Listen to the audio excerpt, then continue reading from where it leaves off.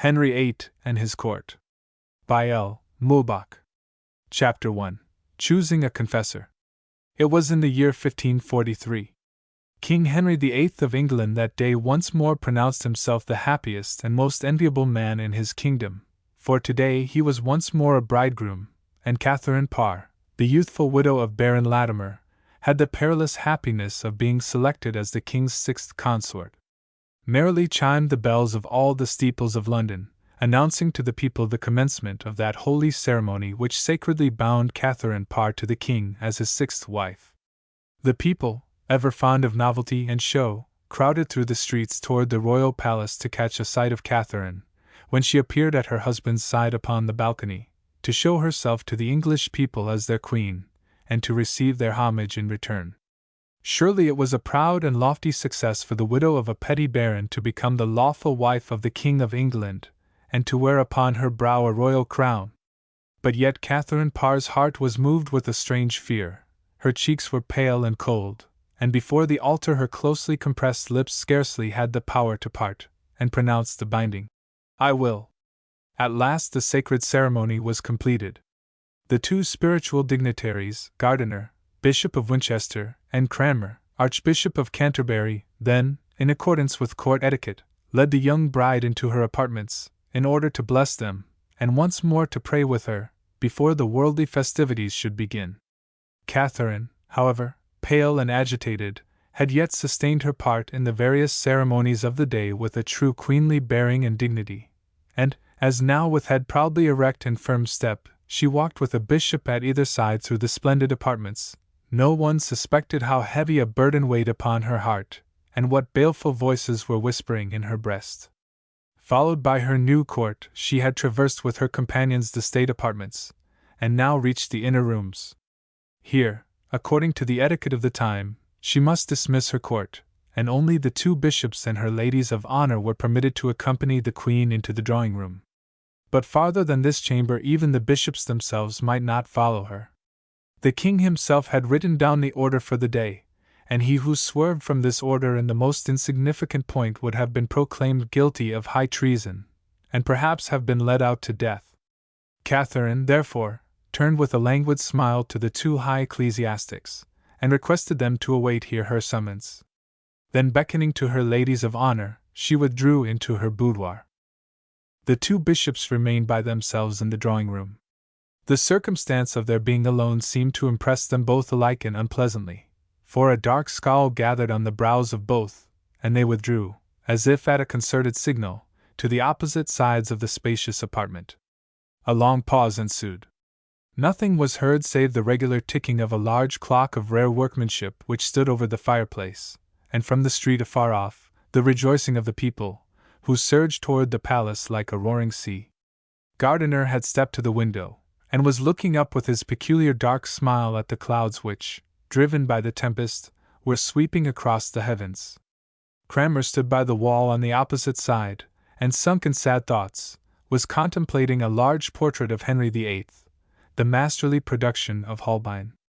As he gazed on that countenance, indicative at once of so much dignity and so much ferocity, as he contemplated those eyes which shone with such gloomy severity, those lips on which was a smile at once voluptuous and fierce, there came over him a feeling of deep sympathy with the young woman whom he had that day devoted to such splendid misery.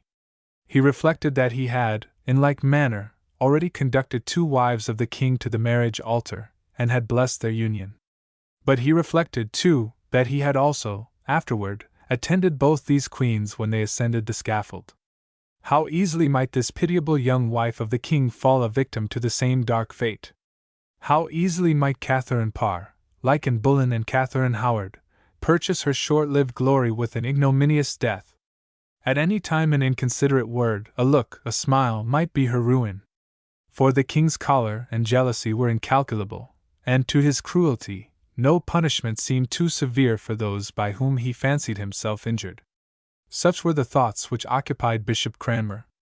They softened him, and caused the dark wrinkles to disappear from his brow. He now smiled to himself at the ill humor which he had felt shortly before, and upbraided himself for having been so little mindful of his holy calling, and for having exhibited so little readiness to meet his enemy in a conciliating spirit. For Gardiner was his enemy, that Cranmer very well knew. Gardiner had often enough showed him this by his deeds, as he had also taken pains by his words to assure him of his friendship. But even if Gardiner hated him, it did not therefore follow that Cranmer was obliged to return that hatred, that he should denominate him his enemy, whom he, in virtue of their mutual high calling, was bound to honor and love as his brother. The noble Cranmer was, therefore, ashamed of his momentary ill-humor. A gentle smile lighted up his peaceful countenance.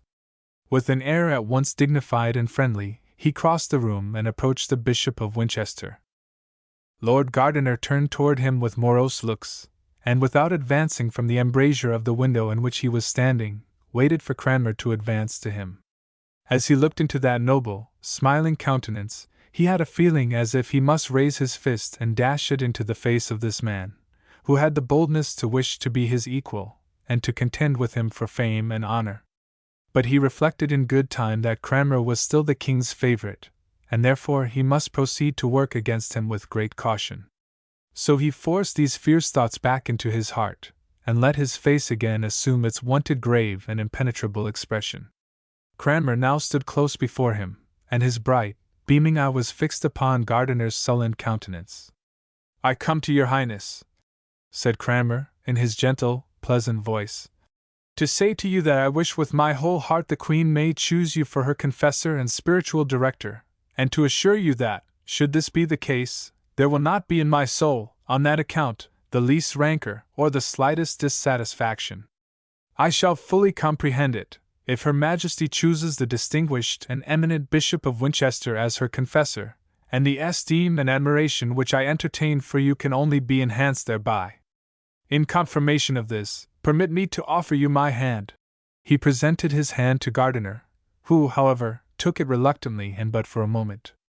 "Your Highness is very noble, and at the same time a very subtle diplomatist, for you only wish in an adroit and ingenious way to give me to understand how I am to act should the Queen choose you for her spiritual director. But that she will do so, you know as well as I. It is, therefore, for me only a humiliation which etiquette imposes when she compels me to stand here and wait to see whether I shall be chosen, or contemptuously thrust aside." "Why will you look at matters in so unfriendly a light?" said Cranmer gently. "Wherefore will you consider it a mark of contempt, if you are not chosen to an office to which, indeed, either merit nor worthiness can call us, but only the personal confidence of a young woman?" "Oh! You admit that I shall not be chosen?" cried Gardiner, with a malicious smile. "I have already told you that I am wholly uninformed as to the Queen's wish, and I think it is known that the Bishop of Canterbury is wont to speak the truth." "Certainly that is known, but it is known also that Catherine Parr was a warm admirer of the Bishop of Canterbury, and now that she has gained her end and become Queen, she will make it her duty to show her gratitude to him. You would by that insinuate that I have made her Queen. But I assure your Highness that here also, as in so many other matters which relate to myself, you are falsely informed." "Possibly," said Gardiner coldly. "At any rate, it is certain that the young Queen is an ardent advocate of the abominable new doctrine which, like the plague, has spread itself from Germany over all Europe and scattered mischief and ruin through all Christendom. Yes, Catherine Parr, the present Queen, leans to that heretic against whom the Holy Father at Rome has hurled his crushing anathema. She is an adherent of the Reformation." "You forget," said Cranmer, with an arch smile, "that this anathema was hurled against the head of our king also, and that it has shown itself equally ineffectual against Henry VIII as against Luther. Besides, I might remind you that we no longer call the Pope of Rome Holy Father, and that you yourself have recognized the king as the head of our Church." Gardiner turned away his face in order to conceal the vexation and rage which distorted his features. He felt that he had gone too far, that he had betrayed too much of the secret thoughts of his soul. But he could not always control his violent and passionate nature, and however much a man of the world and diplomatist he might be, still there were moments when the fanatical priest got the better of the man of the world, and the diplomat was forced to give way to the minister of the Church. Cranmer pitied Gardiner's confusion, and following the native goodness of his heart, he said pleasantly, Let us not strive here about dogmas, nor attempt to determine whether Luther or the Pope is most in the wrong. We stand here in the chamber of the young Queen. Let us, therefore, occupy ourselves a little with the destiny of this young woman whom God has chosen for so brilliant a lot. Brilliant? Said Gardiner, shrugging his shoulders. Let us first wait for the termination of her career, and then decide whether it has been brilliant. Many a queen before this has fancied that she was resting on a couch of myrtles and roses, and has suddenly become conscious that she was lying on a red-hot gridiron, which consumed her. It is true, murmured Cranmer, with a slight shudder. It is a dangerous lot to be the king's consort. But just on that account let us not make the perils of her position still greater, by adding to them our own enmity and hate. Just on that account I beg you, and on my part one pledge you my word for it, that, let the choice of the Queen be as it may, there may be no feeling of anger, and no desire for revenge in consequence. My God, the poor women are such odd beings, so unaccountable in their wishes and in their inclinations. Ah! It seems you know the women very intimately, cried Gardiner, with a malicious laugh. Verily, were you not Archbishop of Canterbury, and had not the king prohibited the marriage of ecclesiastics as a very grave crime, one might suppose that you had a wife yourself, and had gained from her a thorough knowledge of female character. Cranmer, somewhat embarrassed, turned away, and seemed to evade Gardiner's piercing look. We are not speaking of myself, said he at length, but of the young Queen, and I entreat for her your good wishes. I have seen her today almost for the first time, and have never spoken with her, but her countenance has touchingly impressed me, and it appeared to me, her looks besought us to remain at her side, ready to help her on this difficult pathway, which 5 wives have already trod before her, and in which they found only misery and tears, disgrace, and blood. Let Catherine beware then that she does not forsake the right way, as her 5 predecessors have done, exclaimed Gardiner.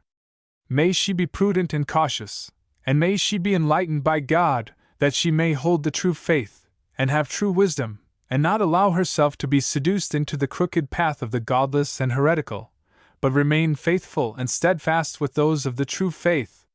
Who can say who are of the true faith? Murmured Cranmer sadly. There are so many paths leading to heaven, who knows which is the right one?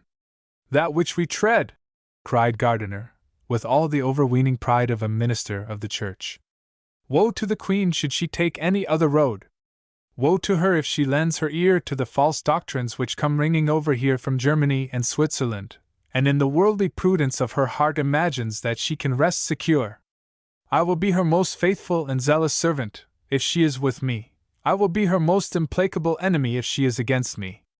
And will you call it being against you, if the Queen does not choose you for her confessor? Will you ask me to call it being for me? Now God grant that she may choose you, exclaimed Cranmer, fervently, as he clasped his hands and raised his eyes to heaven. Poor, unfortunate Queen!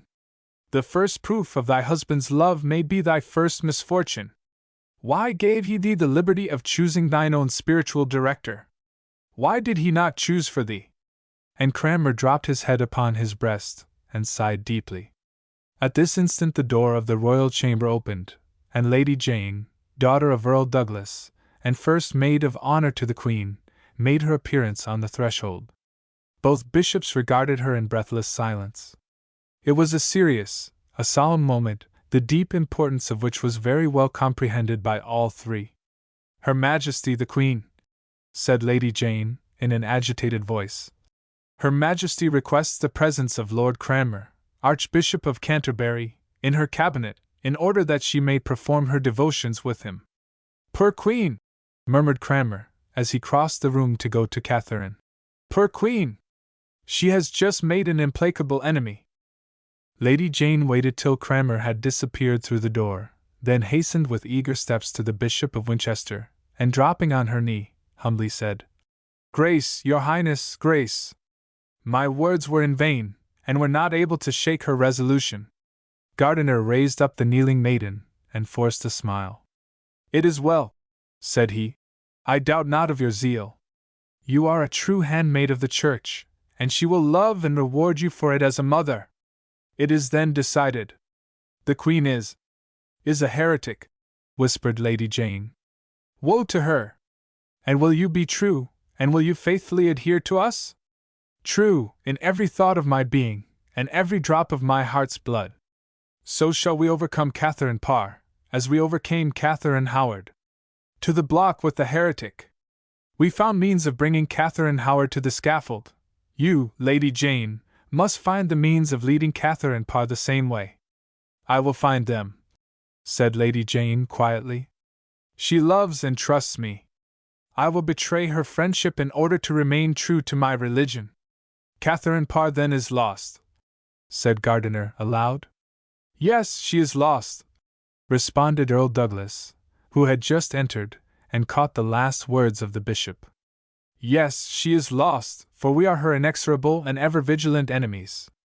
But I deem it not altogether prudent to utter words like these in the Queen's drawing-room. Let us therefore choose a more favorable hour. Besides, your Highness, you must betake yourself to the grand reception hall, where the whole court is already assembled, and now only awaits the King to go in formal procession for the young Queen, and conduct her to the balcony." "Let us go, then." Gardiner nodded in silence, and betook himself to the reception hall. Earl Douglas with his daughter followed him. "Catherine Parr is lost," whispered he in Lady Jane's ear. "Catherine Parr is lost, and you shall be the King's 7th wife." Whilst this was passing in the drawing-room, the young Queen was on her knees before Cranmer, and with him sending up to God fervent prayers for prosperity and peace. Tears filled her eyes, and her heart trembled as if before some approaching calamity. Chapter 2. The Queen and her Friend. At last this long day of ceremonies and festivities drew near its close, and Catherine might soon hope to be, for the time, relieved from this endless presenting and smiling, from this ever-renewed homage. At her husband's side she had shown herself on the balcony to receive the greetings of the people, and to bow her thanks. Then in the spacious audience chamber her newly appointed court had passed before her in formal procession, and she had exchanged a few meaningless, friendly words with each of these lords and ladies. Afterward she had, at her husband's side, given audience to the deputations from the city and from Parliament. But it was only with a secret shudder that she had received from their lips the same congratulations and praises with which the authorities had already greeted 5 other wives of the King. Still she had been able to smile and seem happy, for she well knew that the King's eye was never off of her, and that all these lords and ladies who now met her with such deference, and with homage apparently so sincere, were yet, in truth, all her bitter enemies. For by her marriage she had destroyed so many hopes, she had pushed aside so many who believed themselves better fitted to assume the lofty position of Queen. She knew that these victims of disappointment would never forgive her this, that she, who was but yesterday their equal, had today soared above them as Queen and mistress. She knew that all these were watching with spying eyes her every word and action, in order, it might be, to forge therefrom an accusation or a death warrant. But nevertheless she smiled. She smiled, though she felt that the choler of the King, so easily kindled and so cruelly vindictive, ever swung over her head like the sword of Damocles. She smiled, so that this sword might not fall upon her. At length all these presentations, this homage and rejoicing were well over, and they came to the more agreeable and satisfactory part of the feast. They went to dinner. That was Catherine's first moment of respite, of rest. For when Henry VIII seated himself at table, he was no longer the haughty monarch and the jealous husband, but merely the proficient artiste and the impassioned gourmand, and whether the pastry was well seasoned, and the pheasant of good flavor, was for him then a far more important question than any concerning the weal of his people, and the prosperity of his kingdom.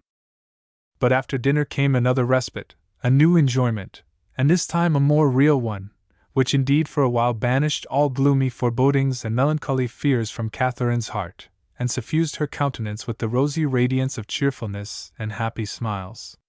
For King Henry had prepared for his young wife a peculiar and altogether novel surprise. He had caused to be erected in the palace of Whitehall a stage, whereon was represented, by the nobles of the court, a comedy from Plautus.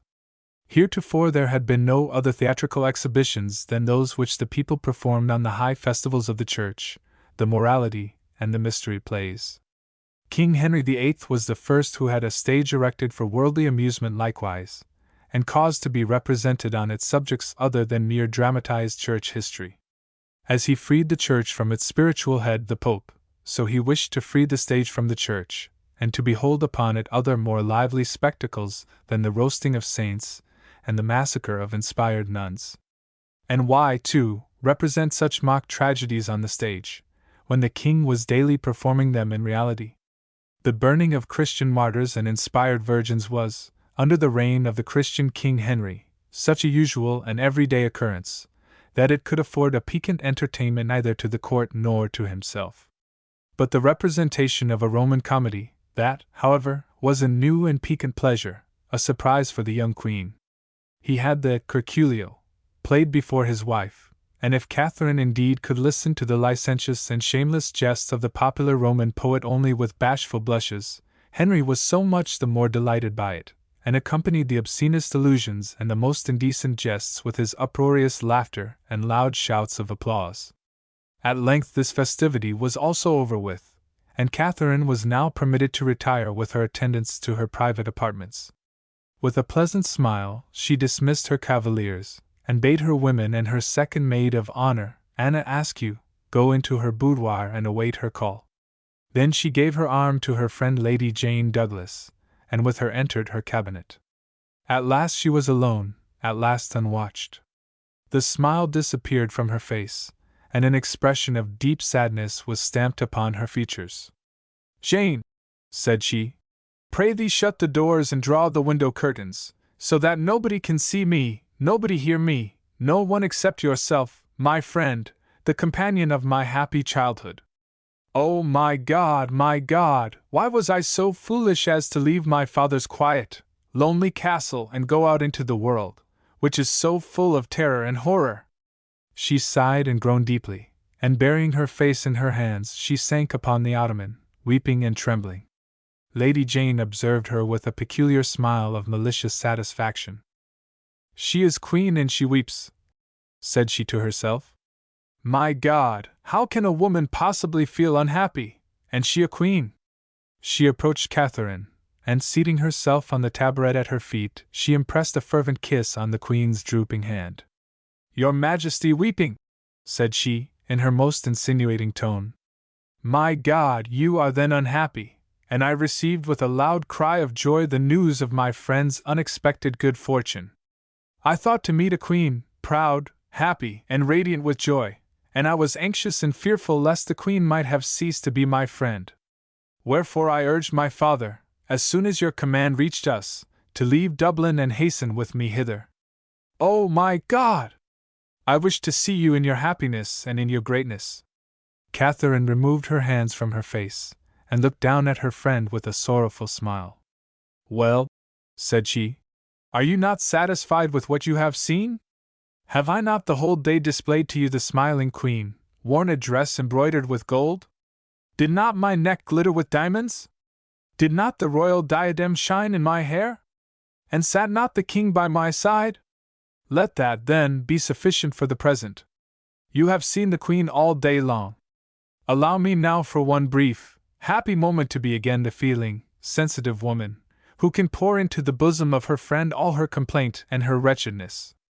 Ah, Jane, if you knew how I have longed for this hour, how I have sighed after you as the only balm for my poor smitten heart, smitten even to death, how I have implored heaven for this day, for this one thing, give me back my Jane, so that she can weep with me, so that I may have one being at my side who understands me, and does not allow herself to be imposed upon by the wretched splendor of this outward display. Poor Catherine, whispered Lady Jane. Poor Queen! Catherine started and laid her hand, sparkling with brilliance, on Jane's lips. Call me not thus, said she. Queen! My God, is not all the fearful past heard again in that word? Queen! Is it not as much as to say, condemned to the scaffold and a public criminal trial? Ah, Jane! A deadly tremor runs through my members. I am Henry VIII's sixth queen. I shall also be executed, or, loaded with disgrace, be repudiated. Again she hid her face in her hands, and her whole frame shook, so she saw not the smile of malicious satisfaction with which Lady Jane again observed her. She suspected not with what secret delight her friend heard her lamentations and sighs. "Oh, I am at least revenged," thought Jane, while she lovingly stroked the Queen's hair. "Yes, I am revenged. She has robbed me of a crown, but she is wretched, and in the golden goblet which she presses to her lips she will find nothing but wormwood. Now, if this sixth queen dies not on the scaffold, still we may perhaps so work it that she dies of anxiety, or deems it a pleasure to be able to lay down again her royal crown at Henry's feet." Then said she aloud, "But why these fears, Catherine? The king loves you. The whole court has seen with what tender and ardent looks he has regarded you today, and with what delight he has listened to your every word. Certainly the king loves you." Catherine seized her hand impulsively. "The king loves me," whispered she. "And I tremble before him. Yes, more than that, his love fills me with horror. His hands are dipped in blood, and as I saw him today in his crimson robes I shuddered, and I thought, how soon, and my blood, too, will dye this crimson." Jane smiled. "You are sick, Catherine," said she. "This good fortune has taken you by surprise, and your overstrained nerves now depict before you all sorts of frightful forms. That is all. No, no, Jane, these thoughts have ever been with me. They have attended me ever since the king selected me for his wife." "And why, then, did you not refuse him?" asked Lady Jane. "Why did you not say no to the king's suit? Why did I not do it, ask you? Ah, Jane, are you such a stranger at this court as not to know, then, that one must either fulfill the king's behests or die? My God, they envy me! They call me the greatest and most potent woman of England. They know not that I am poorer and more powerless than the beggar of the street, who at least has the power to refuse whom she will. I could not refuse. I must either die or accept the royal hand which was extended to me, and I would not die yet. I have still so many claims on life, and it has hitherto made good so few of them. Ah, my poor, hapless existence! What has it been, but an endless chain of renunciations and deprivations, of leafless flowers and dissolving views? It is true, I have never learned to know what is usually called misfortune. But is there a greater misfortune than not to be happy, than to sigh through a life without wish or hope, to wear away the endless, weary days of an existence without delight, yet surrounded with luxury and splendor? You are not unfortunate, and yet you are an orphan, fatherless and motherless? I lost my mother so early that I scarcely knew her. And when my father died I could hardly consider it other than a blessing, for he had never shown himself a father, but always only as a harsh, tyrannical master to me. But you were married? Married, said Catherine, with a melancholy smile. That is to say, my father sold me to a gouty old man, on whose couch I spent a few comfortless, awfully wearisome years, till Lord Neville made me a rich widow. But what did my independence avail me, when I had bound myself in new fetters? Hitherto I had been the slave of my father, of my husband, now I was the slave of my wealth. I ceased to be a sick nurse to become steward of my estate. Ah! This was the most tedious period of my life.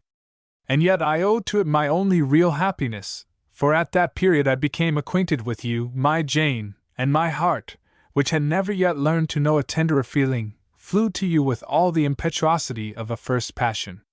Believe me, my Jane, when this long-missing nephew of my husband came and snatched away from me his hereditary estate, and, as the Lord took possession of it, then the thought that I must leave you and your father, the neighboring proprietor, was my only grief.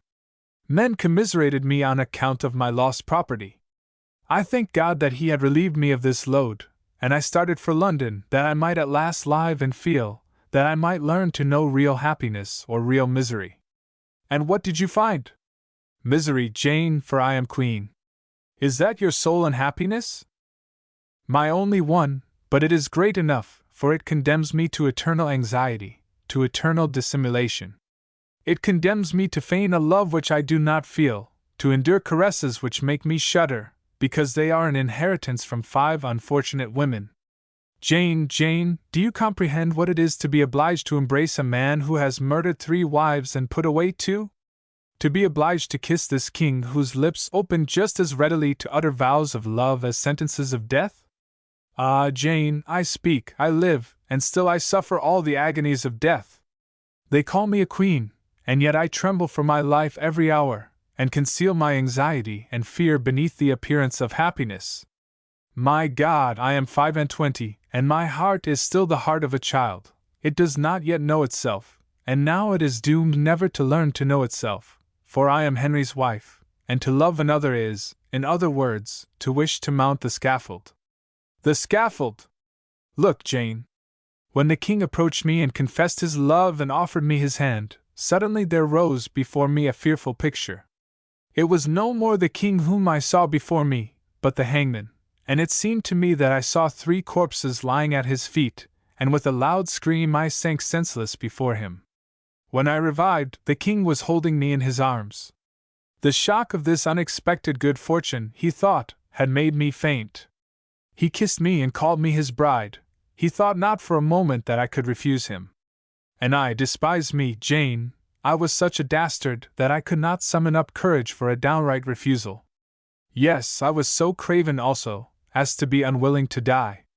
Ah, my God! It appeared to me that life at that moment beckoned to me with thousands of joys, thousands of charms, which I had never known, and for which my soul thirsted as for the manna in the wilderness. I would live at any cost.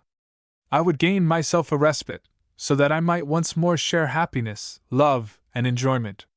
Look, Jane, men call me ambitious. They say I have given my hand to Henry because he is king. Ah, they know not how I shuddered at this royal crown. They know not that in anguish of heart I besought the king not to bestow his hand upon me, and thereby rouse all the ladies of his kingdom as foes against me.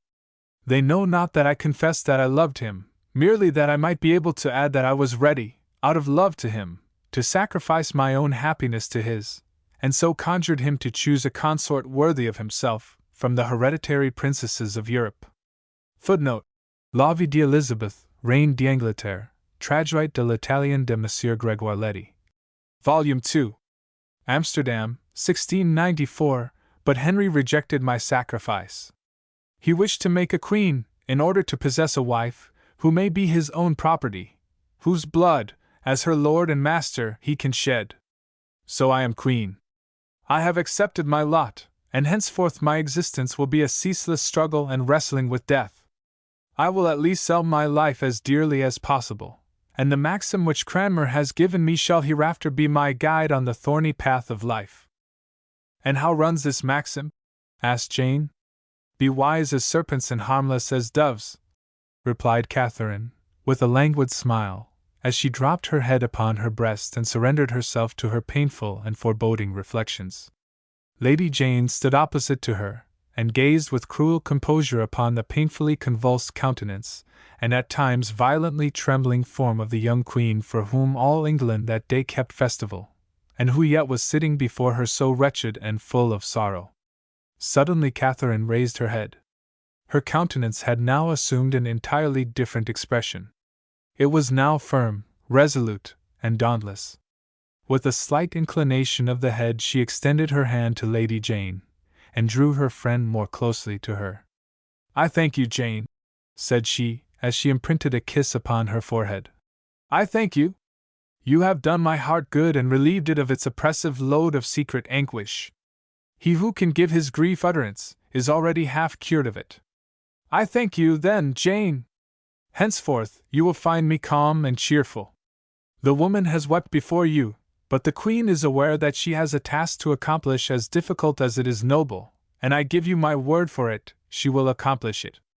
The new light which has risen on the world shall no more be dimmed by blood and tears, and no more in this unhappy land shall men of sense and piety be condemned as insurgents and traitors.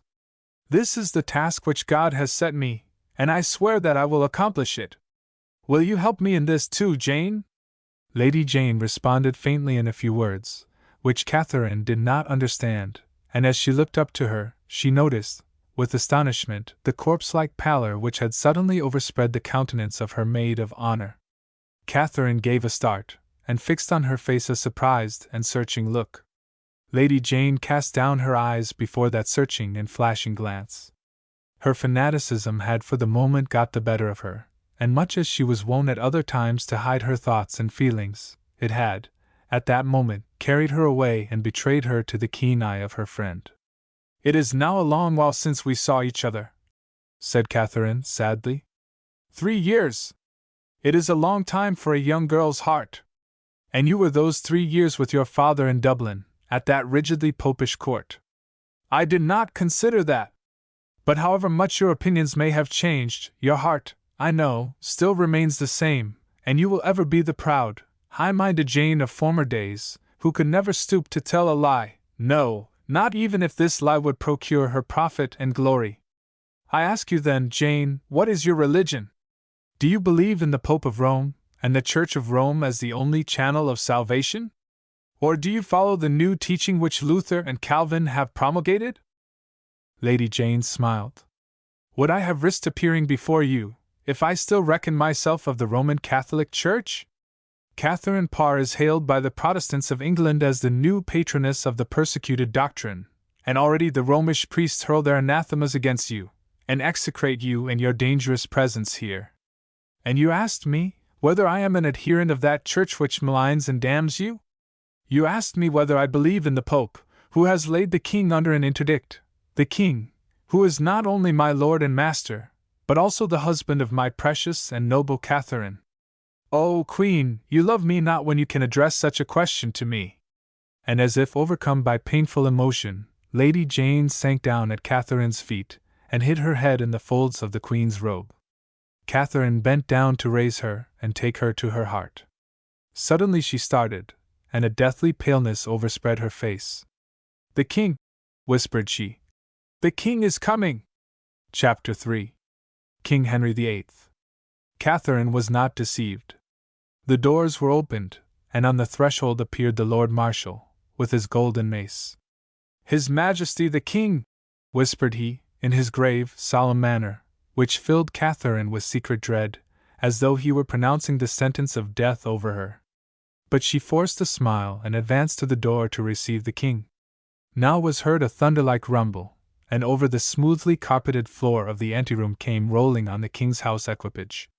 This house equipage consisted of a large chair, resting on casters, which was moved by men in the place of horses, and to which they had, with artful flattery, given the form of a triumphal car of the old victorious Roman Caesars, in order to afford the king, as he rode through the halls, the pleasant illusion that he was holding a triumphal procession, and that it was not the burden of his heavy limbs which fastened him to his imperial car.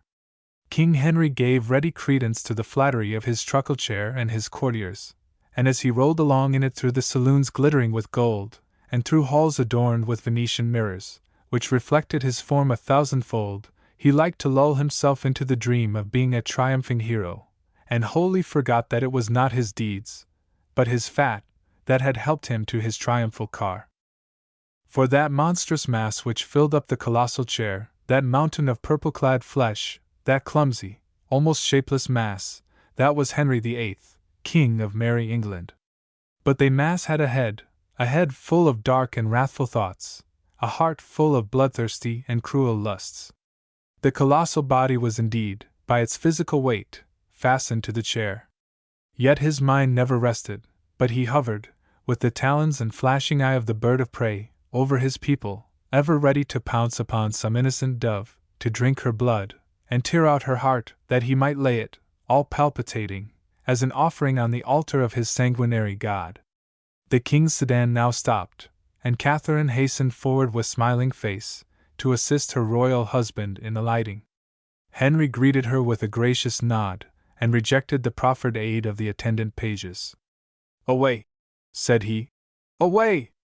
My Catherine alone shall extend me her hand, and give me a welcome to the bridal chamber. Go, we feel today as young and strong as in our best and happiest days, and the young queen shall see that it is no decrepit graybeard, tottering with age, who woos her, but a strong man rejuvenated by love. Think not, Kate, that I used my car because of weakness. No, it was only my longing for you which made me wish to be with you the sooner."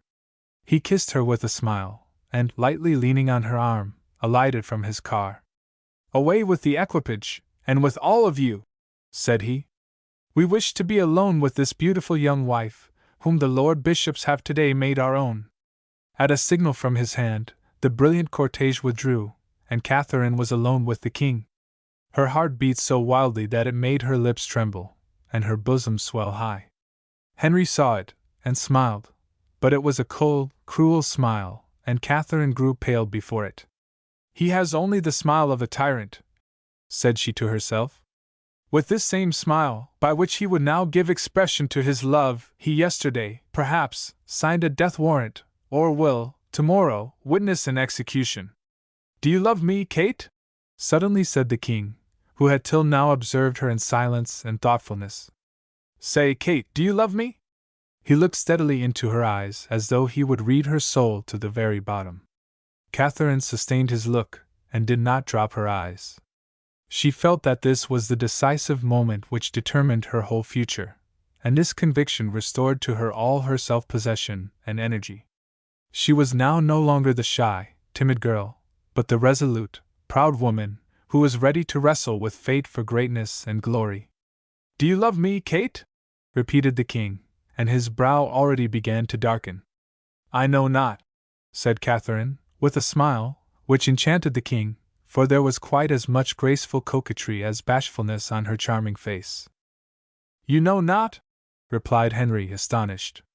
"Now, by the Mother of God, it is the first time in my life that a woman has ever been bold enough to return me such an answer. You are a bold woman, Kate, to hazard it, and I praise you for it. I love bravery, because it is something I so rarely see. They all tremble before me, Kate, all. They know that I am not intimidated by blood, and in the might of my royalty I subscribe a death warrant with the same calmness of soul as a love letter." "Oh, you are a great king," murmured Catherine. Henry did not notice her. He was wholly buried in one of those self-contemplations to which he so willingly surrendered himself, and which generally had for their subject his own greatness and superbility. "Yes," continued he, and his eyes, which, in spite of his corpulency and his extremely fleshy face, were yet large and wide open, shone more brightly.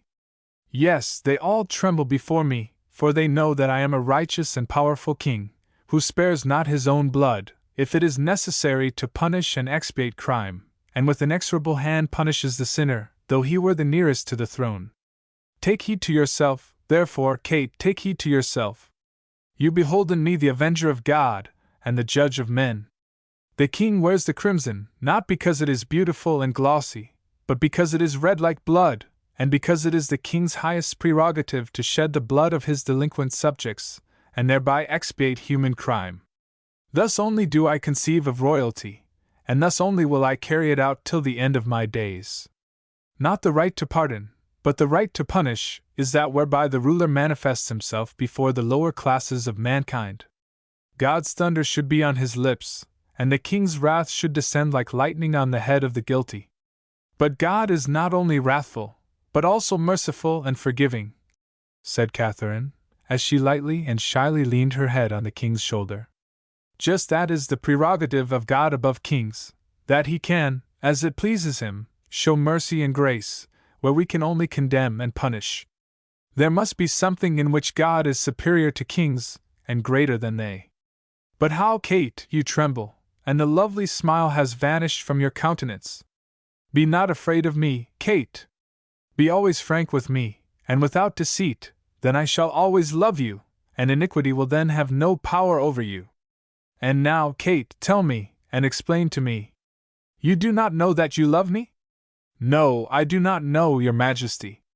"And how should I be able to recognize, and know, and designate by name what is strange to me, and what I have never before felt?"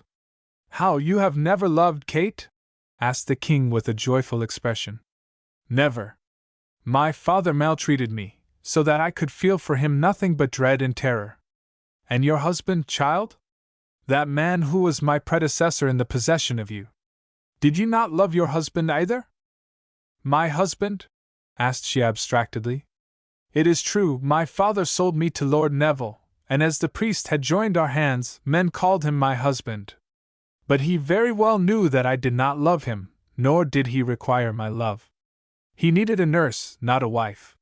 He had given me his name as a father gives his to a daughter, and I was his daughter, a true, faithful, and obedient daughter, who joyfully fulfilled her duty and tended him till his death. And after his death, child? Years have elapsed since then, Kate. Tell me, and I conjure you, tell me the truth, the simple, plain truth. After the death of your husband, then even, did you never love? He gazed with visible anxiety, with breathless expectation, deep into her eyes, but she did not drop them.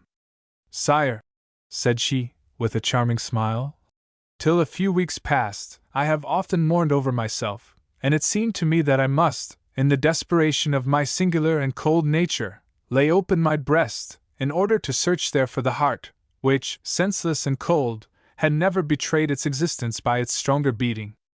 Oh, sire, I was full of trouble about myself, and in my foolish rashness, I accused heaven of having robbed me of the noblest feeling and the fairest privilege of any woman, the capacity of loving. Till the past few weeks, did you say, Kate? Asked the king, breathless with emotion. Yes, sire, until the day on which you, for the first time, graciously afforded me the happiness of speaking with me. The king uttered a low cry, and drew Catherine, with impetuous vehemence, into his arms. And since, tell me now, you dear little dove, since then, does your heart throb? Yes, sire, it throbs, oh, it often throbs to bursting. When I hear your voice, when I behold your countenance, it is as if a cold tremor rilled through my whole being, and drove all my blood to the heart. It is as though my heart anticipated your approach before my eyes discern you. For even before you draw near me, I feel a peculiar trembling of the heart, and the breath is stifled in my bosom. Then I always know that you are coming, and that your presence will relieve this peculiar tension of my being. When you are not by me I think of you, and when I sleep I dream of you.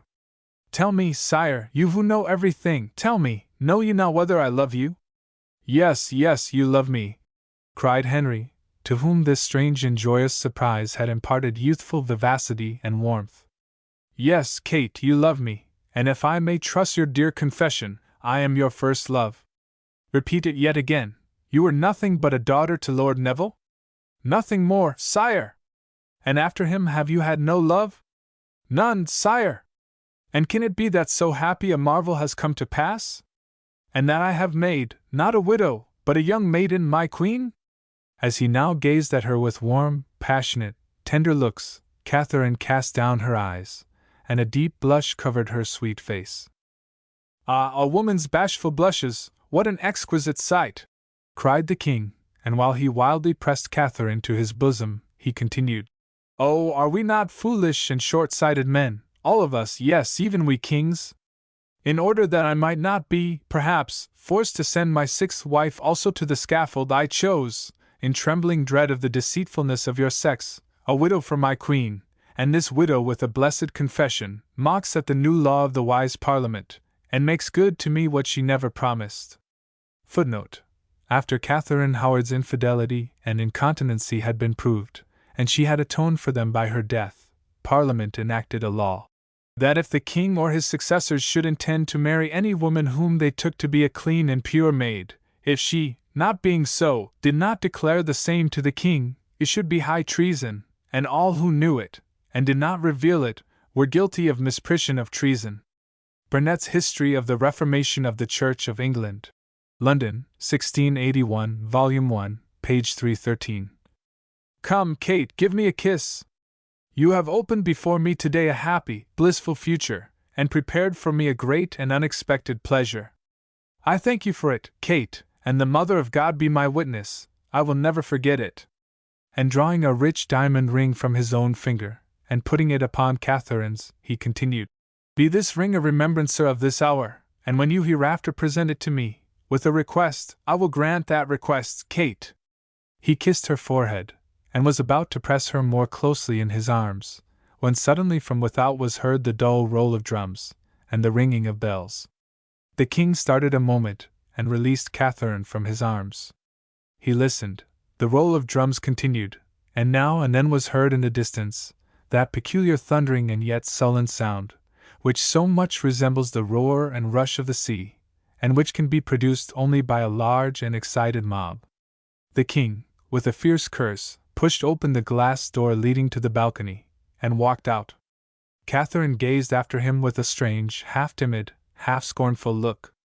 "I have not at least told him that I love him," muttered she. "He has construed my words as it suited his vanity. No matter. I will not die on the scaffold." With a resolute step, and firm, energetic air, she followed the king to the balcony. The roll of drums was kept up, and from all the steeples the bells were pealing. The night was dark and calm. All London seemed to slumber, and the dark houses around about stood up out of the universal darkness like huge coffins. Suddenly the horizon began to grow bright, and on the sky appeared a streak of fiery red, which, blazing up higher and higher, soon illuminated the entire horizon with a crimson glow, and even shed its glaring fiery beams over the balcony on which stood the royal pair. Still the bells clanged and clamored, and blended with their peals was heard now and then, in the distance, a piercing shriek and a clamor as of thousands and thousands of confusedly mingled voices. Suddenly the king turned to Catherine, and his countenance, which was just then overspread by the firelight as with a blood-red veil, had now assumed an expression of savage, demoniacal delight.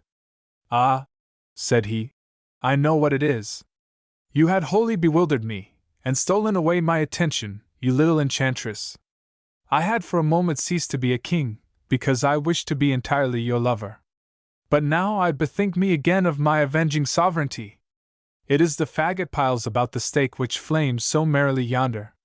And that yelling and clamor indicate that my merry people are enjoying with all their soul the comedy which I have had played before them today, for the honor of God, and my unimpeachable royal dignity." "The stake!" cried Catherine, trembling. "Your Majesty does not mean thereby to say that right yonder, men are to die a cruel, painful death, that the same hour in which their king pronounces himself happy and content, some of his subjects are to be condemned to dreadful torture, to a horrible destruction. Oh, no! My king will not overcloud his queen's wedding day with so dark a veil of death. He will not wish to dim my happiness so cruelly." The king laughed. "No, I will not darken it, but light it up with bright names," said he, and as, with outstretched arm, he pointed over to the glaring heavens, he continued, "There are wedding torches, my Kate, and the most sacred and beautiful which I could find, for they burn to the honor of God and of the king." Footnote: Life of King Henry VIII, founded on authentic and original documents. By Patrick Fraser Tytler. Edinburgh, 1887, page 440. "And the heavenward flaring flames which carries up the souls of the heretics will give to my God joyous intelligence of his most faithful and obedient Son, who, even on the day of his happiness, forgets not his kingly duty, but ever remains the avenging and destroying minister of his God." He looked frightful as he thus spoke. His countenance, lit up by the fire, had a fierce, threatening expression, his eyes blazed, and a cold, cruel smile played about his thin, firmly pressed lips. "Oh, he knows no pity!" murmured Catherine to herself, as in a paroxysm of anguish she stared at the king, who, in fanatical enthusiasm, was looking over toward the fire, into which, at his command, they were perhaps hurling to a cruel, torturing death, some poor wretch, to the honor of God and the king. "No, he knows no pity and no mercy." Now Henry turned to her, and laying his extended hand softly on the back of her slender neck, he spanned it with his fingers, and whispered in her ear tender words and vows of love. Catherine trembled. This caress of the king, however harmless in itself, had in it for her something dismal and dreadful. It was the involuntary, instinctive touch of the headsman, who examines the neck of his victim, and searches on it for the place where he will make the stroke. Thus had Anne Boleyn once put her tender white hands about her slender neck, and said to the headsman, brought over from Calais specially for her execution, "I pray you strike me well and surely. I have, indeed, but a slim little neck." Footnote: Tytler, page 382. Thus had the king clutched his hand about the neck of Catherine Howard, his fifth wife, when certain of her infidelity. He had thrust her from himself with fierce execrations, when she would have clung to him. The dark marks of that grip were still visible upon her neck when she laid it on the block. Footnote: Letty, Volume 1, page 193. And this dreadful twining of his fingers Catherine must now endure as a caress, at which she must smile, which she must receive with all the appearance of delight. While he spanned her neck, he whispered in her ear words of tenderness, and bent his face close to her cheeks. But Catherine heeded not his passionate whispers. She saw nothing save the blood-red handwriting of fire upon the sky. She heard nothing save the shrieks of the wretched victims. "Mercy, mercy!" faltered she. "Oh, let this day be a day of festivity for all your subjects. Be merciful, and if you would have me really believe that you love me, grant this first request which I make of you. Grant me the lives of these wretched ones. Mercy, sire, mercy!"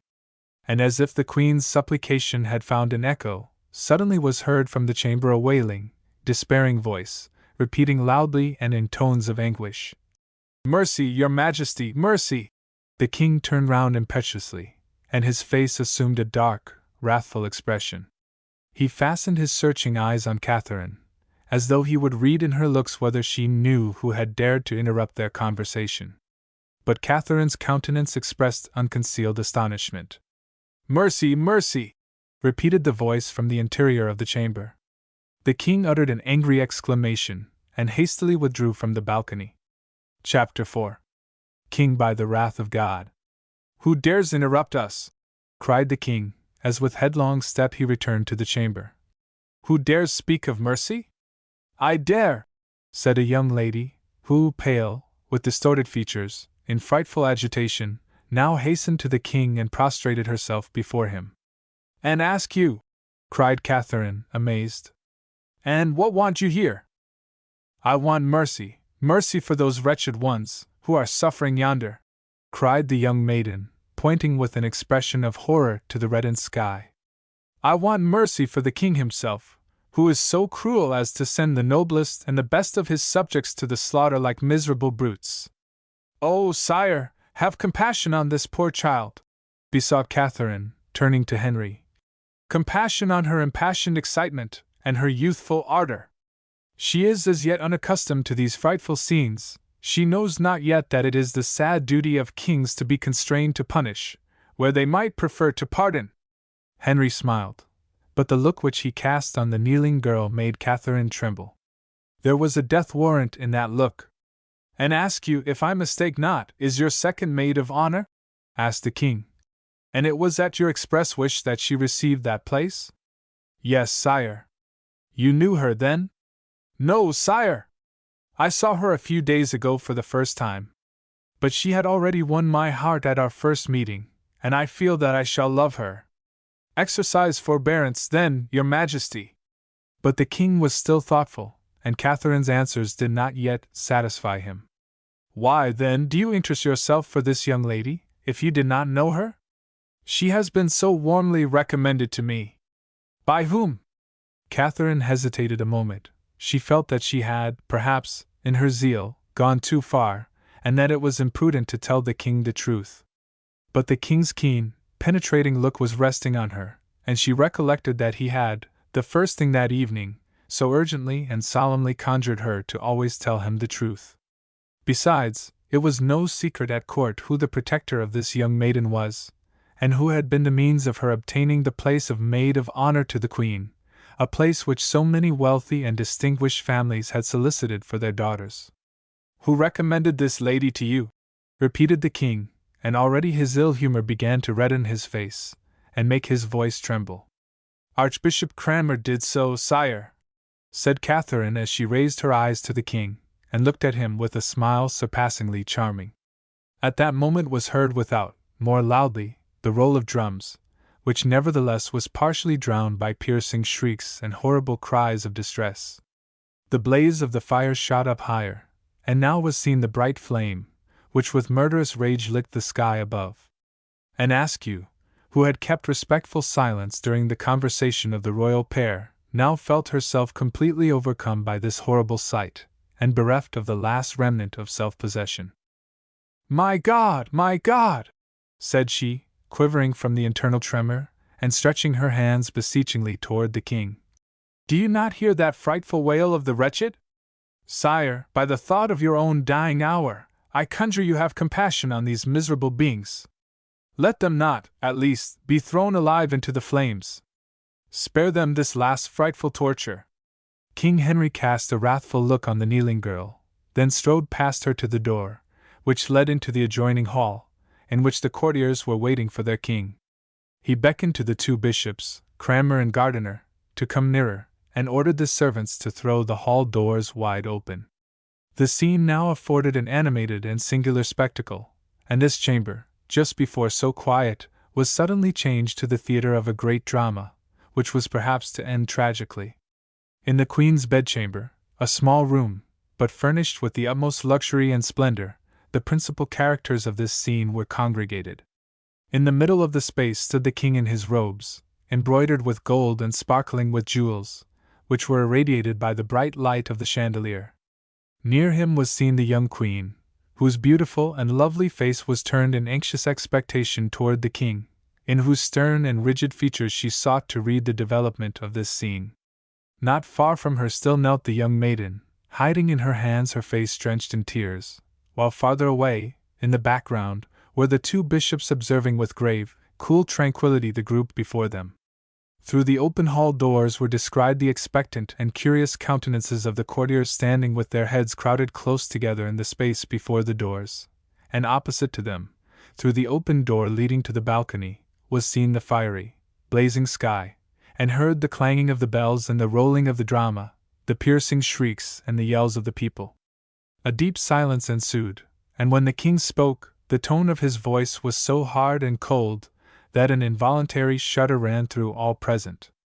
"My lord bishops of Winchester and Canterbury," said the king, "we have called you that you may, by the might of your prayers and the wisdom of your words, rid this young girl here from the devil, who, without doubt, has the mastery over her, since she dares charge her king and master with cruelty and injustice." The two bishops drew nearer to the kneeling girl.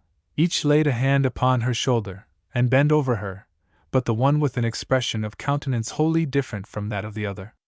Cranmer's look was gentle and serious, and at the same time a compassionate and encouraging smile played about his thin lips. Gardiner's features, on the contrary, bore the expression of cruel, cold-hearted irony, and the smile which rested on his thick, protruding lips was the joyful and merciless smile of a priest ready to sacrifice a victim to his idol. "Courage, my daughter, courage and prudence," whispered Cranmer. "God, who blesses the righteous and punishes and destroys sinners, be with thee and with us all," said Gardiner. But an Askew recoiled with a shudder from the touch of his hand, and with an impetuous movement pushed it away from her shoulder. "Touch me not! You are the hangman of those poor people whom they are putting to death down yonder," said she impetuously, and as she turned to the king and extended her hands imploringly toward him, she cried, "Mercy, King Henry, mercy!" "Mercy!" repeated the king. "Mercy, and for whom? Who are they that they are putting to death down there? Tell me, forsooth, my lord bishops, who are they that are led to the stake today? Who are the condemned? They are heretics, who devote themselves to this new false doctrine which has come over to us from Germany, and who dare refuse to recognize the spiritual supremacy of our Lord and King," said Bishop Gardiner. "They are Roman Catholics, who regard the Pope of Rome as the chief shepherd of the Church of Christ, and will regard nobody but him as their Lord," said Bishop Cranmer. "Ah, behold, this young maiden accuses us of injustice," cried the king. "And yet you say that not heretics alone are executed down there, but also Romanists. It appears to me then that we have justly and impartially, as always, punished only criminals and given over the guilty to justice." "Oh, had you seen what I have seen," said an Askew, shuddering, "then would you collect all your vital energies for a single cry, for a single word, mercy. And that word would you shout out loud enough to reach yon frightful place of torture and horror." "What saw you, then?" asked the king, smiling. An Askew had stood up, and her tall, slender form now lifted itself, like a lily, between the somber forms of the bishops. Her eye was fixed and glaring. Her noble and delicate features bore the expression of horror and dread. "I saw," said she, a woman whom they were leading to execution. Not a criminal, but a noble lady, whose proud and lofty heart never harbored a thought of treason or disloyalty, but who, true to her faith and her convictions, would not forswear the God whom she served. As she passed through the crowd, it seemed as if a halo encompassed her head, and covered her white hair with silvery rays. All bowed before her, and the hardest natures wept over the unfortunate woman who had lived more than 70 years, and yet was not allowed to die in her bed, but was to be slaughtered to the glory of God and of the King. But she smiled, and graciously saluting the weeping and sobbing multitude, she advanced to the scaffold as if she were ascending a throne to receive the homage of her people. 2 years of imprisonment had blanched her cheek, but had not been able to destroy the fire of her eye, or the strength of her mind, and 70 years had not bowed her neck or broken her spirit. Proud and firm, she mounted the steps of the scaffold, and once more saluted the people and cried aloud, "I will pray to God for you." But as the headsman approached and demanded that she should allow her hands to be bound, and that she should kneel in order to lay her head upon the block, she refused, and angrily pushed him away. "Only traitors and criminals lay their head on the block," exclaimed she, with a loud, thundering voice. "There is no occasion for me to do so, and I will not submit to your bloody laws as long as there is a breath in me. Take then my life if you can." And now began a scene which filled the hearts of the lookers-on with fear and horror. The Countess flew like a hunted beast round and round the scaffold. Her white hair streamed in the wind, her black grave clothes rustled around her like a dark cloud, and behind her, with uplifted axe, came the headsman in his fiery red dress, he, ever endeavoring to strike her with the falling axe, but she, ever trying, by moving her head to and fro, to evade the descending stroke. But at length her resistance became weaker, the blows of the axe reached her, and stained her white hair, hanging loose about her shoulders, with crimson streaks. With a heart-rending cry, she fell fainting. Near her, exhausted also, sank down the headsman, bathed in sweat. This horrible wild chase had lamed his arm and broken his strength. Panting and breathless, he was not able to drag this fainting, bleeding woman to the block, or to lift up the axe to separate her noble head from the body. Footnote: Tytler, page 430. The crowd shrieked with distress and horror, imploring and begging for mercy, and even the Lord Chief Justice could not refrain from tears, and he ordered the cruel work to be suspended until the Countess and the headsman should have regained strength, for a living, not a dying person was to be executed, thus said the law. They made a pallet for the Countess on the scaffold and endeavored to restore her. Invigorating wine was supplied to the headsman, to renew his strength for the work of death, and the crowd turned to the stakes which were prepared on both sides of the scaffold, and at which 4 other martyrs were to be burnt. But I flew here like a hunted doe, and now, King, I lie at your feet. There is still time. Pardon, King, pardon for the Countess of Somerset, the last of the Plantagenets. Pardon, sire, pardon, repeated Catherine Parr, weeping and trembling, as she clung to her husband's side. Pardon, repeated Archbishop Cranmer, and a few of the courtiers re-echoed it in a timid and anxious whisper. The king's large, brilliant eyes glanced around the whole assembly, with a quick, penetrating look. "And you, my Lord Bishop Gardiner?" asked he, in a cold, sarcastic tone. "Will you also ask for mercy, like all these weak-hearted souls here?" "The Lord our God is a jealous God," said Gardiner solemnly, "and it is written that God will punish the sinner unto the 3rd and 4th generation." "And what is written shall stand true," exclaimed the king, in a voice of thunder. "No mercy for evildoers, no pity for criminals. The axe must fall upon the head of the guilty, the flames shall consume the bodies of criminals." "Sire, think of your high vocation," exclaimed an Askew, in a tone of enthusiasm. "Reflect what a glorious name you have assumed to yourself in this land. You call yourself the head of the Church, and you want to rule and govern upon earth in God's stead. Exercise mercy, then, for you entitle yourself king by the grace of God." "No, I do not call myself king by God's grace. I call myself king by God's wrath," exclaimed Henry, as he raised his arm menacingly. "It is my duty to send sinners to God. May He have mercy on them there above, if He will. I am the punishing judge, and I judge mercilessly. according to the law, without compassion. Let those whom I have condemned appeal to God, and may He have mercy upon them. I cannot do it, nor will I. Kings are here to punish, and they are like to God, not in His love, but in His avenging wrath. Woe then, woe to you and to all of us! Exclaimed an Askew. Woe to you, King Henry, if what you now say is the truth! Then are they right, those men who are bound to yonder stakes, when they brand you with the name of tyrant. Then is the Bishop of Rome right when he upbraids you as an apostate and degenerate son, and hurls his anathemas against you. Then you know not God, who is love and mercy. Then you are no disciple of the Savior, who has said, Love your enemies, bless them that curse you. Woe to you, King Henry, if matters are really so bad with you, if— Silence, unhappy woman, silence! Exclaimed Catherine, and as she vehemently pushed away the furious girl she grasped the king's hand, and pressed it to her lips. Sire, whispered she, with intense earnestness.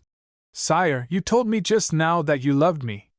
Prove it by pardoning this maiden, and having consideration for her impassioned excitement. Prove it by allowing me to lead and ask you to her room and enjoin silence upon her. But at this moment the king was wholly inaccessible to any other feelings than those of anger and delight in blood. He indignantly repelled Catherine, and without moving his sharp, penetrating look from the young maiden, he said in a quick, hollow tone, Let her alone, let her speak, let no one dare to interrupt her. Catherine, trembling with anxiety and inwardly hurt at the harsh manner of the king, retired with a sigh to the embrasure of one of the windows. And Askew had not noticed what was going on about her.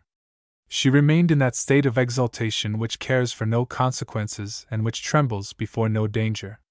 She would at this moment have gone to the stake with cheerful alacrity, and she almost longed for this blessed martyrdom. Speak, and Askew, speak, commanded the king. Tell me, do you know what the Countess, for whose pardon you are beseeching me, has done? Know you why those 4 men were sent to the stake? I do know, King Henry, by the wrath of God, said the maiden, with burning passionateness. I know why you have sent the noble Countess to the slaughterhouse, and why you will exercise no mercy toward her. She is of noble, of royal blood, and Cardinal Pole is her son. You would punish the son through the mother, and because you cannot throttle the cardinal, you murder his mother. Oh, you are a very knowing child, cried the king, with an inhuman, ironical laugh. You know my most secret thoughts and my most hidden feelings. Without doubt you are a good papist, since the death of the popish countess fills you with such heart-rending grief. Then you must confess, at the least, that it is right to burn the 4 heretics. Heretics! Exclaimed Anne enthusiastically. Call you heretics those noble men who go gladly and boldly to death for their convictions and their faith? King Henry! King Henry! Woe to you if these men are condemned as heretics! They alone are the faithful, they are the true servants of God. They have freed themselves from human supremacy, and as you would not recognize the Pope, so they will not recognize you as head of the Church. God alone, they say, is Lord of the Church and master of their consciences, and who can be presumptuous enough to call them criminals? I, exclaimed Henry VIII, in a powerful tone. I dare do it.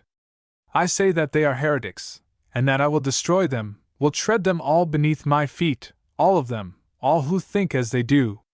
I say that I will shed the blood of these criminals, and prepare for them torments at which human nature will shudder and quake. God will manifest himself by me in fire and blood. He has put the sword into my hand, and I will wield it for his glory. Like St. George, I will tread the dragon of heresy beneath my feet. And haughtily raising his crimson face and rolling his great bloodshot eyes wildly around the circle, he continued, Hear this, all of you who are here assembled.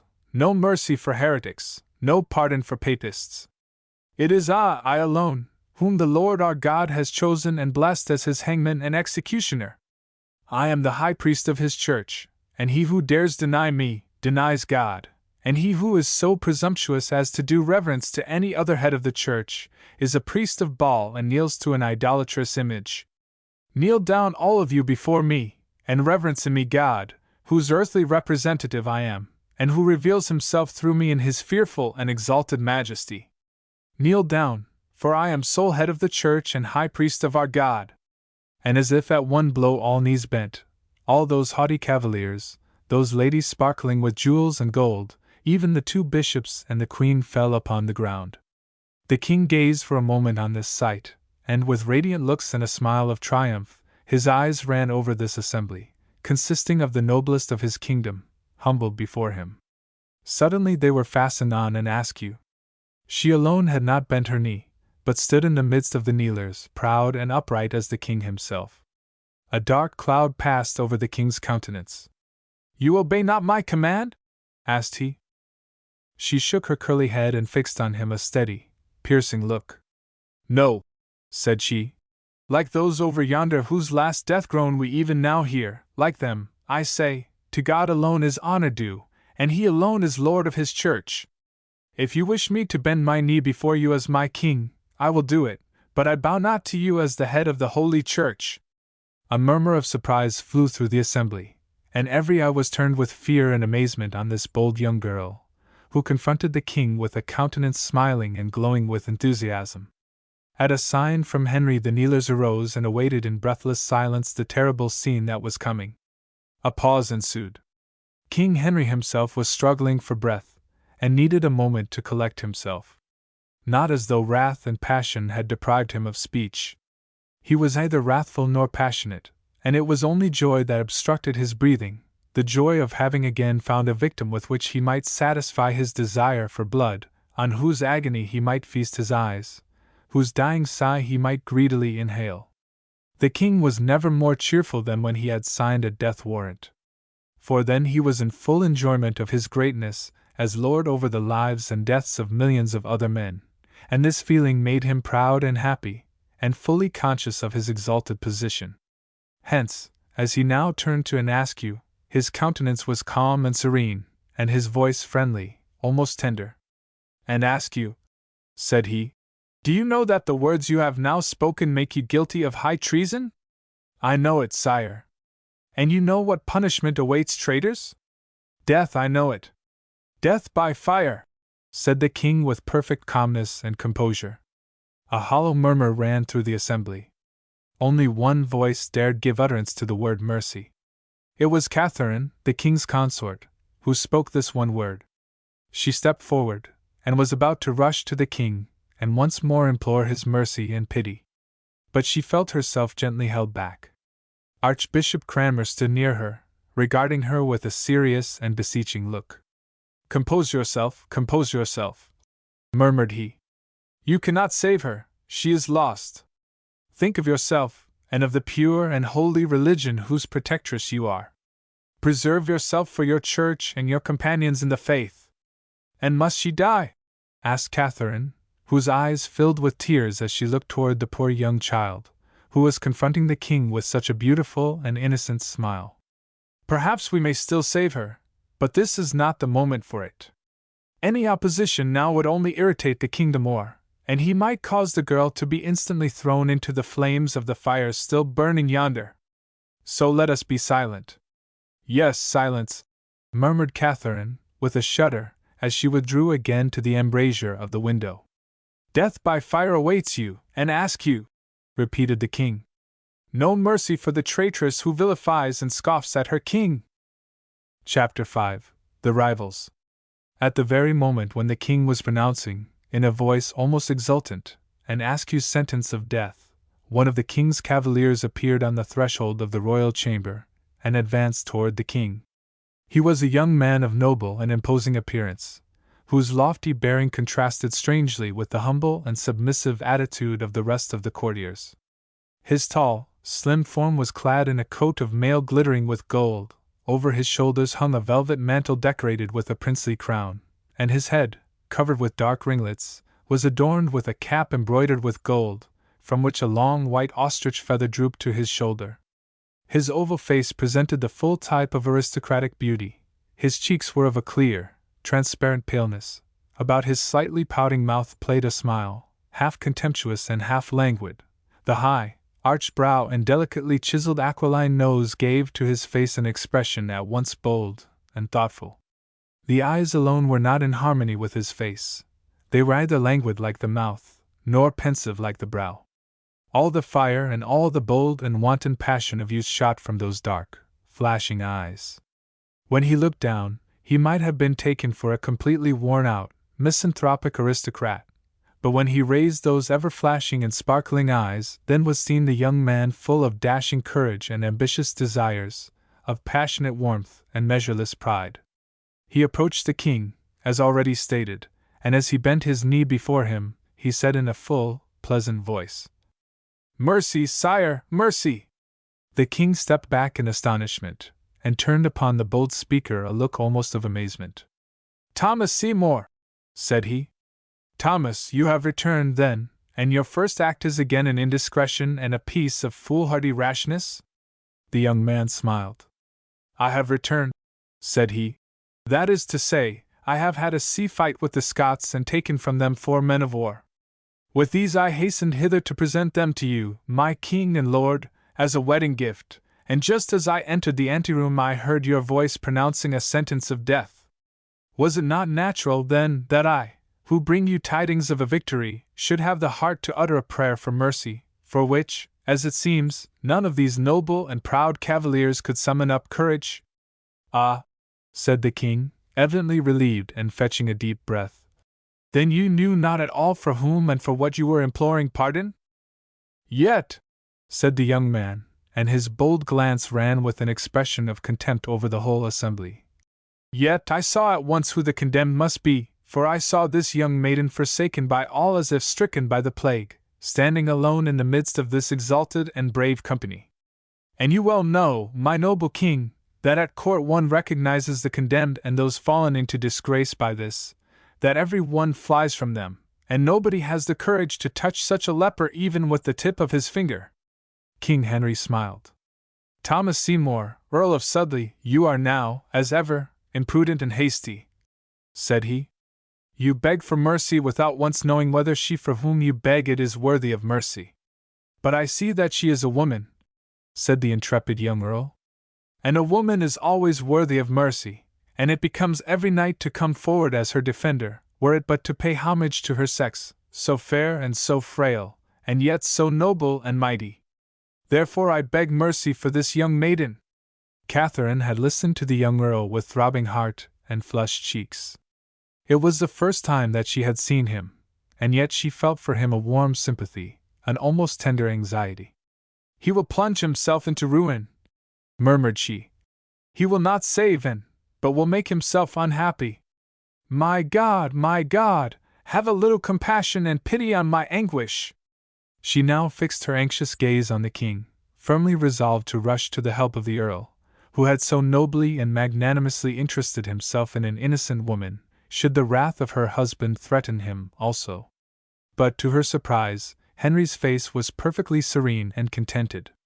Like the wild beast that, following its instinct, seeks its bloody prey only so long as it is hungry, so King Henry felt satiated for the day. Yonder glared the fires about the stake, at which 4 heretics were burned. There stood the scaffold on which the Countess of Somerset had just been executed, and now, within this hour, he had already found another new victim for death. Moreover, Thomas Seymour had always been his favorite. His audacity, his liveliness, his energy, had always inspired the king with respect, and then, again, he so much resembled his sister, the beautiful Jane Seymour, Henry's 3rd wife. "I cannot grant you this favor, Thomas," said the king.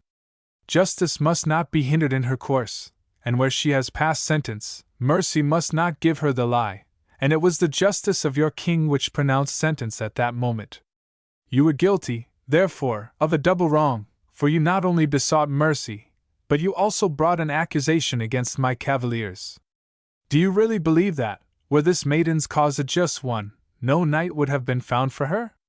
"Yes, I really believe it," cried the earl, with a laugh.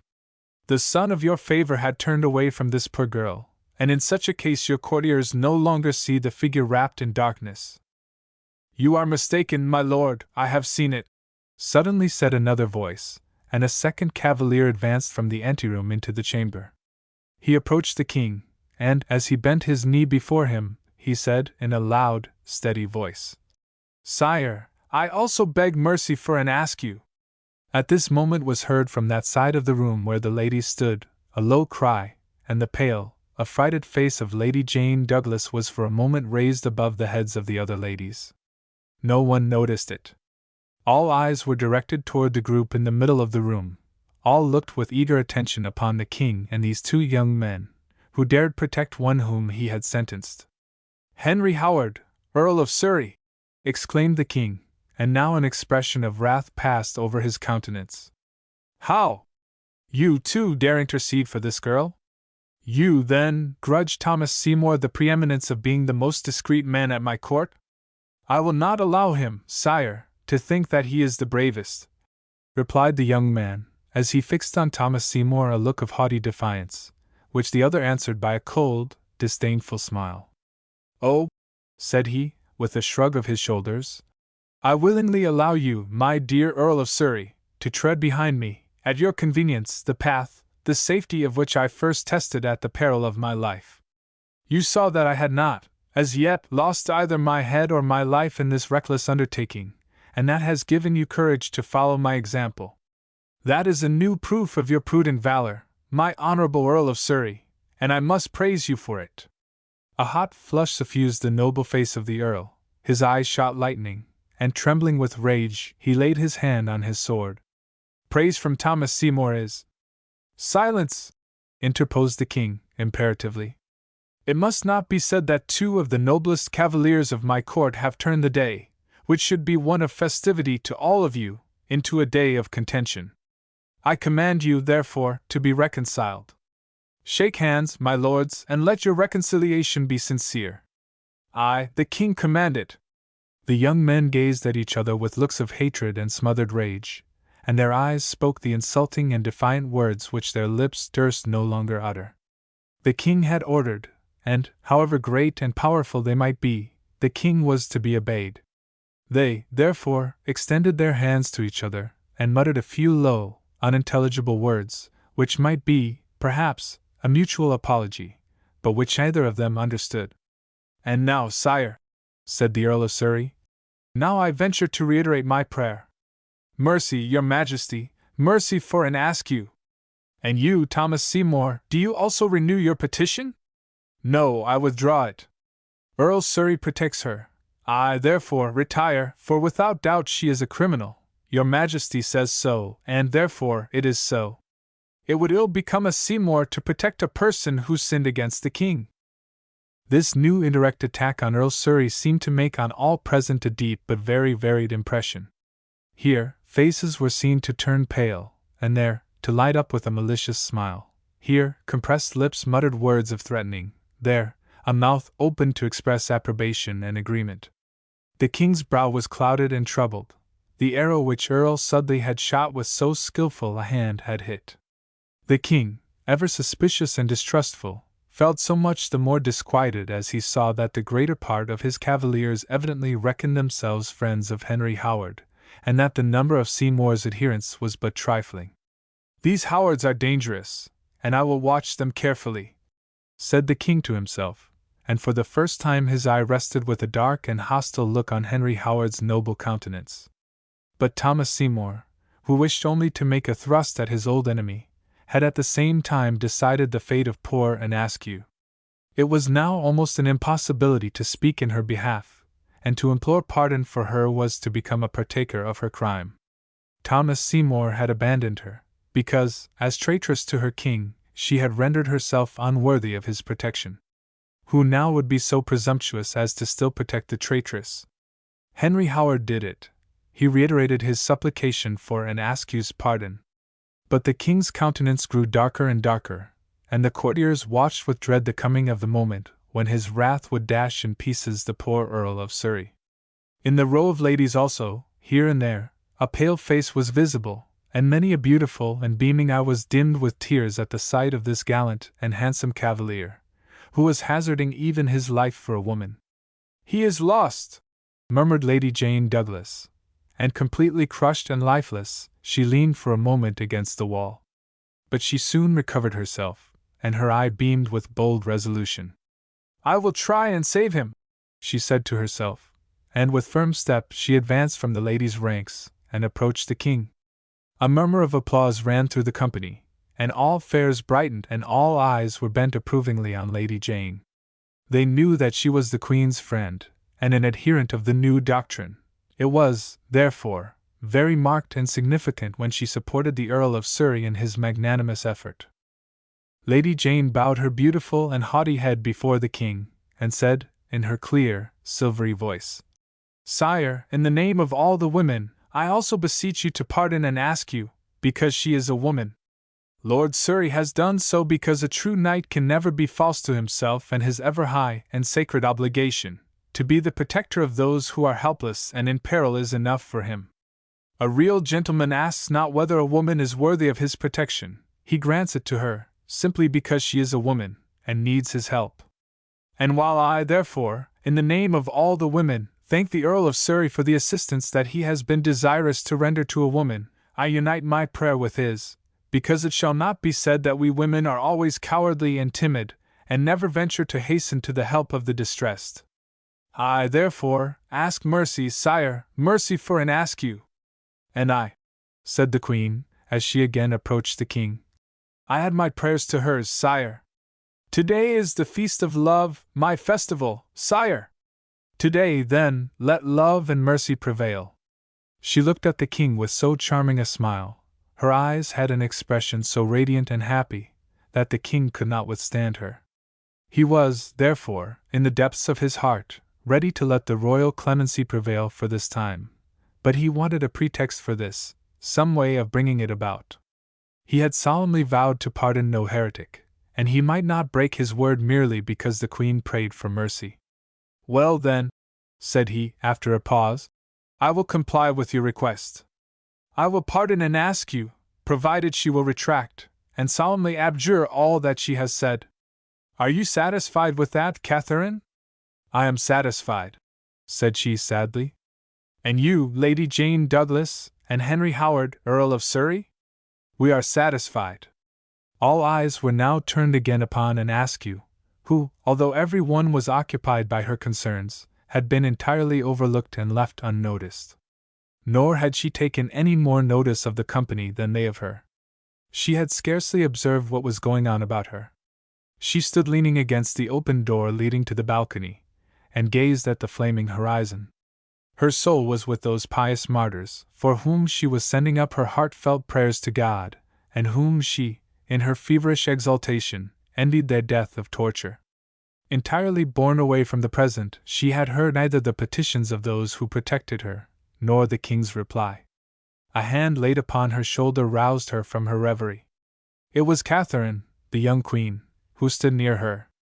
"And Askew," said she in a hurried whisper, "if your life is dear to you, comply with the King's demand." She seized the young girl's hand, and led her to the King.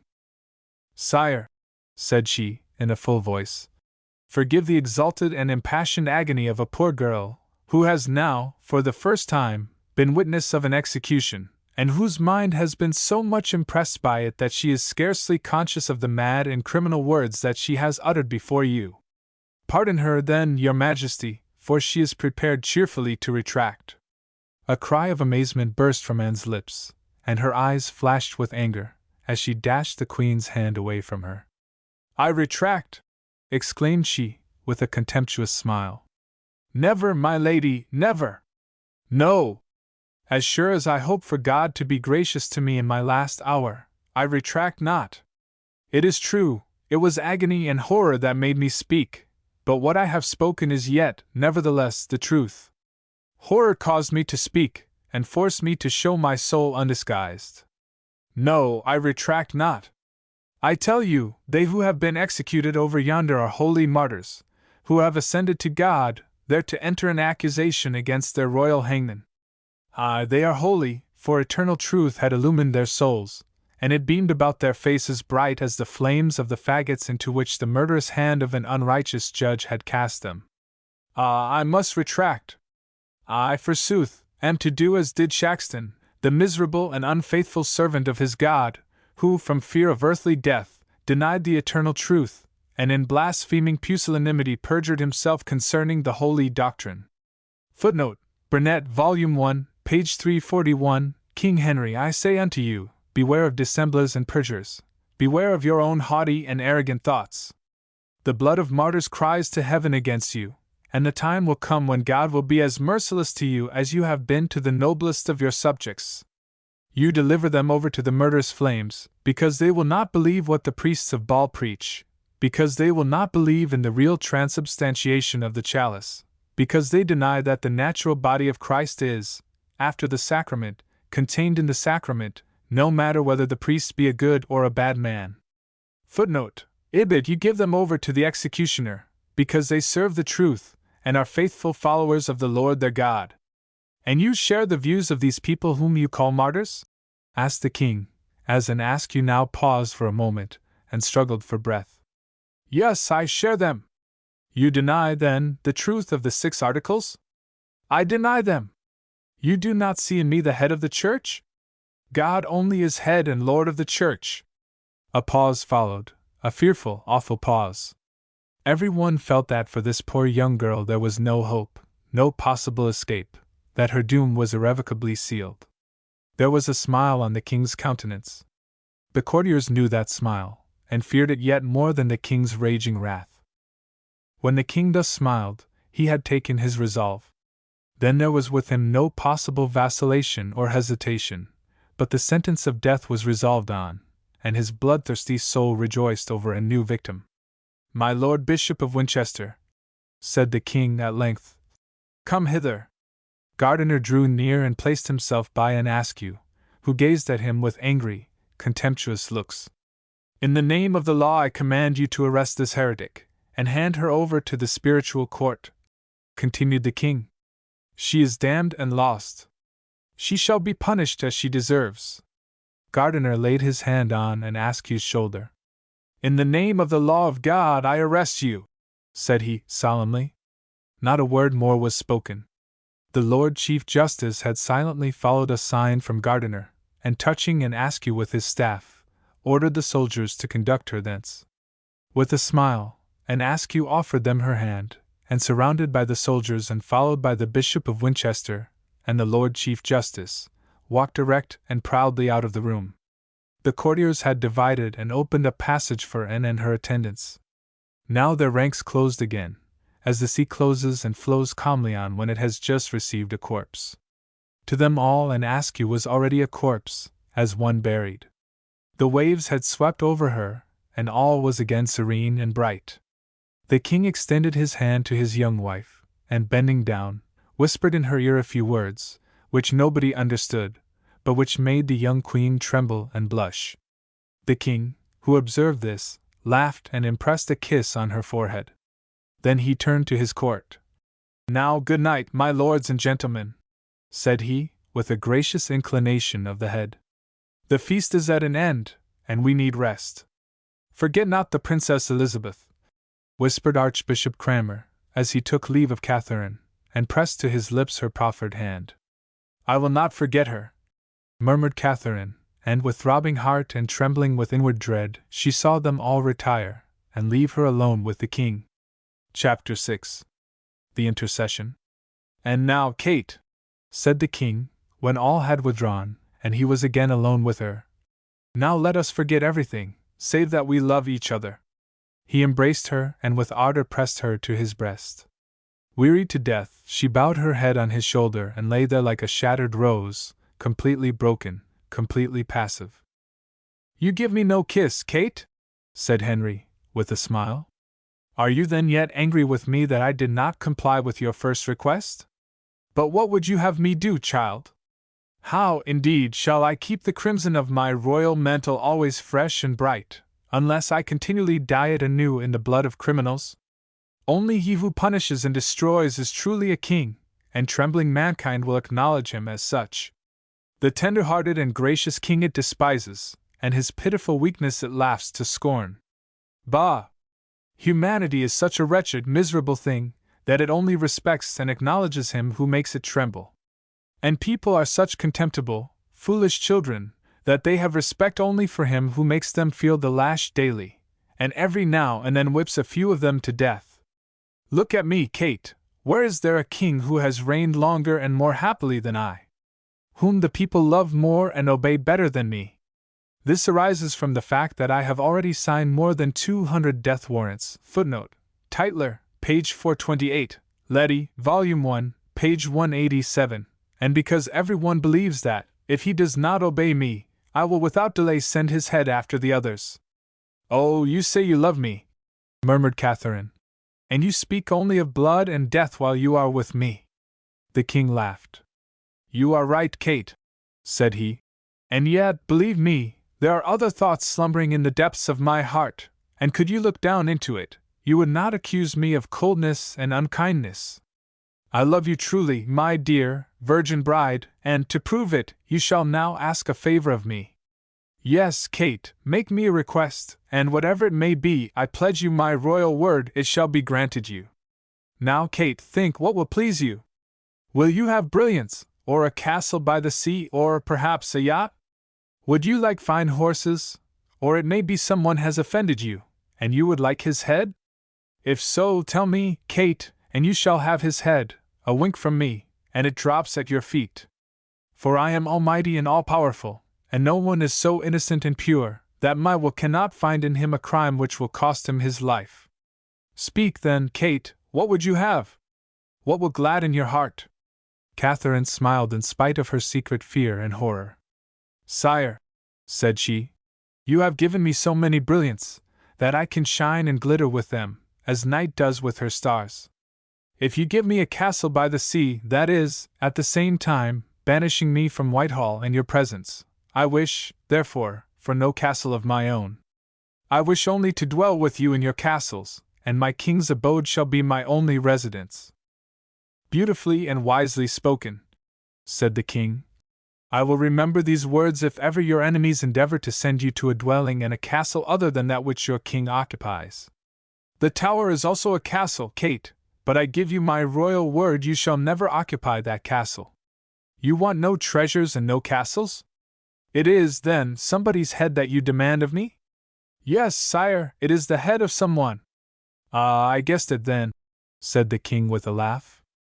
Now speak, my little bloodthirsty queen, whose head will you have? Who shall be brought to the block? Sire, it is true I ask you for the head of a person, said Catherine, in a tender, earnest tone. But I wish not that head to fall, but to be lifted up.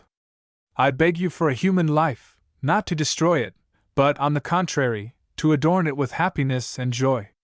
I wish to drag no one to prison, but to restore to one, dearly beloved, the freedom, happiness, and splendid position which belong to her.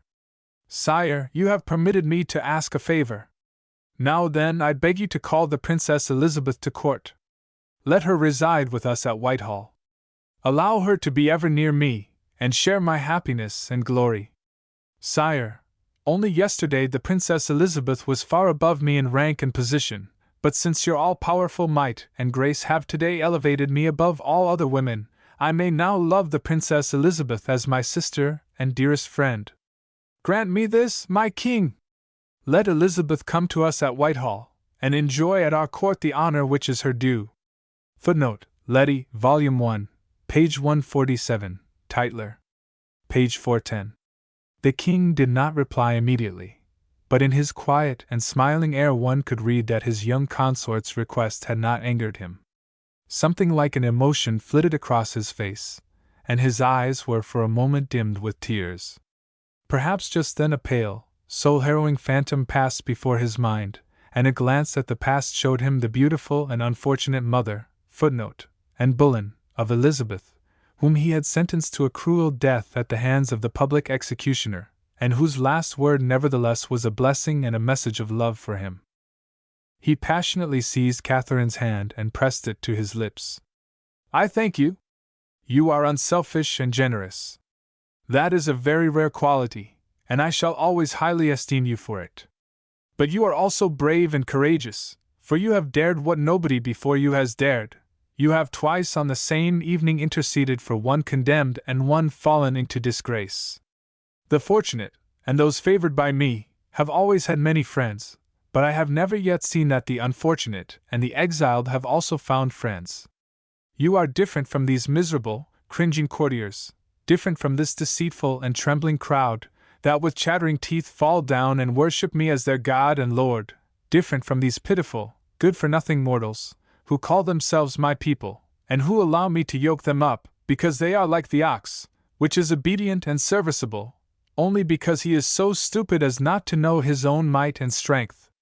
Ah, believe me, Kate, I would be a milder and more merciful king, if the people were not such an utterly stupid and contemptible thing, a dog, which is so much the more submissive and gentle the more you maltreat him.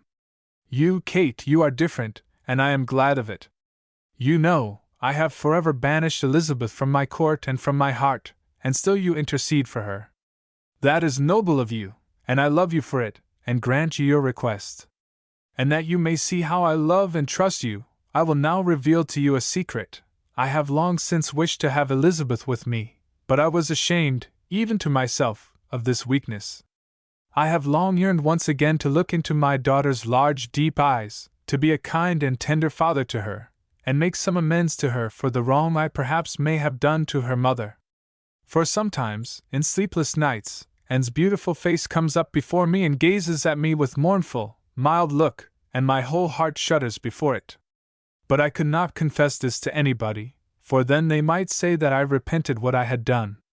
A king must be infallible, like God himself, and never, through regret or desire to compensate, confess that he is a weak, erring mortal, like others.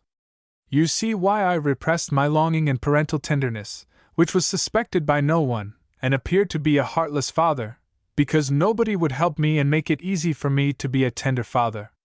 Ah, these courtiers!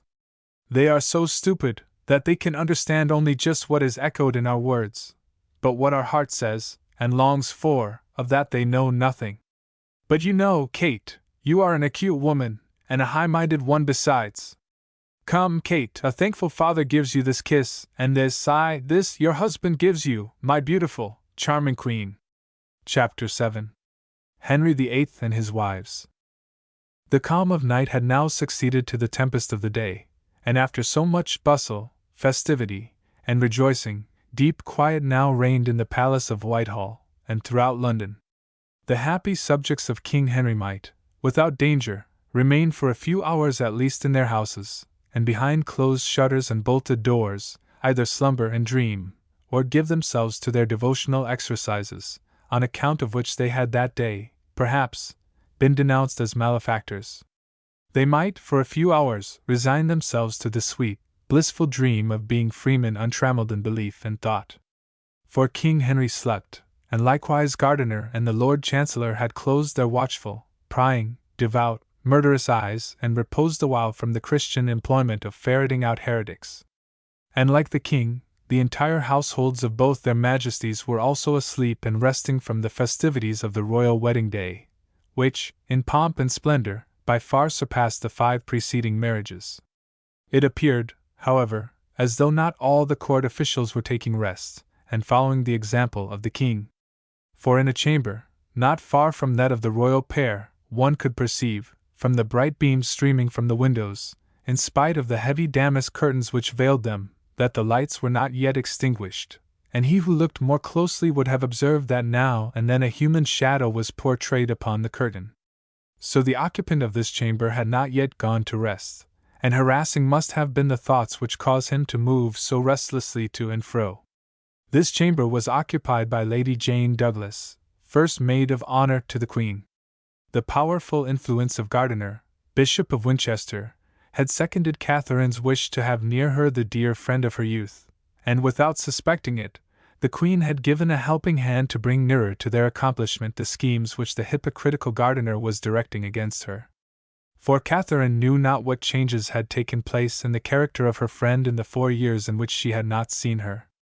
She did not suspect how fatal her sojourn in the strongly Romish city of Dublin had been to the easily impressible mind of her early playmate, and how much it had transformed her whole being. Lady Jane, once so sprightly and gay, had become a bigoted Romanist, who, with fanatical zeal, believed that she was serving God when she served the Church, and paid unreserved obedience to her priests. Lady Jane Douglas had therefore, thanks to her fanaticism and the teachings of the priests, become a complete dissembler. She could smile, while in her heart she secretly brooded over hatred and revenge. She could kiss the lips of those whose destruction she had perhaps just sworn. She could preserve a harmless, innocent air, while she observed everything, and took notice of every breath, every smile, every movement of the eyelashes. Hence it was very important for Gardiner, Bishop of Winchester, to bring his friend of the Queen to court, and make of this disciple of Loyola an ally and friend. Lady Jane Douglas was alone, and pacing up and down her room, she thought over the events of the day. Now that no one was observing her, she had laid aside that gentle, serious mien, which one was wont to see about her at other times. Her countenance betrayed in rapid changes all the various sad and cheerful, tempestuous and tender feelings which agitated her. She who had hitherto had only one aim before her eyes, to serve the Church, and to consecrate her whole life to this service, she whose heart had been hitherto open only to ambition and devotion, she felt today wholly new and never suspected feelings springing up within her. A new thought had entered into her life, the woman was awakened in her, and beat violently at that heart which devotion had overlaid with a hard coating.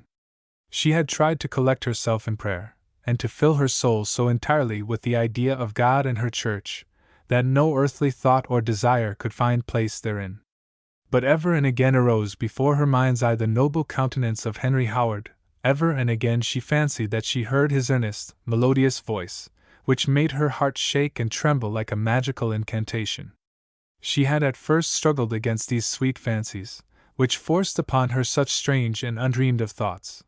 But at length the woman in her got the better of the fanatical Romanist, and dropping into a seat, she surrendered herself to her dreams and fancies. "Has he recognized me?" asked she of herself. "Does he still remember that a year ago we saw each other daily at the King's Court in Dublin? But no," added she mournfully, "he knows nothing of it. He had then eyes and sense only for his young wife. Ah, and she was beautiful and lovely as one of the Graces. But am not I also beautiful? And have not the noblest cavaliers paid me homage, and sighed for me in unavailing love?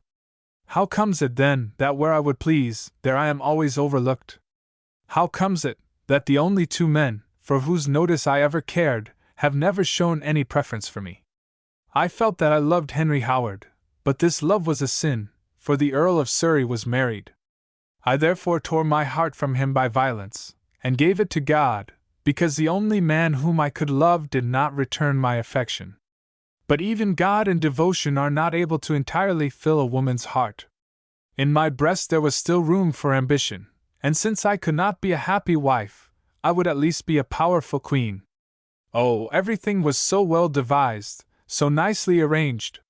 Gardiner had already spoken of me to the king, and inclined him to his plan, and while I was hastening at his call from Duma, hither, this little Catherine Parr comes between and snatches him from me, and overturns all our schemes. I will never forgive her. I will find a way to revenge myself. I will force her to leave this place, which belongs to me, and if there is no other way for it, she must go the way of the scaffold, as did Catherine Howard. I will be Queen of England, I will." She suddenly interrupted her soliloquy, and listened. She thought she heard a slight knock at the door. She was not mistaken.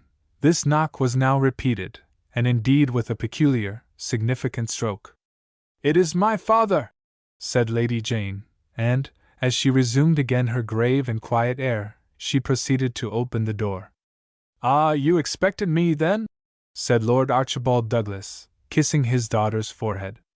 "Yes, I expected you, my father," replied Lady Jane with a smile.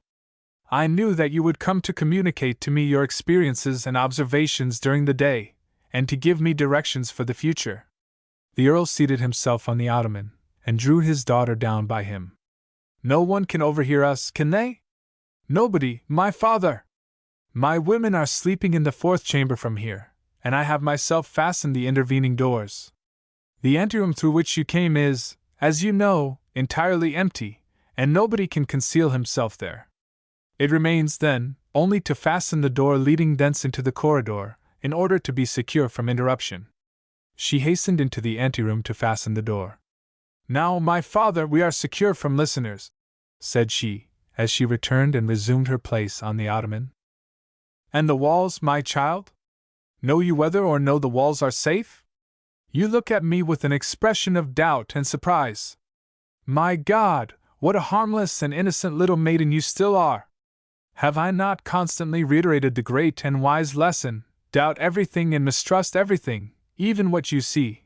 He who will make his fortune at court must first of all mistrust everybody, and consider everybody his enemy, whom he is to flatter, because he can do him harm, and whom he is to hug and kiss, until in some happy embrace he can either plunge a dagger into his breast wholly unobserved, or pour poison into his mouth.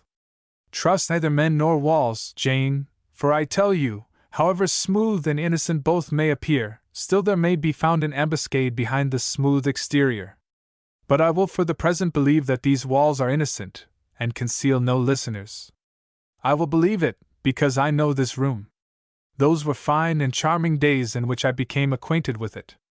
Then I was yet young and handsome, and King Henry's sister was not yet married to the King of Scotland, and we loved each other so dearly. Ah, I could relate to you wonderful stories of those happy days. I could. But, my dear father, interrupted Lady Jane, secretly trembling at the terrible prospect of being forced to listen yet again to the story of his youthful love, which she had already heard times without number. But, my dear father, doubtless you have not come hither so late at night in order to relate to me what forgive me, my lord, what I long since knew. You will rather communicate to me what your keen and unerring glance has discovered here. It is true, said Lord Douglas sadly. I now sometimes become loquacious, a sure sign that I am growing old. I have, by no means, come here to speak of the past, but of the present. Let us, then, speak of it. Ah, I have today perceived much, seen much, observed much, and the result of my observations is, you will be King Henry's 7th wife. Impossible, my lord! Exclaimed Lady Jane, whose countenance, in spite of her will, assumed an expression of delight. Her father remarked it. My child, said he, I observe that you have not yet your features entirely under your control. You aim just now, for example, to play the coy and humble, and yet your face had the expression of proud satisfaction. But this by the way. The principal thing is, you will be King Henry's 7th wife. But in order to become so, there is need for great heedfulness, a complete knowledge of present relations, constant observation of all persons, impenetrable dissimulation, and lastly, above all things, a very intimate and profound knowledge of the king, of the history of his reign, and of his character. Do you possess this knowledge? Know you what it is to wish to become King Henry's 7th wife, and how you must begin in order to attain this? Have you studied Henry's character? A little, perhaps, but certainly not sufficiently. For, as you know, my lord, worldly matters have lain upon my heart less than the Holy Church, to whose service I have consecrated myself, and to which I would have presented my whole being, my whole soul, my whole heart, as a sacrifice, had not you yourself determined otherwise concerning me. Ah, my father, had I been allowed to follow my inclination, I would have retired into a convent in Scotland in order to spend my life in quiet contemplation and pious penances, and close my soul and ear to every profane sound. But my wishes have not been regarded, and by the mouth of his venerable and holy priests, God has commanded me to remain in the world, and take upon myself the yoke of greatness and regal splendor. If I then struggle and strive to become queen, this is done, not because the vain pomp and glory allure me, but solely because through me the Church, out of which is no salvation, may find a fulcrum to operate on this weak and fickle king, and because I am to bring him back again to the only true faith. Very well played! Cried her father, who had stared her steadily in the face while she was speaking. On my word, very well played. Everything was in perfect harmony, the gesticulation, the play of the eyes, and the voice. My daughter, I withdraw my censure. You have perfect control over yourself. But let us speak of King Henry. We will now subject him to a thorough analysis, and no fiber of his heart, no atom of his brain shall remain unnoticed by us. We will observe him in his domestic, his political, and his religious life, and get a perfectly clear view of every peculiarity of his character, in order that we may deal with him accordingly. Let us, then, speak first of his wives. Their lives and deaths afford you excellent finger-posts, for I do not deny that it is an extremely difficult and dangerous undertaking to be Henry's consort. There is needed for it much personal courage and very great self-control. Know you which, of all his wives, possessed these in the highest degree? It was his first consort, Catherine of Aragon. By heaven, she was a sensible woman, and born a queen. Henry, avaricious as he was, would gladly have given the best jewel in his crown, if he could have detected but a shadow, the slightest trace of unfaithfulness in her. But there was absolutely no means of sending this woman to the scaffold, and at that time he was as yet too cowardly and too virtuous to put her out of the way by poison. He, therefore, endured her long, until she was an old woman with grey hairs, and disagreeable for his eyes to look upon. So after he had been married to her 17 years, the good, pious king was all at once seized with a conscientious scruple, and because he had read in the Bible, "Thou shalt not marry thy sister," dreadful pangs of conscience came upon the noble and crafty monarch. He fell upon his knees and beat his breast, and cried, "I have committed a great sin, for I have married my brother's wife, and consequently my sister. But I will make amends for it. I will dissolve this adulterous marriage." "Do you know, child, why he would dissolve it?" "Because he loved Anne Boleyn," said Jane, with a smile. "Perfectly correct." Catherine had grown old, and Henry was still a young man, and his blood shot through his veins like streams of fire. But he was yet somewhat virtuous and timid, and the main peculiarity of his character was as yet undeveloped. He was not yet bloodthirsty, that is to say, he had not yet licked blood. But you will see how with each new queen his desire for blood increased, till at length it has now become a wasting disease. Had he then had the system of lies that he now has, he would somehow have bribed a slanderer, who would have declared that he was Catherine's lover. But he was yet so innocent, he wanted yet to gratify his darling lust in a perfectly legal way. So Anne Boleyn must become his queen, that he might love her. And in order to attain this, he threw down the glove to the whole world, became an enemy to the Pope, and set himself in open opposition to the holy head of the Church. Because the Holy Father would not dissolve his marriage, King Henry became an apostate and atheist. He constituted himself head of his church, and by virtue of his authority as such, he declared his marriage with Catherine of Aragon null and void. He said that he had not in his heart given his consent to this marriage, and that it had not consequently been properly consummated. Footnote: Burnet, Volume 1, page 37. It is true, Catherine had in the Princess Mary a living witness of the consummation of her marriage, but what did the enamored and selfish king care about that? Princess Mary was declared a bastard, and the Queen was now to be nothing more than the widow of the Prince of Wales. It was strictly forbidden to longer give the title and to show the honor due to a queen, to the woman who for 17 years had been Queen of England, and had been treated and honored as such. No one was permitted to call her anything but the Princess of Wales, and that nothing might disturb the good people or the noble Queen herself in this illusion, Catherine was banished from the court and exiled to a castle, which she had once occupied as consort of Arthur, Prince of Wales. And Henry likewise allowed her only the attendance and pension which the law appoints to the widow of the Prince of Wales. Footnote: Burnet, Volume 1, page 120. I have ever held this to be one of the most prudent and subtle acts of our exalted king, and in the whole history of this divorce the king conducted himself with admirable consistency and resolution. But this is to say, he was excited by opposition. Mark this, then, my child, for this is the reason why I have spoken to you of these things so much at length. Mark this, then, King Henry is every way entirely unable to bear contradiction, or to be subjected to restraint. If you wish to win him to any purpose, you must try to draw him from it. You must surround it with difficulties and hindrances. Therefore show yourself coy and indifferent, that will excite him. Do not court his looks, then will he seek to encounter yours. And when finally he loves you, dwells so long on your virtue and your conscience, that at length Henry, in order to quiet your conscience, will send this troublesome Catherine Parr to the block, or do as he did with Catherine of Aragon, and declare that he did not mentally give his consent to this marriage, and therefore Catherine is no queen, but only Lord Neville's widow. Ah, since he made himself high priest of his church, there is no impediment for him in matters of this kind, for only God is mightier than he. The beautiful Anne Boleyn, Henry's second wife, proved this. I have seen her often, and I tell you, Jane, she was of wondrous beauty. Whoever looked upon her could not but love her, and he whom she smiled upon felt himself fascinated and glorified. When she had borne to the king the Princess Elizabeth, I heard him say that he had attained the summit of his happiness, the goal of his wishes, for the queen had borne him a daughter, and so there was a regular and legitimate successor to his throne. But this happiness lasted only a brief time.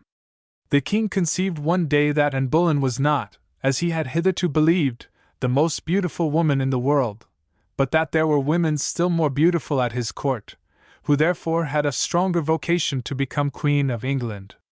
He had seen Jane Seymour, and she without doubt was handsomer than Anne Boleyn, for she was not as yet the king's consort, and there was an obstacle to his possession of her, the Queen Anne Boleyn. This obstacle must be got out of the way. Henry, by virtue of his plenitude of power, might again have been divorced from his wife, but he did not like to repeat himself. He wished to be always original, and no one was to be allowed to say that his divorces were only the cloak of his capricious lewdness. He had divorced Catherine of Aragon on account of conscientious scruples, therefore, some other means must be devised for Anne Boleyn. The shortest way to be rid of her was the scaffold. Why should not Anne travel that road, since so many had gone it before her? For a new force had entered into the king's life, the tiger had licked blood. His instinct was aroused, and he recoiled no more from those crimson rills which flowed in the veins of his subjects. He had given Lady Anne Boleyn the crimson mantle of royalty. Why then should she not give him her crimson blood? For this there was wanted only a pretext, and this was soon found. Lady Rochfort was Jane Seymour's aunt, and she found some men, of whom she asserted that they had been lovers of the fair Anne Boleyn. She, as the Queen's first lady of the bedchamber, could of course give the most minute particulars concerning the matter, and the king believed her. He believed her, though these four pretended lovers of the Queen, who were executed for their crime, all, with the exception of a single one, asseverated that Anne Boleyn was innocent, and that they had never been in her presence. The only one who accused the Queen of illicit intercourse with him was James Smeaton, a musician. Footnote: Titler, but he had been promised his life for this confession. However, it was not thought advisable to keep this promise, for fear that, when confronted with the Queen, he might not have the strength to sustain his assertion. But not to be altogether unthankful to him for so useful a confession, they showed him the favor of not executing him with the axe, but the more agreeable and easier death of hanging was vouchsafed to him. Footnote: Burnet, Volume 1, page 205. So the fair and lovely Anne Boleyn must lay her head upon the block. The day on which this took place, the king had ordered a great hunt, and early that morning we rode out to Epping Forest. The king was at first unusually cheerful and humorous, and he commanded me to ride near him, and tell him something from the chroniques scandaleuses of our court. He laughed at my spiteful remarks, and the worse I calumniated, the merrier was the king. Finally, we halted. The king had talked and laughed so much that he had at last become hungry. So he encamped under an oak, and in the midst of his suite and his dogs he took a breakfast, which pleased him very much, although he had now become a little quieter and more silent, and sometimes turned his face toward the direction of London with visible restlessness and anxiety. But suddenly was heard from that direction the dull sound of a cannon. We all knew that this was the signal which was to make known to the king that Anne Boleyn's head had fallen. We knew it, and a shudder ran through our whole frames.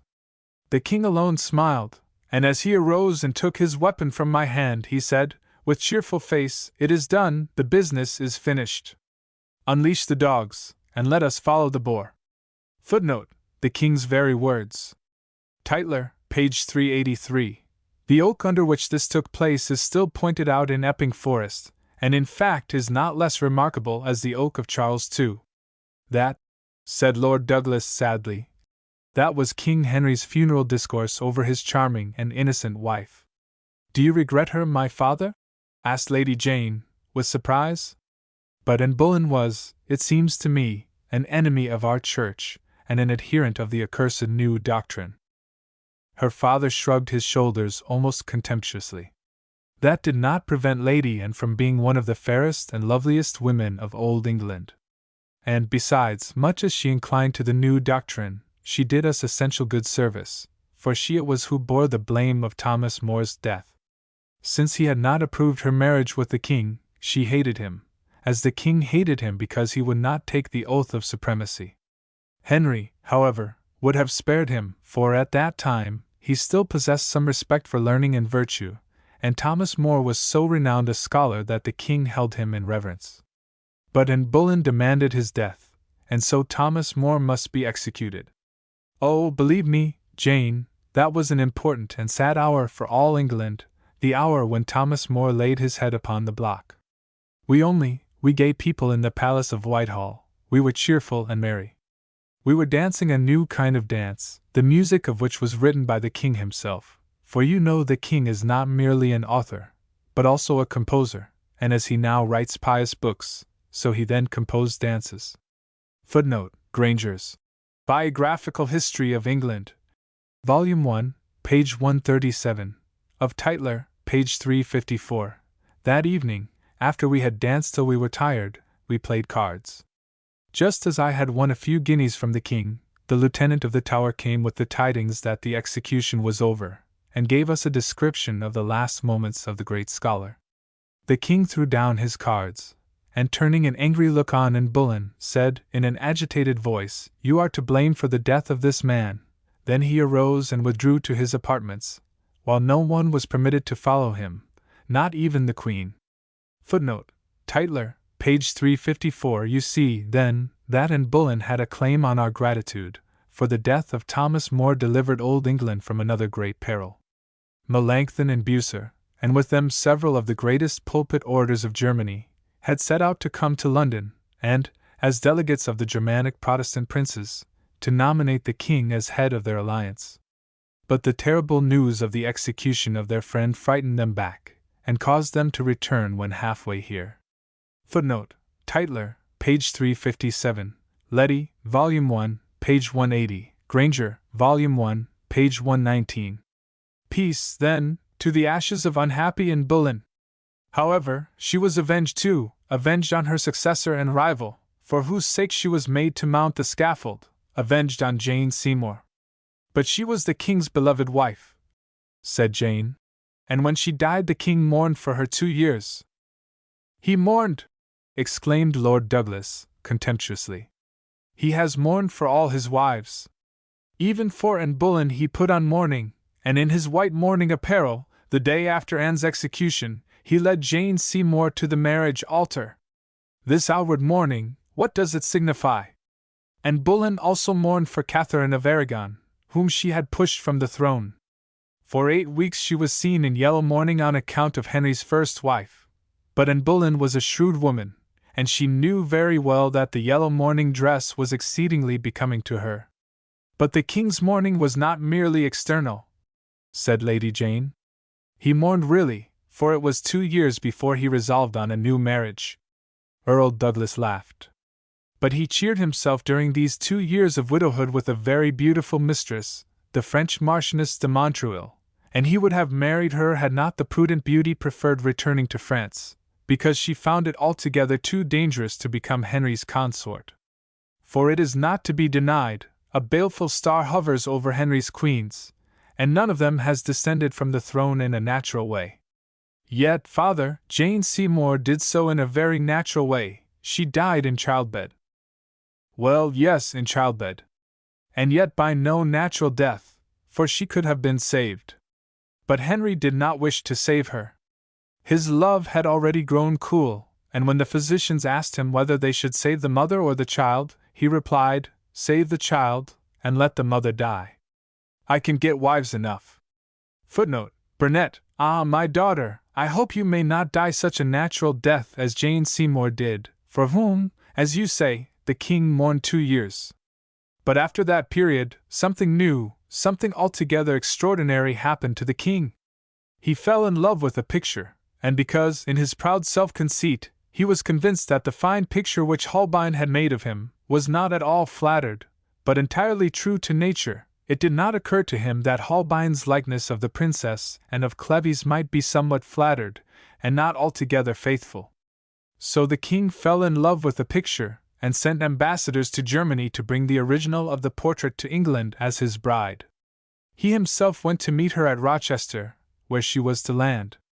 Ah, my child, I have witnessed many queer and droll things in my eventful life, but the scene at Rochester, however, is among my most spicy recollections. The king was as enthusiastic as a poet, and deep in love as a youth of 20, and so began our romantic wedding trip, on which Henry disguised himself and took part in it, assuming the name of my cousin. As the king's master of horse, I was honored with the commission of carrying to the young queen the greeting of her ardent husband, and begging her to receive the knight, who would deliver to her a present from the king. She granted my request with a grin which made visible a frightful row of yellow teeth. I opened the door, and invited the king to enter. Ah, you ought to have witnessed that scene! It is the only farcical passage in the bloody tragedy of Henry's married life. You should have seen with what hasty impatience the king rushed in, then suddenly, at the sight of her, staggered back and stared at the princess. Slowly retiring, he silently thrust into my hand the rich present that he had brought, while at the same time he threw a look of flaming wrath on Lord Cromwell, who had brought him the portrait of the princess, and won him to this marriage. The romantic, ardent lover vanished with this look at his beloved. He approached the princess again, this time not as a cavalier, but with harsh and hasty words he told her he was the king himself. He bade her welcome in a few words, and gave her a cold, formal embrace. He then hastily took my hand and drew me out of the room, beckoning the rest to follow him.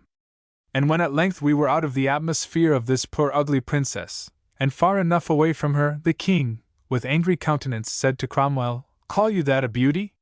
She is a Flanders mare, but no princess."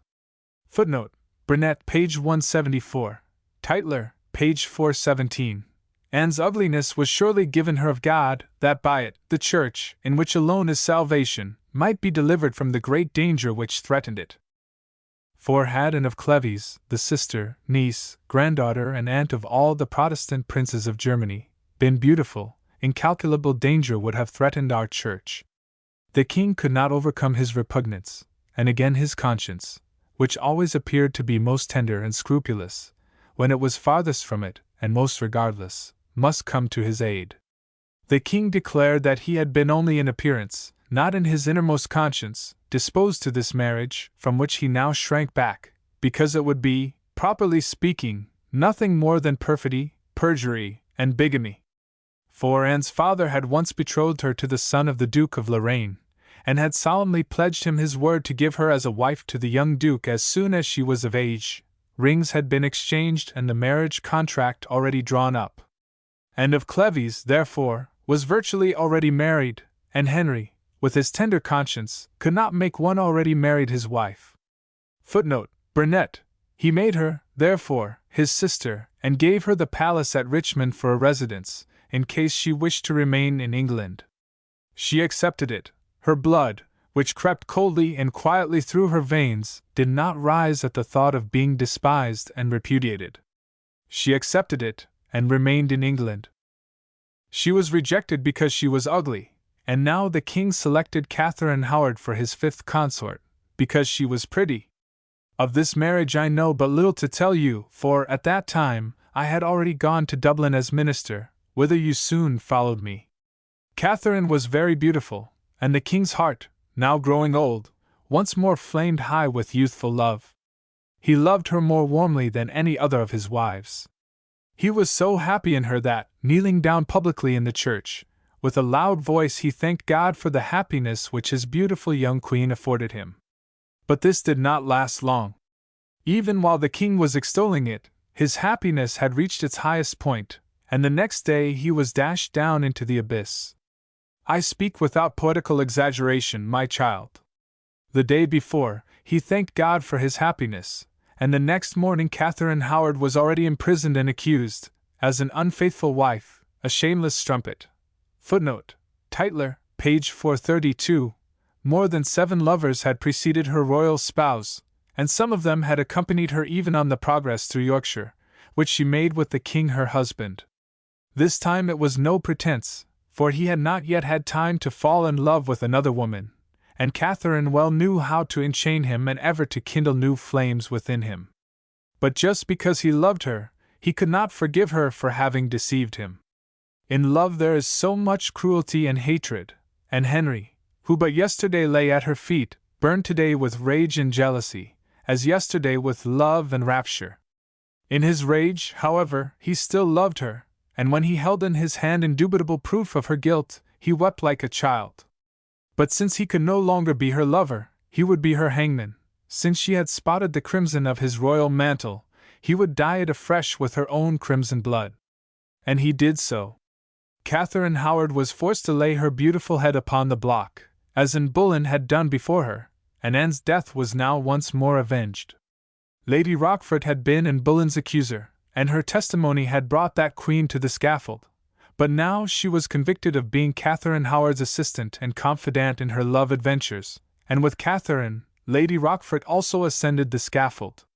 Ah, the king needed a long time to recover from this blow. He searched 2 years for a pure, uncontaminated virgin, who might become his queen without danger of the scaffold. But he found none, so he took then Lord Neville's widow, Catherine Parr. But you know, my child, that Catherine is an unlucky name for Henry's queens. The first Catherine he repudiated, the second he beheaded. What will he do with the third? Lady Jane smiled.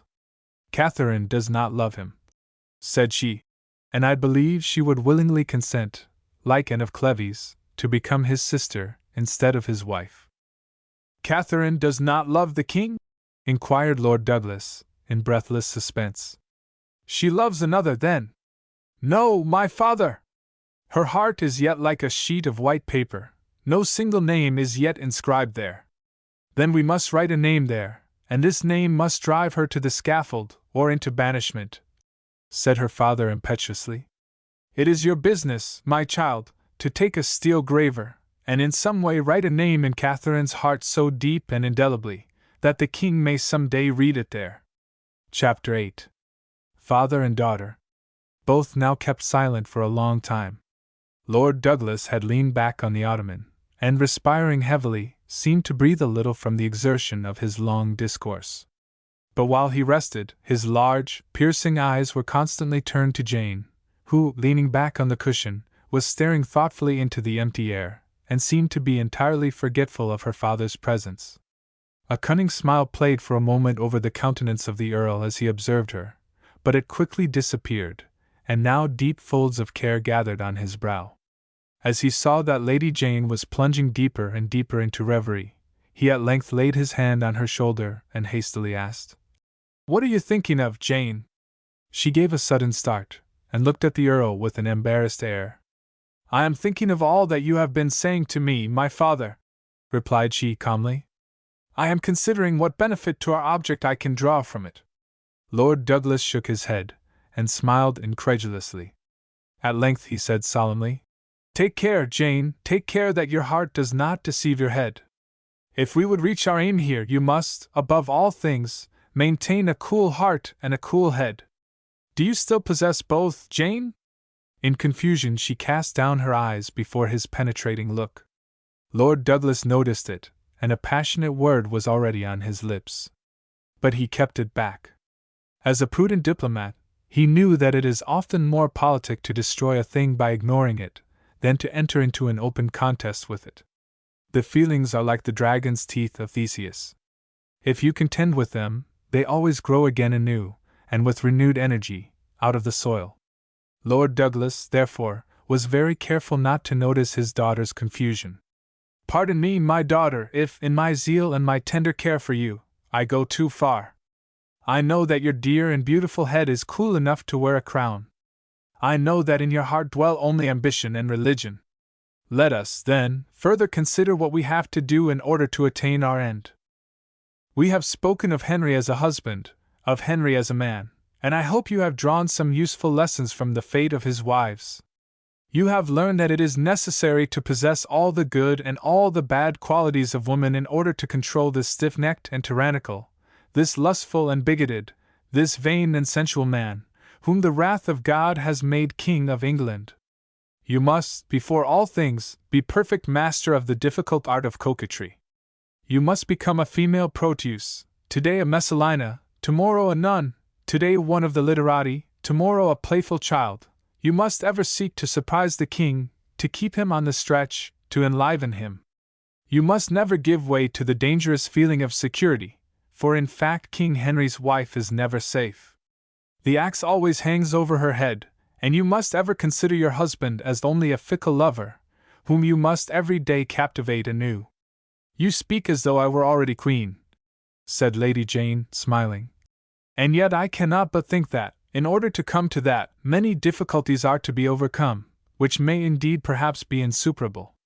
Insuperable! Exclaimed her father with a shrug of the shoulders. With the aid of the Holy Church, no hindrance is insuperable. Only, we must be perfectly acquainted with our end and our means. Do not despise, then, to sound the character of this king ever and again, and be certain you will always find in him some new hidden recess, some surprising peculiarity. We have spoken of him as a husband and the father of a family, but of his religious and political standing I have as yet told you nothing. And yet that, my child, is the principal point in his whole character. In the first place, then, Jane, I will tell you a secret.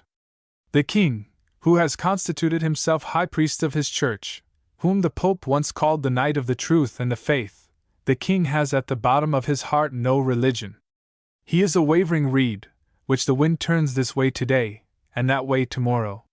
He knows not his own will, and coquetting with both parties, today he is a heretic, in order to exhibit himself as a strong, unprejudiced, enlightened man, tomorrow a Catholic, in order to show himself an obedient and humble servant of God, who seeks and finds his happiness only in love and piety. But for both confessions of faith he possesses at heart a profound indifference, and had the Pope at that time placed no difficulties in his way, had he consented to his divorce from Catherine, Henry would have always remained a very good and active servant of the Catholic Church. But they were imprudent enough to irritate him by contradiction. They stimulated his vanity and pride to resistance, and so Henry became a church reformer, not from conviction, but out of pure love of opposition. And that, my child, you must never forget, for by means of this lever, you may very well convert him again to a devout, dutiful, and obedient servant of our Holy Church. He has renounced the Pope, and usurped the supremacy of the Church, but he cannot summon up courage to carry out his work and throw himself wholly into the arms of the Reformation. However much he has opposed the person of the Pope, still he has always remained devoted to the Church, although perhaps he does not know it himself. He is no Catholic, and he hears Mass. He has broken up the monasteries, and yet forbids priests to marry. He has the Lord's Supper administered under both kinds, and believes in the real transubstantiation of the wine into the Redeemer's holy blood. He destroys the convents, and yet commands that vows of chastity, spoken by man or woman, must be faithfully kept, and lastly, auricular confession is still a necessary constituent of his church. And these he calls his 6 articles, footnote, Burnet Volume 1, page 259, Tytler, page 402, Maiodi, Volume 1, page 134, and the foundation of his English church. Poor, short-sighted and vain man! He knows not that he has done all this only because he wanted to be the Pope himself, and he is nothing more than an anti-pope of the Holy Father at Rome, whom he, in his blasphemous pride, dares call the Bishop of Rome. But for this audacity, said Jane, with looks of burning rage, the anathema has struck him and laid a curse upon his head, and given him up to the hatred, contempt, and scorn of his own subjects. Therefore, the Holy Father has justly named him the apostate and lost son, the blaspheming usurper of the Holy Church. Therefore, the Pope has declared his crown forfeited, and promised it to him who will vanquish him by force of arms. Therefore, the Pope has forbidden any of his subjects to obey him, and respect and recognize him as king.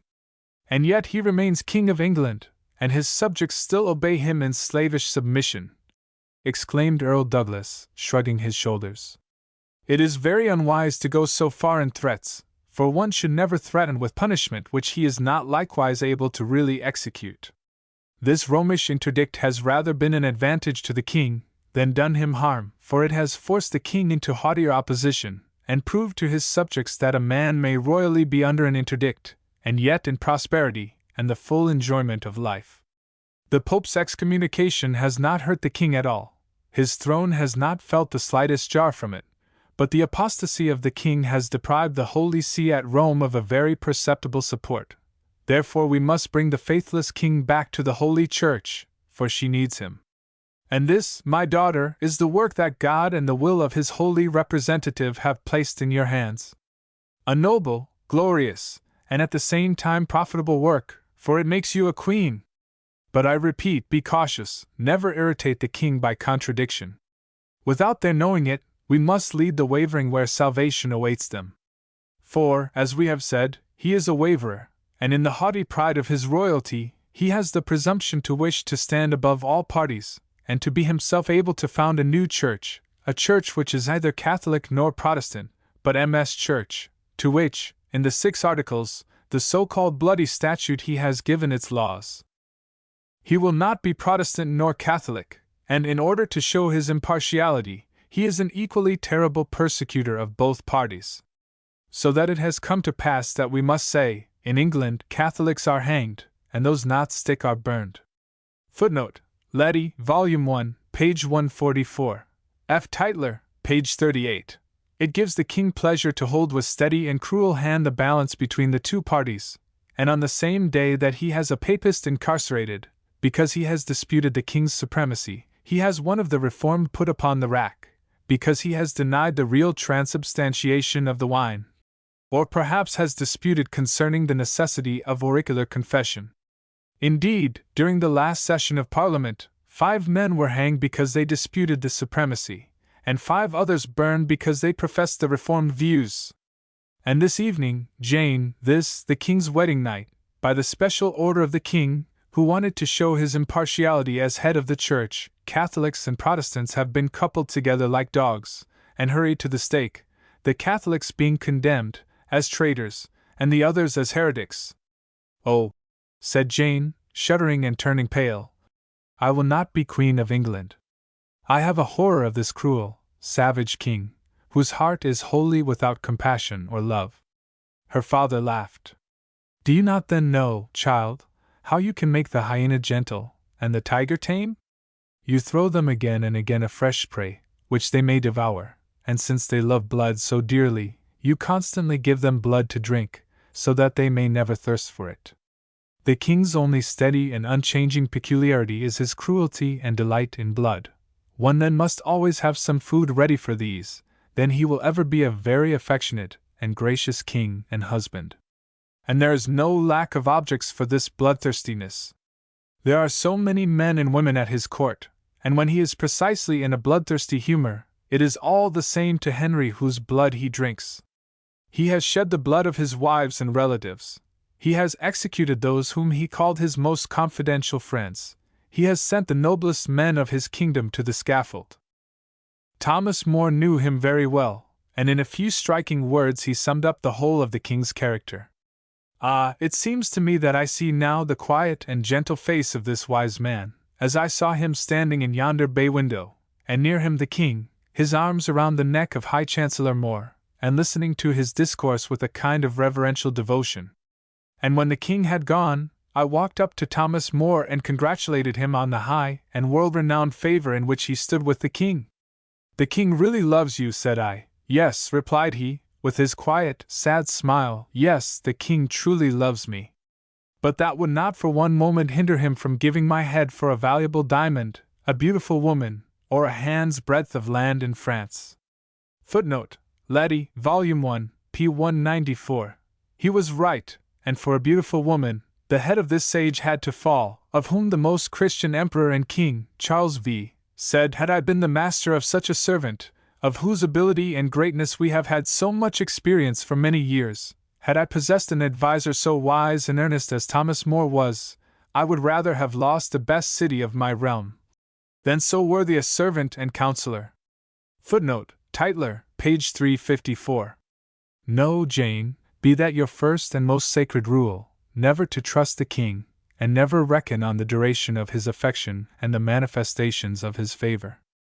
for, in the perfidy of his heart, it often pleases him to load with tokens of his favor those whose destruction he has already resolved upon, to adorn and decorate with orders and jewels today those whom tomorrow he is going to put to death.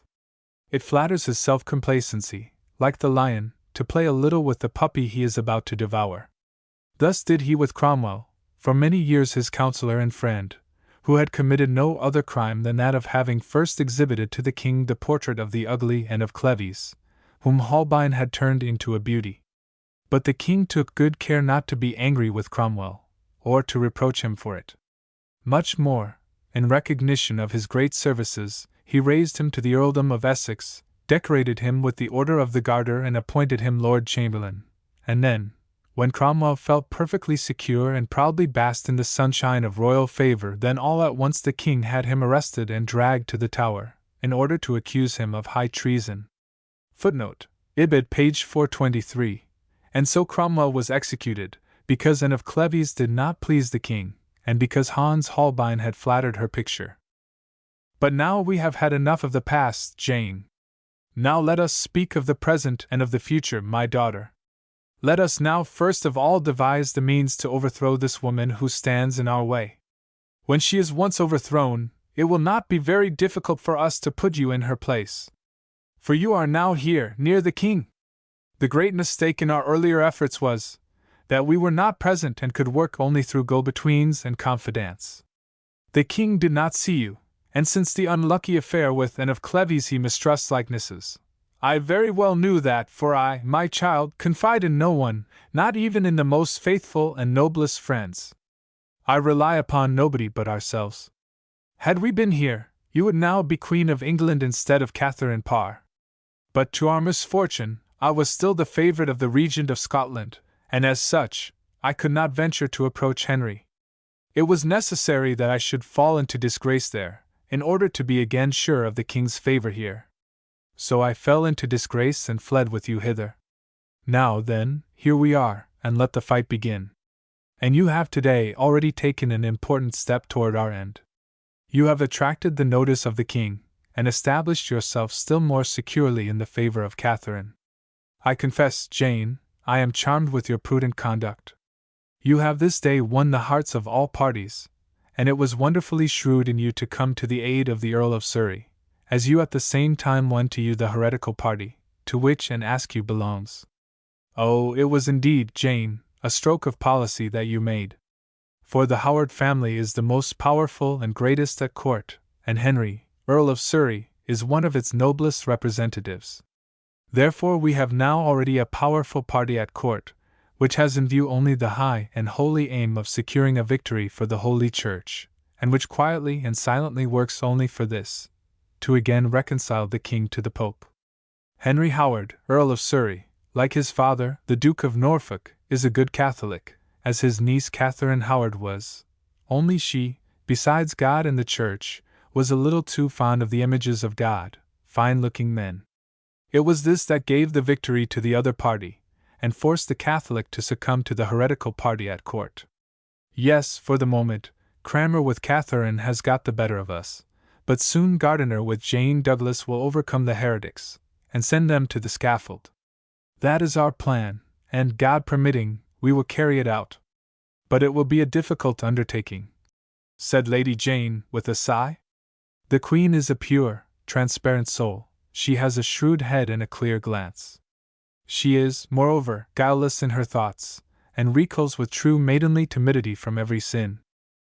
We must cure her of this timidity, and that is your task, Jane. You must despoil her of these strict notions about virtue. With flattering voice you must ensnare her heart, and entice it to sin. Oh, that is an infernal plot, said Lady Jane, turning pale.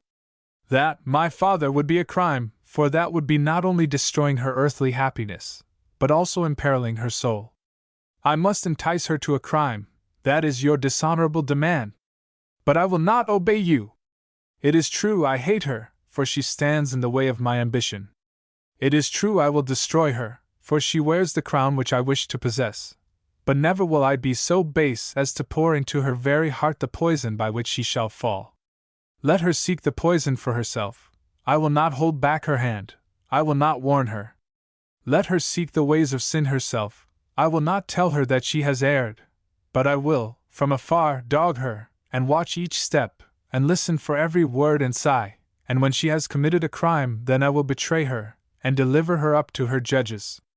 That is what I can and will do. I will be the demon to drive her from paradise in God's name, but not the serpent to entice her in the devil's name to sin. She paused, and panting for breath, sunk back upon the cushion, but her father's hand was laid upon her shoulder with a convulsive grip, and pale with rage and with eyes flashing with anger, he stared at her. A cry of terror burst from Lady Jane. She, who never had seen her father but smiling and full of kindness, scarcely recognized that countenance, distorted with rage. She could scarcely convince herself that this man, with eyes darting fire, scowling eyebrows and lips quivering with rage, was really her father.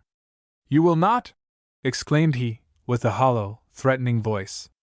"You dare rebel against the holy commands of the Church?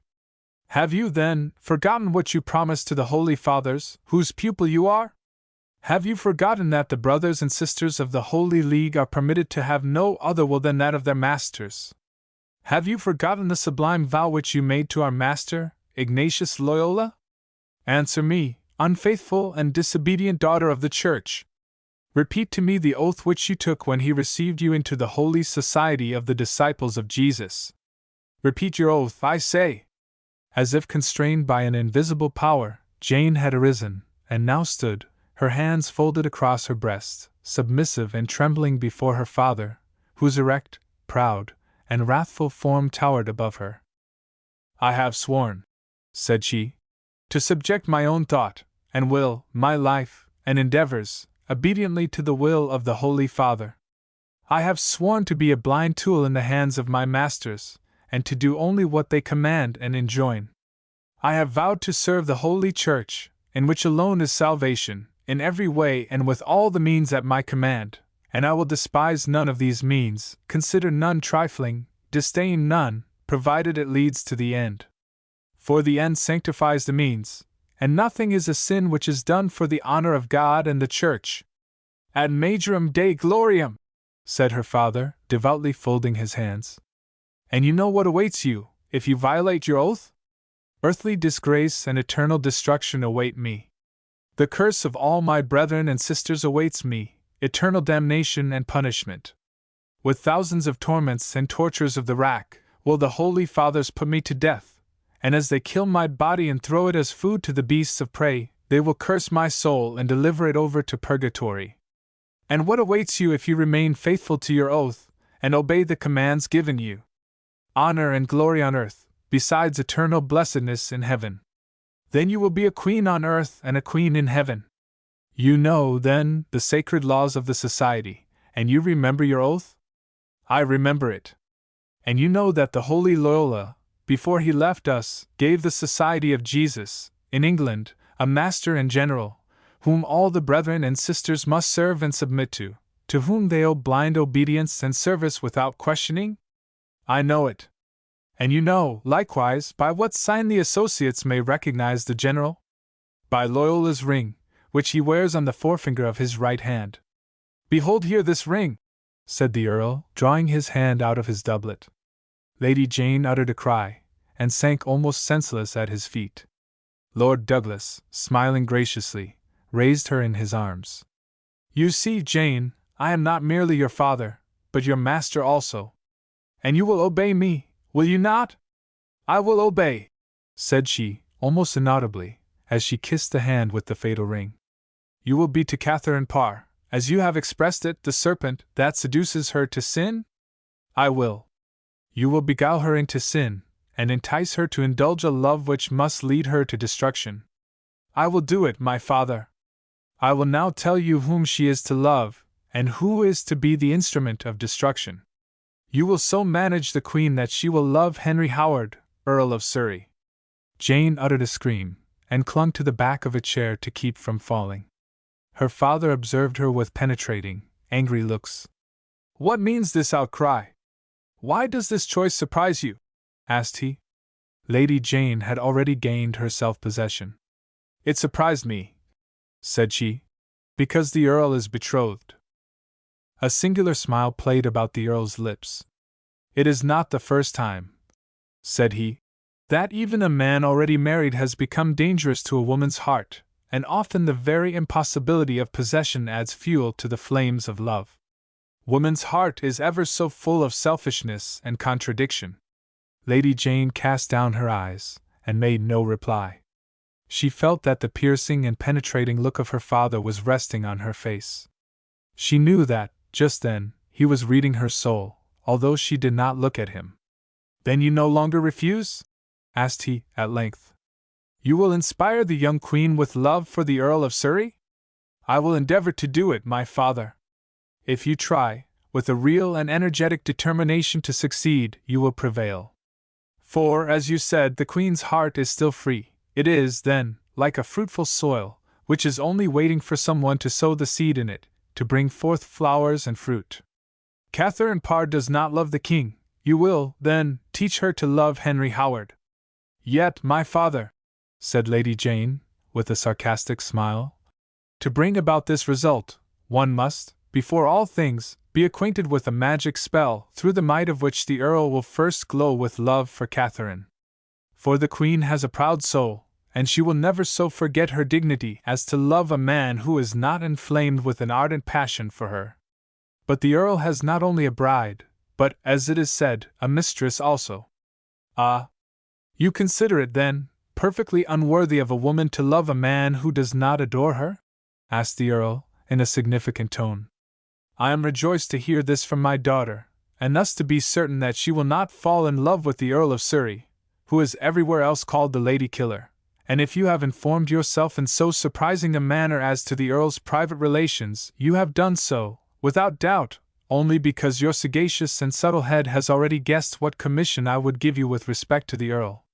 Besides, my daughter, you are in error, and if a certain high, but not on that account the less very unfortunate lady, should happen to really love the Earl of Surrey, her lot will, perhaps, be the common one, to practice resignation." An expression of joyful surprise passed over the countenance of Lady Jane, while her father thus spoke, but it was forced to instantly give way to a deathly paleness, as the Earl added, "Henry Howard is destined for Catherine Parr, and you are to help her to love so hotly this proud, handsome Earl, who is a faithful servant of the Church, wherein alone is salvation, that she will forget all considerations and all dangers." Lady Jane ventured one more objection. She caught eagerly at her father's words, to seek still for some way of escape. "You call the Earl a faithful servant of our Church," said she, "and yet you would implicate him also in your dangerous plot? You have not, then, my father, considered that it is just as pernicious to love the Queen as to be loved by her? And without doubt, if love for the Earl of Surrey bring the Queen to the scaffold, the head of the Earl will fall at the same time, no matter whether he return her love or not." The Earl shrugged his shoulders. "When the question is about the weal of the Church and our holy religion, the danger which, thereby, it may be, threatens one of our number, must not frighten us back. Holy sacrifices must be always offered to a holy cause. Well and good, then, let the Earl's head fall, provided the only saving Church gains new vigor from this blood of martyrs. But see, Jane, the morning already begins to dawn, and I must hasten to leave you, lest these courtiers, ever given to slandering, may in some way or other take the father for a lover, and cast suspicion on the immaculate virtue of my Jane. Farewell, then, my daughter! We both, now, know our roles, and will take care to play them with success. You are the friend and confidant of the Queen, and I the harmless courtier, who tries, now and then, to gain a smile from the King by some kind and merry jest. That is all. Good morning, then, Jane, and good night. For you must sleep, my child, so that your cheeks may remain fresh and your eyes bright. The King hates pining pale faces. Sleep, then, future Queen of England." He gently kissed her forehead, and left the room with lingering step. Lady Jane stood and listened to the sound of his footsteps gradually dying away, when she sank on her knees, wholly crushed, utterly stunned. "My God! My God!" murmured she, while streams of tears flooded her face. "And I am to inspire the Queen with love for the Earl of Surrey, and I love him!" Chapter 9. Lendemain. The great levee was over. sitting beside the king on the throne, Catherine had received the congratulations of her court, and the king's smiling look, and the tender words which, in undertone, he now and then addressed to the queen, had manifested to the prudent and expert courtiers that the king was today just as much enamored of his young consort as he had been yesterday of his bride. Therefore, every one exerted himself to please the queen, and to catch every look, every smile, which she let fall, like sunbeams, here and there, in order to see for whom they were intended, so that they might, perchance, by this means, divine who were to be the future favorites of the queen, and be the first to become intimate with them.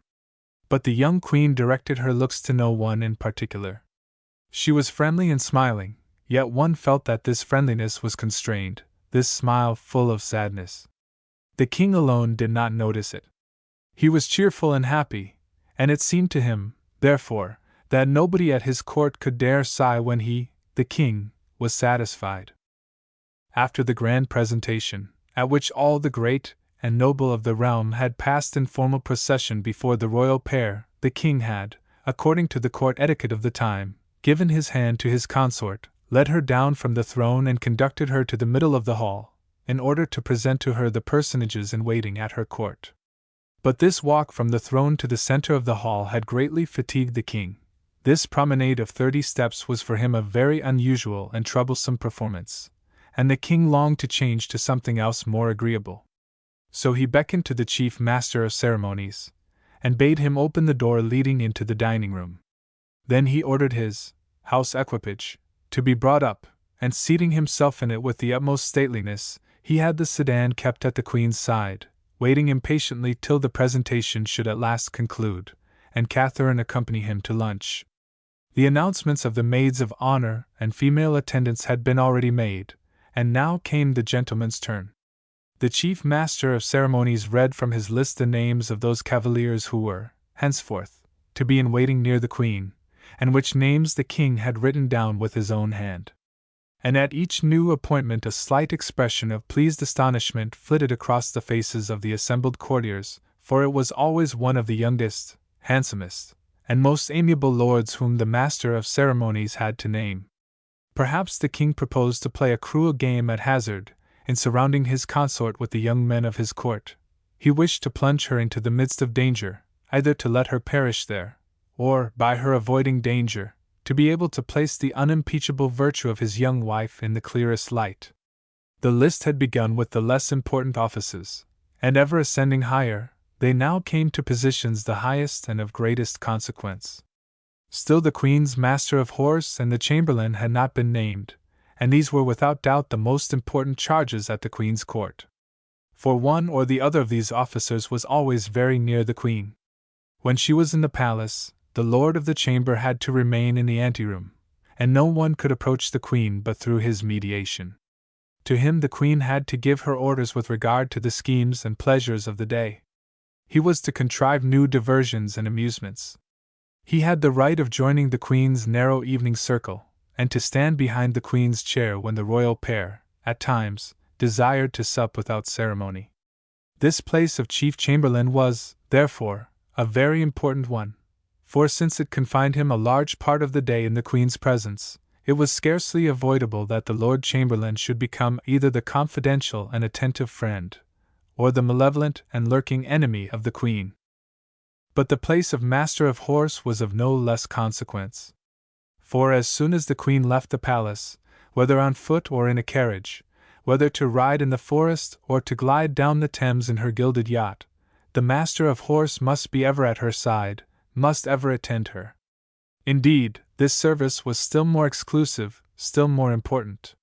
For, though the Queen's apartments were open to the Lord Chamberlain, yet, however, he was never alone with her. The attending maids of honor were always present, and prevented there being any tete-a-tetes or intimacy between the Queen and her Chamberlain. But with the Master of Horse it was different, since many opportunities presented themselves, when he could approach the Queen unnoticed, or at least speak to her without being overheard. He had to offer her his hand to assist her in entering her carriage. He could ride near the door of her coach. He accompanied her on water excursions and pleasure rides, and these last were so much the more important because they afforded him, to a certain extent, opportunity for a tête-à-tête with the Queen. For only the master of horse was permitted to ride at her side. He even had precedence of the ladies of the suite, so as to be able to give the Queen immediate assistance in case of any accident, or the stumbling of her horse. Therefore, no one of the suite could perceive what the Queen said to the master of horse when he rode at her side. It was understood, therefore, how influential this place might be. Besides, when the Queen was at Whitehall, the King was almost always near her, while, thanks to his daily increasing corpulency, he was not exactly in a condition to leave the palace otherwise than in a carriage. It was therefore very natural that the whole company at court awaited with eager attention and bated breath the moment when the master of ceremonies would name these two important personages, whose names had been kept so secret that nobody had yet learned them. That morning, just before he handed the list to the master of ceremonies, the King had written down these two names with his own hand. Not the court only, but also the King himself, was watching for these two names. For he wished to see the effect of them, and, by the different expression of faces, estimate the number of the friends of these two nominees. The young Queen alone exhibited the same unconcerned affability. Her heart only beat with uniform calmness, for she did not once suspect the importance of the moment. Even the voice of the master of ceremonies trembled slightly, as he now read. To the place of High Chamberlain to the Queen, His Majesty appoints my Lord Henry Howard, Earl of Surrey. An approving murmur was heard, and almost all faces manifested glad surprise. He has a great many friends, muttered the King. He is dangerous, then. An angry look darted from his eyes upon the young Earl, who was now approaching the Queen, to bend his knee before her and to press to his lips the proffered hand. Behind the Queen stood Lady Jane, and as she beheld thus close before her the young man, so handsome, so long yearned for, and so secretly adored, and as she thought of her oath, she felt a violent pang, raging jealousy, killing hatred toward the young Queen, who had, it is true, without suspecting it, robbed her of the loved one, and condemned her to the terrible torture of pandering to her.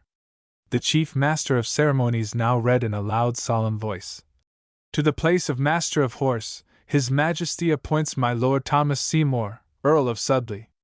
It was very well that the King had at that moment directed his whole attention to his courtiers, and sought to read in their appearance the impression made by this nomination.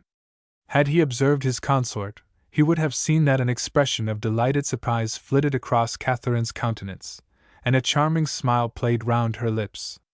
But the King, as we have said, thought only of his court. He saw only that the number of those who rejoiced at Seymour's appointment did not come up to that of those who received Surrey's nomination with so much applause. Henry frowned and muttered to himself, "These Howards are too powerful. I will keep a watchful eye upon them." Thomas Seymour approached the Queen, and bending his knee before her, kissed her hand. Catherine received him with a gracious smile. "My lord," said she, "you will at once enter on service with me, and indeed, as I hope, in such manner as will be acceptable to the whole court. My lord, take the fleetest of your coursers, and hasten to Castle Holt, where the Princess Elizabeth is staying. Carry her this letter from her royal father, and she will follow you hither. Tell her that I long to embrace in her a friend and sister, and that I pray her to pardon me if I cannot give up to her exclusively the heart of her king and father, but that I also must still keep a place in the same for myself. Hasten to Castle Holt, my lord, and bring us Princess Elizabeth." Chapter 10. The King's Fool. 2 years had passed away since the King's marriage, and still Catherine Parr had always kept in favor with her husband. Still her enemies were foiled in their attempts to ruin her, and raise the 7th Queen to the throne. Catherine had ever been cautious, ever discreet. She had always preserved a cold heart and a cool head. Each morning she had said to herself that this day might be her last, that some incautious word, some inconsiderate act, might deprive her of her crown and her life. For Henry's savage and cruel disposition seemed, like his corpulency, to increase daily, and it needed only a trifle to inflame him to the highest pitch of rage which, each time, fell with fatal stroke on him who aroused it. A knowledge and consciousness of this had made the Queen cautious. She did not wish to die yet. She still loved life so much. She loved it because it had as yet afforded her so little delight. She loved it because she had so much happiness, so much rapture and enjoyment yet to hope from it. She did not wish to die yet, for she was ever waiting for that life of which she had a foretaste only in her dreams, and which her palpitating and swelling heart told her was ready to awaken her, and with its sunny, brilliant eyes arouse her from the winter sleep of her existence. It was a bright and beautiful spring day. Catherine wanted to avail herself of it, to take a ride and forget for one brief hour that she was a queen. She wanted to enjoy the woods, the sweet May breeze, the song of birds, the green meadows, and to inhale in full draughts the pure air. She wanted to ride. Nobody suspected how much secret delight and hidden rapture lay in these words. No one suspected that for months she had been looking forward with pleasure to this ride, and scarcely dared to wish for it, just because it would be the fulfillment of her ardent wishes. She was already dressed in her riding habit, and the little red velvet hat, with its long, drooping white feather, adorned her beautiful head. Walking up and down the room, she was waiting only for the return of the Lord Chamberlain, whom she had sent to the king to inquire whether he wished to speak with her before her ride. Suddenly the door opened, and a strange apparition showed itself on the threshold. It was a small, compact masculine figure, clad in vesture of crimson silk, which was trimmed in a style showy and motley enough, with puffs and bows of all colors, and which, just on account of its motley appearance, contrasted strangely enough with the man's white hair, and earnest and somber face. "Ah, the king's fool!" said Catherine, with a merry laugh. "Well, John, what is it that brings you here? Do you bring me a message from the king, or have you made a bold hit, and wish me to take you again under my protection?" "No, Queen," said John Haywood seriously. "I have made no bold hit, nor do I bring a message from the king. I bring nothing but myself." "Ah, Queen, I see you want to laugh, but I pray you forget for a moment that John Haywood is the king's fool, and that it does not become him to wear a serious face and indulge sad thoughts like other men. Oh, I know that you are not merely the king's fool, but a poet also," said Catherine, with a gracious smile. "Yes," said he, "I am a poet, and therefore it is altogether proper for me to wear this fool's cap, for poets are all fools, and it were better for them to be hung on the nearest tree instead of being permitted to run about in their crazy enthusiasm, and babble things on account of which people of sense despise and ridicule them. I am a poet, and therefore, Queen, I have put on this fool's dress, which places me under the king's protection, and allows me to say to him all sorts of things which nobody else has the courage to speak out. But today, Queen, I come to you neither as a fool nor as a poet, but I come to you because I wish to cling to your knees and kiss your feet. I come because I wish to tell you that you have made John Haywood forever your slave. He will from this time forth lie like a dog before your threshold and guard you from every enemy and every evil which may press upon you. Night and day he will be ready for your service, and know either repose nor rest, if it is necessary to fulfill your command or your wish." As he thus spoke, with trembling voice and eyes dimmed with tears, he knelt down and bowed his head at Catherine's feet. "But what have I done to inspire you with such a feeling of thankfulness?" asked Catherine with astonishment. "How have I deserved that you, the powerful and universally dreaded favorite of the king, should dedicate yourself to my service?" "What have you done?" said he. "My lady, you have saved my son from the stake." They had condemned him, that handsome noble youth, condemned him, because he had spoken respectfully of Thomas More, because he said this great and noble man did right to die, rather than be false to his convictions. Ah, nowadays it requires such a trifle to condemn a man to death. A couple of thoughtless words are sufficient. And this miserable, lickspittle Parliament, in its dastardliness and worthlessness, always condemns and sentences, because it knows that the king is always thirsty for blood, and always wants the fires of the stake to keep him warm. So they had condemned my son likewise, and they would have executed him, but for you. But you, whom God has sent as an angel of reconciliation on this regal throne reeking with blood, you who daily risk your life and your crown to save the life of some one of those unfortunates whom fanaticism and thirst for blood have sentenced, and to procure their pardon, you have saved my son also. How? That young man who was to be burned yesterday was your son? Yes, he was my son.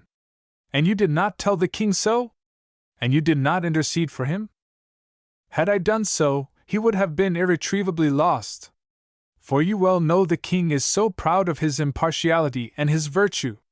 Oh, had he known that Thomas is my son, he would have condemned him to death, to show the people that Henry VIII everywhere strikes the guilty and punishes the sinner, whatever name he may bear, and whoever may intercede for him. Ah, even your supplication would not have softened him, for the high priest of the English Church could never have pardoned this young man for not being the legitimate son of his father, for not having the right to bear his name, because his mother was the spouse of another man whom Thomas must call father. Per Heywood. Yes, now I understand. The king would, indeed, never have forgiven this, and had he known it, your son would have inevitably been condemned to the stake. You saved him, Queen! Do you not believe now that I shall be forever thankful to you? I do believe it, said the Queen, with a pleasant smile, as she extended her hand for him to kiss. I believe you, and I accept your service. And you will need it, Queen, for a tempest is gathering over your head, and soon the lightning will flash and the thunders roll. Oh, I fear not. I have strong nerves, said Catherine, smiling. When a storm comes, it is but a refreshing of nature, and I have always seen that after a storm the sun shines again. You are a brave soul, swirled John Heywood sadly. That is, I am conscious of no guilt. But your enemies will invent a crime to charge you with. Ah, as soon as it is the aim to calumniate a neighbor and plunge him in misery, men are all poets.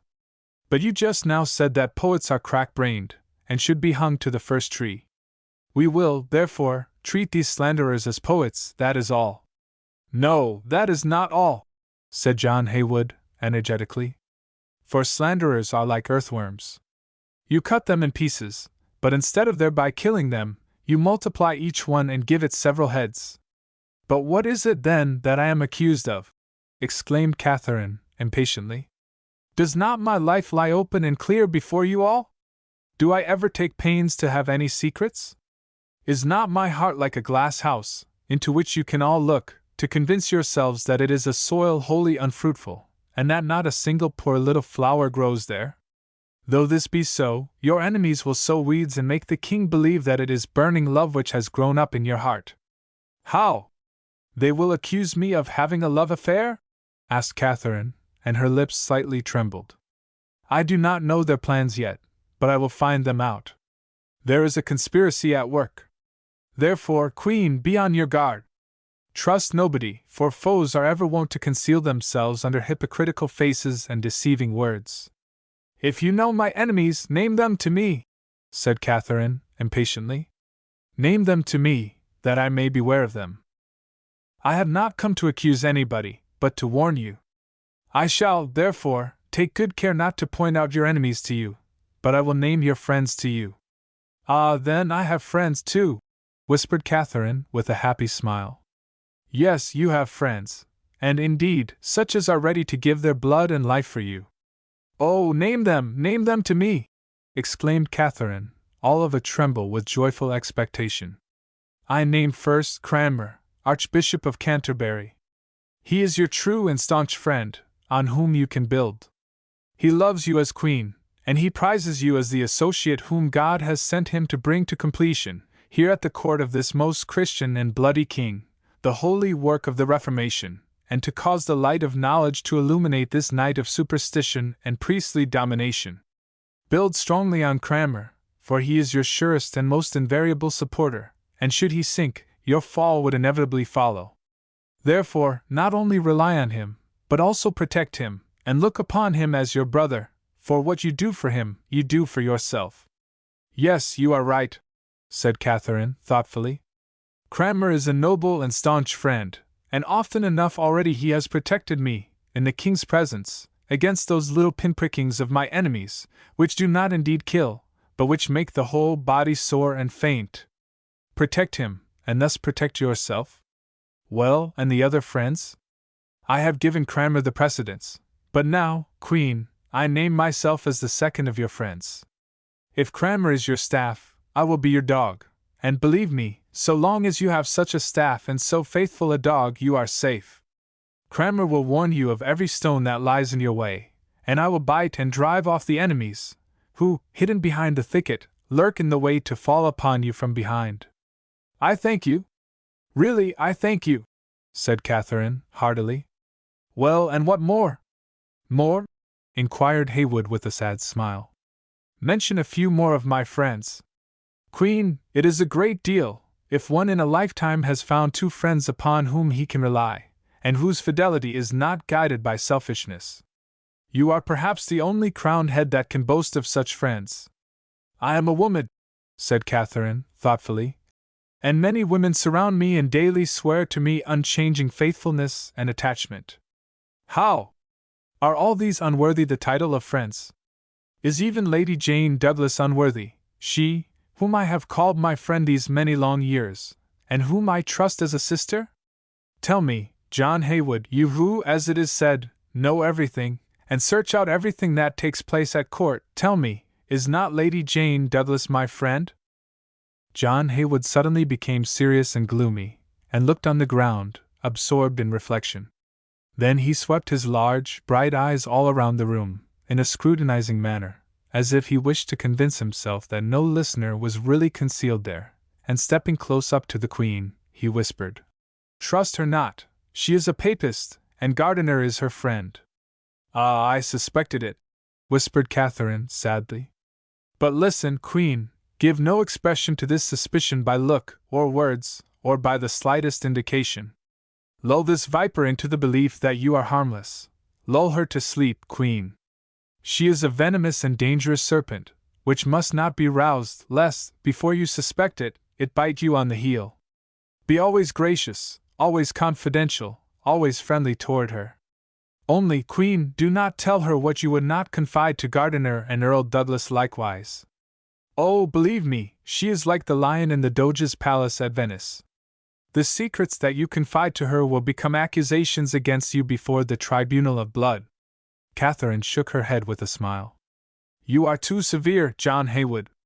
It is possible that the religion which she secretly professes has estranged her heart from me, but she would never be capable of betraying me, or of leaguing herself with my foes. No, John, you are mistaken. It would be a crime to believe thus.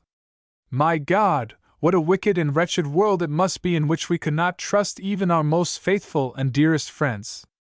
The world is indeed wicked and wretched, and one must despair of it, or consider it a merry jest, with which the devil tickles our noses.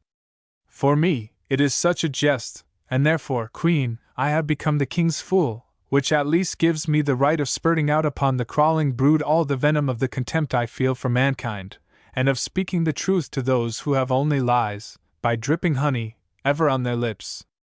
The sages and poets are the real fools of our day, and since I did not feel a vocation to be a king, or a priest, a hangman, or a lamb for sacrifice, I became a fool.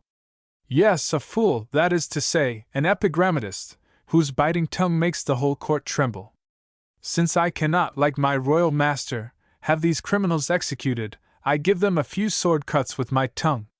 Ah, I tell you, you will much need this ally. Be on your guard, Queen. I heard this morning the first growl of the thunder, and in Lady Jane's eyes I observed the stealthy lightning.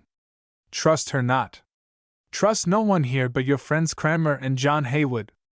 And you say, that in all this court, among all these brilliant women, these brave cavaliers, the poor Queen has not a single friend, not a soul, whom she may trust, on whom she may lean? Oh, John Heywood, think again, have pity on the poverty of a queen. Think again. Say, only you two? No friend but you? And the Queen's eyes filled with tears, which she tried in vain to repress. John Heywood saw it, and sighed deeply. Better than the Queen herself perhaps, he had read the depths of her heart, and knew its deep wound. But he also had sympathy with her pain, and wished to mitigate it a little. I recollect, said he, gently and mournfully. Yes, I recollect you have yet a third friend at this court. Ah, a third friend! Exclaimed Catherine, and again her voice sounded cheery and joyous. Name him to me, name him! For you see clearly I am burning with impatience to hear his name. John Heywood looked into Catherine's glowing countenance with a strange expression, at once searching and mournful, and for a moment dropped his head upon his breast and sighed. "Now, John, give me the name of this third friend." "Do you not know him, Queen?" asked Heywood, as he again stared steadily in her face. "Do you not know him? It is Thomas Seymour, Earl of Sudley." There passed as it were a sunbeam over Catherine's face, and she uttered a low cry. John Heywood said sadly, "Queen, the sun strikes directly in your face. Take care that it does not blind your bright eyes. Stand in the shade, your Majesty, for, hark! There comes one who might report the sunshine in your face for a conflagration." Just then the door opened, and Lady Jane appeared on the threshold. She threw a quick, searching glance around the room, and an imperceptible smile passed over her beautiful pale face. "Your Majesty," said she solemnly, "everything is ready. You can begin your ride when it pleases you. The Princess Elizabeth awaits you in the anteroom, and your master of horse already holds the stirrup of your steed." "And the Lord Chamberlain?" asked Catherine, blushing. "Has he no message from the King to bring me?" "Aye," said the Earl of Surrey as he entered. "His Majesty bids me tell the Queen that she may extend her ride as far as she wishes. The glorious weather is well worth that the Queen of England should enjoy it, and enter into a contest with the sun." "Oh, the King is the most gallant of cavaliers," said Catherine, with a happy smile. "Now come, Jane, let us ride." "Pardon me, your Majesty," said Lady Jane, stepping back. "I cannot today enjoy the privilege of accompanying your Majesty. Lady Anne Ettersville is today in attendance." "Another time, then, Jane. And you, Earl Douglas, you ride with us? The King, your Majesty, has ordered me to his cabinet." "Behold now a queen abandoned by all her friends," said Catherine cheerily, as with light, elastic steps she passed through the hall to the courtyard. "Here is something going on which I must fathom," muttered John Heywood, who had left the hall with the rest. "A mouse-trap is set, for the cats remain at home, and are hungry for their prey." Lady Jane had remained behind in the hall with her father. Both had stepped to the window, and were silently looking down into the yard, where the brilliant cavalcade of the Queen and her suite was moving about in motley confusion. Catherine had just mounted her palfrey. The noble animal, recognizing his mistress, neighed loudly, and giving a snort, reared up with his noble burden. Princess Elizabeth, who was close to the Queen, uttered a cry of alarm. "You will fall, Queen," said she. "You ride such a wild animal." "Oh, no, indeed," said Catherine, smiling. "Hector is not wild. It is with him as with me. This charming May air has made us both mettlesome and happy.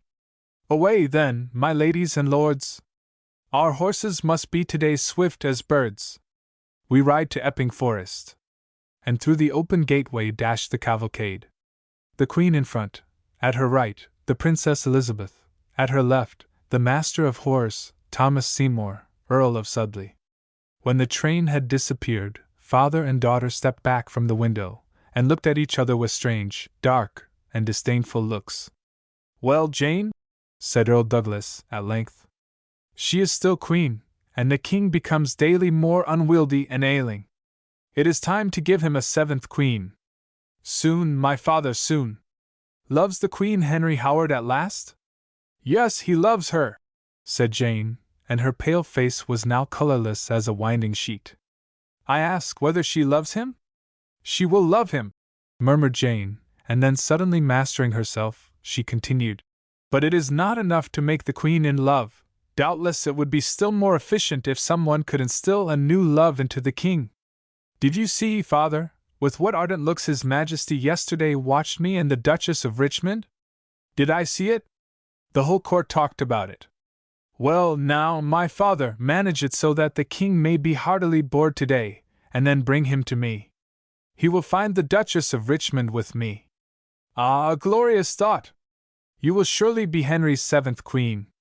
I will ruin Catherine Parr, for she is my rival, and I hate her," said Jane, with glowing cheeks and flashing eyes. "She has been Queen long enough, and I have bowed myself before her. Now she shall fall in the dust before me, and I will set my foot upon her head." Chapter 11. The Ride. It was a wondrous morning. The dew still lay on the grass of the meadows, over which they had just ridden to reach the thicket of the forest, in whose trees resounded the melodious voices of blithe birds. Then they rode along the banks of a babbling forest stream, and spied the deer that came forth into the glade on the other side, as if they wanted, like the queen and her train, to listen to the song of the birds and the murmuring of the fountains.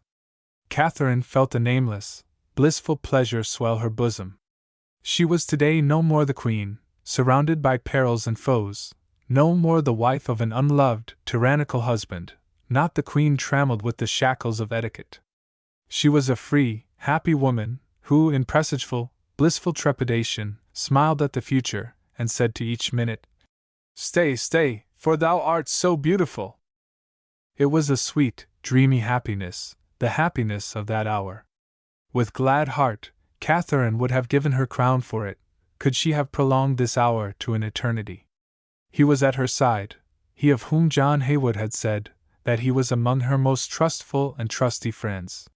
He was there, and even if she did not dare to look at him often to speak to him, yet she felt his presence, she perceived the glowing beams of his eyes, which rested on her with consuming fire.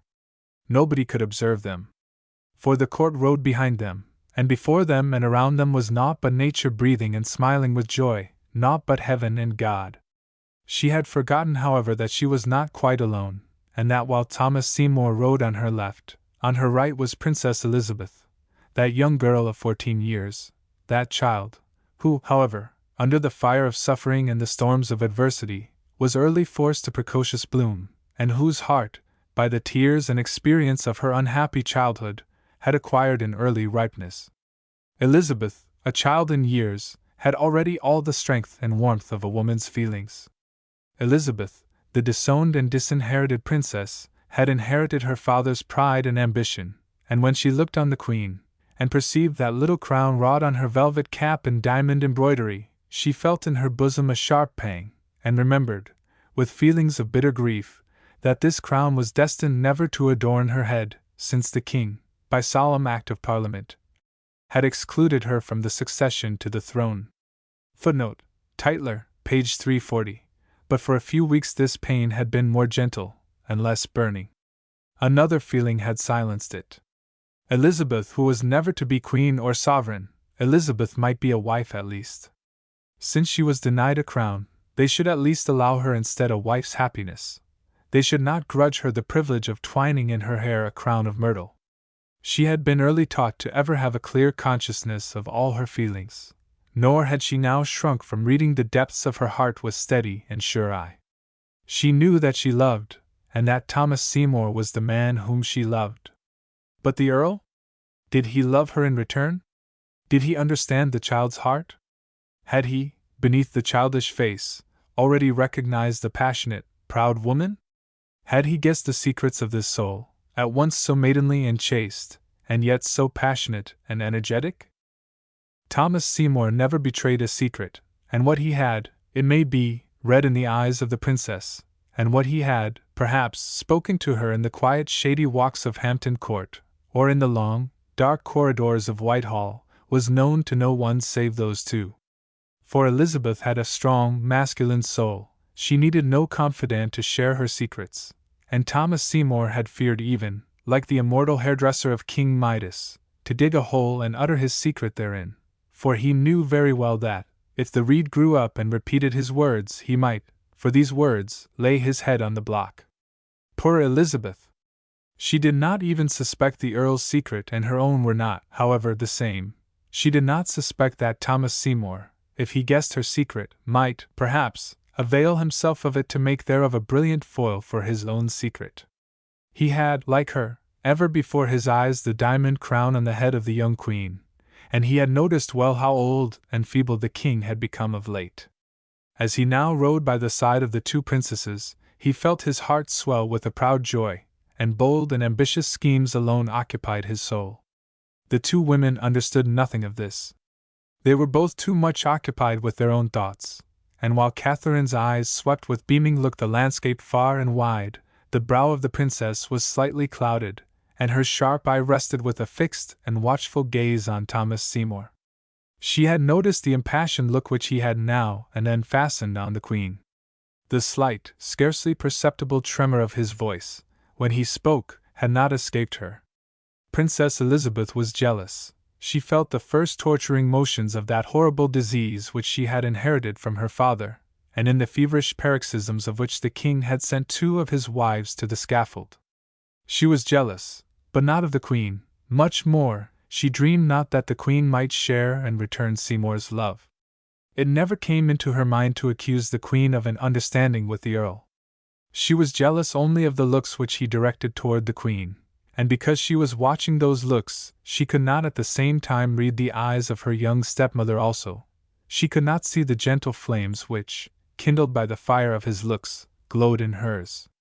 Thomas Seymour had seen them, and had he now been alone with Catherine, he would have thrown himself at her feet and confided to her all the deep and dangerous secrets that he had so long harbored in his breast. He would have left to her the choice of bringing him to the block, or of accepting the love which he consecrated to her. But there, behind them, were the spying, all-observing, all-surmising courtiers. There was the Princess Elizabeth, who, had he ventured to speak to the queen, would have conjectured from his manner the words which she could not understand, for love sees so clearly, and jealousy has such keen ears. Catherine suspected nothing of the thoughts of her companions. She alone was happy. She alone gave herself up with full soul to the enjoyment of the moment. She drew in with intense delight the pure air. She drank in the odor of the meadow blossoms. She listened with thirsty ear to the murmuring song which the wind wafted to her from the boughs of the trees. Her wishes extended not beyond the hour. She rested in the full enjoyment of the presence of her beloved. He was there. What needed she more to make her happy? Her wishes extended not beyond this hour. She was only conscious how delightful it was thus to be at her beloved's side, to breathe the same air, to see the same sun, the same flowers on which his eyes rested, and on which their glances at least might meet in kisses which were denied to their lips. But as they thus rode along, silent and meditative, each occupied with his own thoughts, there came the assistance for which Thomas Seymour had prayed, fluttering along in the shape of a fly. At first this fly sported and buzzed about the nose of the fiery, proud beast which the queen rode, and as no one noticed it, it was not disturbed by Hector's tossing of his mane, but crept securely and quietly to the top of the noble courser's head, pausing a little here and there, and sinking his sting into the horse's flesh, so that he reared and began loudly to neigh. But Catherine was a bold and dexterous rider, and the proud spirit of her horse only afforded her delight, and gave the master of horse an opportunity to praise her skill and coolness. Catherine received with a sweet smile the encomiums of her beloved. But the fly kept creeping on, and impelled by a diabolic delight, now penetrated the horse's ear. The poor, tormented animal made a spring forward. This spring, instead of freeing him from his enemy, made him penetrate the ear still farther, and sink his sting still deeper into the soft fleshy part of the same. Stung by the maddening pain, the horse cast off all control, and, heedless of bridle and scorning the bit, dashed forward in a furious run, forward over the meadow swift as an arrow, resistless as the lightning. On, to the queen's rescue! Thundered the master of horse, and with mad haste, away flew he also over the meadow. To the help of the queen! Repeated Princess Elizabeth, and she likewise spurred her horse and hurried forward, accompanied by the whole suite. But what is the speed of a horse ever so swift, but yet in his senses, compared with the raving madness of a crazy courser that, despising all subjection, and mocking at the bridle, dashes ahead, foaming with the sense of freedom and unrestraint, uncontrollable as the surge lashed by the storm. Already far behind them lay the meadows, far behind them the avenues leading through the woods, and over brooks and ditches, over meadows and wastes, Hector was dashing on. The queen still sat firmly in the saddle. Her cheeks were colorless, her lips trembled, but her eye was still bright and clear. She had not yet lost her presence of mind. She was perfectly conscious of her danger. The din of screaming, screeching voices, which she heard at first, had long since died away in silence behind her. An immense solitude, the deep silence of the grave, was around her. Naught was heard save the panting and snorting of the horse, naught but the crash and clatter of his hoofs. Suddenly, however, this sound seemed to find an echo. It was repeated over yonder. There was the same snorting and panting, there was the same resounding trampling of hoofs. And now, oh now, struck on Catherine's car the sound of a voice only too well loved, and made her scream aloud with delight and desire. But this cry frightened anew the enraged animal. For a moment, exhausted and panting, he had slackened in his mad race. Now he sprang forward with renewed energy. Now he flew on as if impelled by the wings of the wind. But ever nearer and nearer sounded the loved voice, ever nearer the tramp of his horse. They were now upon a large plain, shut in on all sides by woods. While the Queen's horse circled the plain in a wide circuit, Seymour's, obedient to the rein, sped directly across it, and was close behind the Queen. "Only a moment more! Only hold your arms firmly around the animal's neck, that the shock may not hurl you off, when I lay hold of the rein," shouted Seymour, and he set his spurs into his horse's flanks, so that he sprang forward with a wild cry. This cry roused Hector to new fury. Panting for breath, he shot forward with fearful leaps, now straight into the thicket of the woods. "I hear his voice no more," murmured Catherine. And at length, overcome with anxiety and the dizzy race, and worn out with her exertions, she closed her eyes. Her senses appeared to be about leaving her. But at this moment, a firm hand seized with iron grasped the rein of her horse, so that he bowed his head, shaking, trembling, and almost ashamed, as the horse had found his lord and master. "Saved! I am saved!" faltered Catherine, and breathless, scarcely in her senses, she leaned her head on Seymour's shoulder. He lifted her gently from the saddle, and placed her on the soft moss beneath an ancient oak. Then he tied the horses to a bough, and Catherine, trembling and faint, sank on her knees to rest after such violent exertion. Chapter 12. The Declaration. Thomas Seymour returned to Catherine. She still lay there with closed eyes, pale and motionless. He gazed on her long and steadily. His eyes drank in long draughts, the sight of this beautiful and noble woman, and he forgot at that moment that she was a queen. He was at length alone with her. At last, after 2 years of torture, of resignation, of dissimulation, God had granted him this hour, for which he had so long yearned, which he had so long considered unattainable. Now it was there, now it was his. And had the whole court, had King Henry himself, come right then, Thomas Seymour would not have heeded it, it would not have affrighted him. The blood had mounted to his head and overcome his reason. His heart, still agitated and beating violently from his furious ride and his anxiety for Catherine, allowed him to hear no other voice than that of passion. He knelt by the Queen and seized her hand. Perhaps it was this touch which roused her from her unconsciousness. She raised her eyes and gazed around with a perplexed look. "Where am I?" breathed she in a low tone. Thomas Seymour pressed her hand to his lips. "You are with the most faithful and devoted of your servants, Queen! Queen!" This word roused her from her stupor, and caused her to raise herself half up. "But where is my court? Where is the Princess Elizabeth? Where are all the eyes that heretofore watched me? Where are all the listeners and spies who accompanied the Queen?" "They are far away from here," said Seymour in a tone which betrayed his secret delight. "They are far away from here, and need at least an hour's time to come up with us." "An hour, Queen! Are you aware what that is to me? An hour of freedom, after 2 years of imprisonment. An hour of happiness, after 2 years of daily torture, daily endurance of the torments of hell." Catherine, who had at first smiled, had now become grave and sad. Her eye rested on the cap which had fallen from her head and lay near her on the grass. She pointed with trembling finger to the crown, and said softly, "Recognize you that sign, my lord?" "I recognize it, my lady, but in this hour, I no longer shrink back at it. There are moments in which life is at its crowning point, and when one heeds not the abyss that threatens close beneath. Such an hour is the present. I am aware that this hour makes me guilty of high treason and may send me to the block, but nevertheless I will not be silent. The fire which burns in my breast consumes me.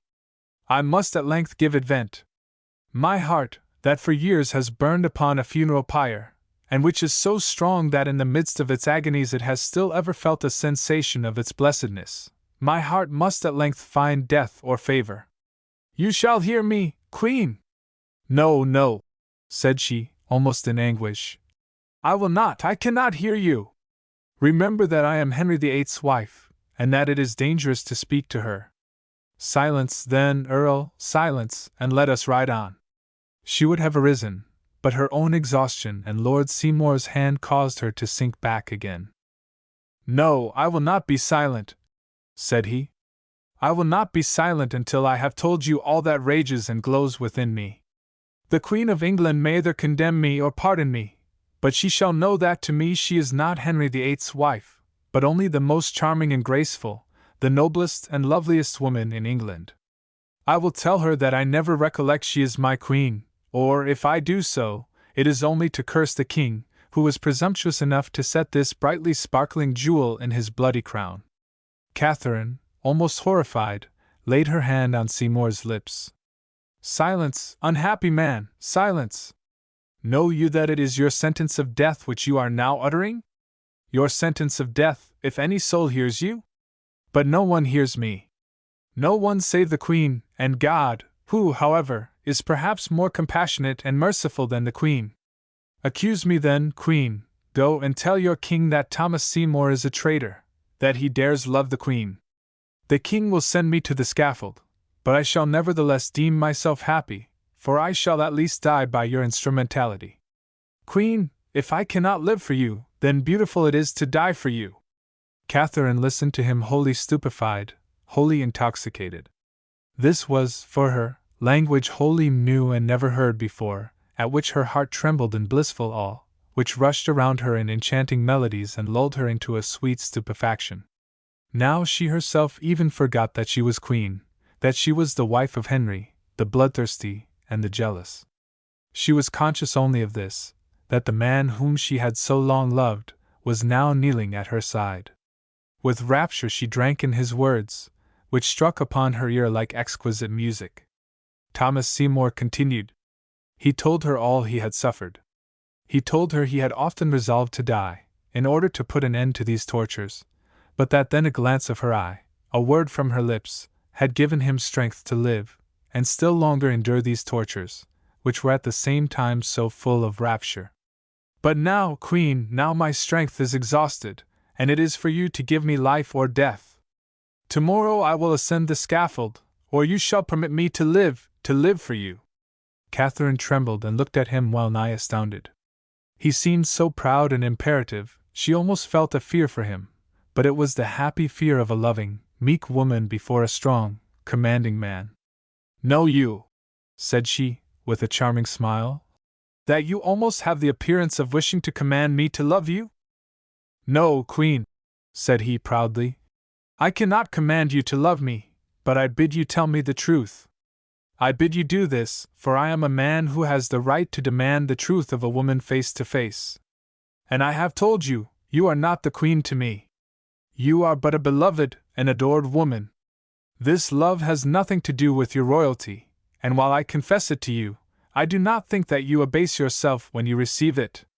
For the true love of a man is ever the holiest gift that he can present to a woman, and if a beggar dedicates it to a queen, she must feel herself honored by it. Oh, Queen, I am a beggar.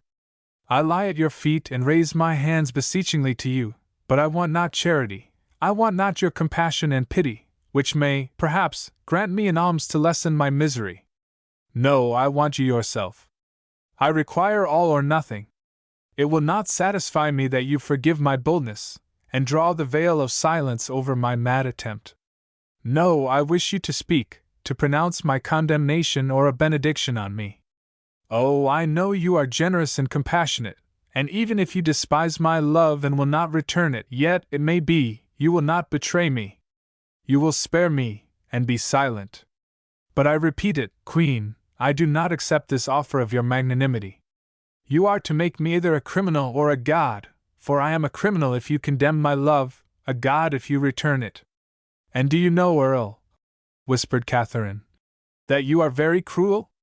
You want me to be either an accuser or an accomplice.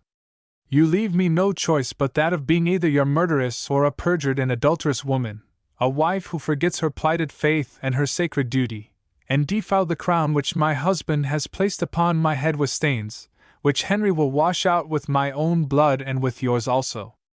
Let it be so, then, cried the Earl, almost joyfully. Let my head fall, no matter how or when, if you but love me, for then I shall still be immortal, for a moment in your arms is an eternity of bliss. But I have already told you that not only your head, but mine also, is concerned in this matter. You know the king's harsh and cruel disposition. The mere suspicion is enough to condemn me. Ah, if he knew what we have just now spoken here, he would condemn me, as he condemned Catherine Howard, though I am not guilty as she was. Ah, I shudder at the thought of the block, and you, Earl Seymour, you would bring me to the scaffold, and yet you say you love me. Seymour sunk his head mournfully upon his breast, and sighed deeply. You have pronounced my sentence, Queen, and though you are too noble to tell me the truth, yet I have guessed it. No, you do not love me, for you see with keen eyes the danger that threatens you, and you fear for yourself. No, you love me not, else you would think of nothing save love alone. The dangers would animate you, and the sword which hangs over your head you would not see, or you would with rapture grasp its edge and say, What is death to me, since I am happy? What care I for dying, since I have felt immortal happiness? Ah, Catherine, you have a cold heart and a cool head. May God preserve them both to you, then will you pass through life quietly and safely. But you will yet be a poor, wretched woman, and when you come to die, they will place a royal crown upon your coffin, but love will not weep for you. Farewell, Catherine, Queen of England, and since you cannot love him, give Thomas Seymour, the traitor, your sympathy at least. He bowed low and kissed her feet. Then he arose and walked with firm step to the tree where he had tied the horses. But now Catherine arose, now she flew to him, and grasping his hand, asked, trembling and breathless, What are you about to do? Whither are you going? To the king, my lady. And what will you do there? I will show him a traitor who has dared love the queen. You have just killed my heart. He will kill only my body. That is less painful, and I will thank him for it. Catherine uttered a cry, and with passionate vehemence drew him back to the place where she had been resting. If you do what you say, you will kill me, said she, with trembling lips. Hear me, hear! The moment you mount your horse to go to the king, I mount mine too, but not to follow you, not to return to London, but to plunge with my horse down yonder precipice. Oh, fear nothing, they will not accuse you of my murder. They will say that I plunged down there with my horse, and that the raging animal caused my death. Queen, take good heed, consider well what you say, exclaimed Thomas Seymour, his countenance clearing up and his face flaming with delight. Bear in mind that your words must be either a condemnation or an avowal. I wish death, or your love. Not the love of a queen, who thinks to be gracious to her subject, when for the moment she elevates him to herself, but the love of a woman who bows her head in meekness and receives her lover as at the same time her lord. Oh, Catherine, be well on your guard. If you come to me with the pride of a queen, if there be even one thought in you which tells you that you are bestowing a favor on a subject as you take him to your heart, then be silent, and let me go hence. I am proud, and as nobly born as yourself, and however love throws me conquered at your feet, yet it shall not bow my head in the dust. But if you say that you love me, Catherine, for that I will consecrate my whole life to you. I will be your lord, but your slave also. There shall be in me no thought, no feeling, no wish that is not devoted and subservient to you. And when I say that I will be your lord, I mean not thereby that I will not lie forever at your feet and bow my head in the dust, and say to you, Tread on it, if it seem good to you, for I am your slave. And speaking thus, he dropped on his knees and pressed to her feet his face, whose glowing and noble expression ravished Catherine's heart. She bent down to him, and gently lifting his head, looked with an indescribable expression of happiness and love deep into his beaming eyes. Do you love me? Asked Seymour, as he put his arm softly around her slender waist, and arose from his kneeling attitude. I love you, said she, with a firm voice and a happy smile. I love you, not as a queen, but as a woman, and if perchance this love bring us both to the scaffold, well then we shall at least die together, to meet again there above. No, think not now of dying, Catherine, think of living, of the beautiful, enchanting future which is beckoning to us. Think of the days which will soon come, and in which our love will no longer require secrecy or a veil, but when we will manifest it to the whole world, and can proclaim our happiness from a full glad breast.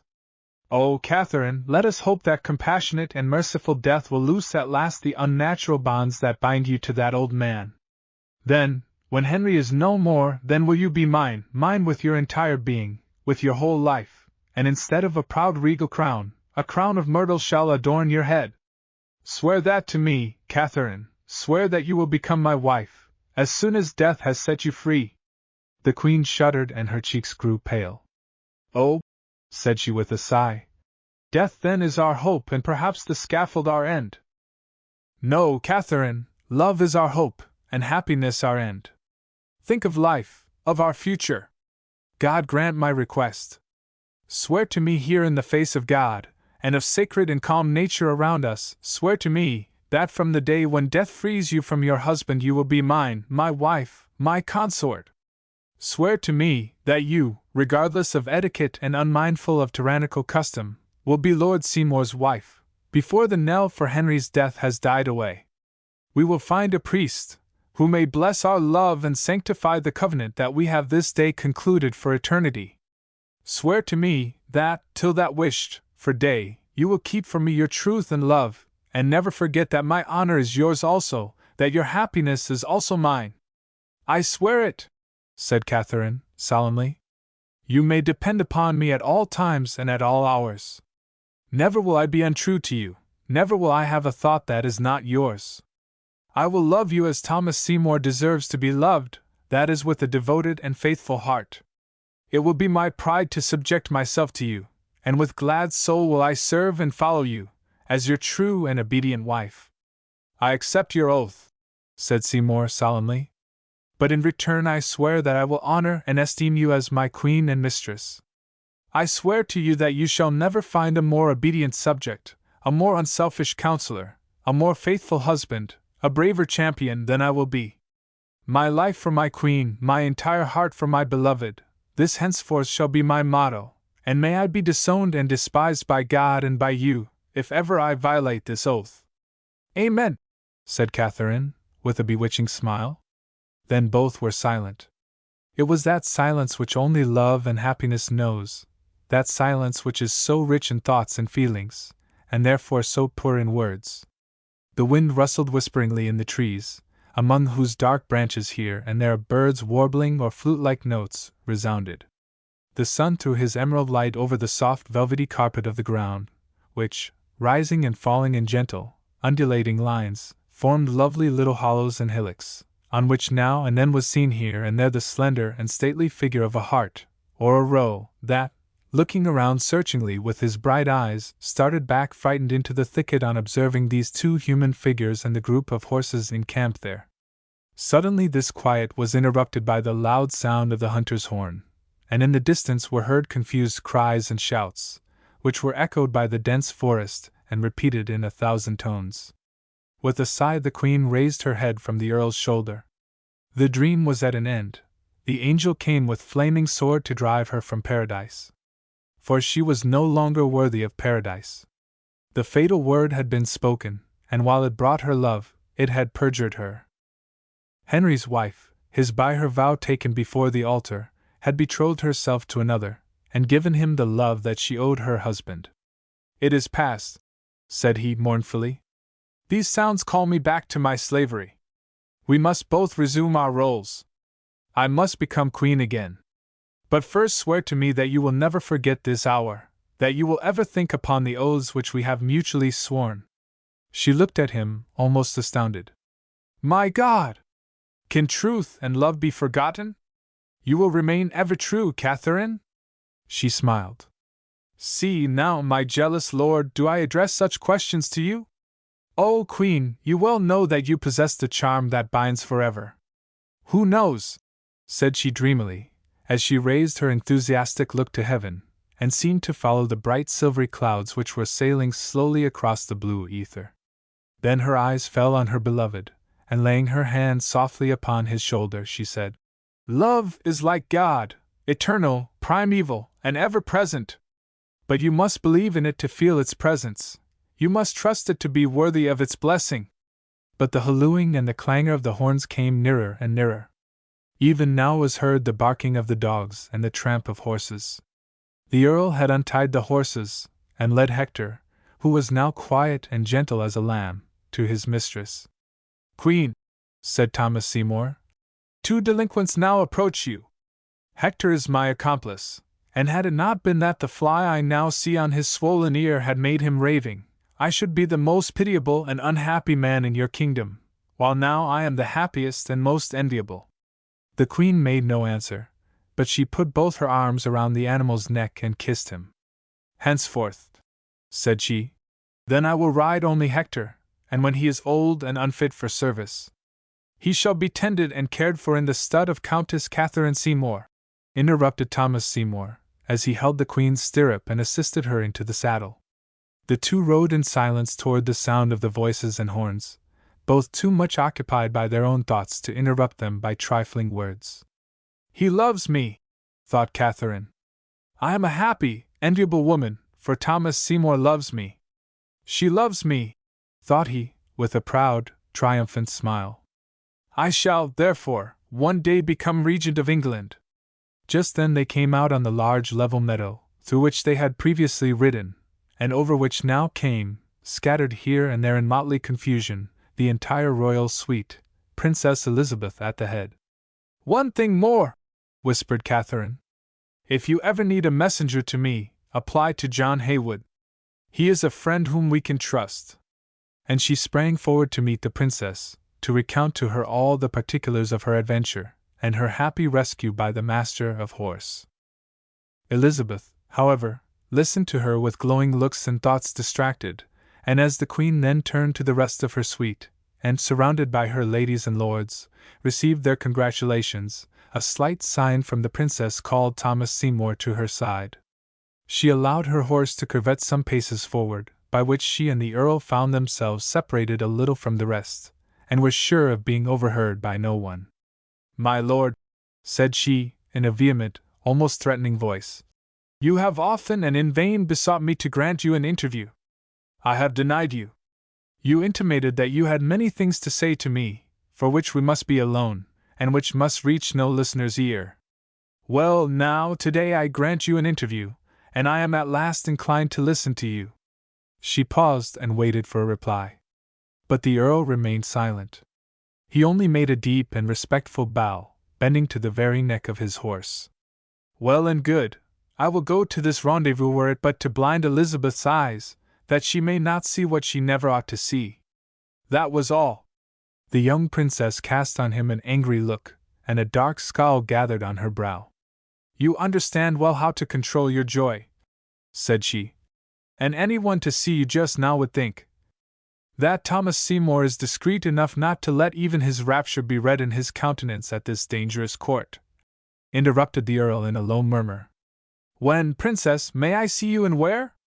"Wait for the message that John Haywood will bring you today," whispered Elizabeth, as she sprang forward and again drew near the Queen. "John Haywood, again," muttered the Earl. "The confidant of both, and so my hangman, if he wishes to be." Chapter 13. Le Roi à Sonnet. King Henry was alone in his study.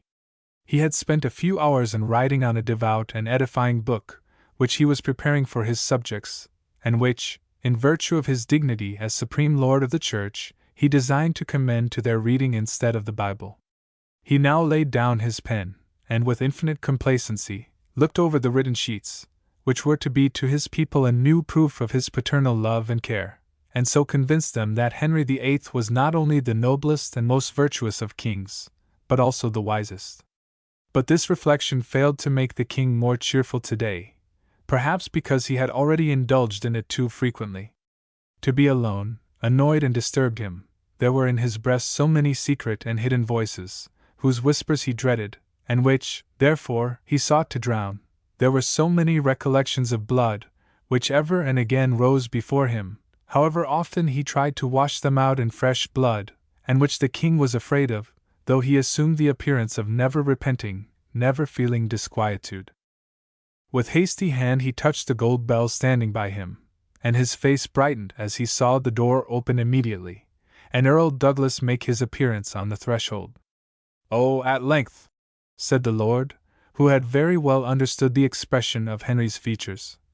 "At length, the king condescends to be gracious to his people." "I gracious?" asked the king, utterly astonished. "Well, how am I so?"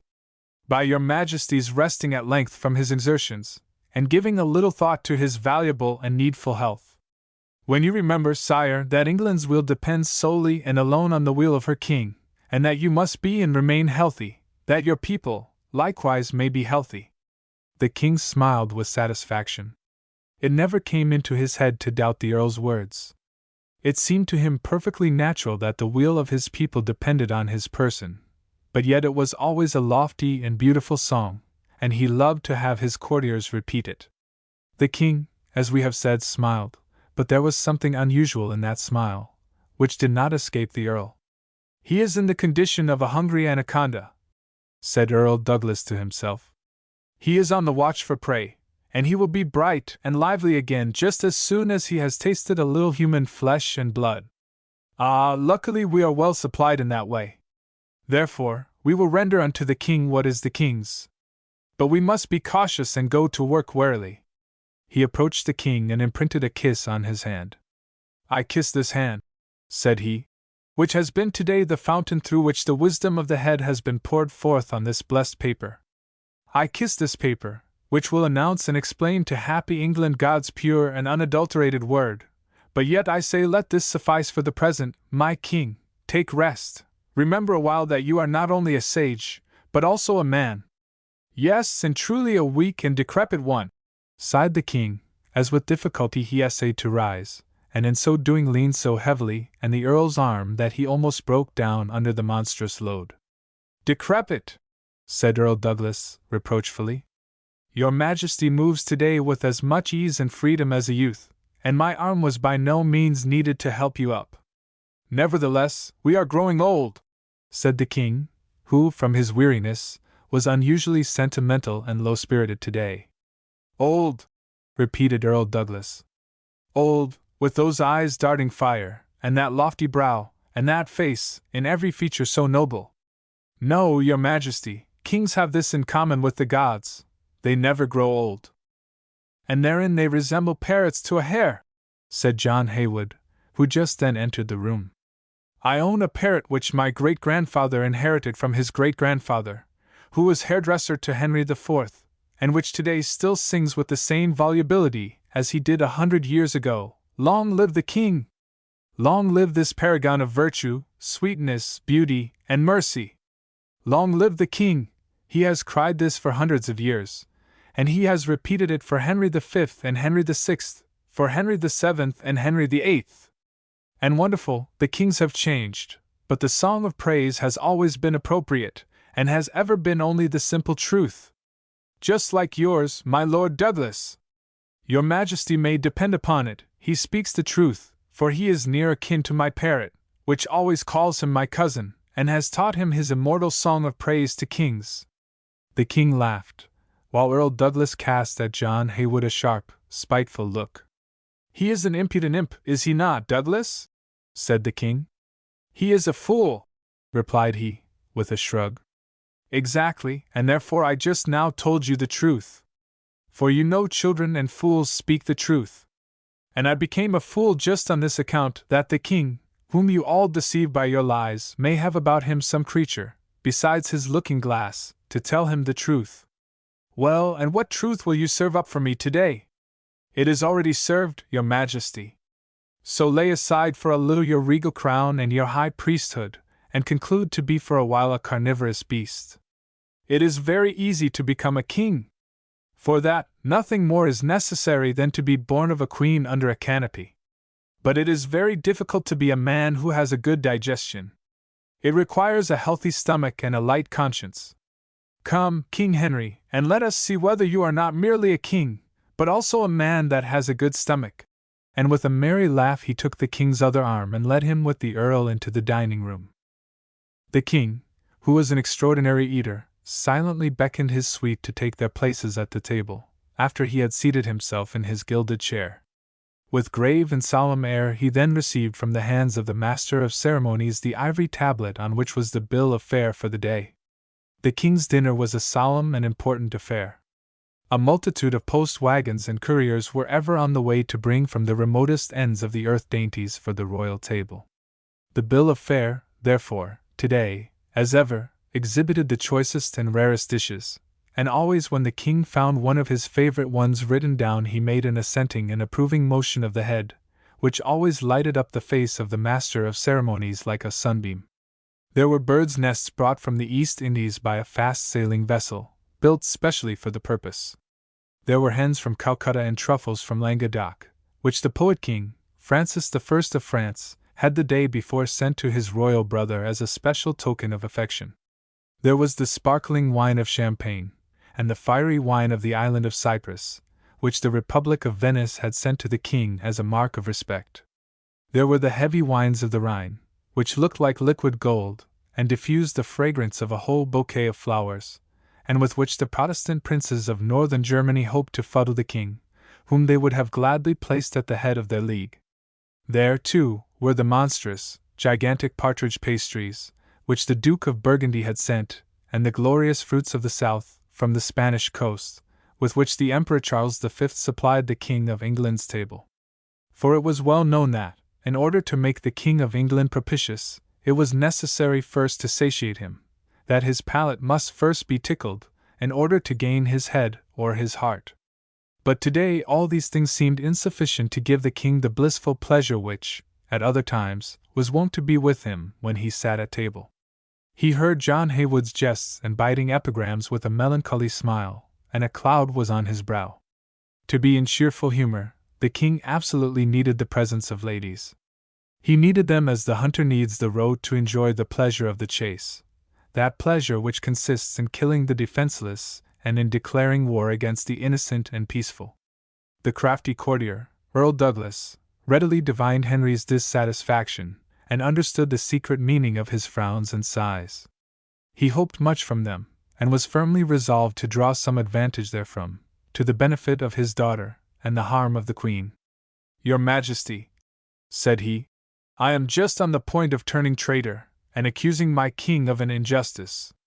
The king turned his flashing eyes upon him, and put his hand, sparkling with jeweled rings, to the golden goblet filled with Rhenish wine. "Of an injustice, me, your king?" asked he, with stammering tongue. "Yes, of an injustice, inasmuch as you are for me God's visible representative on earth. I would blame God if he withdrew from us for a day the brightness of the sun, the gorgeousness and perfume of his flowers, for since we children of men are accustomed to enjoy these glories, we have in a certain measure gained a right to them. So I accuse you because you have withdrawn from us the embodied flowers and the incarnate suns, because you have been so cruel, sire, as to send the Queen to Epping Forest." "Not so, the Queen wanted to ride," said Henry, peevishly. "The spring weather attracted her, and since I, alas, do not possess God's exalted attribute of ubiquity, I was, no doubt, obliged to come to the resolution of being deprived of her presence. There is no horse capable of carrying the King of England. There is Pegasus, however, and in masterly manner you know how to manage him." "But how, your Majesty?" "The Queen wanted to ride, though she was deprived of your presence thereby. She wanted to ride, though this pleasure ride was at the same time a separation from you. Oh, how cold and selfish are women's hearts! Were I a woman, I would never depart from your side, I would covert no greater happiness than to be near you, and to listen to that high and exalted wisdom which pours from your inspired lips.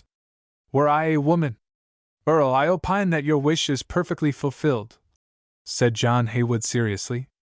"You make in all respects the impression of an old woman." All laughed. But the king did not laugh. He remained serious, and looked gloomily before him. "It is true," muttered he. "She seemed excited with joy about this excursion, and in her eyes shone a fire I have seldom seen there. There must be some peculiar circumstance connected with this ride. Who accompanied the Queen?" "Princess Elizabeth," said John Heywood, who had heard everything, and saw clearly the arrow that the Earl had shot at the Queen. "Princess Elizabeth, her true and dear friend, who never leaves her side. Besides, her maids of honor, who, like the dragon in the fable, keep watch over the beautiful princess. Who else is in the Queen's company? Inquired Henry, sullenly. The Master of Horse, Earl of Sudley, said Douglas. And that is an observation in the highest degree superfluous, interrupted John Haywood. It is perfectly well understood by itself that the Master of Horse accompanies the Queen. That is just as much his office as it is yours to sing the song of your cousin, my parrot. He is right, said the King quickly. Thomas Seymour must accompany her, and it is my will also. Thomas Seymour is a faithful servant, and this he has inherited from his sister Jane, my much-loved Queen, now at rest with God, that he is devoted to his King in steadfast affection. The time has not yet come when one may assail the Seymours, thought the Earl. The King is yet attached to them, so he will feel hostile toward the foes of the Seymours. Let us then begin our attack on Henry Howard, that is to say, on the Queen. Who accompanied the Queen besides? Inquired Henry VIII, emptying the golden beaker at a draught, as though he would thereby cool the fire which already began to blaze within him. But the fiery Rhenish wine, instead of cooling, only heated him yet more. It drove, like a tempest, the fire kindled in his jealous heart in bright flames to his head, and made his brain glow like his heart. Who else accompanied her beside these? Asked Earl Douglas carelessly. Well, I think the Lord Chamberlain, Earl of Surrey. A dark scowl gathered on the King's brow. The lion had scented his prey. The Lord Chamberlain is not in the Queen's train, said John Haywood earnestly. No, exclaimed Earl Douglas. The poor Earl. That will make him very sad. And why think you that will make him sad? Asked the King in a voice very like the roll of distant thunder. Because the Earl of Surrey is accustomed to live in the sunshine of royal favor, sire. Because he resembles that flower which always turns its head to the sun, and receives from it vigor, color, and brilliancy. Let him take care that the sun does not scorch him, muttered the King. Earl, said John Haywood, you must put on your spectacles so that you can see better. This time you have confounded the sun with one of its satellites. Earl Surrey is far too prudent a man to be so foolish as to gaze at the sun, and thereby blind his eyes and parch his brain. And so he is satisfied to worship one of the planets that circle round the sun. What does the fool intend to say by that? Asked the Earl contemptuously. The wise will thereby give you to understand that you have this time mistaken your daughter for the Queen, said John Haywood, emphasizing sharply every word. And that it has happened to you, as to many a great astrologer, you have taken a planet for a Sunday. Earl Douglas cast a dark, spiteful look at John Haywood, who answered it with one equally piercing and furious. Their eyes were firmly fixed on each other's, and in those eyes they both read all the hatred and all the bitterness which were working in the depths of their souls. Both knew that they had from that hour sworn to each other an enmity burning and full of danger. The King had noticed nothing of this dumb but significant scene. He was looking down, brooding over his gloomy thoughts, and the storm clouds rolling around his brow gathered darker and darker. With an impetuous movement he arose from his seat, and this time he needed no helping hand to stand up. Wrath was the mighty lever that threw him up.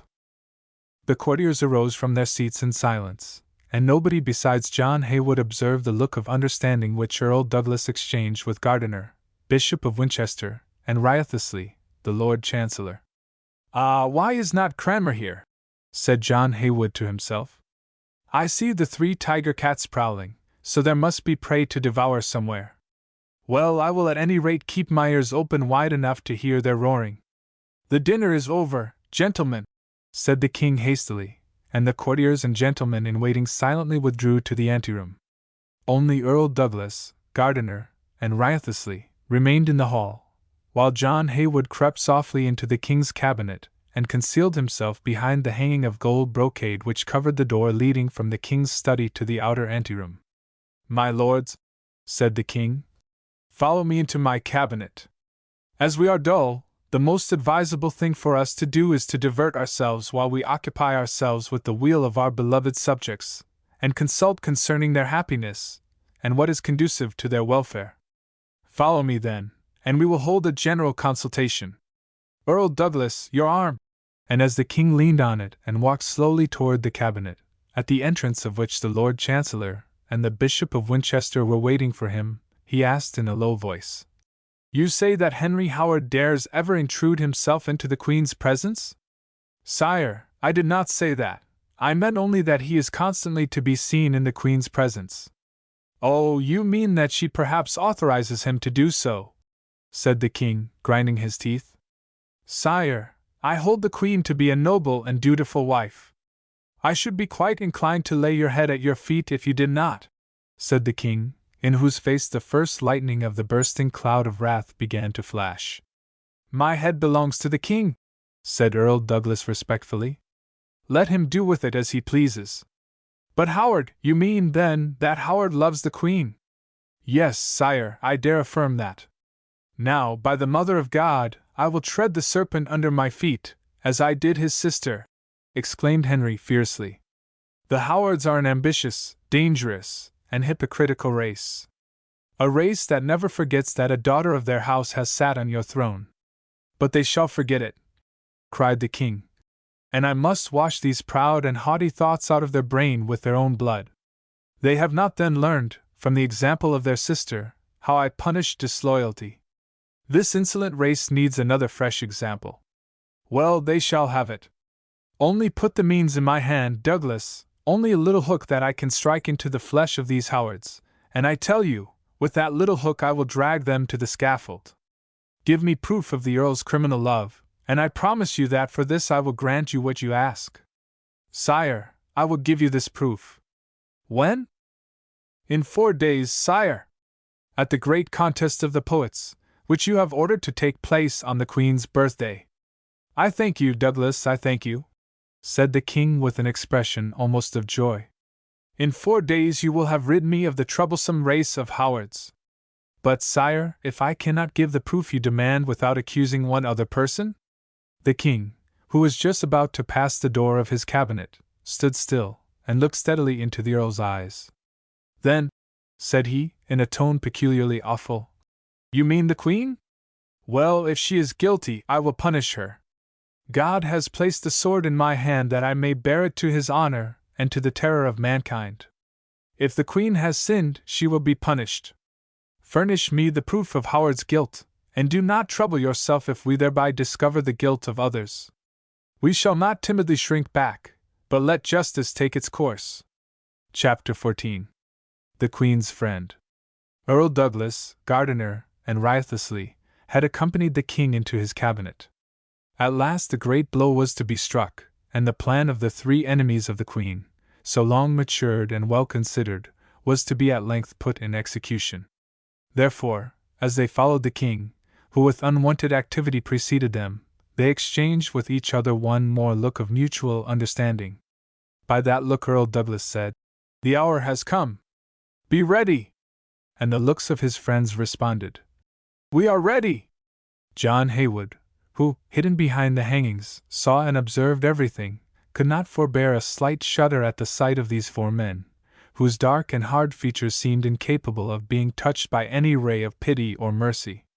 There was first the king, that man with the protean countenance, across which storm and sunshine, God and the devil traced each minute new lines, who could be now an inspired enthusiast, and now a bloodthirsty tyrant, now a sentimental wit, and anon a wanton reveler, the king, on whose constancy nobody, not even himself, could rely, ever ready, as it suited his caprice or his interest, to betray his most faithful friend, and to send to the scaffold today those whom but yesterday he had caressed and assured of his unchanging affection, the king, who considered himself privileged to indulge with impunity his low appetites, his revengeful impulses, his bloodthirsty inclinations, who was devout from vanity, because devotion afforded him an opportunity of identifying himself with God, and of regarding himself in some sort the patron of deity. There was Earl Douglas, the crafty courtier with ever-smiling face, who seemed to love everybody, while in fact he hated all, who assumed the appearance of perfect harmlessness, and seemed to be indifferent to everything but pleasure, while nevertheless secretly he held in his hand all the strings of that great net which encompassed alike court and king. Earl Douglas, whom the king loved for this alone, because he generally gave him the title of grand and wise high priest of the church, and who was, notwithstanding this, Loyola's vicegerent, and a true and faithful adherent of that pope who had damned the king as a degenerate son and given him over to the wrath of God.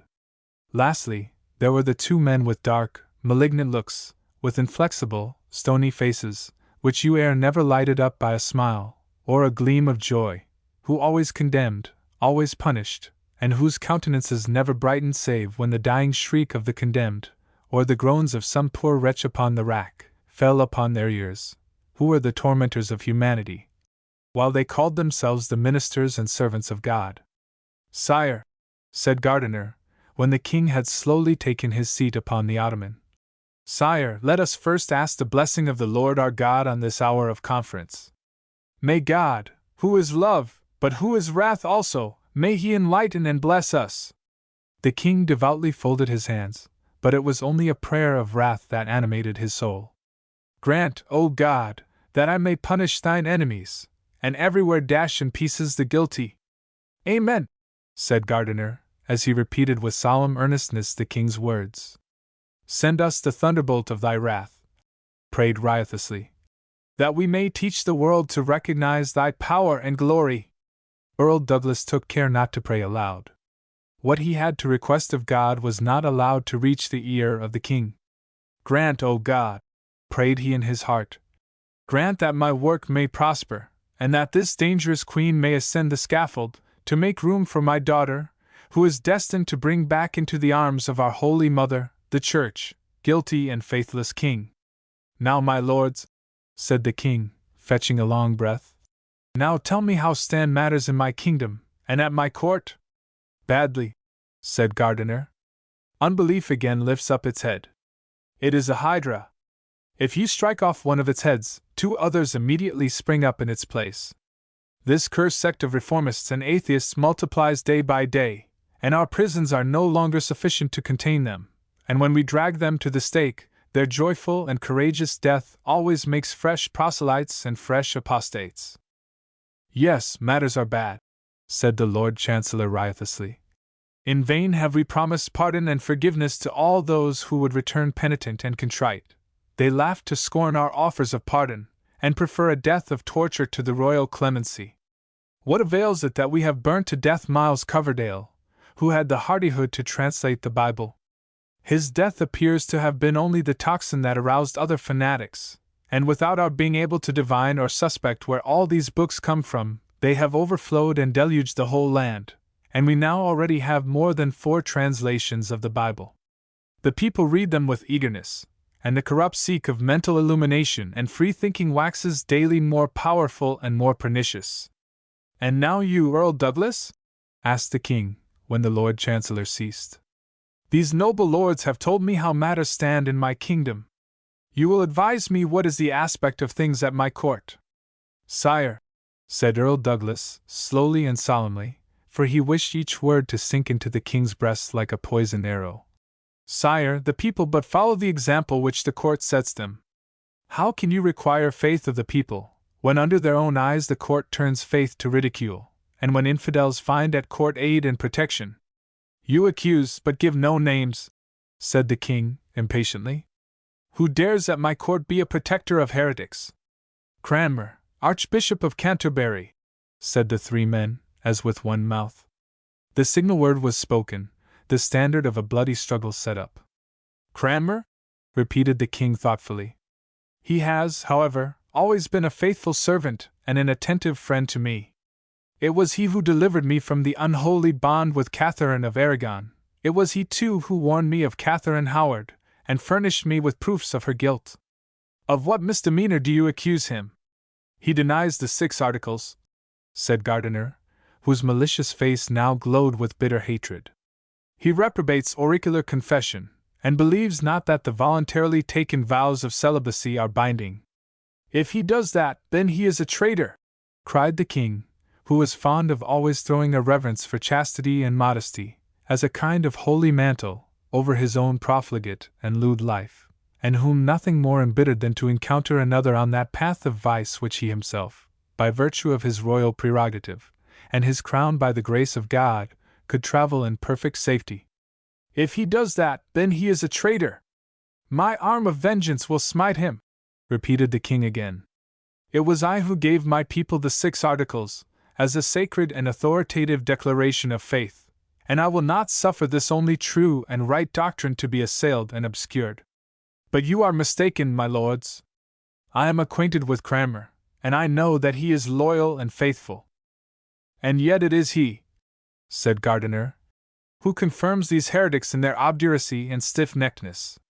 He is the cause why these lost wretches do not, from the fear of divine wrath at least, return to you, their sovereign and high priest. For he preaches to them that God is love and mercy. He teaches them that Christ came into the world in order to bring to the world love and the forgiveness of sins, and that they alone are Christ's true disciples and servants who emulate his love. Do you not see then, sire, that this is a covert and indirect accusation against yourself, and that while he praises pardoning love, he at the same time condemns and accuses your righteous and penitentiary wrath? The king did not answer immediately, but sat with his eyes fixed, grave and pondering. The fanatical priest had gone too far, and without being aware of it, it was he himself who was that very instant accusing the king. Earl Douglas felt this. He read in the king's face that he was just then in one of those moments of contrition which sometimes came over him when his soul held involuntary intercourse with itself. It was necessary to arouse the sleeping tiger and point out to him some prey, so as to make him again bloodthirsty. It would be proper if Cranmer preached only Christian love, said he. Then would he be only a faithful servant of his Lord, and a follower of his King. But he gives to the world an abominable example of a disobedient and perfidious servant. He denies the truth of the 6 Articles, not in words but in deeds. You have ordered that the priests of the Church remain single. Now, then, the Archbishop of Canterbury is married. Married! Cried the king, his visage glowing with rage. Ah, I will chastise him, this transgressor of my holy laws.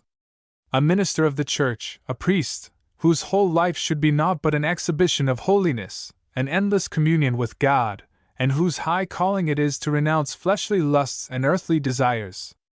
And he is married! I will make him feel the whole weight of my royal anger. He shall learn from his own experience that the king's justice is inexorable, and that in every case he smites the head of the sinner, be he who he may. Your Majesty is the embodiment of wisdom and justice, said Douglas, and your faithful servants well know, if the royal justice is sometimes tardy in smiting guilty offenders, this happens not through your will, but through your servants who venture to stay the arm of justice. When and where has this happened? Asked Henry, and his face flushed with rage and excitement. Where is the offender whom I have not punished? Where in my realm lives a being who has sinned against God or his king, and whom I have not dashed to atoms? Sire, said Gardiner solemnly, and Askew is yet alive. She lives to mock at your wisdom and to scoff at your holy creed, cried riotously. She lives because Bishop Cranmer wills that she should not die, said Douglas, shrugging his shoulders. The king broke out into a short, dry laugh. Ah, Cranmer wills not that and Askew die, said he, sneering. He wills not that this girl, who has so fearfully offended against her king, and against God, should be punished. Yes, she has offended fearfully, and yet 2 years have passed away since her offense, cried Gardiner. 2 years which she has spent in deriding God and mocking the king. Ah, said the king, we have still hope to turn this young, misguided creature from the ways of sin and error to the path of wisdom and repentance. We wish for once to give our people a shining example of our willingness to forgive those who repent and renounce their heresy, and to restore them to a participation of our royal favor.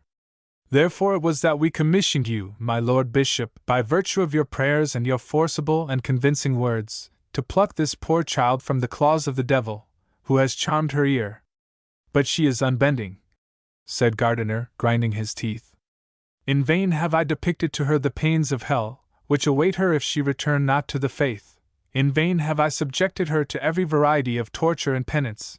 In vain have I sent to her in prison other converts, and had them pray with her night and day incessantly. She remains unyielding, hard as stone, and neither the fear of punishment nor the prospect of freedom and happiness has the power to soften that marble heart. There is one means yet untried, said riotously. A means, moreover, which is a more effective preacher of repentance than the most enthusiastic orators and the most fervent prayers, and which I have to thank for bringing back to God and the faith many of the most hardened heretics. And this means is the rack, your majesty. Ah, the rack, replied the king, with an involuntary shudder. All means are good that lead to the holy end, said Gardiner, devoutly folding his hands. The soul must be saved, though the body be pierced with wounds, cried riotously. The people must be convinced, said Douglas, that the lofty spirit of the king spares not even those who are under the protection of influential and mighty personages. The people murmur that this time justice is not permitted to prevail, because Archbishop Cranmer protects an Askew, and the Queen is her friend. The Queen is never the friend of a criminal, said Henry, vehemently. Perchance she does not consider an Askew a criminal, responded Carl Douglas, with a slight smile. It is known, indeed, that the Queen is a great friend of the Reformation, and the people, who dare not call her a heretic, the people call her the Protestant. Is it, then, really believed that it is Catherine who protects an Askew, and keeps her from the stake? Inquired the king thoughtfully. It is so thought, your majesty. They shall soon see that they are mistaken, and that Henry VIII well deserves to be called the defender of the faith and the head of his church, cried the king, with burning rage. For when have I shown myself so long-suffering and weak in punishing, that people believe me inclined to pardon and deal gently? Have I not sent to the scaffold even Thomas More and Cromwell, two renowned and in a certain respect noble and high-minded men, because they dared defy my supremacy and oppose the doctrine and ordinance which I commanded them to believe? Have I not sent to the block two of my queens, two beautiful young women, in whom my heart was well pleased, even when I punished them, because they had provoked my wrath? Who, after such brilliant examples of our annihilating justice, who dare accuse us of forbearance? But at that time, sire, said Douglas, in his soft, insinuating voice, but at that time no queen as yet stood at your side who called heretics true believers, and favored traitors with her friendship. The king frowned, and his wrathful look encountered the friendly and submissive countenance of the earl. You know I hate these covert attacks, said he. If you can tax the queen with any crime, well now, do so. If you cannot, hold your peace. The queen is a noble and virtuous lady, said the earl. Only she sometimes permits herself to be led away by her magnanimous spirit. Or how, your majesty, can it possibly be with your permission that my lady the queen maintains a correspondence with an Askew? What say you? The queen in correspondence with an Askew? Cried the king in a voice of thunder. That is a lie, a shameless lie, hatched up to ruin the queen, for it is very well known that the poor king, who has been so often deceived, so often imposed upon, believes himself to have at last found in this woman a being whom he can trust, and in whom he can put faith. And they grudge him that. They wish to strip him of this last hope also, that his heart may harden entirely to stone, and no emotion of pity evermore find access to him. Ah, Douglas, Douglas, beware of my wrath, if you cannot prove what you say. Sire, I can prove it. For Lady Jane herself, no longer ago than yesterday, was made to give up a note from an Askew to the Queen. The king remained silent for a while, and gazed fixedly on the ground. His three confidants observed him with breathless, trembling expectation. At length the king raised his head again, and turned his gaze, which was now grave and steady, upon the Lord Chancellor. My Lord Chancellor, riotously, said he, I empower you to conduct and ask you to the torture room, and try whether the torments which are prepared for the body are perchance able to bring this erring soul to an acknowledgment of her faults. My Lord Bishop Gardiner, I promise my word that I will give attention to your accusation against the Archbishop of Canterbury, and that, if it be well founded, he shall not escape punishment. My Lord Douglas, I will give my people and all the world proof that I am still God's righteous and avenging vicegerent on earth, and that no consideration can restrain my wrath, no afterthought stay my arm, whenever it is ready to fall and smite the head of the guilty. And now, my lords, let us declare this session at an end. Let us breathe a little from these exertions, and seek some recreation for one brief hour. My lords Gardiner and Wriothesley, you are now at liberty. You, Douglas, will accompany me into the small reception room. I want to see bright and laughing faces around me. Call John Haywood, and if you meet any ladies in the palace, of course I beg them to shed on us a little of that sunshine which you say is peculiarly woman's. He laughed, and leaning on the Earl's arm, left the cabinet. Gardiner and Wriothesley stood there in silence, watching the king, who slowly and heavily traversed the adjacent hall, and whose cheery and laughing voice came ringing back to them. He is a weathercock, turning every moment from side to side, said Gardiner, with a contemptuous shrug of the shoulders. He calls himself God's sword of vengeance, but he is nothing more than a weak tool, which we bend and use at our will, muttered Wriothesley, with a hoarse laugh. Poor, pitiful fool, deeming himself so mighty and sturdy, imagining himself a free king, ruling by his sovereign will alone, and yet he is but our servant and drudge. Our great work is approaching its end, and we shall one day triumph. And Askew's death is the sign of a new covenant, which will deliver England and trample the heretics like dust beneath our feet. And when at length we shall have put down Cranmer, and brought Catherine Parr to the scaffold, then will we give King Henry a queen who will reconcile him with God and the Church, out of which is no salvation. Amen, so be it, said Gardiner, and arm in arm they both left the cabinet. Deep stillness now reigned in that little spot, and nobody saw John Haywood as he now came from behind the hanging, and completely worn out and faint, slipped for a moment into a chair. Now I know, so far at least, the plan of these bloodthirsty tiger cats, muttered he. They wish to give Henry a popish queen, and so Cranmer must be overthrown, that, when they have deprived the queen of this powerful prop, they may destroy her also and tread her in the dust. But as God liveth, they shall not succeed in this. God is just, and he will at last punish these evildoers. And supposing there is no God, then will we try a little with the devil himself. No, they shall not destroy the noble Cranmer and this beautiful, high-minded queen. I forbid it, I, John Haywood, the king's fool. I will see everything, observe everything, hear everything. They shall find me everywhere on their path, and when they poison the king's ear with their diabolical whisperings, I will heal it again with my merry deviltries. The king's fool will be the guardian angel of the queen. Chapter 15. John Haywood.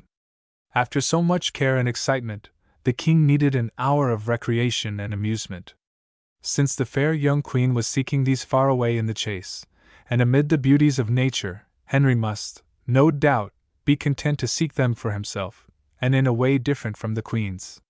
His unwieldiness and his load of flesh prevented him from pursuing the joys of life beyond his own halls, so the lords and ladies of his court had to bring them hither to him, and station the flitting goddess of joy, with her wings fettered, in front of the king's trundle chair. The gout had that day again overcome that mighty king of earth, and a heavy, grotesque mass it was which sat there in the elbow chair. But the courtiers still called him a fine-looking and fascinating man, and the ladies still smiled on him and said, by their sighs and by their looks, that they loved him, that he was ever to them the same handsome and captivating man that he was 20 years before, when yet young, fine-looking, and slim. How they smile upon him, and ogle him! How Lady Jane, the maiden otherwise so haughty and so chaste, does wish to ensnare him with her bright eyes as with a net! How bewitchingly does the Duchess of Richmond, that fair and voluptuous woman, laugh at the king's merry jests and double entendres! Per king, whose corpulency forbids him to dance as he once had done with so much pleasure and so much dexterity!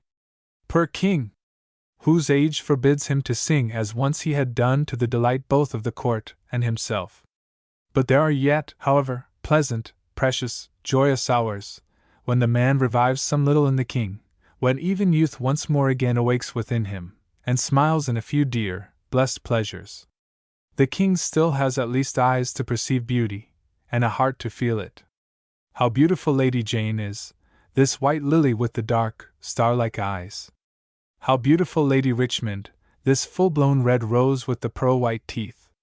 And they both smile at him, and when the king swears he loves them, they bashfully cast down their eyes and sigh. Do you sigh, Jane, because you love me? Oh, sire, you mock me. It would be a sin for me to love you, for Queen Catherine is living. Yes, she is living, muttered the king, and his brow darkened, and for a moment the smile disappeared from his lips. Lady Jane had committed a mistake. She had reminded the king of his wife when it was yet too soon to ask for her death. John Haywood read this in the countenance of his royal master, and resolved to take advantage of it. He wished to divert the attention of the king, and to draw it away from the beautiful, captivating women who were juggling him with their bewitching charms. Yes, the queen lives, said he joyfully, and God be praised for it. For how tedious and dull it would be at this court had we not our fair queen, who is as wise as Methuselah, and innocent and good as a newborn babe. Do you not, Lady Jane, say with me, God be praised that Queen Catherine is living? I say so with you, said Jane, with ill-concealed vexation. And you, King Henry, do you not say it too? Of course, fool. Ah, why am I not King Henry? Sighed John Haywood. King, I envy you, not your crown, or your royal mantle, not your attendants or your money. I envy you only this, that you can say, God be praised that my wife is still alive, while I never know but one phrase, God have pity, my wife is still alive. Ah, it is very seldom, King, that I have heard a married man speak otherwise. You are in that too, as in all things else, an exception, King Henry, and your people have never loved you more warmly and purely than when you say, I thank God that my consort is alive. Believe me, you are perhaps the only man at your court who speaks after this manner, however ready they may be to be your parrots, and re-echo what the Lord High Priest says. The only man that loves his wife? Said Lady Richmond. Behold now the rude babbler. Do you not believe, then, that we women deserve to be loved? I am convinced that you do not. And for what do you take us, then? For cats, which God, since he had no more cat skin, stuck into a smooth hide. Take care, John, that we do not show you our claws, cried the Duchess, laughing. Do it anyhow, my lady. I will then make a cross, and you will disappear. For devils, you well know, cannot endure the sight of the holy cross, and ye are devils. John Haywood, who was a remarkably fine singer, seized the mandolin, which lay near him, and began to sing. It was a song, possible only in those days, and at Henry's voluptuous and at the same time canting court, a song full of the most wanton allusions, of the most cutting jests against both monks and women, a song which made Henry laugh, and the ladies blush, and in which John Haywood had poured forth in glowing dithyrambics all his secret indignation against Gardiner, the sneaking hypocrite of a priest, and against Lady Jane, the Queen's false and treacherous friend. But the ladies laughed not. They darted flashing glances at John Haywood, at Lady Richmond earnestly and resolutely demanded the punishment of the perfidious wretch who dared to defame women. The king laughed still harder. The rage of the ladies was so exceedingly amusing. Sire, said the beautiful Richmond, he has insulted not us, but the whole sex, and in the name of our sex, I demand revenge for the affront. Yes, revenge, cried Lady Jane hotly. Revenge, repeated the rest of the ladies. See, now, what pious and gentle-hearted doves ye are, cried John Haywood. The king said laughingly, Well, now you shall have your will, you shall chastise him. Yes, yes, scourge me with rods, as they once scourged the Messiah, because he told the Pharisees the truth. See here! I am already putting on the crown of thorns. He took the king's velvet cap with solemn air, and put it on. Yes, whip him, cried the king, laughing, as he pointed to the gigantic vases of Chinese porcelain, containing enormous bunches of roses, on whose long stems arose a real forest of formidable-looking thorns. Pull the large bouquets to pieces, take the roses in your hand, and whip him with the stems, said the king, and his eyes glistened with inhuman delight, for the scene promised to be quite interesting. The rose stems were long and hard, and the thorns on them pointed and sharp as daggers. How nicely they would pierce the flesh, and how he would yell and screw his face, the good-natured fool. Yes, yes, let him take off his coat, and we will whip him, cried the Duchess of Richmond, and the women, all joining in the cry, rushed like furies upon John Haywood, and forced him to lay aside his silk upper garment. Then they hurried to the vases, snatched out the bouquets, and with busy hands picked out the longest and stoutest stems. And loud were their exclamations of satisfaction, if the thorns were right and sharp, such as would penetrate the flesh of the offender right deeply. The king's laughter and shouts of approval animated them more and more, and made them more excited and furious. Their cheeks glowed, their eyes glared. They resembled bacchantes circling the god of riotous joviality with their shouts of Evo! Evo! Not yet! Do not strike yet! Cried the king. You must first strengthen yourselves for the exertion, and fire your arms for a powerful blow. He took the large golden beaker which stood before him, and tasting it, presented it to Lady Jane. Drink, my lady, drink, that your arm may be strong. And they all drank, and with animated smiles pressed their lips on the spot which the king's mouth had touched. And now their eyes had a brighter flame, and their cheeks a more fiery glow. A strange and exciting sight it was, to see those beautiful women burning with malicious joy and thirst for vengeance, who for the moment had laid aside all their elegant attitudes, their lofty and haughty airs, to transform themselves into wanton bacchantes, bent on chastising the offender, who had so often and so bitterly lashed them all with his tongue. Ah, I would a painter were here, said the king. He should paint us a picture of the chaste nymphs of Diana pursuing Actaeon. You are Actaeon, John! But they are not the chaste nymphs, king, no, far from it, cried Haywood, laughing. And between these fair women and Diana I find no resemblance, but only a difference. And in what consists the difference, John?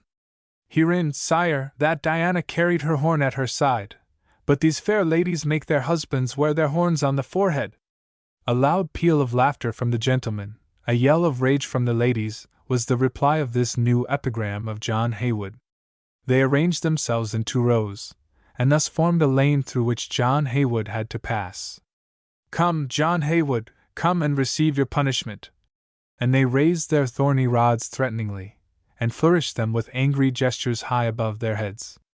The scene was becoming to John in all respects very piquant, for these rods had very sharp thorns, and only a thin linen shirt covered his back. With bold step, however, he approached the fatal passage through which he was to pass. Already he beheld the rods drawn back, and it seemed to him as if the thorns were even now piercing his back. He halted, and turned with a laugh to the king. Sire, since you have condemned me to die by the hands of these nymphs, I claim the right of every condemned criminal, a last favor. The which we grant you, John. I demand that I may put on these fair women one condition on which they may whip me. Does your majesty grant me this? I grant it. And you solemnly pledge me the word of a king that this condition shall be faithfully kept and fulfilled? My solemn, kingly word for it. Now then, said John Haywood, as he entered the passage. Now then, my ladies, my condition is this, that one of you who has had the most lovers, and has oftenest decked her husband's head with horns, let her lay the first stroke on my back. Footnote, Flagels. Geschichte Hofnarren. Page 899. A deep silence followed. The raised arms of the fair women sank. The roses fell from their hands and dropped to the ground. Just before so bloodthirsty and revengeful, they seemed now to have become the softest and gentlest of beings. But could their looks have killed, their fire certainly would have consumed poor John Haywood, who now gazed at them with an insolent sneer, and advanced into the very midst of their lines. Now, my ladies, you strike him not? asked the king. No, your majesty, we despise him too much even to wish to chastise him, said the Duchess of Richmond. Shall your enemy who has injured you go thus unpunished? asked the king. No, no, my ladies, it shall not be said that there is a man in my kingdom whom I have let escape when so richly deserving punishment. We will, therefore, impose some other punishment on him. He calls himself a poet, and has often boasted that he could make his pen fly as fast as his tongue. Now then, John, show us in this manner that you are no liar. I command you to write, for the great court festival which takes place in a few days, a new interlude, and one indeed, hear you, John, which is calculated to make the greatest growler merry, and over which these ladies will be forced to laugh so heartily that they will forget all their ire." "Oh," said John dolefully, "what an equivocal and lewd poem it must be to please these ladies and make them laugh!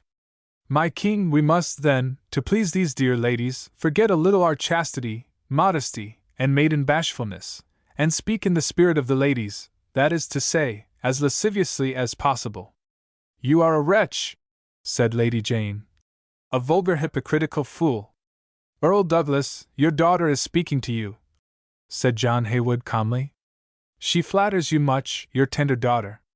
Now then, John, you have heard my orders, and will you obey them?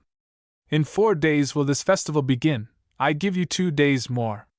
In 6 days, then, you have to write a new interlude.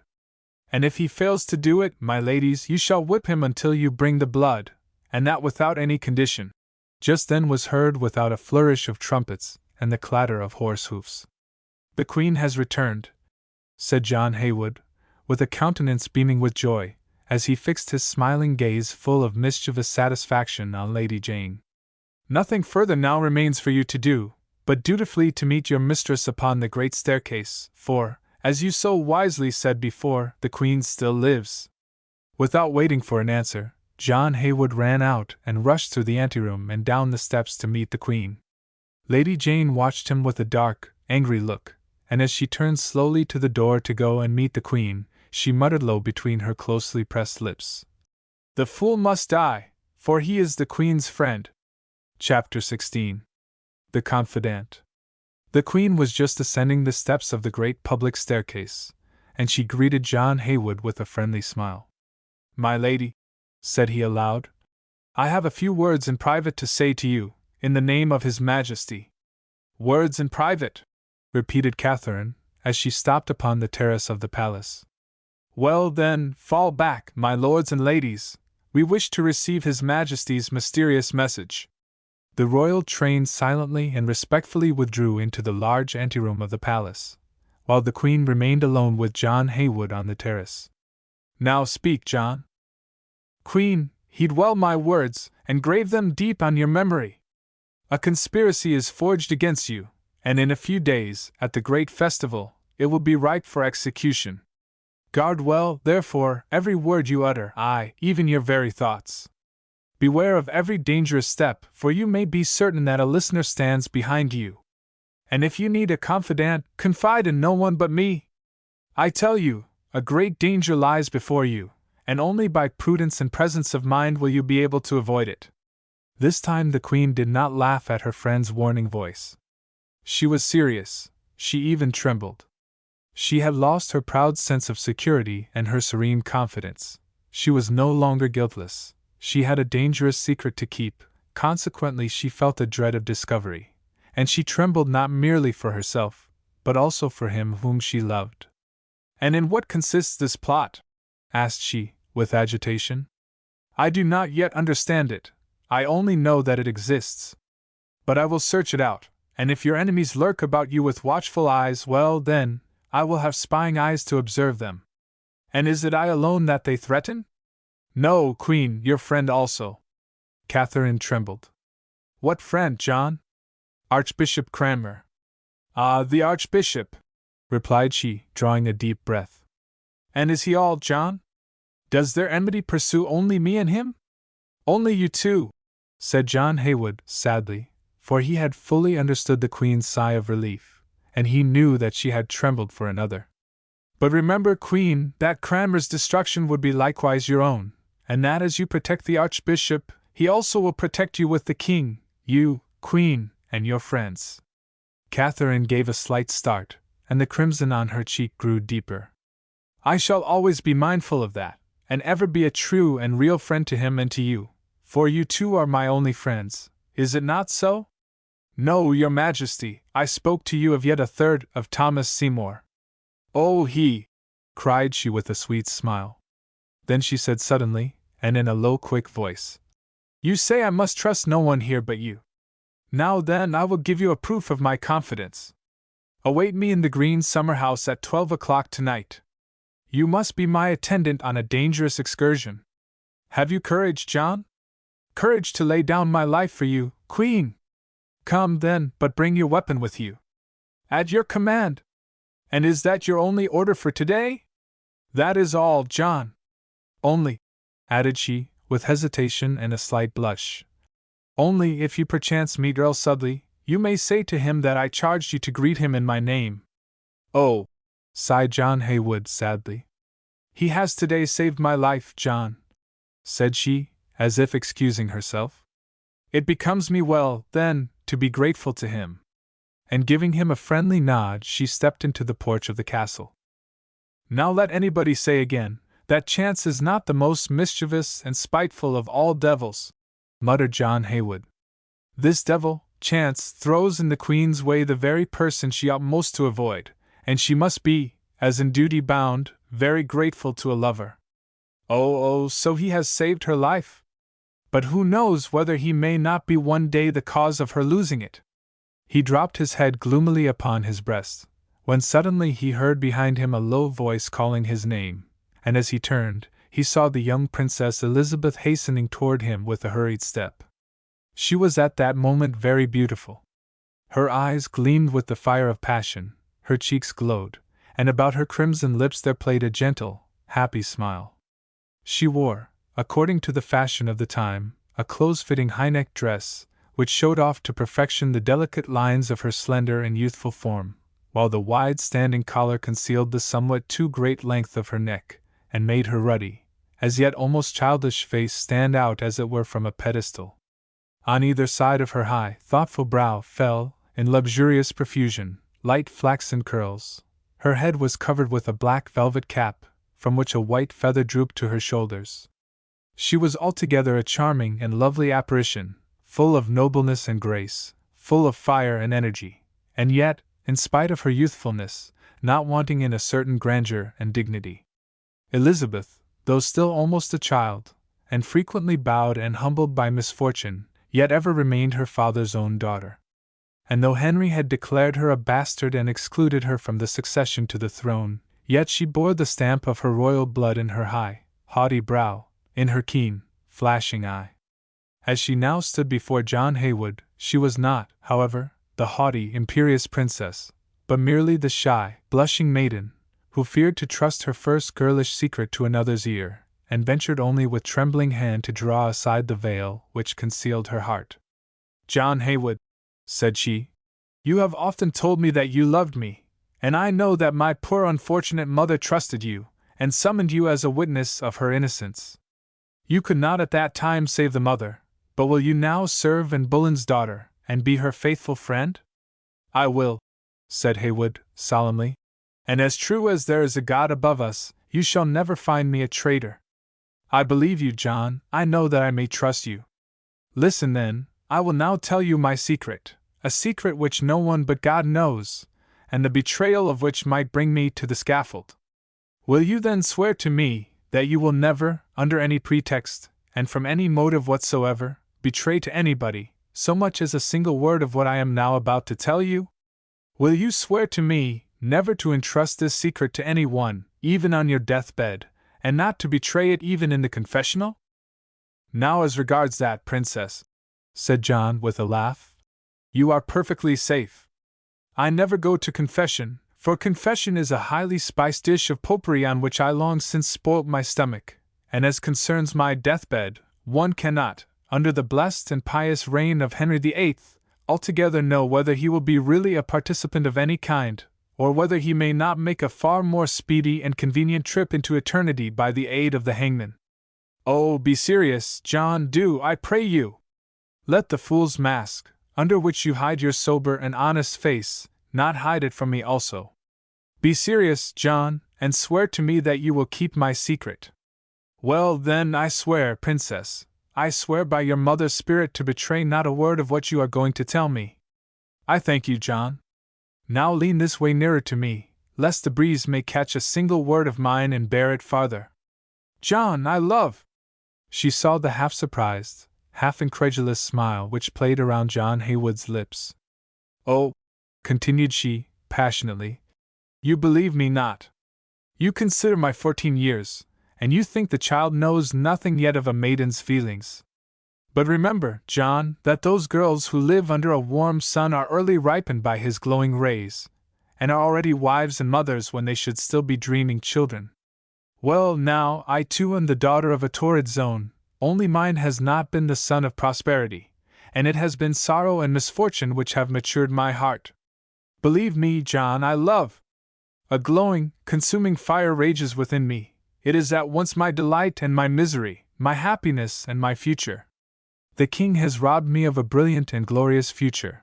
Let them not, then, grudge me a happy one, at least. Since I am never to be a queen, I will at least be a happy and beloved wife.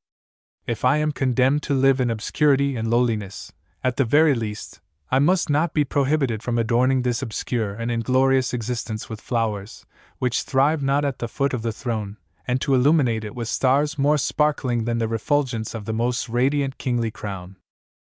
Oh, you are mistaken about your own self, said John Haywood, sorrowfully. You choose the one only because the other is denied. You would love only because you cannot rule, and since your heart, which thirsts for fame and honor, can find no other satisfaction, you would quench its thirst with some other draught, and would administer love as an opiate to lull to rest its burning pains. Believe me, princess, you do not yet know yourself. You were not born to be merely a loving wife, and your brow is much too high and haughty to wear only a crown of myrtle. Therefore, consider well what you do, princess. Be not carried away by your father's passionate blood, which boils in your veins also. Think well before you act. Your foot is yet on one of the steps to the throne. Draw it not back voluntarily. Maintain your position, then, the next step brings you again one stair higher up. Do not voluntarily renounce your just claim, but abide in patience the coming of the day of retribution and justice. Only do not yourself make it impossible, that there may then be a full and glorious reparation. Princess Elizabeth may yet one day be queen, provided she has not exchanged her name for one less glorious and noble. John Haywood, said she, with a bewitching smile, I have told you I love him. Well, love him as much as you please, but do it in silence, and tell him not of it, but teach your love resignation. John, he knows it already. Ah, poor princess! You are still but a child, that sticks its hands in the fire with smiling bravery and scorches them, because it knows not that fire burns. Let it burn, John, burn! And let the flames curl over my head. Better be consumed in fire than perish slowly and horribly with a deadly chill. I love him, I tell you, and he already knows it. Well, then, love him, but, at least, do not marry him, cried John Haywood, surlily. Marry! Cried she, with astonishment. Marry! I had never thought of it. She dropped her head upon her breast, and stood there, silent and thoughtful. I am much afraid I made a blunder then, muttered John Haywood. I have suggested a new thought to her. Ah, King Henry has done well in appointing me his fool. Just when we deem ourselves the wisest, we are the greatest fools. John, said Elizabeth, as she raised her head again and smiled to him in a glow of excitement. John, you are entirely right. If we love, we must marry. But I said just the contrary, princess. All right, said she, resolutely. All this belongs to the future. We will busy ourselves with the present. I have promised my lover an interview. An interview! Cried John Haywood, in amazement. You will not be so foolhardy as to keep your promise? John Haywood, said she, with an air of approaching solemnity, King Henry's daughter will never make a promise without fulfilling it. For better or for worse, I will always keep my plighted word, even if the greatest misery and ruin were the result. John Haywood ventured to offer no further opposition. There was at this moment something peculiarly lofty, proud, and truly royal in her air, which impressed him with awe, and before which he bowed. I have granted him an interview because he wished it, said Elizabeth. And, John, I will confess it to you, my own heart longed for it. Seek not, then, to shake my resolution, it is as firm as a rock. But if you are not willing to stand by me, say so, and I will then look about me for another friend, who loves me enough to impose silence on his thoughts. But who, perhaps, will go and betray you. No, no, it has been once resolved upon, and unalterably, so no one but I must be your confidant. Tell me, then, what I am to do, and I will obey you. You know, John, that my apartments are situated in yonder wing, overlooking the garden. Well, in my dressing room, behind one of the large wall pictures, I have discovered a door leading into a lonely, dark corridor. From this corridor there is a passage up into yonder tower. It is unoccupied and deserted. Nobody ever thinks of entering that part of the castle, and the quiet of the grave reigns throughout those apartments, which nevertheless are furnished with a magnificence truly regal. There will I receive him. But how shall he make his way thither? Oh, do not be concerned. I have thought over that many days since, and while I was refusing my lover the interview for which he again and again implored me, I was quietly preparing everything so as to be able one day to grant it to him.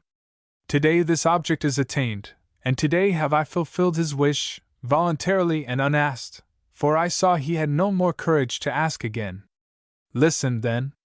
From the tower, a spiral staircase leads down to a small door, through which you gain entrance into the garden. I have a key to this door. Here it is. Once in possession of this key, he has nothing further to do but remain behind in the park this evening, instead of leaving the castle, and by means of this he will come to me, for I will wait for him in the tower, in the large room directly opposite the staircase landing. Here, take the key, give it to him, and repeat to him all that I have said. Well, Princess, there remains for you now only to appoint the hour at which you will receive him there. The hour, said she, as she turned away her blushing face. You understand, John, that it is not feasible to receive him there by day, because there is by day not a single moment in which I am not watched. You will then receive him by night, said John Haywood sadly. At what hour? At midnight. And now you know all, and I beg you, John, hasten and carry him my message, for, look, the sun is setting, and it will soon be night. She nodded to him with a smile, and turned to go. Princess, you have forgotten the most important point. You have not yet told me his name. My God! And you do not guess it? John Haywood, who has such sharp eyes, sees not that there is at this court but a single one that deserves to be loved by a daughter of the king. And the name of this single one is Thomas Seymour, Earl of Sudley, whispered Elizabeth, as she turned away quickly and entered the castle. Oh, Thomas Seymour! Said John Haywood, utterly astounded. As if paralyzed with horror, he stood there motionless, staring up at the sky and repeating over and over, Thomas Seymour! Thomas Seymour! So he is a sorcerer who administers a love potion to all the women, and befools them with his handsome, saucy face. Thomas Seymour! The Queen loves him, the Princess loves him, and then there is this Duchess of Richmond, who will by all means be his wife. This much, however, is certain, he is a traitor who deceives both, because to both he has made the same confession of love. And there again is that imp, Chance, which compels me to be the confidant of both these women. But I will be well on my guard against executing both my commissions to this sorcerer. Let him at any rate become the husband of the princess. Perhaps this would be the surest means of freeing the queen from her unfortunate love. He was silent, and still gazed up thoughtfully at the sky. Yes, said he then, quite cheerfully, thus shall it be. I will combat the one love with the other. For the queen to love him is dangerous. I will therefore so conduct matters that she must hate him. I will remain her confidant. I will receive her letters and her commissions, but I will burn her letters and not execute her commissions. I am not at liberty to tell her that the faithless Thomas Seymour is false to her, for I have solemnly pledged my word to the princess never to breathe her secret to anyone, and I will and must keep my word. Smile and love then, dream on thy sweet dream of love, Queen, I wake for thee, I will cause the dark cloud resting on thee to pass by. It may, perhaps, touch thine heart, but thy noble and beautiful head, that at least it shall not be allowed to crush, that. Now then, what are you staring up at the sky for, as if you read there a new epigram with which to make the king laugh, and the parsons rave? Asked a voice near him, and a hand was laid heavily on his shoulder. John Haywood did not look round at all. He remained in the same attitude, gazing up steadily at the sky. He had very readily recognized the voice of him who had addressed him. He knew very well that he who stood near him was no other than the bold sorcerer whom he was just then cursing at the bottom of his heart, no other than Thomas Seymour, Earl of Sudley. "Say, John, is it really an epigram?" asked Thomas Seymour again. "An epigram on the hypocritical, lustful, and sanctimonious priestly rabble, that with blasphemous hypocrisy fawn about the king, and are ever watchful how they can set a trap for one of us honorable and brave men? Is that what heaven is now revealing to you?" "No, my lord, I am only looking at a hawk which hovers about there in the clouds. I saw him mount, Earl, and only think of the wonder. He had in each talon a dove. 2 doves for 1 hawk. Is not that too much, wholly contrary to law and nature?" The Earl cast on him a penetrating and distrustful look. But John Haywood, remaining perfectly calm and unembarrassed, continued looking at the clouds. "How stupid such a brute is, and how much to his disadvantage will his very greediness be! For since he holds a dove in each claw, he will not be able to enjoy either of them, because he has no claw at liberty with which to tear them. Soon as he wishes to enjoy the one, the other will escape. When he grabs after that, the other flies away, and so at last he will have nothing at all, because he was too rapacious and wanted more than he could use. And you are looking after this hawk in the skies? But you are perhaps mistaken, and he whom you seek is not above there at all, but here below, and perchance quite close to you," asked Thomas Seymour significantly. But John Haywood would not understand him. "Nay," said he still flies, but it will not last long. For verily I saw the owner of the dovecot from which the hawk has stolen the 2 doves. He had a weapon, and he be sure of it, he will kill this hawk, because he has robbed him of his pet doves." "Enough, enough!" cried the Earl, impatiently. "You would give me a lesson, but you must know I take no counsel from a fool, even were he the wisest. In that you are right, my lord, for only fools are so foolish as to hearken to the voice of wisdom. Besides, each man forges his own fortune. And now, wise sir, I will give you a key, which you yourself have forged, and behind which lies your fortune. There, take this key, and if you at midnight slip through the garden to the tower over yonder, this key will open to you the door of the same, and you can then without hesitation mount the spiral staircase and open the door which is opposite the staircase. Behind that you will find the fortune which you have forged for yourself, Sir Blacksmith, and which will bid you welcome with warm lips and soft arms. And so, commending you to God, I must hasten home to think over the comedy which the king has commanded me to write." "But you do not so much as tell me from whom this message comes?" said Earl Sudley, retaining him. "You invite me to a meeting and give me a key, and I know not who will await me there in that tower." "Oh, you do not know? There is then more than one who might await you there? Well then, it is the youngest and smallest of the 2 doves who sends you the key." "Princess Elizabeth?"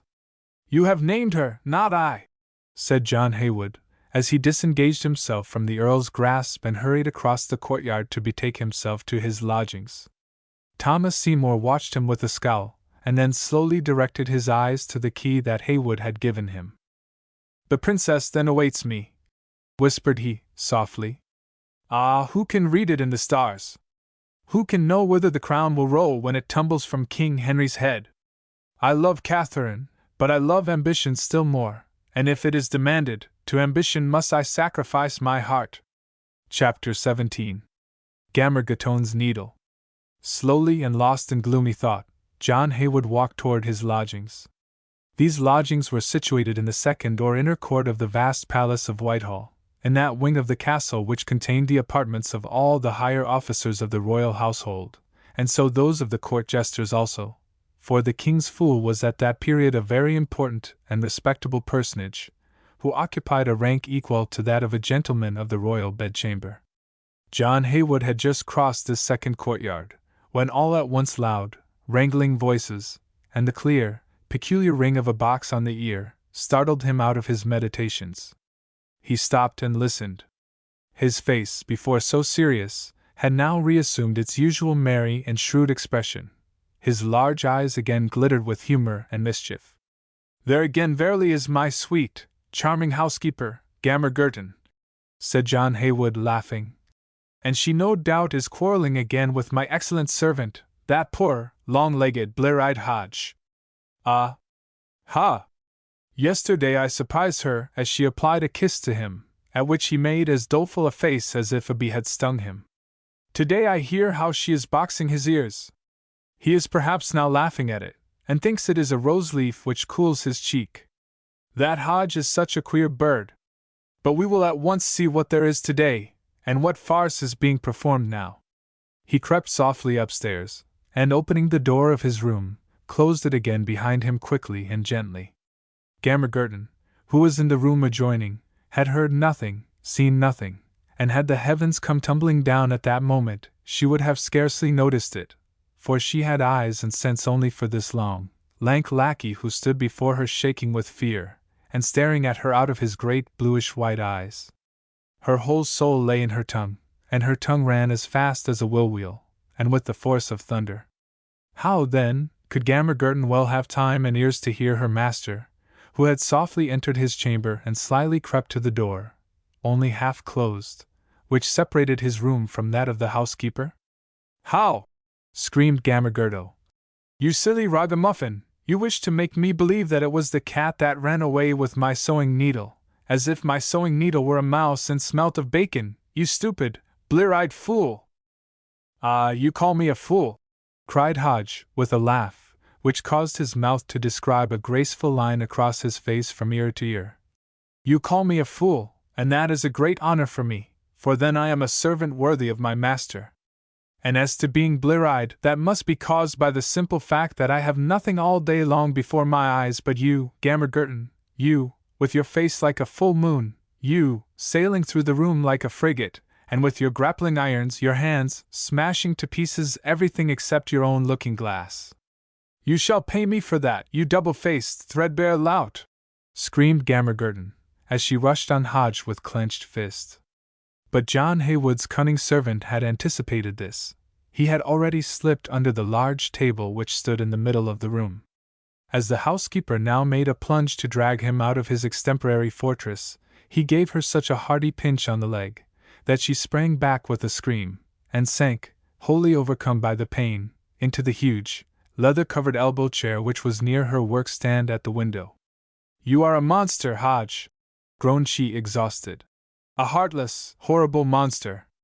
You have stolen my sewing needle, you only. For you knew very well that it was my last one, and that, if I have not that, I must go at once to the shopkeeper to buy some needles. And that is just what you want, you weathercock, you. You only want me to go out, that you may have an opportunity to play with Tib. Tib? Who is Tib?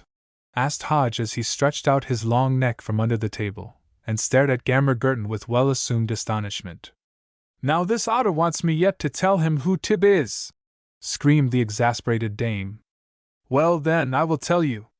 Tib is the cook for the majordomo over there, a black-eyed, false, coquettish little devil, who is bad and mean enough to troll away the lover of an honest and virtuous woman, as I am, a lover who is such a pitiful little thing that one would think no one but myself could find him out and see him. Nor could I have done it had I not for 40 years trained my eyes to the search, and for 40 years looked around for the man who was at length to marry me, and make me a respectable mistress. Since my eyes then were at last steadily fixed on this phantom of man, and I found nothing there, I finally discovered you, you cobweb of a man. What? You call me a cobweb? Screamed Hodge, as he crept from under the table, and drawing himself up to his full height, placed himself threateningly in front of Gammer Gurton's elbow chair. You call me a cobweb? Now I swear to you that you shall henceforth never more be the spider that dwells in that web. For you are a garden spider, an abominable, dumpy, old garden spider, for whom a web, such as Hodge is much too fine and much too elegant. Be quiet, therefore, old spider, and spin your net elsewhere. You shall not live in my net, but Tib, for yes, I do know Tib. She is a lovely, charming child of 14, as quick and nimble as a kid, with lips red as the coral which you wear on your fat pudding of a neck, with eyes which shine yet brighter than your nose, and with a figure so slender and graceful that she might have been carved out of one of your fingers. Yes, I know Tib. She is an affectionate, good child, who would never be so hard-hearted as to abuse the man she loves, and could not be so mean and pitiful, even in thought, as to wish to marry the man she did not love. Just because he is a man. Yes, I know, Tib, and now I will go straight to her and ask her if she will marry a good, honest lad, who, to be sure, is somewhat lean, but who doubtless will become fatter if he has any other fare than the meager, abominable stuff on which Gammer Gurton feeds him, a lad who, to be sure, is blear-eyed, but will soon get over that disease when he no more sees Gammer Gurton, who acts on his eyes like a stinking onion, and makes them always red and running water. Goodbye, old onion. I am going to Tib. But Gammer Gurton whirled up out of her elbow chair like a top, and was upon Hodge, whom she held by the coat-tail, and brought him to a stand. You dare go to Tib again? You dare pass that door, and you shall see that the gentle, peaceable, and patient Gammer Gurton is changed into a lioness, when any one tries to tear from her that most sacred and dearest of treasures, her husband. For you are my husband, inasmuch as I have your word that you will marry me. But I have not told you when and where I will do it, Gammer Gurton, and so you can wait to all eternity, for only in heaven will I be your husband. That is an abominable, malicious lie, screamed Gammer Gurton. A good-for-nothing lie, say I. For did you not long ago snivel and beg till I was forced to promise you to make a will, and in it declare Hodge, my beloved husband, sole heir of all my goods and chattels, and bequeath to him everything I have scraped together in my virtuous and industrious life? But you did not make it, the will. You broke your word, and therefore I will do the same. Yes, I have made it, you greyhound. I have made it, and this very day I was going with you to a justice of the peace and have it signed, and then tomorrow we would have got married. You have made the will, you round world of love? Said Hodge tenderly, as with his long, withered, spindling arms he tried to clasp the gigantic waist of his beloved. You have made the will and declared me your heir? Come then, Gammer Gurton, come, let us go to the justice of the peace. But do you not see then, said Gammer Gurton, with a tender cat-like purr, do you not see then that you rumple my frill when you hug me so? Let me go, then, and help me find my needle quickly, for without the needle we cannot go to the justice of the peace. What, without the needle not go to the justice of the peace? No, for only see this hole which Gib, the cat, tore in my prettiest cap a while ago, as I took the cap out of the box and laid it on the table. Indeed, I cannot go to the justice of the peace with such a hole in my cap. Search then, Hodge, search, so that I can mend my cap, and go with you to the justice of the peace. Lord God, where in the world can it be, the unlucky needle? I must have it, I must find it, so that Gammer Gurton may take her wool to the justice of the peace. And in frantic desperation, Hodge searched all about on the floor for the lost needle, and Gammer Gurton stuck her large spectacles on her flaming red nose and peered about on the table. So eager was she in the search, that she even let her tongue rest a little, and deep silence reigned in the room. Suddenly this silence was broken by a voice, which seemed to come from the courtyard. It was a soft, sweet voice that cried, Hodge, dear Hodge, are you there? Come to me in the court, only for a few minutes. I want to have a bit of a laugh with you. It was as though an electric shock had passed through the room with that voice, and struck at the same time both Gammer Gurton and Hodge. Both startled, and discontinuing the search, stood there wholly immovable, as if petrified. Hodge especially, poor Hodge, was as if struck by lightning. His great bluish-white eyes appeared to be coming out of their sockets. His long arms hung down, flapping and dangling about like a flail. His knees, half bent, seemed already to be giving way in expectation of the approaching storm. This storm did not in fact make him wait long. That is Tib! Screamed Gammer Gurton, springing like a lioness upon Hodge, and seizing him by the shoulders with both her hands. That is Tib, you thread-like, pitiful greyhound! Well, was I not right, now, when I called you a faithless, good-for-nothing scamp, that spares not innocence, and breaks the hearts of the women as he would a cracker, which he swallows at his pleasure? Was I not right, in saying that you were only watching for me to go out in order to go and sport with Tib? Hodge, my dear, darling Hodge! Cried the voice beneath there, and this time louder and more tender than before. Hodge, oh come, do now, come with me in the court, as you promised me, come and get the kiss for which you begged me this morning. I will be a damned otter, if I begged her for it, and if I understand a single word of what she says, said Hodge, wholly dumbfounded and quaking all over. Ah, you understand not a word of what she says? Screamed Gammer Gurton. Well, but I understand it. I understand that everything between us is past and done with, and that I have nothing more to do with you, you Moloch, you. I understand that I shall not go and make my will, to become your wife and fret myself to death over this skeleton of a husband, that I may leave you to chuckle as my heir. No, no, it is past. I am not going to the justice of the peace, and I will tear up my will. Oh, she is going to tear up her will, howled Hodge. And then I have tormented myself in vain have endured the horrible luck of being loved by this old owl. Oh, she will not make her will, and Hodge will remain the same miserable dog he always was. Gammer Gurton laughed scornfully. Ah, you are aware at last what a pitiable wretch you are, and how much a noble and handsome person, as I am, lowered herself when she made up her mind to pick up such a weed and make him her husband. Yes, yes, I know it, whined Hodge. And I pray you pick me up and take me, and above all things make your will. No, I will not take you, and I shall not make my will. It is all over with, I tell you, and now you can go as soon as you please to Tib, who has called you so lovingly. But first give me back my sewing needle, you magpie, you. Give me here my sewing needle, which you have stolen. It is of no use to you now, for it is not necessary for me to go out in order that you may go and see Tib. We have nothing more to do with each other, and you can go where you wish. My sewing needle, say I, my needle, or I will hang you as a scarecrow in my pea patch, to frighten the sparrows out of it. My sewing needle, or... She shook her clenched fist threateningly at Hodge, fully convinced that now, as always before, Hodge would retreat before this menacing weapon of his jealous and irritable lady-love, and seek safety under the bed or the table. This time, however, she was mistaken. Hodge, who saw that all was lost, felt that his patience was at length exhausted, and his timidity was now changed to the madness of despair. The lamb was transformed into a tiger, and with a tiger's rage he pounced upon Gammer Gurton, and throwing aside her fist, he dealt her a good sound blow on the cheek. The signal was given, and the battle began. It was waged by both sides with equal animosity and equal vigor. Only Hodge's bony hand made by far the most telling blows on Gammer Gurton's mass of flesh, and was always certain, wherever he struck, to hit some spot of this huge mass, while Gammer Gurton's soft hand seldom touched that thin, thread-like figure, which dexterously parried every blow. "Stop, you fools!" suddenly shouted a stentorian voice.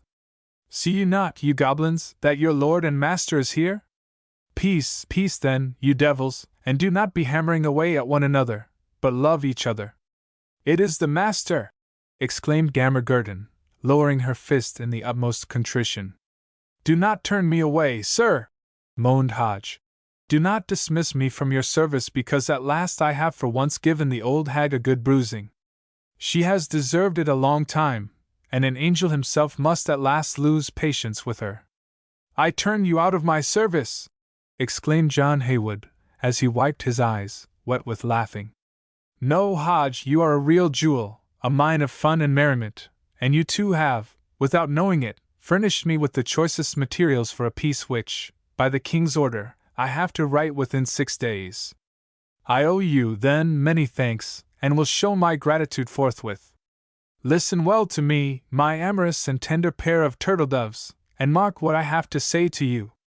One cannot always tell the wolf by his hide, for he sometimes put on a sheep's skin, and so, too, a man cannot always be recognized by his voice, for he sometimes borrows that of his neighbor. Thus, for example, I know a certain John Haywood, who can mimic exactly the voice of a certain little miss named Tib, and who knows how to warble as she herself, 'Hodge, my dear Hodge,'" and he repeated to them exactly, and with the same tone and expression, the words that the voice had previously cried. "Ah, it was you, sir!" cried Hodge with a broad grin. "That Tib in the court there, that Tib about whom we have been pummeling each other? I was Tib, Hodge, I who was present during the whole of your quarrel, and found it hugely comical to send Tib's voice thundering into the midst of our lovers' quarrel, like a cannon stroke. Ah ha! Hodge, that was a fine bombshell, was it not? And as I said, Hodge, my dear Hodge, you tumbled about like a kernel of corn which a dung beetle blows with his breath. No, no, my worthy and virtuous Gammer Gurton, it was not Tib who called the handsome Hodge, and more than that, I saw Tib, as your contest began, go out at the courtyard gate. It was not Tib! Exclaimed Gammer Gurton, much moved, and happy as love could make her. It was not Tib, and she was not in the court at all, and Hodge could not then go down to her, while I went to the shopkeeper's to buy needles. Oh, Hodge, Hodge, will you forgive me for this? Will you forget the hard words which I spoke in the fury of my anguish, and can you love me again? I will try, said Hodge gravely.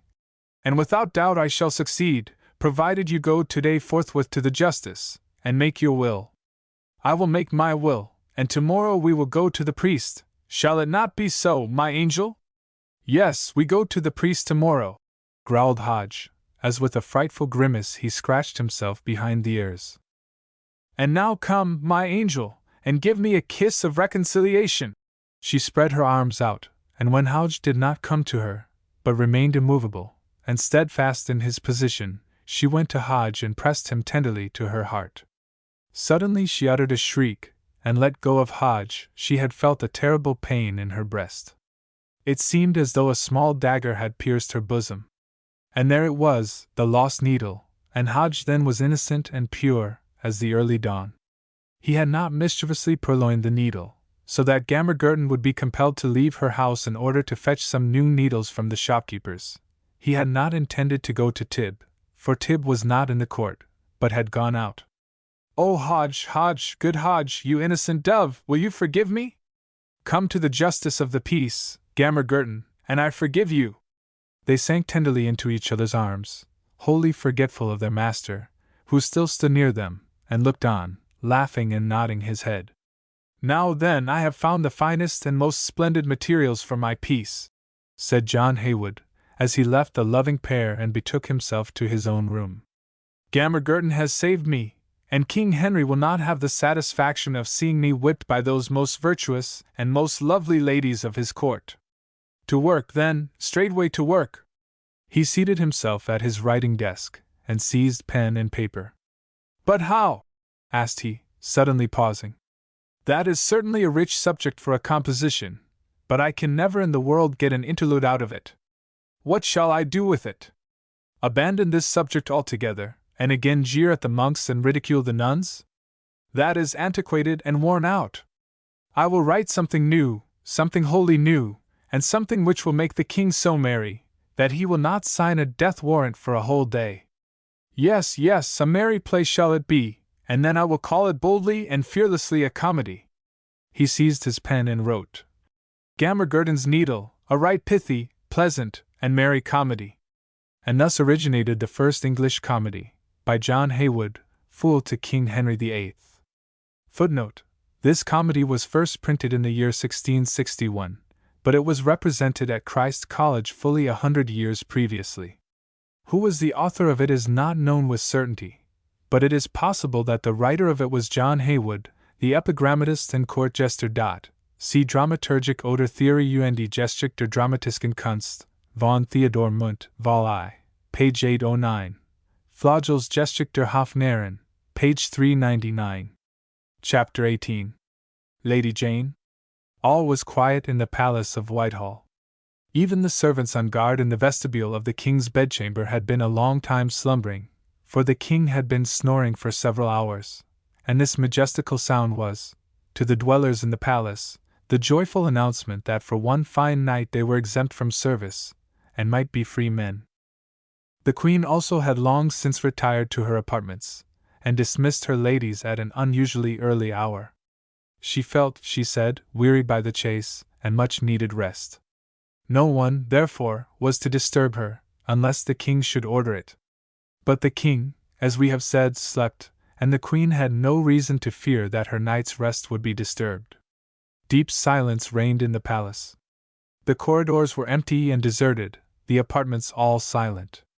Suddenly a figure tripped along softly and cautiously through the long, feebly lighted corridor. She was wrapped in a black mantle, a veil concealed her face. Scarcely touching the floor with her feet, she floated away, and glided down a little staircase. Now she stops and listens. There is nothing to hear. All is noiseless and still. Then on again. Now she wings her steps. For here she is sure of not being heard. It is the unoccupied wing of the castle of Whitehall. Nobody watches her here. On, then on, down that corridor, descending those stairs. There she stops before a door leading into the summer house. She puts her ear to the door, and listens. Then she claps her hands 3 times.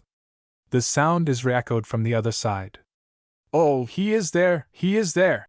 Forgotten now are her cares, forgotten her pains and tears. He is there. She has him again. She throws open the door. It is dark indeed in the chamber, but she sees him, for the eye of love pierces the night, and if the sees him not, yet she feels his presence. She rests on his heart. He presses her closely to his breast. Leaning on each other, they grope cautiously along through the dark, desolate chamber to the divan at the upper end, and there, both locked in a happy embrace, they sink upon the cushion. At last I have you again! And my arms again clasp this divine form, and again my lips press this crimson mouth. Oh, my beloved, what an eternity has this separation been! 6 days! 6 long nights of agony! Have you not felt how my soul cried out for you, and was filled with trepidation, how I stretched my arms out into the night, and let them fall again disconsolate and trembling with anguish, because they clasped nothing, naught but the cold, vacant night breeze? Did you not hear, my beloved, how I cried to you with sighs and tears, how in glowing dithyrambics I poured forth to you my longing, my love, my rapture? But you, cruel you, remained ever cold, ever smiling. Your eyes were ever flashing in all the pride and grandeur of a Juno. The roses on your cheeks were not one whit the paler. No, no, you have not longed for me, your heart has not felt this painful, blissful anguish. You are first and above all things the proud, cold queen, and next a loving woman. How unjust and hard you are, my Henry! Whispered she softly. I have indeed suffered, and perhaps my pains have been more cruel and bitter than yours, for I had to let them consume me within. You could pour them forth, you could stretch out your arms after me, you could utter lamentations and sighs. You were not, like me, condemned to laugh, and to jest, and to listen with apparently attentive ear to all those often heard and constantly repeated phrases of praise and adoration from those about me. You were at least free to suffer. I was not. It is true I smiled, but amidst the pains of death. It is true my cheeks did not blanch, but rouge was the veil with which I covered their paleness. And then, Henry, in the midst of my pains and longings I had, too, a sweet consolation, your letters, your poems, which fell like the dew of heaven upon my sick soul, and restored it to health, for new torments and new hopes. Oh, how I love them, those poems, in whose noble and enchanting language your love and our sufferings are re-echoed. How my whole soul flew forth to meet them when I received them, and how pressed I my lips thousands and thousands of times on the paper which seemed to me redolent with your breath and your sighs. How I love that good, faithful Jane, the silent messenger of our love. When I behold her entering my chamber, with the unsullied paper in hand, she is to me the dove with the olive leaf, that brings me peace and happiness, and I rush to her, and press her to my bosom, and give her all the kisses I would give you, and feel how poor and powerless I am, because I cannot repay her all the happiness that she brings me. Ah, Henry, how many thanks do we owe to poor Jane? Why do you call her poor, when she can be near you, always behold John, always hear you? I call her poor, because she is unhappy. For she loves, Henry, she loves to desperation, to madness, and she is not loved. She is pining away with grief and pain, and wrings her hands in boundless woe. Have you not noticed how pale she is, and how her eyes become daily more dim? No, I have not seen it, for I see naught but you, and Lady Jane is to me a lifeless image, as are all other women. But what? You tremble, and your whole frame writhes in my arms, as if in a convulsion. And what is that? Are you weeping? Oh, I weep because I am so happy. I weep because I was thinking how fearful the suffering must be, to give the whole heart away, and receive nothing in return, naught but death. Poor Jane! What is she to us? We love each other. Come, dear one, let me kiss the tears from your eyes. Let me drink this nectar, that it may inspire me, and transfigure me to a god. Weep no more, no, weep not, or, if you will do so, be it only in the excess of rapture, and because word and heart are too poor to hold all this bliss. Yes, yes, let us shout for joy, let us be lost in blessedness, exclaimed she passionately, as with frantic violence she threw herself on his bosom. Both were now silent, mutely resting on each other's heart. Oh, how sweet this silence! How entrancing this noiseless, sacred night! How the trees without their murmur and rustle, as if they were singing a heavenly lullaby to the lovers! How inquisitively the pale crescent moon peeps through the window, as though she were seeking the twain whose blessed confidant she is! But happiness is so swift-winged, and time flies so fast, when love is their companion! Even now they must part again, now they must again say farewell. Not yet, beloved, stay yet! See, the night is still dark, and hark, the castle clock is just striking 2. No, go not yet. I must, Henry, I must, the hours are past in which I can be happy. Oh, you cold, proud soul! Does the head already long again for the crown, and can you wait no longer for the purple to again cover your shoulders? Come, let me kiss your shoulder, and think now, dear, that my crimson lips are also a purple robe. And a purple robe for which I would gladly give my crown and my life, cried she, with the utmost enthusiasm, as she folded him in her arms. Do you love me, then? Do you really love me? Yes, I love you. Can you swear to me that you love no one except me? I can swear it, as true as there is a God above us, who hears my oath. Bless you for it, you dear, you only one. Oh, how shall I call you, you whose name I may not utter? Oh, do you know that it is cruel never to name the name of the loved one? Withdraw that prohibition, grudge me not the painfully sweet pleasure of being able at least to call you by your name. No, said she, with a shudder. For know you not that the sleepwalkers awake out of their dreams when they are called by name? I am a somnambulist, who, with smiling courage, moves along a dizzy height. Call me by name, and I shall awake, and shuddering, plunge into the abyss beneath. Ah, Henry, I hate my name, for it is pronounced by other lips than yours. For you I will not be named as other men call me. Baptize me, my Henry, give me another name, a name which is our secret, and which no one knows besides us. I name you Geraldine, and as Geraldine I will praise and laud you before all the world. I will, in spite of all these spies and listeners, repeat again and again that I love you, and no one, not the king himself, shall be able to forbid me. Hush! Said she, with a shudder. Speak not of him. Oh, I conjure you, my Henry, be cautious. Think that you have sworn to me ever to think of the danger that threatens us, and will, without doubt, dash us in pieces if you, by only a sound, a look, or a smile, betray the sweet secret that unites us two. Are you still aware what you have sworn to me? I am aware of it. But it is an unnatural draconian law. What? Even when I am alone with you, shall I never be allowed to address you otherwise than with that reverence and restraint which is due the Queen? Even when no one can hear us, may I, by no syllable, by none, not the slightest intimation, remind you of our love? No, no, do it not, for this castle has everywhere eyes and ears, and everywhere are spies and listeners behind the tapestry, behind the curtains. Everywhere are they concealed and lurking, watching every feature, every smile, every word, whether it may not afford ground for suspicion. No, no, Henry, swear to me by our love that you will never, unless here in this room, address me otherwise than your Queen. Swear to me that, beyond these walls, you will be to me only the respectful servant of your Queen, and at the same time the proud Earl and Lord, of whom it is said that never has a woman been able to touch his heart. Swear to me that you will not, by a look, by a smile, by even the gentlest pressure of the hand, betray what beyond this room is a crime for both of us. Let this room be the temple of our love, but when we once pass its threshold, We will not profane the sweet mysteries of our happiness, by allowing unholy eyes to behold even a single ray of it.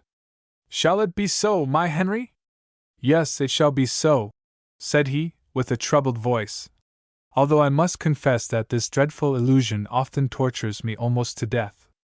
Oh, Geraldine, when I meet you elsewhere, when I observe the eye so icy and immovable, with which you meet my look, I feel as it were my heart convulsed, and I say to myself, this is not she, whom I love, not the tender, passionate woman, whom in the darkness of the night I sometimes lock in my arms. This is Catherine the Queen, but not my loved one. A woman cannot so disguise herself, art goes not so far as to falsify the entire nature, the innermost being and life of a person. Oh, there have been hours, awful, horrible hours, when it seemed to me as though all this were a delusion, a mystification, as though in some way an evil demon assumed the Queen's form by night to mock me, poor frenzied visionary, with a happiness that has no existence, but lives only in my imagination. When such thoughts come to me, I feel a frenzied fury, a crushing despair, and I could, regardless of my oath and even the danger that threatens you, rush to you, and, before all the courtly rabble and the king himself, ask, are you really what you seem? Are you Catherine Parr, King Henry's wife, nothing more, nothing else than that? Or are you, my beloved, the woman who is mine in her every thought, her every breath, who has vowed to me eternal love and unchanging truth, and whom I, in spite of the whole world, and the king, press to my heart as my own? Unhappy man, if you ever venture that, you doom us both to death. Be it so, then! In death you will at least be mine, and no one would longer dare separate us, and your eyes would no longer look so cold and strangely upon me, as they often now do. Oh, I conjure you, gaze not upon me at all, if you cannot do it otherwise than with those cold, proud looks that benumb my heart. Turn away your eyes, and speak to me with averted face. Then men will say that I hate you, Henry.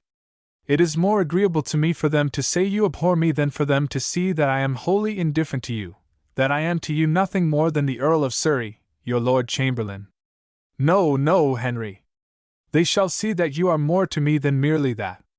Before the whole assembled court I will give you a token of my love. Will you then believe, you dear, foolish enthusiast, that I love you, and that it is no demon that rests here in your arms and swears that she loves nothing but you? Say, will you then believe me? I will believe you. But no, there is no need of any sign, or any assurance. Nay, I know it. I feel indeed the sweet reality that cuddles to my side, warm, and filling me with happiness, and it is only the excess of happiness that makes me incredulous. I will convince you thoroughly, and you shall doubt no more, not even in the intoxication of happiness. Listen, then. The king, as you know, is about to hold a great tournament and festival of the poets, and it will take place in a few days. Now then, at this fete I will publicly, in the presence of the king and his court, give you a rosette that I wear on my shoulder, and in the silver fringe of which you will find a note from me. Will that satisfy you, my Henry? And do you still question it, my dear? Do you question it, when you will make me proud and happy above all others of your court? He pressed her closely to his heart, and kissed her. But suddenly she writhed in his arms, and started up in wild alarm. Day is breaking! Day is breaking! See there! A red streak is spreading over the clouds. The sun is coming, day is coming, and already begins to dawn. He endeavored to detain her still, but she tore herself passionately away, and again enveloped her head in her veil.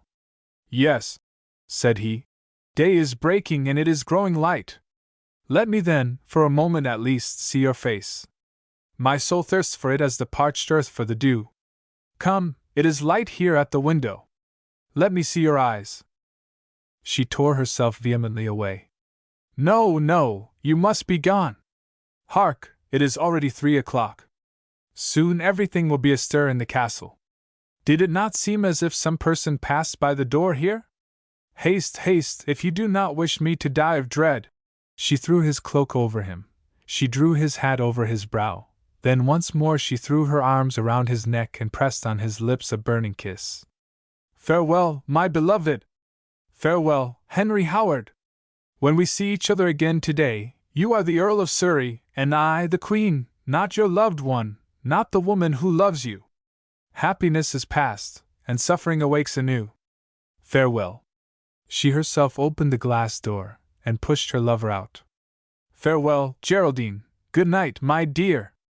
Day comes, and I again greet you as my queen, and I shall have to endure again the torture of your cold looks and your haughty smiles. Chapter 19. Loyola's General. She rushed to the window and gazed after him till he had disappeared. Then she uttered a deep cry of anguish, and wholly overcome by her agony, she sank down on her knees weeping and wailing, wringing her hands, and raising them to God. But just before so happy and joyful, she was now full of woe and anguish, and bitter sighs of complaint came trembling from her lips.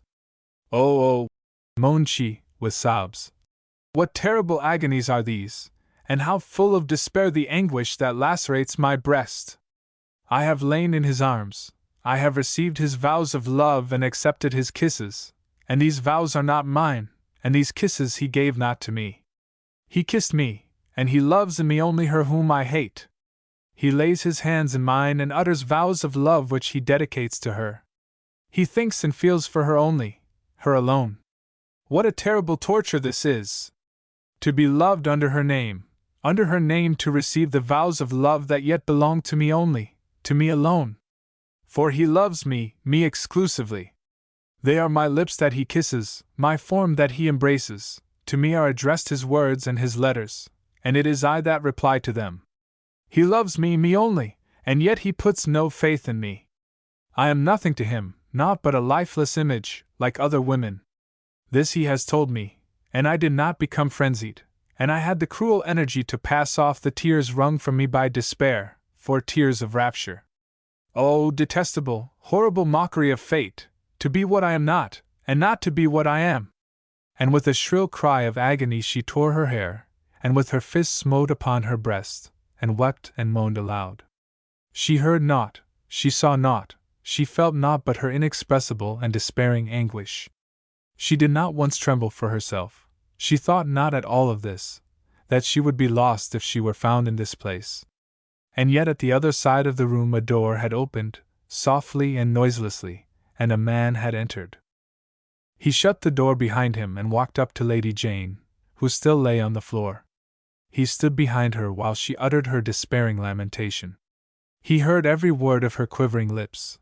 Her whole heart, painfully convulsed and torn with grief, lay unveiled before him, and she knew it not. Now he bent over her, and with his hand he lightly touched her shoulder. At this touch she gave a convulsive start, as if hit by the stroke of a sword, and her sobbing was immediately silenced. An awful pause ensued. The woman lay on the floor motionless, breathless, and near her, tall and cold as a figure of bronze, stood the man. "Lady Jane Douglas," said he then, sternly and solemnly, "stand up. It becomes not your father's daughter to be upon her knees, when it is not God to whom she kneels. But you are not kneeling to God, but to an idol, which you yourself have made, and to which you hate erected a temple in your heart. This idol is called your own personal misfortune, but it is written, 'Thou shalt have no other gods but me.' Therefore I say to you once more, Lady Jane Douglas, rise from your knees, for it is not your God to whom you kneel." And as though these words exercised a magnetic power over her, she raised herself up slowly from the floor, and now stood there before her father, stern and cold as a statue of marble. "Cast from you the sorrows of this world, which burden you, and hinder you in the sacred work which God has imposed on you," continued Earl Douglas in his metallic, solemn voice. "It is written, 'Come unto me, all ye that labor and are heavy laden, and I will give you rest, saith our God.' But you, Jane, you are to throw down your trouble at the foot of the throne, and your burden will become a crown that will glorify your head." He laid his hand on her head, but she wildly shook it off. "No!" cried she, with heavy, faltering tongue, as if confused in a dream. "Away with this crown! I wish no crown upon which devils have laid a spell. I wish no royal robe that has been dyed crimson with the blood of my beloved." "She is still in the delirium of her anguish," muttered the Earl, as he contemplated the pale, trembling woman who had now sunk again to her knees, and was staring straight before her with eyes bewildered and stretched wide open. But the looks of the Earl remained cold and unmoved, and not the least compassion was aroused in him for his poor daughter, now penetrated with anguish. "Arise," said he, in a hard, steely voice. "The Church, by my mouth, commands you to serve her as you have vowed to do, that is to say, with glad heart and a sense of your reliance on God, that is to say, with smiling lips and a serene, beaming eye, as becomes a disciple inspired by faith, and as you have sworn to do in the hands of our Lord and Master, Ignatius Loyola." "I cannot! I cannot!" moaned she, in a low tone. "I cannot be glad at heart when despair, like a wild boar, is rending my heart. I cannot command my eye to shine when my eyes are dimmed with tears of anguish. Oh, have pity, have compassion! Remember that you are my father, that I am your daughter, the daughter of a wife whom you loved, and who would find in the grave no rest if she knew how you are racking and torturing me. My mother, if thy spirit is near me, come and protect me. Let thy mild looks overshadow my head, and breathe a breath of thy love into the heart of this cruel father, who is ready to sacrifice his child on the altar of his God. God has called me," said the Earl, "and, like Abraham, I too will learn to obey. But I will not adorn my victim with flowers, but with a royal crown. I will not plunge a knife into her breast, but will put a golden scepter into her hand and say, 'Thou art a queen before men, but before God be thou a faithful and obedient servant. Thou hast all to command. But the Holy Church, to whose service thou hast consecrated thyself, and who will bless thee if thou art faithful, who will dash thee in pieces with her curse if thou darest deal treacherously, she commands thee. No, you are not my daughter, but the priestess of the Church, consecrated to her holy service. No, I have no sympathy with your tears in this anguish, for I see the end of these sorrows, and I know that these tears will be as a diadem of pearls about your temples. Lady Jane Douglas, it is the saintly Loyola who sends you his commands by my mouth. Obey them, not because I am your father, but because I am the general to whom you have sworn obedience and fidelity unto your life's end." "Then kill me, my father," said she feebly. "Let this life end, which is but a torture, a protracted martyrdom. Punish me for my disobedience by plunging your dagger deep into my breast. Punish me, and grudge me not the repose of the grave." "Poor enthusiast," said the father. "Suppose we would be foolish enough to subject you to so light a punishment. No, no, if you dare, in insolent disobedience, rebel against my commands, your penance shall be a terrible one, and your punishment without end. I will not kill you, but him whom you love, it will be his head that falls, and you will be his murderess. He shall die on the scaffold and you shall live in disgrace." "Oh, horrible!" groaned Jane, as she buried her face in her hands. Her father continued, "Silly, short-sighted child, who thought she could play with the sword, and did not see that she herself might feel the stroke of this double-edged blade. You wanted to be the servant of the Church, that you might thereby become mistress of the world. You would acquire glory, but this glory must not singe your head with its fiery rays. Silly child! He who plays with fire will be consumed. But we penetrated your thoughts and the wish of which you yourself were unconscious. We looked into the depths of your being, and when we found love there, we made use of love for our own purposes and your salvation. What do you bewail, then, and why do you weep? Have we not allowed you to love? Have we not authorized you to give yourself entirely up to this love? Do you not call yourself Earl Surrey's wife, though you cannot name to me the priest that married you? Lady Jane, obey, and we envy you not the happiness of your love. Dare to rebel against us, and disgrace and shame overtake you, and you shall stand before all the world disowned and scoffed at, you the strumpet that—" "Stop, my father!" cried Jane, as she sprang vehemently from the floor. "Desist from your terrible words if you do not wish me to die of shame. Nay, I submit, I obey. You are right, I cannot draw back. And why would you either? Is it not a life pleasant and full of enjoyment? Is it not rare good fortune to see our sins transfigured to virtue, to be able to account earthly enjoyment the service of heaven? And what do you bewail then? That he does not love you? Nay, he does love you. His vows of love still echo in your ears. Your heart still trembles with the fruition of happiness. What matters it if the Earl of Surrey with his inward eyes sees the woman he folds in his arms to be another than you? Yet in reality he loves but you alone. Whether you are for him named Catherine Parr or Jane Douglas, it is all the same if you only are his love. But a day will come when he will discover his mistake, and when he will curse me. That day will never come. The Holy Church will find a way to avert that, if you bow to her will and are obedient to her. I do bow to it, sighed Jane. I will obey, only promise me, my father, that no harm shall happen to him, that I shall not be his murderess. No, you shall become his savior and deliverer. Only you must fulfill punctually the work I commit to you. First of all, then, tell me the result of your meeting today. He does not doubt that you are the Queen? No, he believes it so firmly that he would take the sacrament on it. That is to say, he believes it now because I have promised him to give him publicly a sign by which he may recognize that it is the Queen that loves him. And this sign? Inquired her father, with a look beaming with joy. I have promised him that at the great tournament, the Queen will give him a rosette, and that in that rosette he will find a note from the Queen. Ah, the idea is an admirable one, exclaimed Lord Douglas. And only a woman who wishes to avenge herself could conceive it.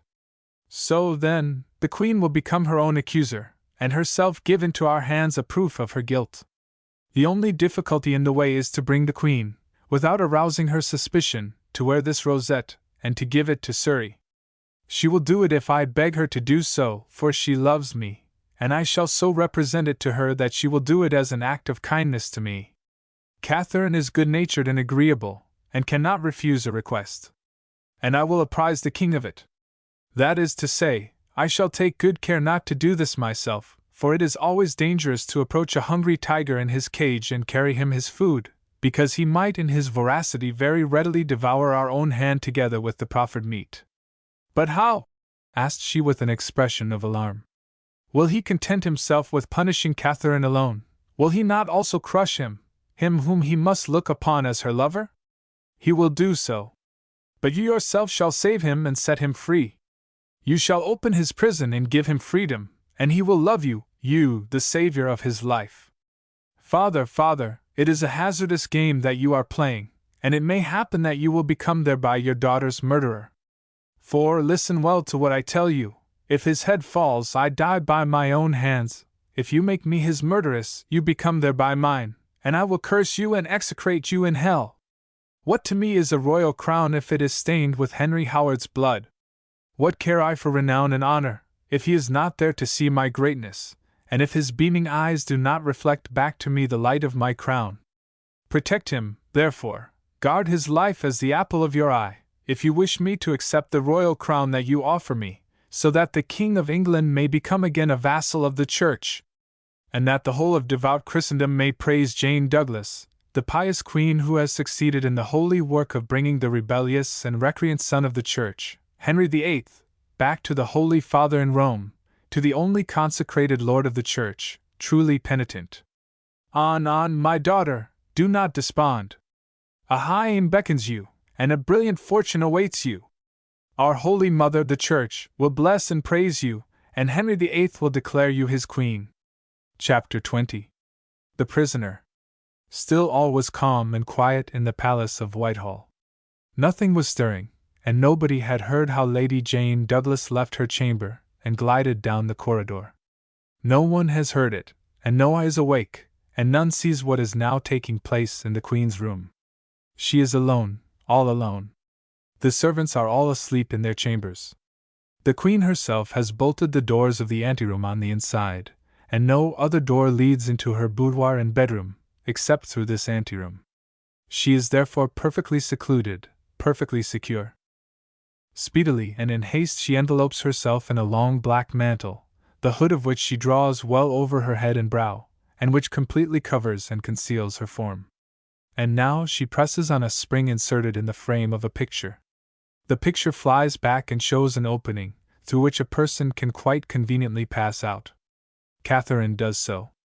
Then she carefully pushes the picture back to its place from the outside, and for a long time walks on in the passage hollowed out of the solid wall, till groping along she at last lays hold again of a knob in the wall. She presses on it, and now at her feet opens a trapdoor, through which a feeble light forces its way and renders visible a small narrow staircase there situated. Catherine enters and descends the steps with winged feet. Now at the foot of the staircase she again presses on a secret spring, and again a door opens, through which the Queen passes into a large hall. "Oh," whispered she, fetching a long breath, "the green summer house at last!" She quickly traversed it, and opened the next door. "John Haywood?" "I am here, Queen!" "Hush, hush! Gently as possible, that the watch, who walks up and down just behind the door, may not hear us. Come, we still have a long walk, let us make haste." Again she pressed on a spring inserted in the wall, and again a door opens. But before Catherine bolts this door, she takes the lamp burning on the table there, which is to lighten the dark and difficult path through which they are now to wend their way. Now she bolts the door behind them, and they enter a long, dark corridor, at the end of which is found still another staircase, and down which they both go.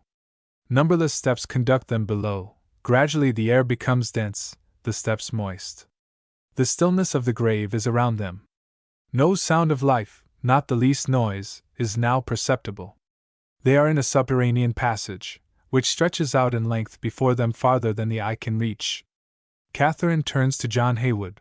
The lamp lights up her face, which is pale, but exhibits an expression firm and resolute. "John Haywood, reflect once more. I ask not whether you have courage, for I know that. I only wish to know whether you will employ this courage for your Queen? No, not for the Queen, but for the noble woman who has saved my son. You must then be my protector today if we meet with dangers. But if it be God's will, we shall encounter no dangers. Let us go." They go vigorously forward, silent all the way. At length they come to a place where the passage grows broader, and spreads out into a little open chamber, on the side walls of which a few teats are placed. "We have now accomplished half of the journey," said Catherine, "and here we will rest a little." She placed the lamp on the small marble table in the middle of the passage, and sat down, pointing to John Haywood to take a seat near her.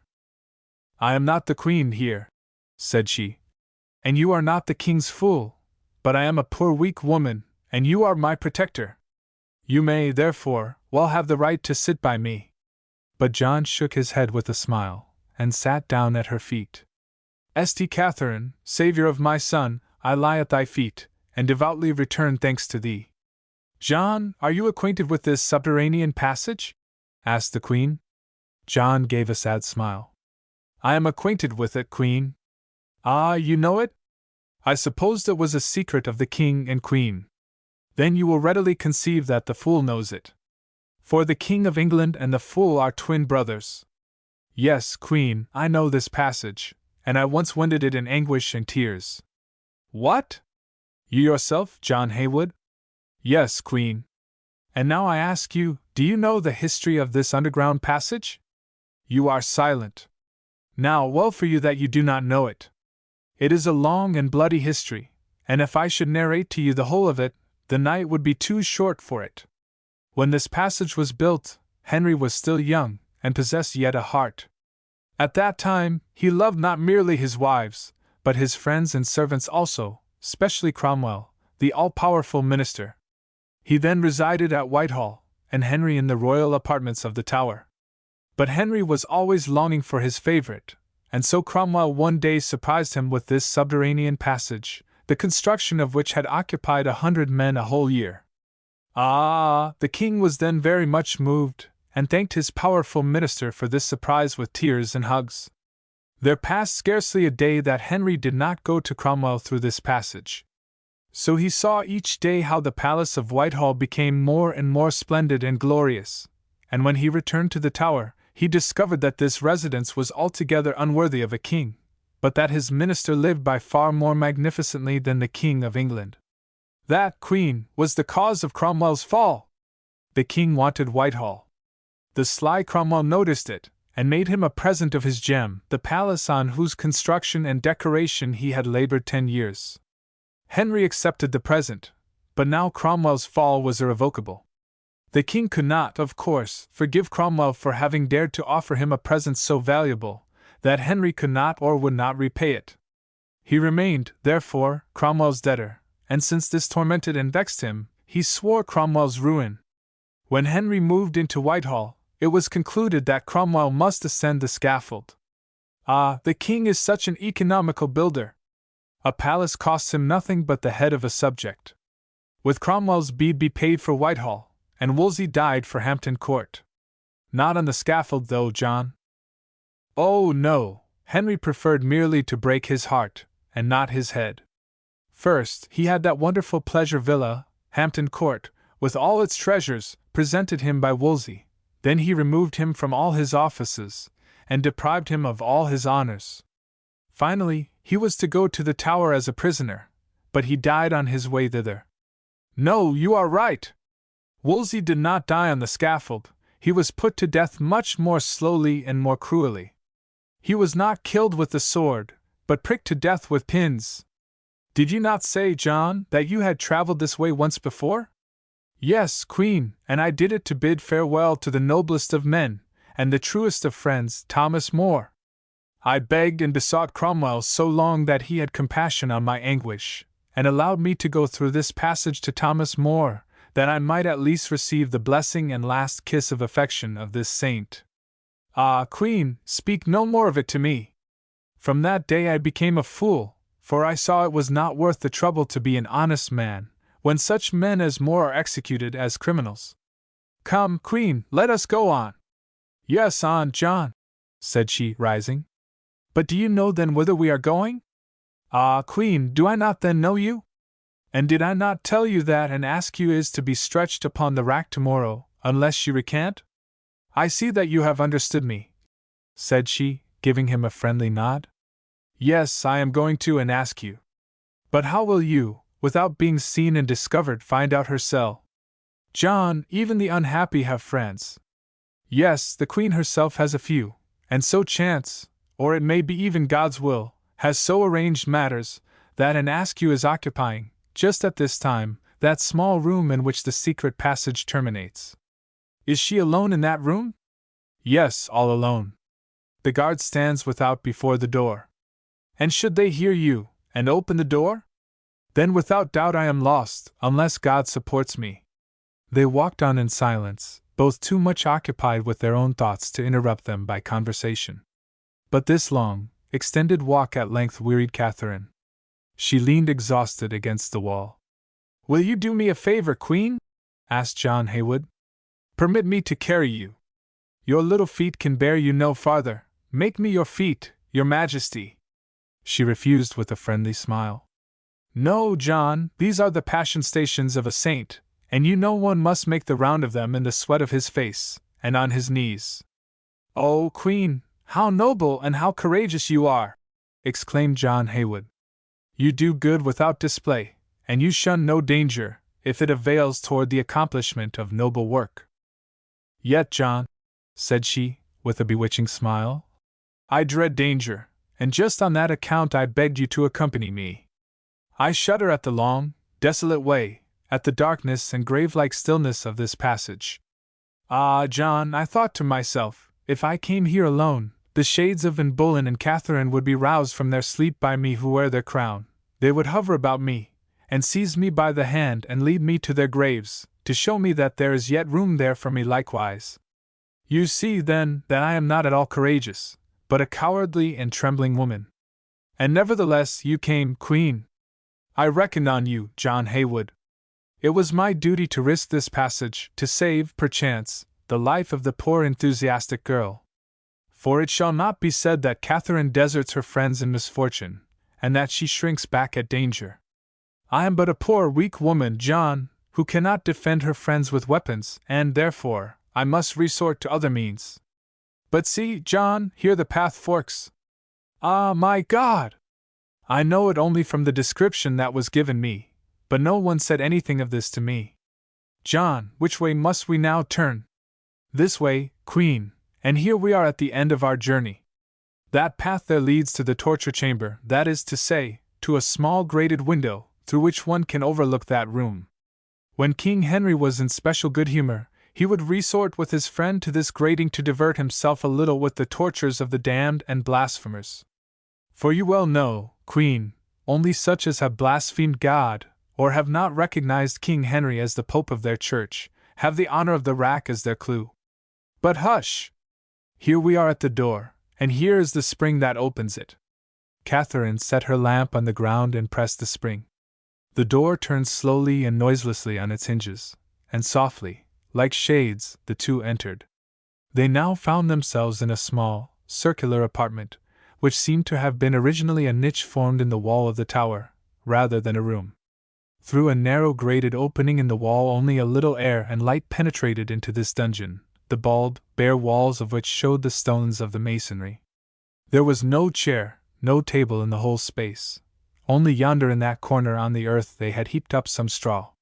On this straw lay a pale, tender creature, the sunken, thin cheeks, transparently white as alabaster, the brow so pure and clear, the entire countenance so peaceful, the bare, meager arms thrown back over the head, the hands folded over the forehead, the head bent to one side in quiet, peaceful slumber, the delicate, tender form wrapped in a long black dress, gently stretched out, and on her lips a smile, such as only the happy know. That was an Askew, the criminal, the condemned, an Askew, who was an atheist only for this, because she did not believe in the king's vast elevation and godlikeness, and would not subject her own free soul to that of the king. She sleeps, whispered Catherine, deeply moored. Wholly involuntarily she folded her hands as she stepped to the couch of the sufferer, and a low prayer trembled on her lips. So sleep the gust, said Haywood. Angels comfort them in their slumbers, and the breath of God refreshes them. Poor girl, how soon, and they will wrench these noble, fair limbs, and torture thee for the honor of God, and open to tones of distress that mouth which now smiles so peacefully. No, no, said the Queen, hastily. I have come to save her, and God will assist me to do it. I cannot spare her slumbers any longer. I must wake her. She bent down and pressed a kiss on the young girl's forehead. And awake, I am here. I will save you and set you free. And awake. She slowly raised her large, brilliant eyes, and nodded a salutation to Catherine. Catherine Parr, said she, with a smile. I expected only a letter from you, and have you come yourself? The guards have been dismissed, and the turnkeys changed, and, for our correspondence had been discovered. Ah, you will write to me no more in future. And yet your letters were my only comfort, sighed an Askew. But that also is well, and perhaps it will only make the path that I have to tread still easier. The heart may move its pinions freely and easily, and return to God. Hear me and hear, said Catherine in a low and hurried voice. A terrible danger threatens you. The king has given orders to move you, by means of the rack, to recant. Well, and what more? asked Anne with smiling face. Unfortunate, you know not what you are saying. You know not what fearful agonies await you. You know not the power of pains, which are perhaps still mightier than the spirit, and may overcome it. And if I did know them now, what would it avail me? asked an Askew. You say they will put me to the rack. Well, then, I shall have to bear it, for I have no power to change their will. Yet you have the power! Retract what you have said, and declare that you repent, and that you perceive that you have been deluded. Say that you will recognize the king as Lord of the Church, that you will swear to the 6 Articles, and never believe in the Pope of Rome. Ah, and God sees your heart and knows your thoughts. You have no need to make them known by your lips. He has given you life, and you have no right to throw it away. You must seek to keep it so long as you can. Recant then. It is perfectly allowable to deceive those who would murder us. Recant then, and recant. When they in their haughty arrogance demand of you to say what they say, consider them as lunatics, to whom you make apparent concessions only to keep them from raving. Of what consequence is it whether you do or do not say that the king is the head of the church? From his heavens above, God looks down and smiles at this petty earthly strife which concerns not him, but men only. Let scholars and theologians wrangle. We women have nothing to do with it. If we only believe in God, and bear Him to our hearts, the form in which we do it is a matter of indifference. But in this case the question is not about God, but merely about external dogmas. Why should you trouble yourself with these? What have you to do with the controversies of the priests? Recant, then, poor enthusiastic child, recant. While Catherine, in a low tone and with fluttering breath, thus spoke, an Askew had slowly arisen from her couch, and now stood, like a lily, so slender and delicate, confronting the Queen. Her noble countenance expressed deep indignation. Her eyes shot lightning, and a contemptuous smile was on her lips. "What? Can you thus advise me?" said she. "Can you wish me to deny my faith, and abjure my God, only to escape earthly pain? And your tongue does not refuse to utter this, and your heart does not shrink with shame while you do it? Look at these arms. What are they worth that I should not sacrifice them to God? See these feeble limbs. Are they so precious that I, like a disgusting niggard, should spare them? No, no, God is my highest good, not this feeble, decaying body. For God I sacrifice it. I should recant? Never. Faith is not enveloped in this or that garb, it must be naked and open. So may mine be. And if I then am chosen to be an example of pure faith, that denies not, and makes profession, well then, envy me not this preeminence. Many are called, but few are chosen. If I am one of the chosen, I thank God for it, and bless the erring mortals who wish to make me such by means of the torture of the rack. Ah, believe me, Catherine, I rejoice to die, for it is such a sad, desolate, and desperate thing to live. Let me die, Catherine, die, to enter into blessedness. But poor, pitiable child! This is more than death, it is the torture of earth that threatens you. Oh, bethink you, and that you are only a feeble woman. Who knows whether the rack may not yet conquer your spirit, and whether you, with your mangled limbs, may not by the fury of the pain yet be brought to that point that you will recant and abjure your faith. If I could do that, cried an Askew, with flashing eyes. Believe me, Queen, as soon as I came to my senses I would lay violent hands on myself, in order to give myself over to eternal damnation, as the punishment of my recantation. God has ordered that I shall be a sign of the true faith. Be His command fulfilled. Well then, so be it, said Catherine resolutely. Do not recant, but save yourself from your executioners. I will save you. I cannot think of it, that this dear noble form should be sacrificed to a vile delusion of man, that they will torture to the honor of God a noble likeness of the same God. Oh, come, I will save you. I, the Queen. Give me your hand. Follow me out of this dungeon. I know a path that leads out of this place, and I will conceal you so long in my own apartments that you can continue your flight without danger. No, Queen, you shall not conceal her with you, said John Haywood. You have been graciously pleased to allow me to be your confidant. Envy me not, then, a share in your noble work also. Not with you shall an Askew find refuge, but with me. Oh, come and follow your friends. It is life that calls you, that opens the doors to you, and desires to call you by 1,000 names to itself. Do you not hear them, all those sweet and alluring voices? Do you not see them, all those noble and smiling faces, how they greet you and beckon to you? And ask you, it is the noble husband that calls you. You know him not as yet, but he is waiting for you there in the world without. And ask you, there are your children, who are stretching their tender arms out to you. You have not yet borne them, but love holds them in her arms, and will bring them to meet you. It is the wife and the mother that the world yet demands of you, and you ought not to shun the holy calling which God has given you. Come, then, and follow us, follow your Queen, who has the right to order her subject. Follow the friend, who has sworn that he will watch over you and protect you as a father. Father in heaven, protect me! Exclaimed an Askew, falling on her knees and stretching her hands upward. Father in heaven! They would tear away thy child, and alienate my heart from thee. They are leading me into temptation and alluring me with their words. Protect me, my Father, make my ear deaf, that I may not hear them. Give me a sign that I am thine, that no one has any longer power over me, save thou alone. a sign that thou, Father, callest me. And as if God had really heard her prayer, a loud knocking was now perceived at the outer door, and a voice cried, "And ask you, awake! And hold yourself ready! The High Chancellor and the Bishop of Winchester come to fetch you away." "Ah, the rack!" groaned Catherine, as with a shudder she buried her face in her hands. "Yes, the rack," said Anne with a blissful smile. "God calls me." John Haywood had approached the Queen and impetuously seized her hand. "You see it is in vain," said he, urgently. "Make haste then to save yourself. Hasten to leave this prison before the door there opens." "No," said Catherine, firmly and resolutely. "No, I stay. She shall not surpass me in courage and greatness of soul.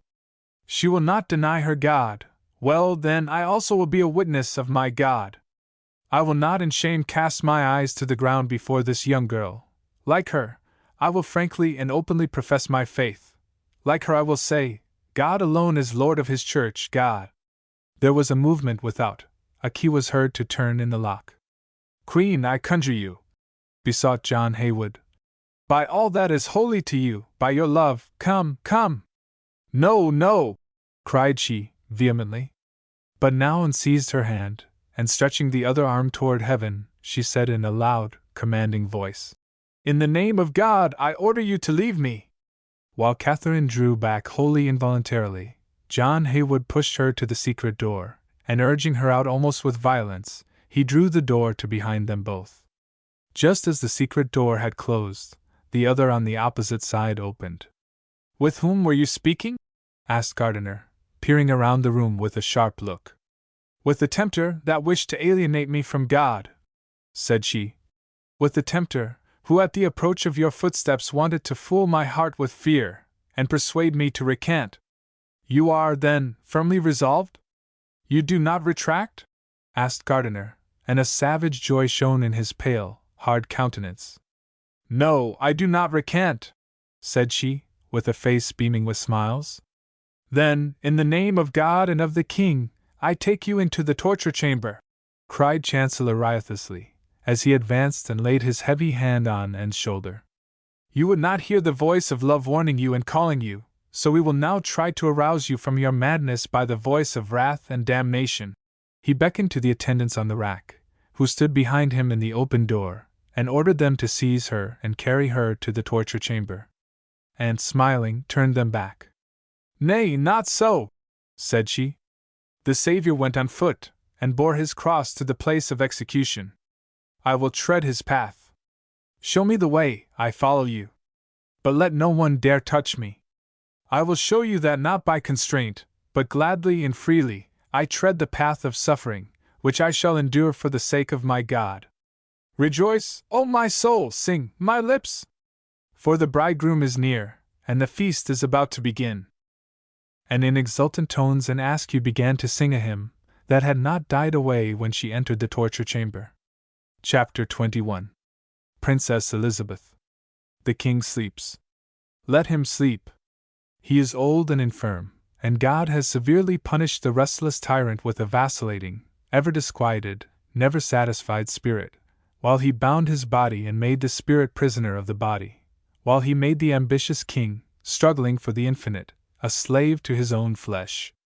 How high soever his thoughts soar, still the king remains a clumsy, confined, powerless child of humanity. How much soever his conscience harasses him with disquiet and dread, yet he must be calm and endure it. He cannot run away from his conscience. God has fettered him by the flesh. The king is sleeping. But the Queen is not, and Jane Douglas is not, either is the Princess Elizabeth. She has watched with heart beating high. She is restless, and pacing her room up and down in strange confusion, waited for the hour that she had appointed for the meeting. Now the hour had arrived. A glowing crimson overspread the face of the young princess, and her hand trembled as she took the light and opened the secret door to the corridor. She stood still for a moment, hesitating. Then, ashamed of her irresolution, she crossed the corridor and ascended the small staircase which led to the tower chamber. With a hasty movement she pushed open the door and entered the small slip that was at the end of her journey, and Thomas Seymour was already there. As she saw him, an involuntary trepidation came over her, and for the first time she now became conscious of her hazardous step.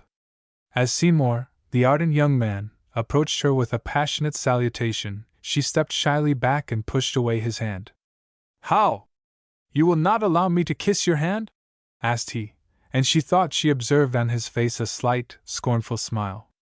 "You make me the happiest of mortals by inviting me to this interview, and now you stand before me rigid and cold, and I am not once permitted to clasp you in my arms, Elizabeth." Elizabeth! He had called her by her first name without her having given him permission to do so. That offended her. In the midst of her confusion, that aroused the pride of the princess, and made her aware how much she must have forgotten her own dignity, when another could be so forgetful of it. She wished to regain it. At this moment she would have given a year of her life if she had not taken this step, if she had not invited the Earl to this meeting. She wanted to try and regain in his eyes her lost position, and again to become to him the princess. Pride in her was still mightier than love. She meant her lover should at the same time bow before her as her favored servant. Therefore she gravely said, "Earl Thomas Seymour, you have often begged us for a private conversation. We now grant it to you. Speak, then. What matter of importance have you to bring before us?" And with an air of gravity she stepped to an easy-chair, on which she seated herself slowly and solemnly like a queen, who gives audience to her vassals. Poor, innocent child, that in her unconscious trepidation wished to entrench herself behind her grandeur, as behind a shield, which might conceal her maidenly fear and girlish anxiety. Thomas Seymour, however, divined her thoughts, and his proud and cold heart revolted against this child's attempt to defy him. He wanted to humble her, he wished to compel her to bow before him, and implore his love as a gracious gift. He therefore bowed low to the princess, and respectfully said, "Your Highness, it is true I have often besought you for an audience, but you have so long refused me, that at last I could no longer summon up courage to solicit it, and I let my wish be silent and my heart dumb. Therefore seek not now, when these pains have been subdued, to excite them again. My heart should remain dead, my lips mute. You have so willed, and I have submitted to your will. Farewell, then, princess, and may your days be happier and more serene than those of poor Thomas Seymour." He bowed low before her, and then went slowly to the door.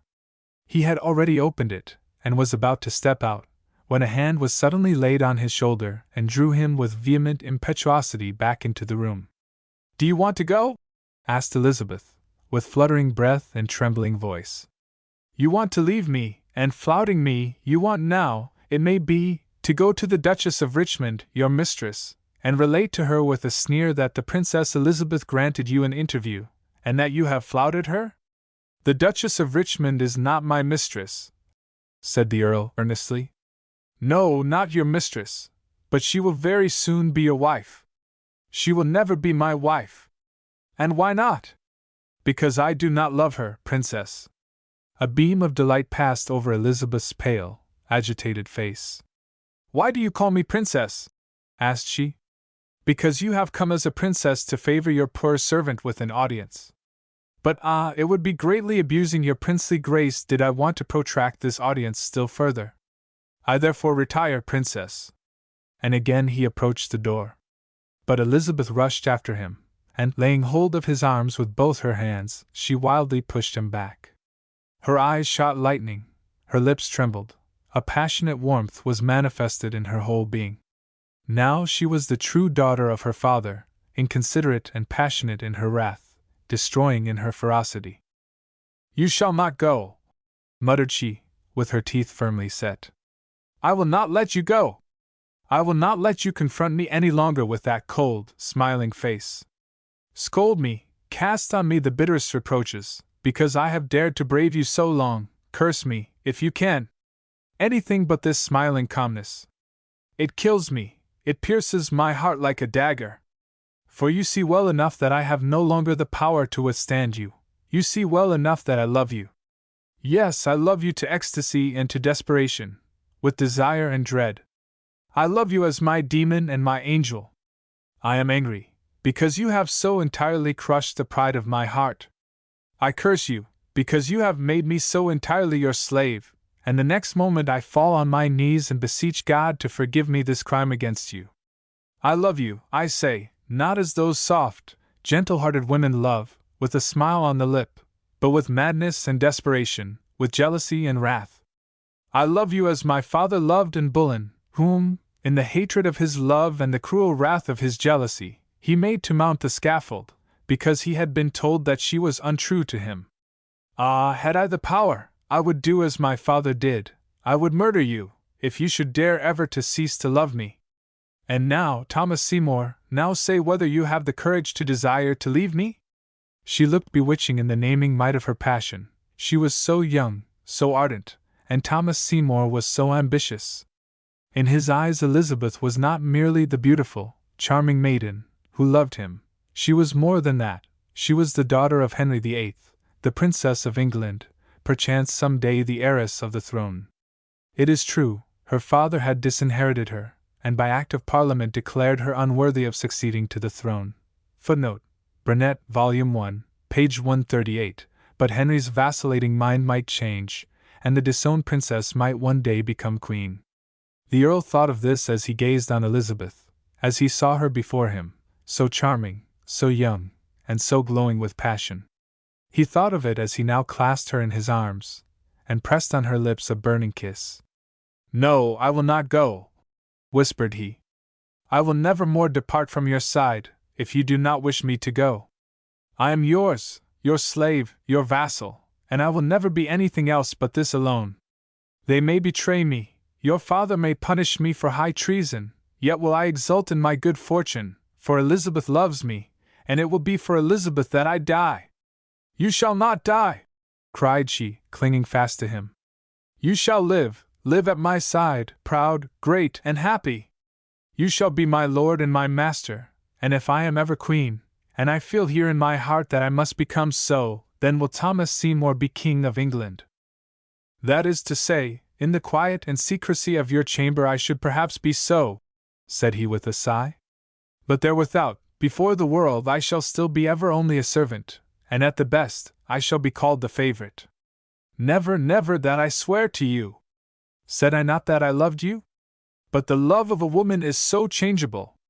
Who knows how long it will be before you will tread under your feet, poor Thomas Seymour, when once the crown has adorned your brow." She looked at him well-nigh horrified. "Can this be, then? Is it possible that one can forget and forsake what he once loved? Do you ask, Elizabeth? Has not your father already his sixth wife?" "It is true," said she, as mournfully she dropped her head upon her breast. "But I," said she, after a pause, "I shall not be like my father in that. I shall love you eternally. And that you may have a guarantee of my faithfulness, I offer myself to you as your wife." Astonished, he looked inquiringly into her excited, glowing face. He did not understand her. But she continued passionately, "Yes, you shall be my lord and my husband. Come, my beloved, come. I have not called you to take upon yourself the disgraceful role of the secret lover of a princess. I have called you to be my husband. I wish a bond to unite us two, that is so indissoluble that not even the wrath and will of my father, but only death itself, can sever it. I will give you proof of my love and my devotion, and you shall be forced to acknowledge that I truly love you. Come, my beloved, that I may soon hail you as my husband." He looked at her as though petrified. "Whither will you lead me?" "To the private chapel," said she, innocently. "I have written Cranmer to await me there at daybreak." "Let us hasten, then." "Cranmer! You have written to the Archbishop?" cried Seymour, amazed. "How? What say you? Cranmer awaits us in the private chapel?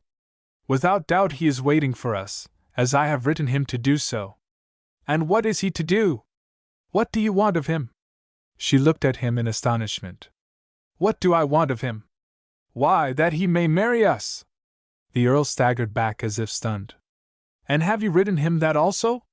"Nay, indeed," said she, with a charming, childlike smile.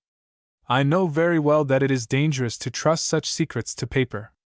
I have only written him to come in his official robes, because I have an important secret to confess to him." Oh, God be praised! We are not lost, sighed Seymour. But how? I do not understand you, asked she. You do not extend me your hand. You do not hasten to conduct me to the chapel. Tell me, I conjure you, tell me only this one thing. Have you ever spoken to the Archbishop of of our love?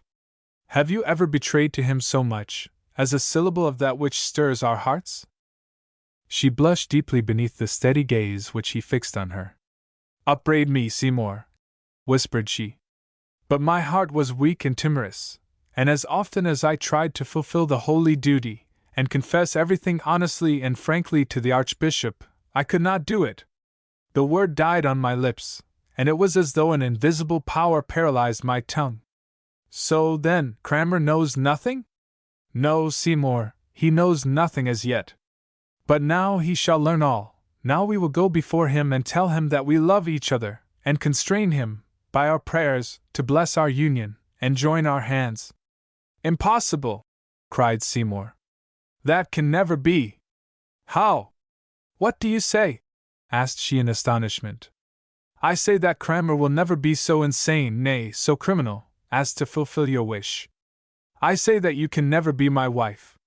She looked him full and square in the face. Have you not then told me that you loved me? Asked she. Have I not sworn to you that I loved you in return? Must we then not be married, in order to sanctify the union of our hearts? Seymour sank his eyes to the ground before her pure innocent look, and blushed for shame. She did not understand this blush. Because he was silent, she deemed him convinced. Come, said she. Come, Cranmer is waiting for us. He again raised his eyes and looked at her in amazement. Do you not see, then, this is all only a dream that can never become reality? Do you not feel that this precious fantasy of your great and noble heart will never be realized? How? Are you then so little acquainted with your father as not to know that he would destroy us both if we should dare to set at naught his paternal and his royal authority? Your birth would not secure you from his destroying fury, for you well know he is unyielding and reckless in his wrath, and the voice of consanguinity sounds not so loud in him that it would not be drowned by the thunder of his wrath. Poor child, you have learned that already. Remember with what cruelty he has already revenged himself on you for the pretended fault of your mother, how he transferred to you his wrath against her. Remember that he refused your hand to the Dauphin of France, not for the sake of your happiness, but because he said you were not worthy of so exalted a position. And Boleyn's bastard could never become Queen of France. And after such a proof of his cruel wrath against you, will you dare cast in his face this terrible insult? Compel him to recognize a subject, a servant, as his son? Oh, this servant is, however, the brother of a Queen of England, said she shyly. My father loved Jane Seymour too warmly not to forgive her brother. Ah, you do not know your father! He has no heart for the past, or if he has, it is only to take vengeance for an injury or a fault, but not to reward love. King Henry would be capable of sentencing Anne Boleyn's daughter to death, and of sending to the block and rack Catherine Howard's brothers, because these two queens once grieved him and wounded his heart. But he would not forgive me the least offense on account of my being the brother of a queen who loved him faithfully and tenderly till her death. But I speak not of myself. I am a warrior, and have too often looked death in the face to fear him now. I speak only of you, Elizabeth. You have no right to perish thus. This noble head must not be laid upon the block. It is destined to wear a royal crown. A fortune still higher than love awaits you, fame and power. I must not draw you away from this proud future. The Princess Elizabeth, though abused and disowned, may yet one day mount the throne of England. The Countess Seymour never. She disinherits herself. Follow, then, your high destiny. Earl Seymour retires before a throne. That is to say, you disdain me? Asked she, angrily stamping the floor with her foot. That is to say, the proud Earl Seymour holds the bastard too base for his coronet. That is to say, you love me not. No, it means that I love you more than myself, better and more purely than any other man can love you, for this love is so great that it makes my selfishness and my ambition silent, and allows me to think only of you and your future. Ah, sighed she mournfully. If you really loved me, you would not consider, you would not see the danger, nor fear death. You would think of nothing, and know nothing, save love. Because I think of love, I think of you, said Seymour. I think that you are to move along over the world, great, powerful, and glorious, and that I will lend you my arm for this. I think of this, that my queen of the future needs a general who will win victories for her, and that I will be that general. But when this goal is reached, when you are queen, then you have the power from one of your subjects to make a husband, then it rests with your own will to elevate me to be the proudest, the happiest, and the most enviable of all men. Extend me your hand then, and I will thank and praise God that He is so gracious to me, and my whole existence will be spent in the effort to give you the happiness that you are so well entitled to demand. And until then? Asked she, mournfully. Until then, we will be constant, and love each other, cried he, as he gently pressed her in his arms. She gently repelled him. Will you also be true to me till then? True till death. They have told me that you would marry the Duchess of Richmond, in order thereby to at length put an end to the ancient hatred between the Howards and Seymours. Thomas Seymour frowned, and his countenance grew dark. Believe me, this hatred is invincible, said he, and no matrimonial alliance could wash it away. It is an inheritance from many years in our families, and I am firmly resolved not to renounce my inheritance. I shall just as little marry the Duchess of Richmond as Henry Howard will my sister, the Countess of Shrewsbury. Swear that to me! Swear to me that you say the truth, and that this haughty and coquettish Duchess shall never be your wife. Swear it to me, by all that is sacred to you. I swear it by my love! Exclaimed Thomas Seymour, solemnly. I shall then at least have one sorrow the less, sighed Elizabeth. I shall have no occasion to be jealous. And is it not true? She then said, is it not true we shall often see each other? We will both keep this secret of this tower faithfully and sacredly, and after days full of privation and disappointment, we will here keep festival the nights full of blissful pleasure and sweet transport. But why do you smile, Seymour? I smile, because you are pure and innocent as an angel, said he, as he reverently kissed her hand. I smile, because you are an exalted, godlike child, whom one ought to adore upon his knees, and to whom one ought to pray, as to the chaste goddess Vesta. Yes, my dear, beloved child, here we will, as you say, pass nights full of blissful pleasure, and may I be reprobate and damned, if I should ever be capable of betraying this sweet, guileless confidence with which you favor me, and sully your angel purity. Ah, we will be very happy, Seymour, said she, smiling. I lack only one thing, a friend to whom I can tell my happiness, to whom I can speak of you. Oh, it often seems to me as if this love, which must always be concealed, always shut up, must at last burst my breast, as if this secret must with violence break a passage, and roar like a tempest over the whole world. Seymour, I want a confidant of my happiness and my love. Guard yourself well against desiring to seek such a one, exclaimed Seymour, anxiously. A secret that three know is a secret no more, and one day your confidant will betray us. Not so.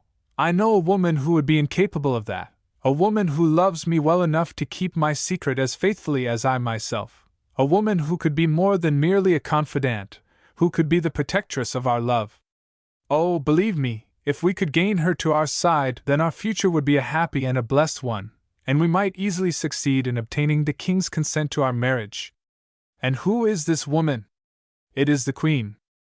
The Queen! Cried Thomas Seymour, with such an expression of horror that Elizabeth trembled. The Queen your confidant?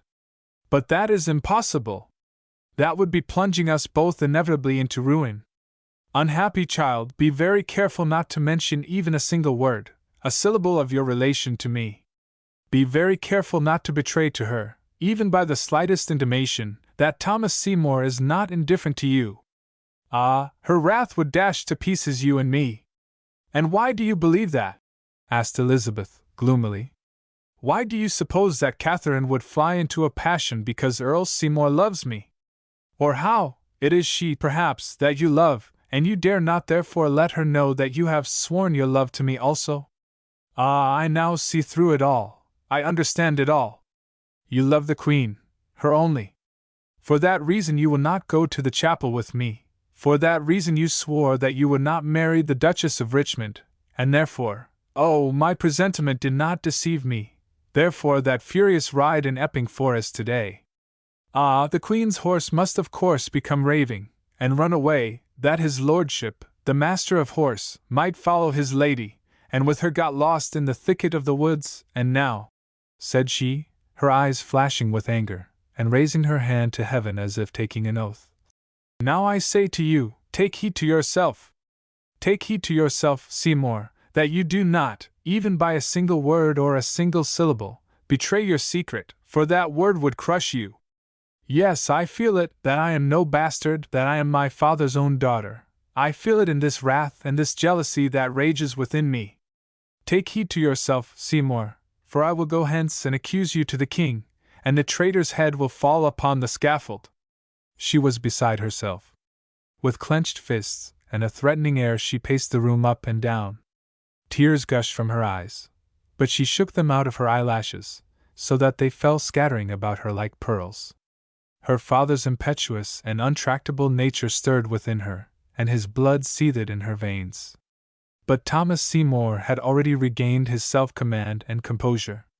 He approached the princess, and despite her struggles clasped her in his arms. "Little fool!" said he between his kisses. "Sweet, dear fool, how beautiful you are in your anger, and how I love you for it! Jealousy is becoming to love, and I do not complain, though you are unjust and cruel toward me. The Queen has much too cold and proud a heart ever to be loved by any man.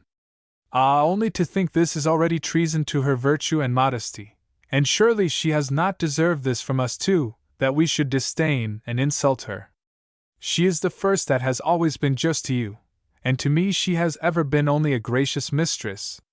"It is true," murmured Elizabeth, completely ashamed. "She is a true friend and mother, and I have her to thank for my present position at this court." Then, after a pause, she said, smiling, and extending her hand to the Earl, "You are right. It would be a crime to suspect her, and I am a fool. Forgive me, Seymour, forgive my absurd and childish anger, and I promise you in return to betray our secret to no one, not even to the Queen. Do you swear that to me?" "I swear it to you. And I swear to you more than that. I will never again be jealous of her." "Then you do but simple justice to yourself and to the Queen also," said the Earl, with a smile, as he drew her again to his arms. But she pushed him gently back. "I must now away. The morning dawns, and the Archbishop awaits me in the royal chapel. And what will you say to him, beloved?" "I will make my confession to him." "How?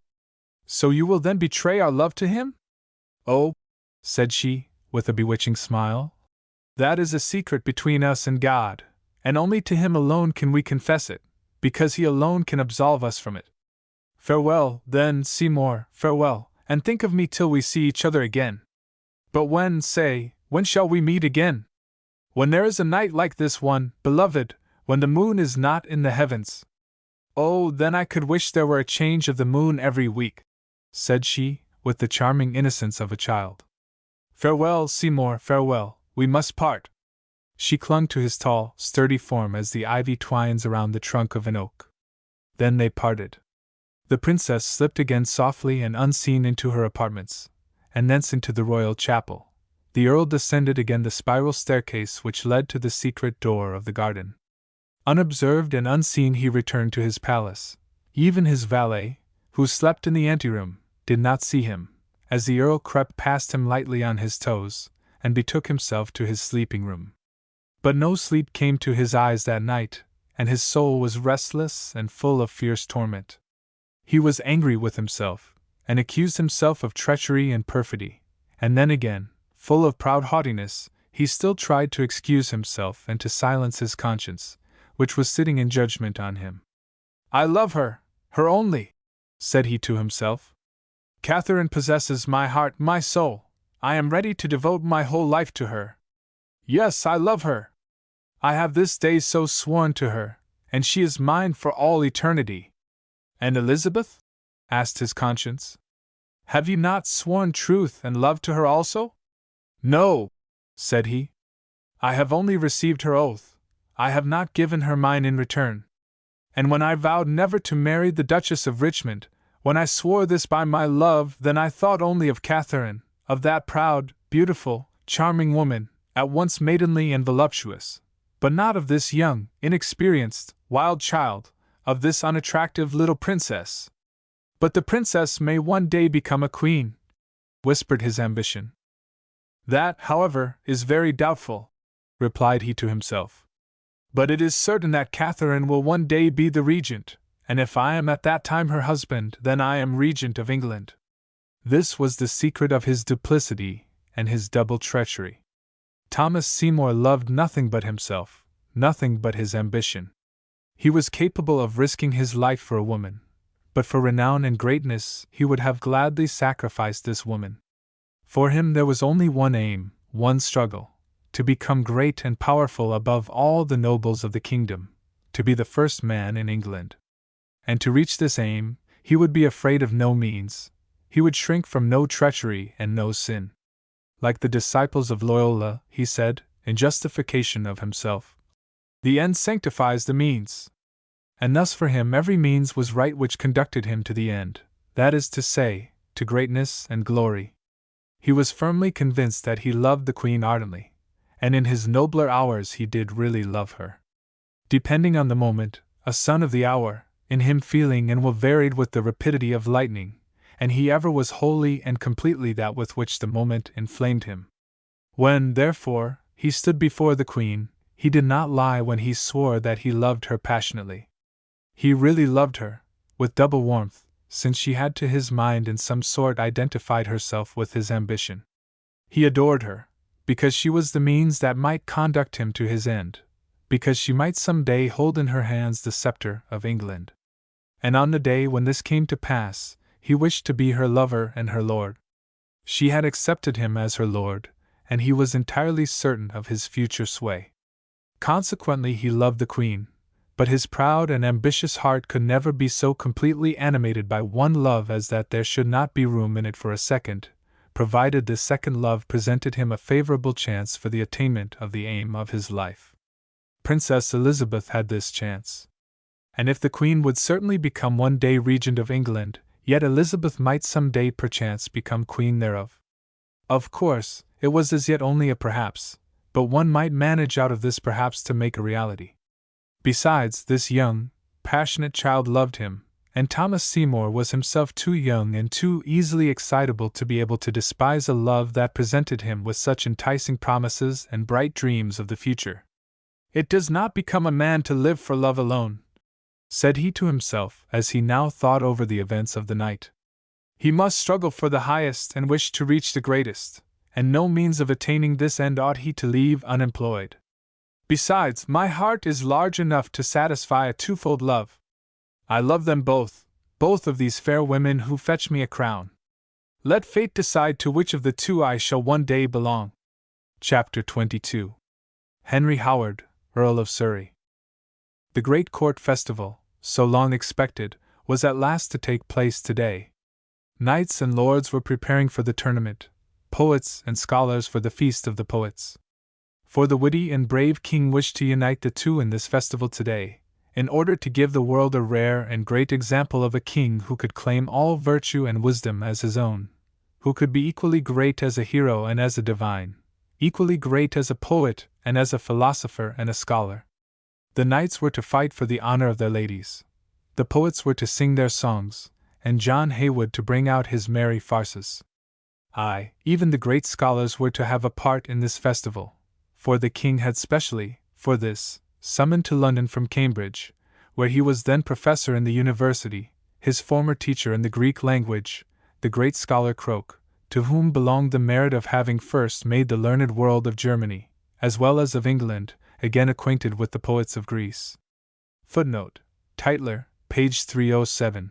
He wished to recite with Croke some scenes from Sophocles to his wondering court, and though, to be sure, there was no one there who understood the Greek tongue, yet all, without doubt, must be enraptured with the wonderful music of the Greek and the amazing erudition of the king. Preparations were going on everywhere, arrangements were being made, every one was making his toilet, whether it were the toilet of the mind or of the body.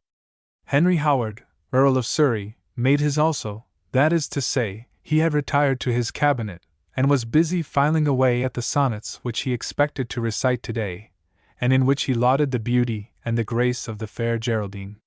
He had the paper in his hand, and was lying on the velvet ottoman which stood before his writing table. Had Lady Jane Douglas seen him now, she would have been filled with painful rapture to observe how, with head leaned back on the cushion, his large blue eyes raised dreamily to heaven, he smiled and whispered gentle words. He was wholly absorbed in sweet reminiscences. He was thinking of those rapturous, blessed hours which he a few days before had spent with his Geraldine, and as he thought of them he adored her, and repeated to her anew in his mind his oath of eternal love and inviolable truth. His enthusiastic spirit was completely filled with a sweet melancholy, and he felt perfectly intoxicated by the magical happiness afforded him by his Geraldine. She was his at last. After struggles so long and painful, after such bitter renunciation, and such mournful resignation, happiness had at last arisen for him. The never expected had at last become indeed a reality. Catherine loved him. With a sacred oath she had sworn to him that she would one day become his wife, that she would become his wife before God and man.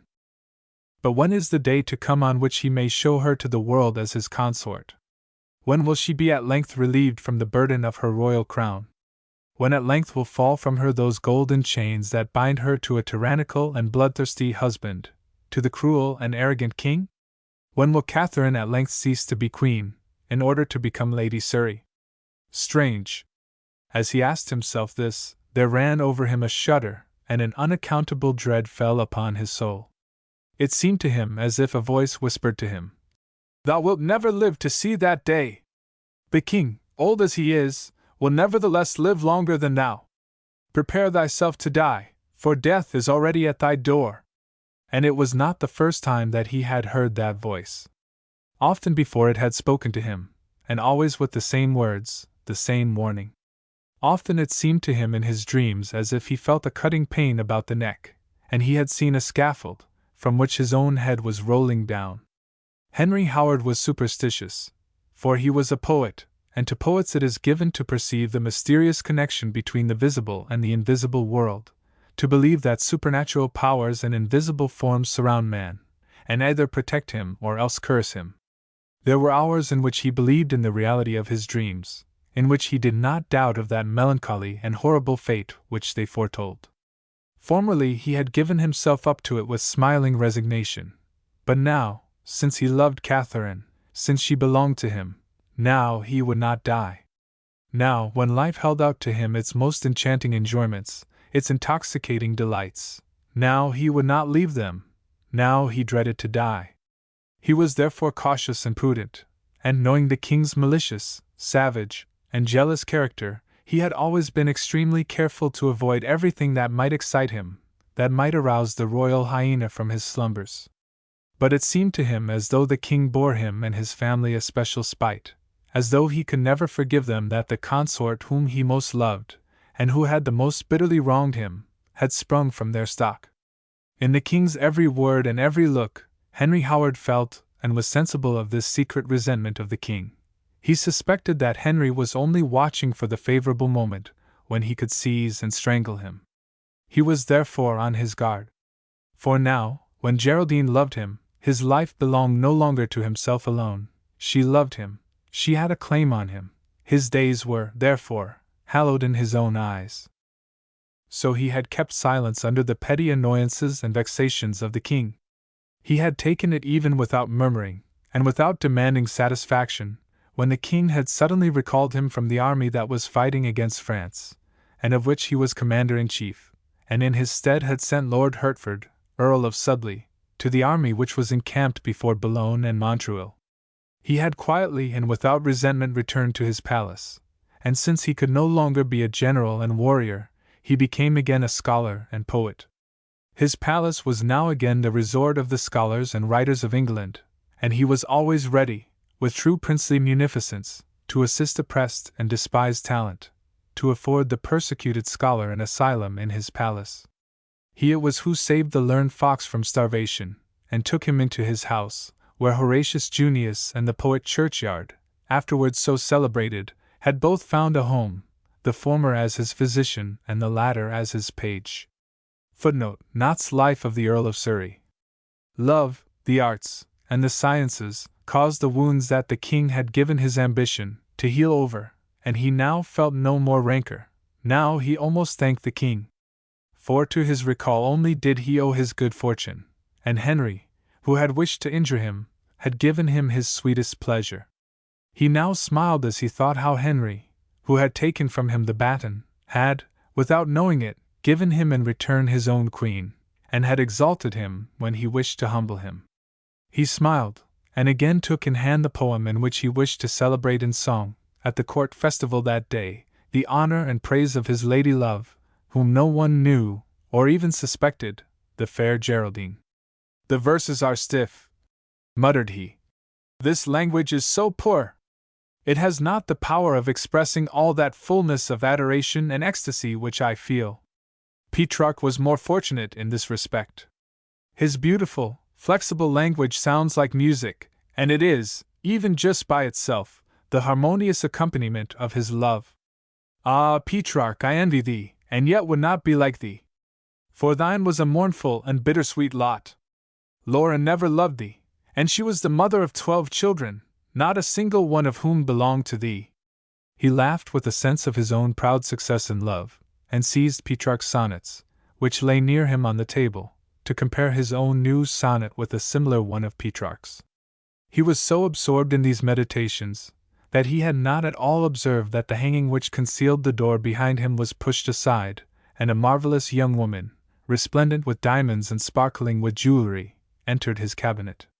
For an instant she stood still upon the threshold, and with a smile observed the Earl, who was more and more absorbed in his reading. She was of imposing beauty. Her large eyes blazed and glowed like a volcano. Her lofty brow seemed in all respects designed to wear a crown. And, indeed, it was a ducal coronet that sparkled on her black hair, which in long ringlets curled down to her full, voluptuous shoulders. Her tall and majestic form was clad in a white satin dress, richly trimmed with ermine and pearls. 2 clasps of costly brilliants held fast to her shoulders the small mantilla of crimson velvet, faced with ermine, which covered her back and fell down to her waist. Thus appeared the Duchess of Richmond, the widow of King Henry's natural son, Henry Richmond, the sister of Lord Henry Howard, Earl of Surrey, and the daughter of the noble Duke of Norfolk. Since her husband had died and left her a widow at 20, she resided in her brother's palace, and had placed herself under his protection, and in the world they were known as the affectionate brother and sister. Ah, how little knew the world, which is ever wont to judge from appearances, of the hatred and the love of these two. How little suspicion had it of the real sentiments of this brother and sister. Henry Howard had offered his sister his palace as her residence, because he hoped by his presence to lay on her impulsive and voluptuous disposition a restraint which should compel her not to overstep the bounds of custom and decency. Lady Richmond had accepted this offer of his palace because she was obliged to, inasmuch as the avaricious and parsimonious king gave his son's widow only a meager income, and her own means she had squandered and lavishly thrown away upon her lovers. Henry Howard had thus acted for the honor of his name, but he loved not his sister, nay, he despised her. But the Duchess of Richmond hated her brother, because her proud heart felt humbled by him, and under obligations of gratitude. But their hatred and their contempt were a secret that they both preserved in the depths of the heart, and which they scarcely dared confess to themselves.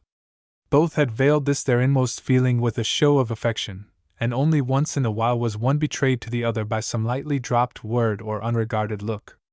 Chapter 23. Brother and Sister. Lightly on the tips of her toes the Duchess stole toward her brother, who did not yet observe her. The thick Turkish carpet made her steps inaudible. She already stood behind the Earl, and he had not yet noticed her. Now she bent over his shoulder, and fastened her sparkling eyes on the paper in her brother's hand. Then she read in a loud, sonorous voice the title of it. Complaint, because Geraldine never shows herself to her lover unless covered by her veil. Footnote: Sonnet by Surrey. See Knott's Life and Works of Surrey. Ah, said the Duchess, laughing. Now then, I have spied out your secret, and you must surrender to me at discretion. So you are in love, and Geraldine is the name of the chosen one to whom you address your poems. I swear to you, my brother, you will repay me dear for this secret. It is no secret at all, sister, said the Earl, with a quiet smile, as he rose from the divan and saluted the Duchess. It is so little a secret that I shall recite this sonnet at the court festival this very evening. I shall not, therefore, need your secrecy, Rosabella. So the fair Geraldine never shows herself to you unless in a dark veil, black as the night, said the Duchess musingly. But tell me, brother, who then is the fair Geraldine? Of the ladies at court, I know not a single one who bears that name. So you see from that, the whole is only a fiction, a creation of my fancy. No, indeed, said she, smiling. One does not write with such warmth and enthusiasm unless he is really in love. You sing your lady love, and you give her another name. That is very plain. Do not deny it, Henry, for I know indeed that you have a lady love. It may be read in your eyes. And look you! It is on account of this dear one that I have come to you.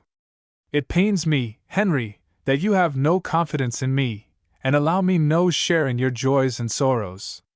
Do you not know, then, how tenderly I love you, my dear, noble brother? She put her arm tenderly round his neck, and wanted to kiss him. He bent his head back, and laying his hand on her rosy, round chin, he looked inquiringly and smilingly into her eyes. You want something of me, Rosabella, said he. I have never yet enjoyed your tenderness and sisterly affection, except when you needed my services. How suspicious you are, cried she, with a charming pout, as she shook his hand away from her face. I have come from wholly disinterested sympathy, partly to warn you, partly to find out whether your love is perchance fixed upon a lady that would render my warning useless. Well, so you see, Rosabella, that I was right, and that your tenderness was not aimless. Now then, you want to warn me? I have yet to learn that I need any warning. Nay, brother! For it would certainly be very dangerous and mischievous for you, if your love should chance not to be in accordance with the command of the king. A momentary flush spread over Henry Howard's face, and his brow darkened. With the king's command? Asked he, in astonishment. I did not know that Henry VIII could control my heart.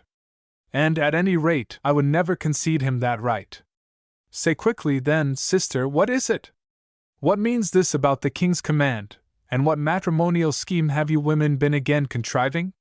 For I well know that you and my mother have no rest with the thought of seeing me still unmarried. You want to bestow on me, whether or no, the happiness of marriage. Yet, nevertheless, it appears to me that you both have sufficiently learned from experience that this happiness is only imaginary, and that marriage in reality is, at the very least, the vestibule of hell. It is true, laughed the Duchess. The only happy moment of my married life was when my husband died. For in that I am more fortunate than my mother, who has her tyrants still living about her. Ah, how I pity my mother! Dare not to revile our noble father, cried the Earl, almost threateningly. God alone knows how much he has suffered from our mother, and how much he still suffers. He is not to blame for this unhappy marriage. But you have not come to talk over these sad and disgraceful family matters, sister. You wished to warn me, did you say? Yes, warn you, said the Duchess tenderly, as she took her brother's hand and led him to the ottoman. Come, let us sit down here, Henry, and let us for once chat confidentially and cordially, as becomes brother and sister. Tell me, who is Geraldine? A phantom, an ideal. I have told you that already. You really love, then, no lady at this court? No, none. There is among all these ladies, with whom the Queen has surrounded herself, not one whom I am able to love. Ah, your heart then is free, Henry, and you will be so much more easily inclined to comply with the king's wish. What does the king wish? She laid her head on her brother's shoulder, and said in a low whisper, that the Howard and Seymour families be at last reconciled, that at last they may reconcile the hatred, which has for centuries separated them, by means of a firm and sincere bond of love. Ah, the king wants that! Cried the earl, scornfully. Forsooth, now, he has made a good beginning toward bringing about this reconciliation. He has insulted me before all Europe, by removing me from my command, and investing a Seymour with my rank and dignity, and he requires that I in return shall love this arrogant earl, who has robbed me of what is my due, who has long intrigued and besieged the king's ears with lies and calumnies, till he has gained his end and supplanted me. It is true the king recalled you from the army, but this was done in order to give you the first place at his court, to appoint you Lord Chamberlain to the Queen. Henry Howard trembled and was silent. It is true, he then muttered. I am obliged to the king for this place. And then, continued the Duchess, with an innocent air, then I do not believe either that Lord Hertford is to blame for your recall. To prove this to you, he has made a proposal to the king, and to me also, which is to testify to you and to all the world how great an honor Lord Hertford esteems it to be allied to the Howards, and above all things to you, by the most sacred bonds. Ah, that noble, magnanimous lord! Cried Henry Howard, with a bitter laugh. As matters do not advance well with laurels, he tries the myrtles. Since he can win no battles, he wants to make marriages. Now, sister, let me hear what he has to propose. A double marriage, Henry. He asks my hand for his brother Thomas Seymour, provided you choose his sister, Lady Margaret, for your wife. Never! Cried the earl. Never will Henry Howard present his hand to a daughter of that house, never condescend so far as to elevate a Seymour to be his wife. That is well enough for a king, not for a Howard. Brother, you insult the king! Well, I insult him, then. He has insulted me, too, in arranging this base scheme. Brother, reflect, the Seymours are powerful, and stand high in the king's favor. Yes, in the king's favor they stand high. But the people know their proud, cruel, and arrogant disposition, and the people and nobility despise them. The Seymours have the voice of the king in their favor, the Howards the voice of the whole country, and that is of more consequence. The king can exalt the Seymours, for they stand far beneath him. He cannot exalt the Howards, for they are his equals. Nor can he degrade them. Catherine died on the scaffold, the king became thereby only a hangman. Our escutcheon was not sullied by that act. These are very proud words, Henry. They become a son of the Norfolks, Rosabella. Ah, see that petty Lord Hertford, Earl Seymour. He covets a ducal coronet for his sister. He wants to give her to me to wife, for as soon as our poor father dies, I wear his coronet. The arrogant upstarts. For the sister's escutcheon, my coronet, for the brother's, your coronet. Never, say I, shall that be. The Duchess had become pale, and a tremor ran through her proud form. Her eyes flashed, and an angry word was already suspended on her lips, but she still held it back. She violently forced herself to calmness and self-possession. Consider once more, Henry, said she. Do not decide at once. You speak of our greatness, but you do not bear in mind the power of the Seymours.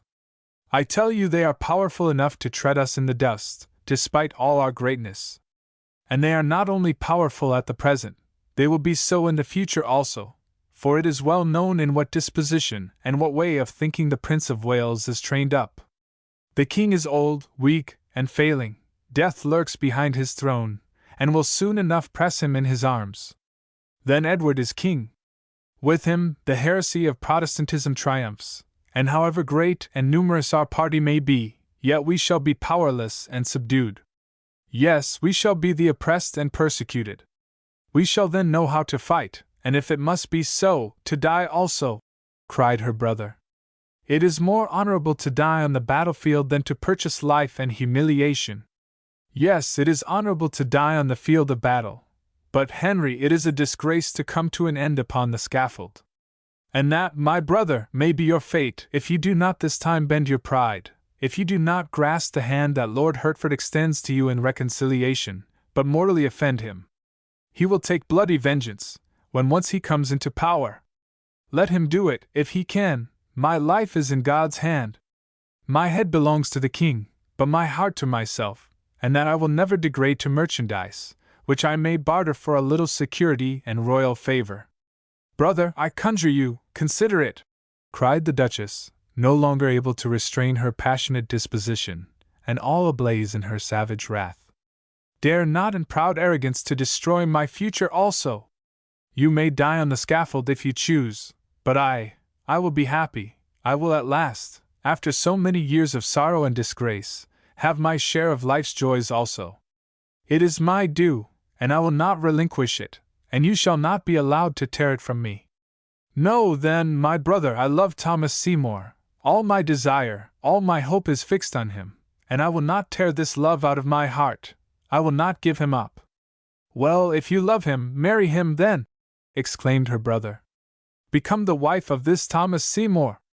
Ask the Duke, our father, for his consent to this marriage, and I am certain he will not refuse you, for he is prudent and cautious, and will, better than I, calculate the advantages which a connection with the Seymours may yield our family. Do that, sister, and marry your dearly beloved. I do not hinder you." "Yes, you do hinder me, you alone," cried his sister, flaming with wrath. "You will refuse Margaret's hand, you will give the Seymours mortal offense. You thereby make my union with Thomas Seymour impossible. In the proud selfishness of your haughtiness, you see not that you are dashing to atoms my happiness, while you are thinking only of your desire to offend the Seymours. But I tell you, I love Thomas Seymour, nay, I adore him. He is my happiness, my future, my eternal bliss. Therefore have pity on me, Henry. Grant me this happiness, which I implore you for as heaven's blessing. Prove to me that you love me, and are willing to make this sacrifice for me. Henry, on my knees I conjure you. Give me the man I love, bend your proud head, become Margaret Seymour's husband, that Thomas Seymour may become mine." She had actually sunk upon her knees, and her face deluged with tears, bewitchingly beautiful in her passionate emotion, she looked up imploringly to her brother. But the Earl did not lift her up, on the contrary, with a smile, he fell back a step. "How long is it now, Duchess?" asked he mockingly, "since you swore that your secretary, Mr. Wilford, was the man whom you loved? Positively, I believed you. I believed it till I one day found you in the arms of your page. On that day, I swore to myself never to believe you again, though you vowed to me, with an oath ever so sacred, that you loved a man. Well, now you love a man, but what one, is a matter of indifference. Today his name is Thomas, tomorrow Archibald, or Edward as you please." For the first time the Earl drew the veil away from his heart, and let his sister see all the contempt and anger that he felt toward her.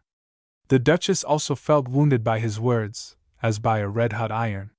She sprang from her knees, and with flurried breath, with looks flashing with rage, every muscle of her countenance convulsed and trembling, there she stood before her brother. She was a woman no more, she was a lioness, that, without compassion or pity, will devour him who has dared irritate her. "Earl of Surrey, you are a shameless wretch!" said she, with compressed, quivering lips. "Were I a man, I would slap you in the face, and call you a scoundrel. But, by the eternal God, you shall not say that you have done this with impunity. Once more, and for the last time, I now ask you, will you comply with Lord Hertford's wish? Will you marry Lady Margaret, and accompany me with Thomas Seymour to the altar?" "No, I will not, and I will never do it," exclaimed her brother, solemnly. "The Howards bow not before the Seymours, and never will Henry Howard marry a wife that he does not love." "Ah, you love her not," said she, breathless, gnashing her teeth. "You do not love Lady Margaret, and for this reason must your sister renounce her love, and give up this man whom she adores. Ah, you love not this sister of Thomas Seymour? She is not the Geraldine whom you adore, to whom you dedicate your verses. Well, now I will find her out, your Geraldine. I will discover her, and then, woe to you and to her. You refuse me your hand to lead me to the altar with Thomas Seymour. Well, now, I will one day extend you my hand to conduct you and your Geraldine to the scaffold." And as she saw how the Earl startled and turned pale, she continued with a scornful laugh. "Ah, you shrink, and horror creeps over you. Does your conscience admonish you that the hero, rigid in virtue, may yet sometimes make a false step? You thought to hide your secret, if you enveloped it in the veil of night, like your Geraldine, who, as you wailingly complain in that poem there, never shows herself to you without a veil as black as night. Just wait, wait! I will strike a light for you, before which all your night-like veils shall be torn in shreds. I will light up the night of your secret with a torch which will be large enough to set on fire the faggot piles about the stake to which you and your Geraldine are to go. Ah, now you let me see for the first time your real countenance, said Henry Howard, shrugging his shoulders. The angel's mask falls from your face, and I behold the fury that was hidden beneath it.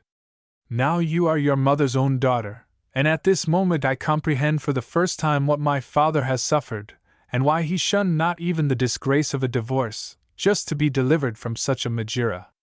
Oh, I thank you, cried she, with a savage laugh. You are filling up the measure of your iniquity. It is not enough that you drive your sister to despair, you revile your mother also. You say that we are Furies. Well, indeed, for we shall one day be such to you, and we will show you our Medusa face, before which you will be stiffened to stone. Henry Howard, Earl of Surrey, from this hour out, I am your implacable enemy. Look out for the head on your shoulders, for my hand is raised against it, and in my hand is a sword. Guard well the secret that sleeps in your breast, for you have transformed me to a vampire that will suck your heart's blood. You have reviled my mother, and I will go hence and tell her of it. She will believe me, for she well knows that you hate her, and that you are a genuine son of your father, that is to say, a canting hypocrite, a miserable fellow, who carries virtue on the lips and crime in the heart. Cease, I say, cease, cried the Earl. If you do not want me to forget that you are a woman and my sister. Forget it by all means, said she, scornfully. I have forgotten long since that you are my brother, as you have long since forgotten that you are the son of your mother. Farewell, Earl of Surrey, I leave you in your palace, and will from this hour out abide with my mother, the divorced wife of the Duke of Norfolk. But mark you this, we too are separated from you in our love, but not in our hate. Our hatred to you remains eternal and unchangeable, and one day it will crush you. Farewell, Earl of Surrey, we meet again in the King's presence. She rushed to the door. Henry Howard did not hold her back. He looked after her with a smile as she left the cabinet, and murmured, almost compassionately, Poor woman! I have, perhaps, cheated her out of a lover, and she will never forgive me that. Well, let it be so. Let her, as much as she pleases, be my enemy, and torment me with petty pinprickings, if she be but unable to harm her. I hope, though, that I have guarded well my secret, and she could not suspect the real cause of my refusal. Ah, I was obliged to wrap myself in that foolish family pride, and make haughtiness a cloak for my love. Oh, Geraldine, thee would I choose, wert thou the daughter of a peasant, and I would not hold my escutcheon tarnished, if for thy sake I must draw a pale athwart it. But hark! It is striking 4. My service begins. Farewell, Geraldine, I must to the Queen. And while he betook himself to his dressing-room, to put on his state robes for the great court feast, the Duchess of Richmond returned to her own apartments, trembling and quivering with rage. She traversed these with precipitate haste, and entered her boudoir, where Earl Douglas was waiting for her. Well, said he, stepping toward her with his soft, lurking smile, has he consented? No, said she, gnashing her teeth. He swore he would never enter into an alliance with the Seymours. I well knew that, muttered the Earl. And what do you decide upon now, my lady? I will have revenge. He wants to hinder me from being happy. I will for that make him unhappy. You will do well in that, my lady, for he is an apostate and perjure, an unfaithful son of the Church. He inclines to the heretical sect, and has forgotten the faith of his fathers.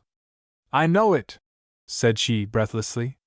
Earl Douglas looked at her in astonishment, and continued, But he is not merely an atheist, he is a traitor also, and more than once he has reviled his king, to whom he, in his pride of heart, believes himself far superior.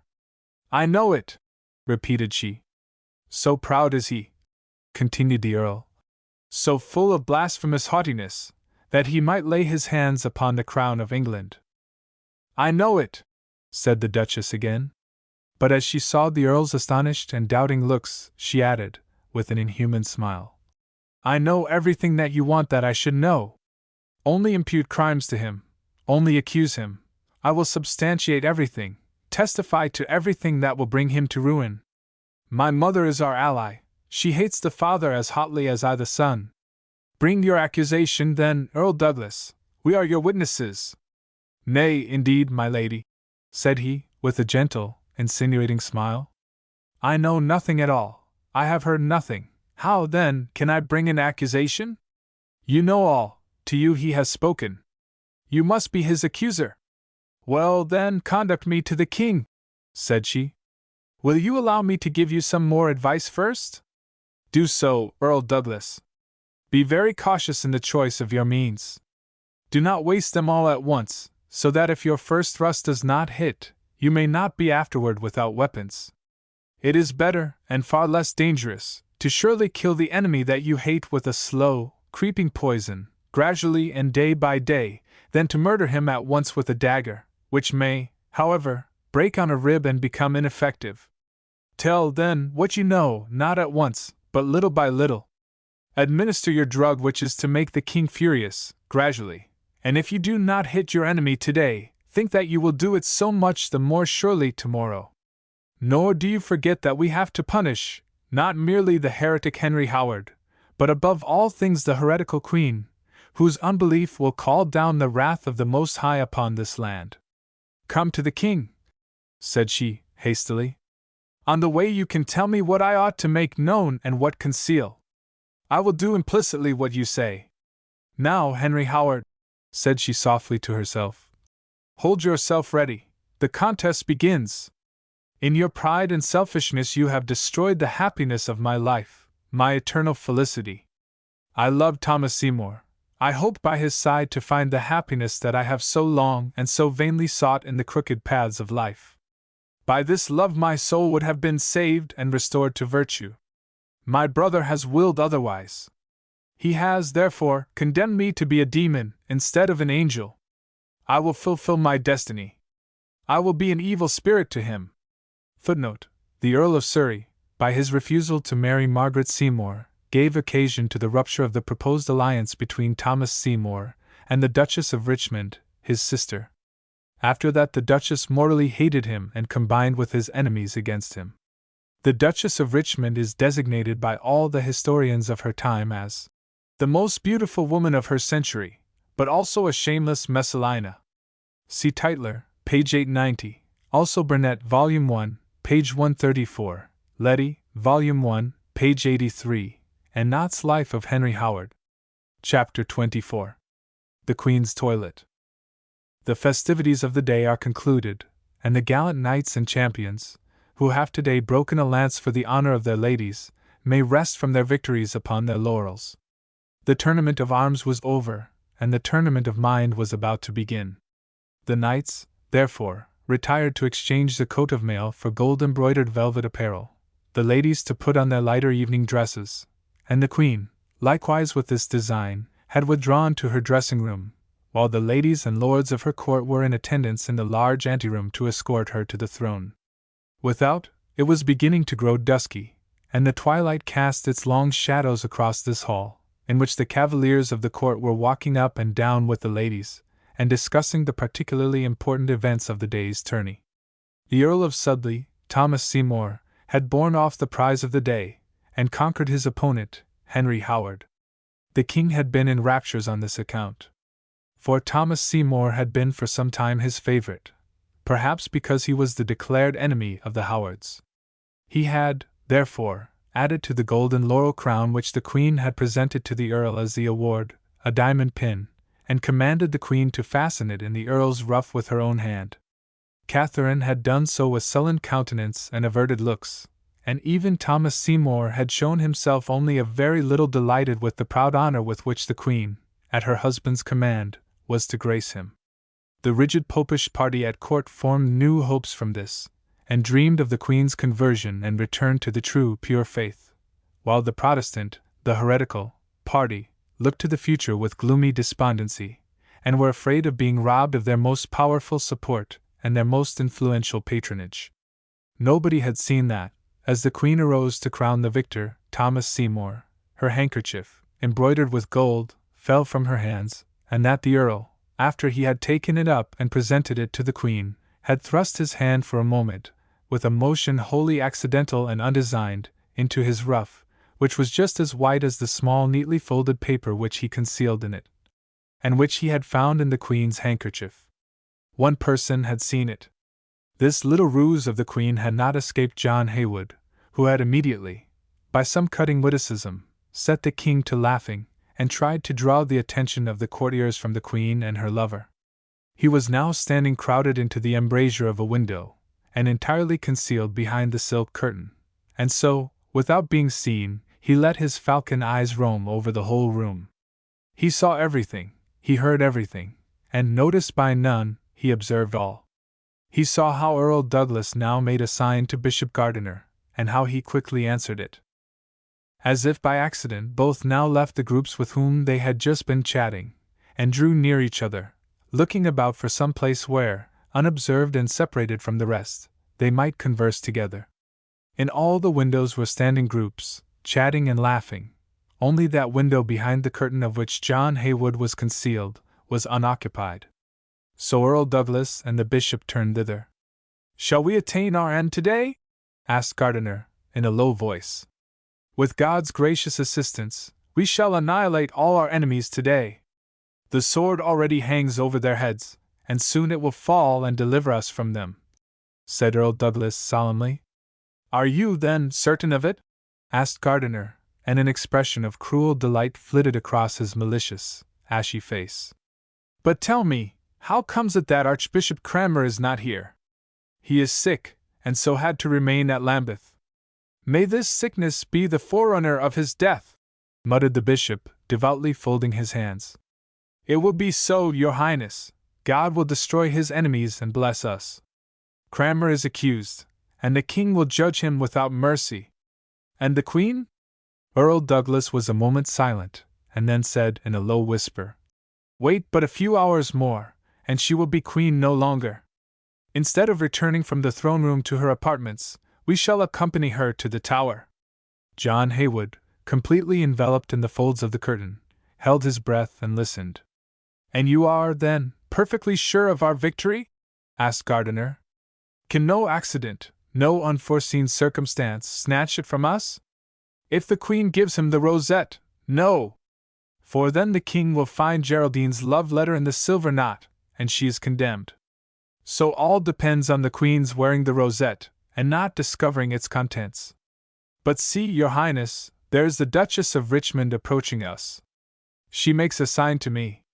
Now pray for us, your highness, for I am going with her to the king, and she will accuse this hated Catherine Parr. I tell you, Bishop, it is an accusation involving life and death, and if Catherine escape one danger, she will run into another. Wait here for me, your highness. I will return soon and tell you the result of our scheme. Lady Jane, also, will soon bring us news here." He left the window and followed the Duchess, who crossed the hall, and with her disappeared through the door that led to the king's apartments. The ladies and lords of the court laughed and chatted away. John Haywood stood, with throbbing heart and in breathless anxiety, behind the curtain, close by Gardiner, who had folded his hands and was praying. While Gardiner prayed, and Douglas accused and calumniated the Queen, suspecting nothing of these plots they were framing against her, was in her toilet room and being adorned by her women. She was today very beautiful, very magnificent to look upon, at once a woman and queen, at the same time resplendent and modest, with a bewitching smile on her rosy lips, and yet commanding respect in her proud and glorious beauty. None of Henry's queens had so well understood the art of appearing in public, and none remained so much the woman while doing so. As she now stood before the large mirror, which the Republic of Venice had sent the king as a wedding gift, and which reflected the figure of the Queen sparkling with diamonds, she smiled, for she was obliged to confess to herself that she was very beautiful today, and she thought that today Thomas Seymour would look upon his love with pride. As she thought of him, a deep crimson overspread her face, and a thrill flew through her frame. How handsome he had been at the tournament that day! How splendidly he leaped over the barriers! How his eye flashed! How contemptuous had been his smile! And then that look which he directed over to her at the moment when he had conquered his antagonist, Henry Howard, and hurled the lance from his hand. Oh, her heart was then ready to burst with delight and rapture. Wholly given up to her reverie, she sank in her gilded armchair and cast her eyes to the ground, dreaming and smiling. Behind her stood her women in respectful silence, waiting for a sign from their mistress. But the Queen no longer thought at all of them. She imagined herself alone. She saw nobody but that handsome, manly face for which she had reserved a place in her heart. Now the door opened, and Lady Jane Douglas entered. She, too, was magnificently dressed, and sparkling with diamonds. She, too, was beautiful, but it was the pallid, dreadful beauty of a demon, and he who looked upon her just then, as she entered the room, would have trembled, and his heart would have been seized with an undefined fear. She threw a quick glance on her mistress lost in reverie, and as she saw that her toilet was finished, she made a sign to the women, who silently obeyed and left the room. Still Catherine noticed nothing. Lady Jane stood behind her and observed her in the mirror. As she saw the Queen smile, her brow darkened and fierce fire flashed in her eyes. "She shall smile no more," said she to herself. "I suffer thus terribly by her. Well, now, she shall suffer too." Softly and noiselessly she slipped into the next room, the door of which stood ajar, and opened with hurried hand a carton filled with ribbons and bows. Then she drew from the velvet pocket, wrought with pearls, which hung at her side, suspended by a gold chain, a dark red rosette, and threw it into the box. That was all. Lady Jane now returned to the adjoining room, and her countenance, which had been previously gloomy and threatening, was now proud and joyful. With a bright smile she walked up to the Queen, and kneeling down at her side she pressed a fervent kiss on the hand that was hanging down. "What is my Queen musing over?" asked she, as she laid her head on Catherine's knee and tenderly looked up at her. The Queen gave a slight start, and raised her head. She saw Lady Jane's tender smile, and her yet searching looks. Because she felt conscious of guilt, at least of guilty thoughts, she was on her guard, and remembered John Haywood's warning. "She is observing me," she said to herself. "She seems affectionate, so she is brooding over some wicked plot. Ah, it is well you have come, Jane," said she aloud. "You can help me, for, to tell you the truth, I am in great perplexity. I am in want of a rhyme, and I am thinking in vain how I shall find it." "Ah, are you composing poetry, Queen? Why, Jane, does that surprise you? Shall I, the Queen, be able, then, to bear off no prize? I would give my precious jewels, if I could succeed in composing a poem to which the King was obliged to award the prize. But I am wanting in a musical ear. I cannot find the rhyme, and so shall be obliged at last to give up the idea of winning laurels also. How the King would enjoy it, though! For, to confess the truth to you, I believe he is a little afraid that Henry Howard will bear off the prize, and he would be very thankful to me if I could contest it with him. You well know the King has no love for the Howards." "And you, Queen?" asked Jane, and she turned so pale that the Queen herself noticed it. "You are unwell, Jane," said she, sympathizingly. "Really, Jane, you seem to be suffering. You need recreation, you should rest a little." But Jane had already regained her calm and earnest air, and she succeeded in smiling. "No, indeed," said she. "I am well, and satisfied to be permitted to be near you. But will you allow me, Queen, to make a request of you?" "Ask, Jane, ask, and it is granted beforehand, for I know that Jane will request nothing that her friend cannot grant." Lady Jane was silent, and looked thoughtfully upon the ground. With firm resolution she struggled with herself. Her proud heart reared fiercely up at the thought of bowing before this woman, whom she hated, and of being obliged to approach her with a fawning prayer. She felt such raging hate against the Queen, that in that hour she would willingly have given her own life, if she could have first seen her enemy at her feet, wailing and crushed. Henry Howard loved the Queen, so Catherine had robbed her of the heart of him whom she adored. Catherine had condemned her to the eternal torment of renouncing him, to the rack of enjoying a happiness and a rapture that was not hers, to warm herself at a fire which she like a thief had stolen from the altar of another's god. Catherine was condemned and doomed. Jane had no more compassion. She must crush her. "Well?" asked the Queen. "You are silent? You do not tell me what I am to grant you."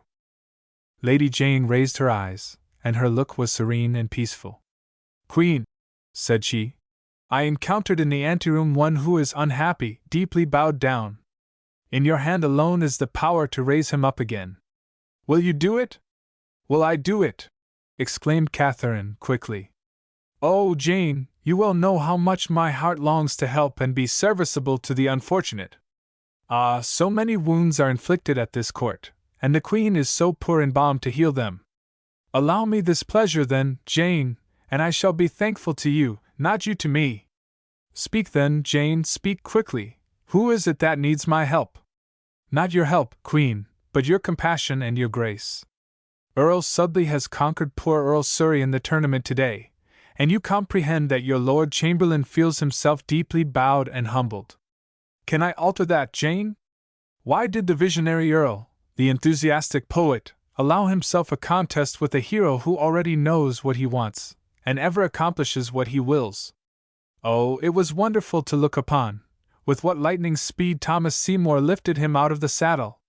And the proud Earl Surrey, the wise and learned man, the powerful party leader, was forced to bow before the hero, who like an angel Michael had thrown him in the dust." The Queen laughed. That laugh went through Jane's heart like a cutting sword. "She shall pay me for that," said she softly to herself. "Queen," said she aloud, "you are perfectly right. He has deserved this humiliation, but now, after he is punished, you should lift him up. Nay, do not shake your beautiful head. Do it for your own sake, Queen, do it from prudence. Earl Surrey, with his father, is the head of a powerful party, whom this humiliation of the Howards fills with a still more burning hate against the Seymours, and who will, in time to come, take a bloody revenge for it." "Ah, you frighten me," said the Queen, who had now become serious. Lady Jane continued, "I saw how the Duke of Norfolk bit his lips, as his son had to yield to Seymour. I heard how one, here and there, muttered low curses and vows of vengeance against the Seymours." "Who did that? Who dared to do it?" exclaimed Catherine, springing up impetuously from her armchair. "Who at this court is so audacious as to wish to injure those whom the Queen loves? Name him to me, Jane. I will know his name. I will know it, that I may accuse him to the King. For the King does not want that these noble Seymours should give way to the Howards. He does not want that the nobler, the better, and more glorious, should bow before these quarrelsome, domineering Papists. The King loves the noble Seymours, and his powerful arm will protect them against all their enemies." "And without doubt your Majesty will assist him in it?" said Jane, smiling. This smile brought the Queen back to her senses again. She perceived that she had gone too far, that she had betrayed too much of her secret. She must, therefore, repair the damage, and allow her excitement to be forgotten. Therefore she said calmly, "Certainly, Jane, I will assist the King to be just. But never will I be unjust, not even against these Papists. If I cannot love them, nevertheless no one shall say that I hate them. And besides, it becomes a queen to rise above parties. Say, then, Jane, what can I do for poor Surrey? With what shall we bind up these wounds that the brave Seymour has inflicted on him? You have publicly given the victor in the tournament a token of your great favor, you have crowned him." "It was the King's order," exclaimed Catherine, warmly. "Well, he will not, however, command you to reward the Earl of Surrey also, if he likewise should gain the victory this evening. Do it, therefore, of your own accord, Queen. Give him openly, before your whole court, a token of your favor. It is so easy for princes to make men happy, to comfort the unfortunate. A smile, a friendly word, a pressure of the hand is sufficient for it. A ribbon that you wear on your dress makes him to whom you present it proud and happy, and raises him high above all others. Ponder it well, Queen. I speak not for Earl Surrey's sake, I am thinking more of yourself. If you have the courage, publicly and in spite of the disgrace with which King Henry threatens the Howards, to be nevertheless just to them, and to recognize their merits as well as that of others. Believe me, if you do that, the whole of this powerful party, which is now hostile to you, will fall at your feet overcome and conquered. You will at last become the all-powerful and universally loved Queen of England, and like the heretics, the Papists also will call you their mistress and protectress. Consider no longer. Let your noble and generous heart prevail. Spiteful fortune has prostrated Henry Howard in the dust. Extend him your hand, Queen, that he may rise again, and again stand there at your court, proud and radiant as he always was. Henry Howard well deserves that you should be gracious to him. Great and beaming like a star, he shines on high above all men, and there is no one who can say that he himself is more prudent or braver, wiser or more learned, noble or greater than the noble, the exalted Surrey. All England resounds with his fame. The women repeat with enthusiasm his beautiful sonnets and love songs, the learned are proud to call him their equal, and the warriors speak with admiration of his feats of arms. Be just, then, Queen! You have so highly honored the merit of valor, now honor the merit of mind also. You have, in Seymour, honored the warrior, now, in Howard, honor the poet and the man. I will do it, said Catherine, as with a charming smile she looked into Jane's glowing and enthusiastic countenance. I will do it, Jane, but upon one condition. And this condition is— Catherine put her arm around Jane's neck and drew her close to her heart. That you confess to me that you love Henry Howard, whom you know how to defend so enthusiastically and warmly.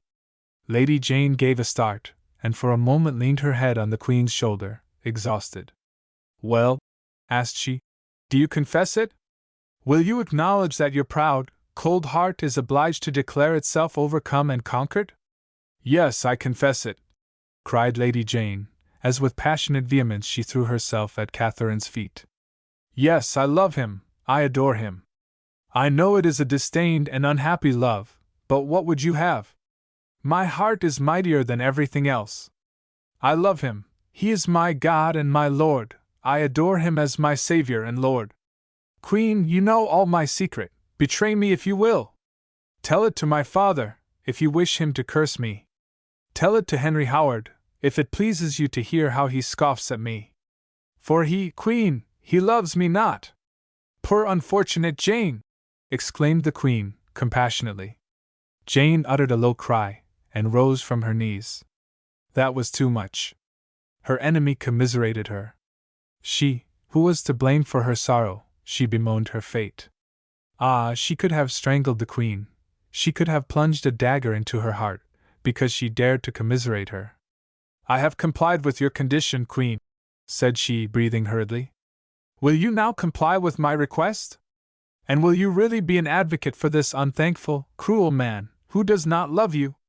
Proudly and coldly he passes your beauty by, and you intercede for him. Queen, true love thinks not of itself. It sacrifices itself. It makes no question of the reward it receives, but only of the happiness which it bestows. I saw in his pale, sorrowful face how much he suffered. Ought I not to think of comforting him? I approached him, I addressed him. I heard his despairing lamentation over that misfortune, which, however, was not the fault of his activity and courage, but, as all the world saw, the fault of his horse, which was shy and stumbled.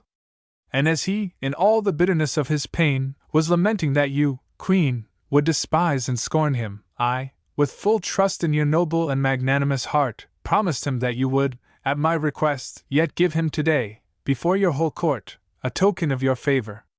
Catherine, did I do wrong? No, Jane, no! You did right, and your words shall be made good. But how shall I begin? What shall I do? The Earl this evening, after the King has read the Greek scene with Croak, will recite some new sonnets which he has composed. When he has done so, give him some kind of a present, be it what it may, no matter, as a token of your favor. But how, Jane, if his sonnets deserve no praise and no acknowledgment? You may be sure that they do deserve it. For Henry Howard is a noble and true poet, and his verses are full of heavenly melody and exalted thoughts. The Queen smiled. Yes, said she. You love him ardently, for you have no doubt as to him. We will, therefore, recognize him as a great poet. But with what shall I reward him? Give him a rose that you wear in your bosom, a rosette that is fastened to your dress and shows your colors. But alas, Jane, today I wear neither a rose nor a rosette. Yet you can wear one, Queen. A rosette is, indeed, wanting here on your shoulder. Your purple mantle is too negligently fastened. We must put some trimming here. She went hastily into the next room and returned with the box in which were kept the Queen's ribbons embroidered with gold, and bows adorned with jewels. Lady Jane searched and selected, here and there, a long time. Then she took the crimson velvet rosette, which she herself had previously thrown into the box, and showed it to the Queen. See, it is at the same time tasteful and rich, for a diamond clasp confines it in the middle. Will you allow me to fasten this rosette on your shoulder, and will you give it to the Earl of Surrey? Yes, Jane, I will give it to him, because you wish it. But poor Jane, what do you gain by my doing it? At any rate, a friendly smile, Queen. And is that enough for you? Do you love him so much, then? Yes, I love him, said Jane Douglas, with a sigh of pain, as she fastened the rosette on the Queen's shoulder. And now, Jane, go and announce to the Master of Ceremonies that I am ready, as soon as the King wishes it, to resort to the gallery. Lady Jane turned to leave the chamber. But already upon the threshold, she returned once more. Forgive me, Queen, for venturing to make one more request of you. You have, however, just shown yourself too much the noble and true friend of earlier days for me not to venture one more request. Now, what is it, poor Jane? I have entrusted my secret not to the Queen, but to Catherine Parr, the friend of my youth. Will she keep it, and betray to none my disgrace and humiliation? My word for that, Jane. Nobody but God and ourselves shall ever know what we have spoken. Lady Jane humbly kissed her hand and murmured a few words of thanks. Then she left the Queen's room to go in quest of the Master of Ceremonies. In the Queen's anteroom she stopped a moment, and leaned against the wall, exhausted, and as it were crushed. Nobody was here who could observe and listen to her. She had no need to smile, no need to conceal, beneath a calm and equable appearance, all those tempestuous and despairing feelings which were working within.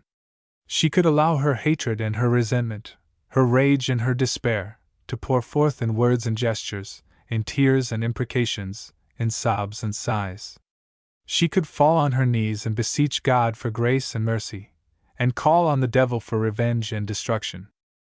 When she had so done, she arose, and her demeanor resumed its wonted cold and calm expression. Only her cheeks were still paler, only a still gloomier fire darted from her eyes, and a scornful smile played about her thin, compressed lips. She traversed the rooms and corridors, and now she entered the King's anteroom. As she observed Gardiner, who was standing alone and separated from the rest in the embrasure of the window, she went up to him, and John Haywood, who was still hidden behind the curtain, shuddered at the frightful and scornful expression of her features. She offered the bishop her hand, and tried to smile. "It is done," said she, almost inaudibly. "What? The Queen wears the rosette?" asked Gardiner vivaciously. "She wears the rosette, and will give it to him. And the note is in it? It is concealed under the diamond clasp." "Oh, then she is lost," muttered Gardiner. "If the King finds this paper, Catherine's death warrant is signed." "Hush!" said Lady Jane. "See! Lord Hertford is coming toward us. Let us go to meet him." They both left the window and walked out into the hall. John Haywood immediately slipped from behind the curtain, and softly gliding along by the wall, left the hall perceived by no one. Outside, he stopped and reflected. "I must see this conspiracy to the bottom," said he to himself. "I must find out through whom and by what they wish to destroy her, and I must have sure and undeniable proof in my hands, in order to be able to convict them, and successfully accuse them to the King. Therefore it is necessary to be cautious and prudent. So let us consider what to do. The simplest thing would be to beg the Queen not to wear the rosette. But that is only to demolish the web for this time, without, however, being able to kill the spider that wove it.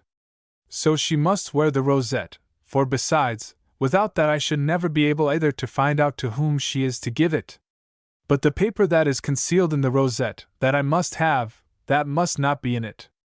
If the king finds this paper, Catherine's death warrant is signed. Now, my reverend priest of the devil, the king will not find that paper, for John Haywood will not have it so. But how shall I begin? Shall I tell the queen what I heard? No! She would lose her cheerful spirit and become embarrassed, and the embarrassment would be in the king's eyes the most convincing proof of her guilt. No, I must take this paper out of the rosette without the queen's being aware of it. Boldly to work, then! I must have this paper, and tweak these hypocrites by the nose. How it can be done, it is not clear to me yet, but I will do it, that is enough. Halloo, forward to the queen! With precipitant haste he ran through the halls and corridors, while with a smile he muttered away to himself. Thank God, I enjoy the honor of being the fool, for only the king and the fool have the privilege of being able to enter unannounced every room, even the queen's. Catherine was alone in her boudoir, when the small door, through which the king was accustomed to resort to her, was softly opened. Oh, the king is coming, said she, walking to the door to greet her husband. Yes, the king is coming, for the fool is already here, said John Haywood, who entered through the private door. Are we alone, Queen? Does nobody overhear us? No, John Haywood, we are all alone. What do you bring me? A letter, Queen. From whom? Asked she, and a glowing crimson flitted over her cheek. From whom? Repeated John Haywood, with a waggish smile. I do not know, Queen, but at any rate it is a begging letter, and without doubt you would do well not to read it at all, for I bet you, the shameless writer of this letter demands of you some impossibility. It may be a smile, or a pressure of the hand, a lock of your hair, or perchance even a kiss. So, Queen, do not read the begging letter at all. John, said she, smiling, and yet trembling with impatience. John, give me the letter. I will sell it to you, Queen. I have learned that from the king, who likewise gives nothing away generously, without taking in return more than he gives. So let us trade. I give you the letter, you give me the rosette which you wear on your shoulder there. Nay, indeed, John, choose something else. I cannot give you the rosette. And by the gods be it sworn, exclaimed John, with comic pathos. I give you not the letter, if you do not give me the rosette. Silly loon, said the queen. I tell you I cannot. Choose something else, John, and I conjure you, dear John, give me the letter. Then only, when you give me the rosette. I have sworn it by the gods, and what I vowed to them, that I stick to. No, no, Queen, not those sullen airs, not that angry frown. For if I cannot in earnest receive the rosette as a present, then let us do like the Jesuits and Papists, who even trade with the dear God, and snap their fingers at him. I must keep my oath. I give you the letter, and you give me the rosette, but listen, you only lend it to me, and when I have it in my hand a moment, I am generous and bountiful, like the king, and I make you a present of your own property. With a quick motion the queen tore the rosette from her shoulder, and handed it to John Haywood. Now give me the letter, John. Here it is, said John Haywood as he received the rosette. Take it, and you will see that Thomas Seymour is my brother. Your brother? Asked Catherine with a smile, as with trembling hand she broke the seal. Yes, my brother, for he is a fool. Ah, I have a great many brothers. The family of fools is so very large. The queen no longer heard. She was reading the letter of her lover. She had eyes only for those lines that told her that Thomas Seymour loved her, adored her, and was pining away with longing after her. She did not see how John Haywood, with nimble hand, unfastened the diamond clasp from the rosette, and took out of it the little paper that was concealed in the folds of the ribbon. She is saved, murmured he, while he thrust the fatal paper into his doublet, and fastened the clasp again with the pin. She is saved, and the king will not sign her death warrant this time. Catherine had read the letter to the end, and hid it in her bosom. Queen, you have sworn to burn up every letter that I bring you from him, for forbidden love letters are dangerous things. One day they may find a tongue and testify against you. Queen, I will not bring you again another letter, if you do not first burn that one. John, I will burn it up when once I have really read it. Just now I read it only with my heart, not with my eyes. Allow me, then, to wear it on my heart a few hours more. Do you swear to me that you will burn it up this very day? I swear it. Then I will be satisfied this time.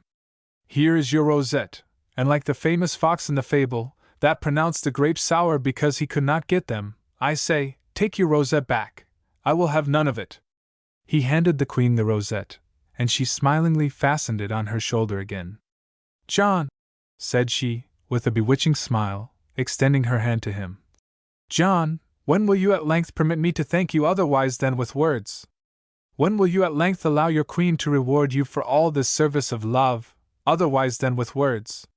John Haywood kissed her hand, and said mournfully, I will demand a reward of you on the day when my tears and my prayers succeed in persuading you to renounce this wretched and dangerous love.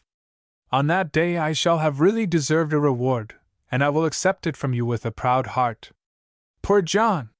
So, then, you will never receive your reward, for that day will never come. So, then, I shall probably receive my reward, but from the king, and it will be a reward whereby one loses hearing and sight, and head to boot. Well, we shall see. Till then, farewell, Queen. I must to the king, for somebody might surprise me here, and come to the shrewd conclusion that John Haywood is not always a fool, but sometimes also the messenger of love. I kiss the hem of your garment. Farewell, Queen. He glided again through the private door. Now we will at once examine this paper, said he, as he reached the corridor and was sure of being seen by no one. He drew the paper out of his doublet and opened it.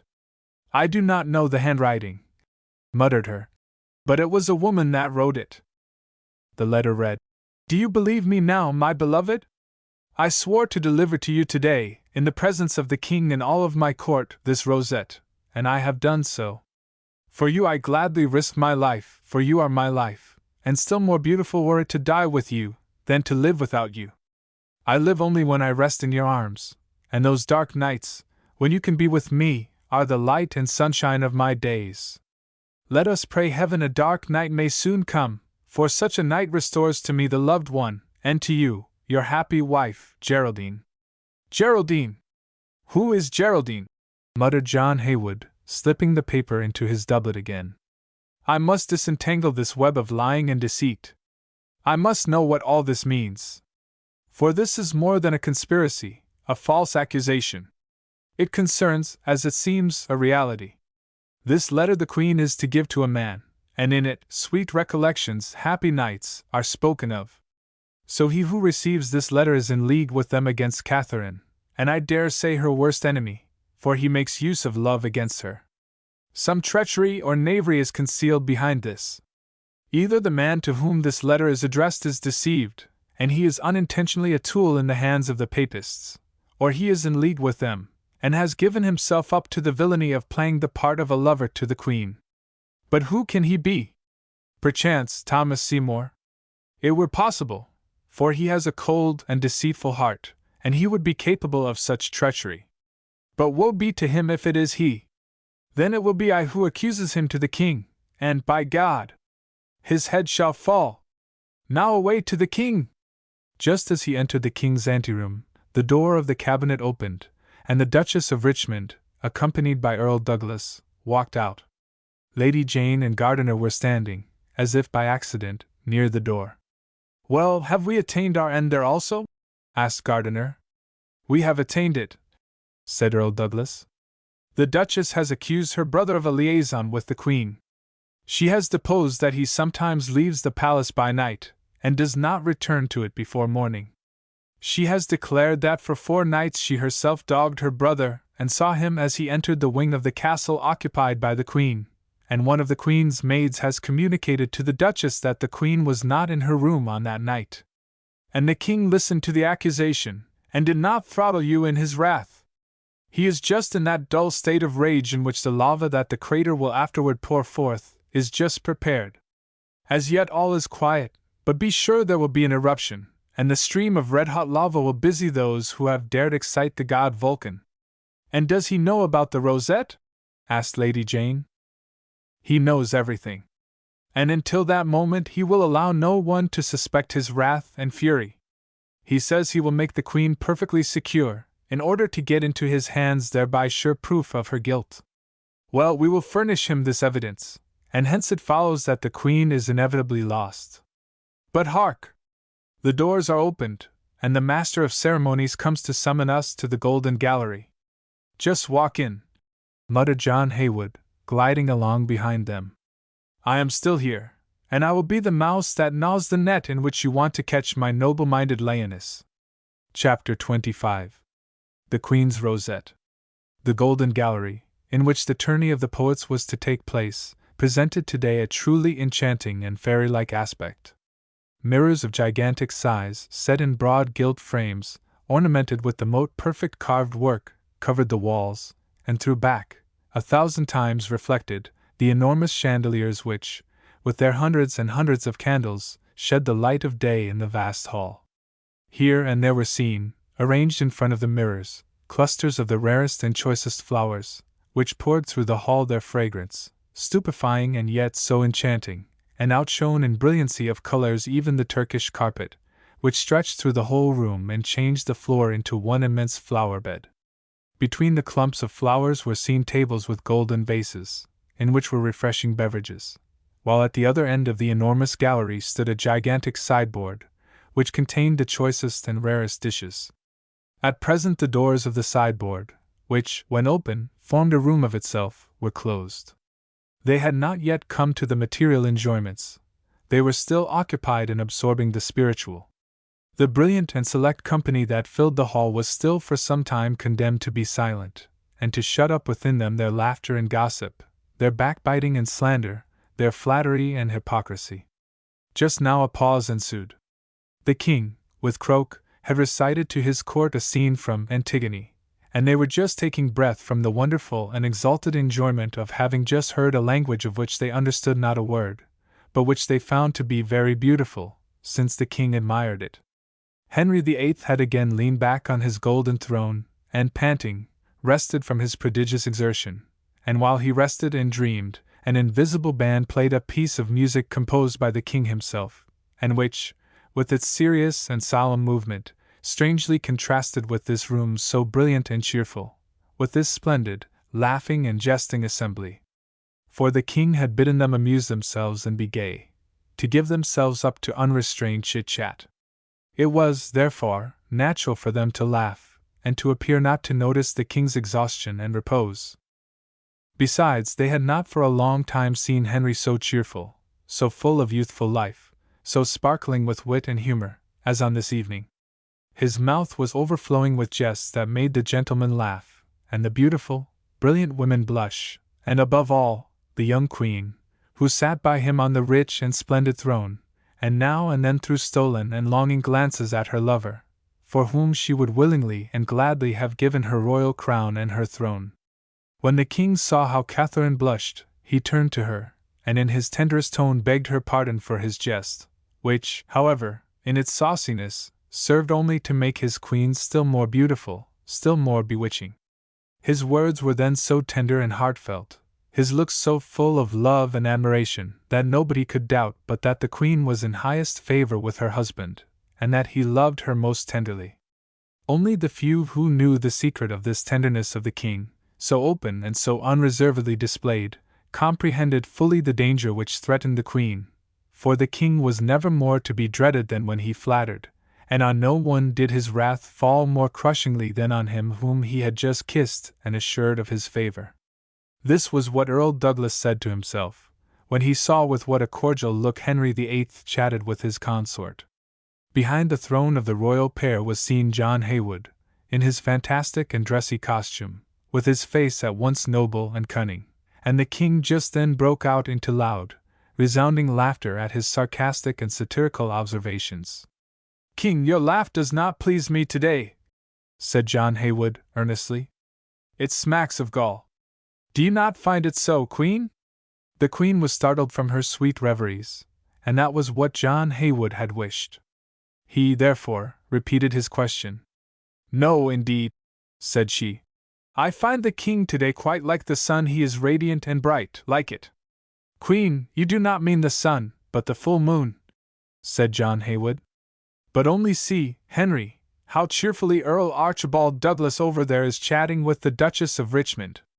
I love that good Earl.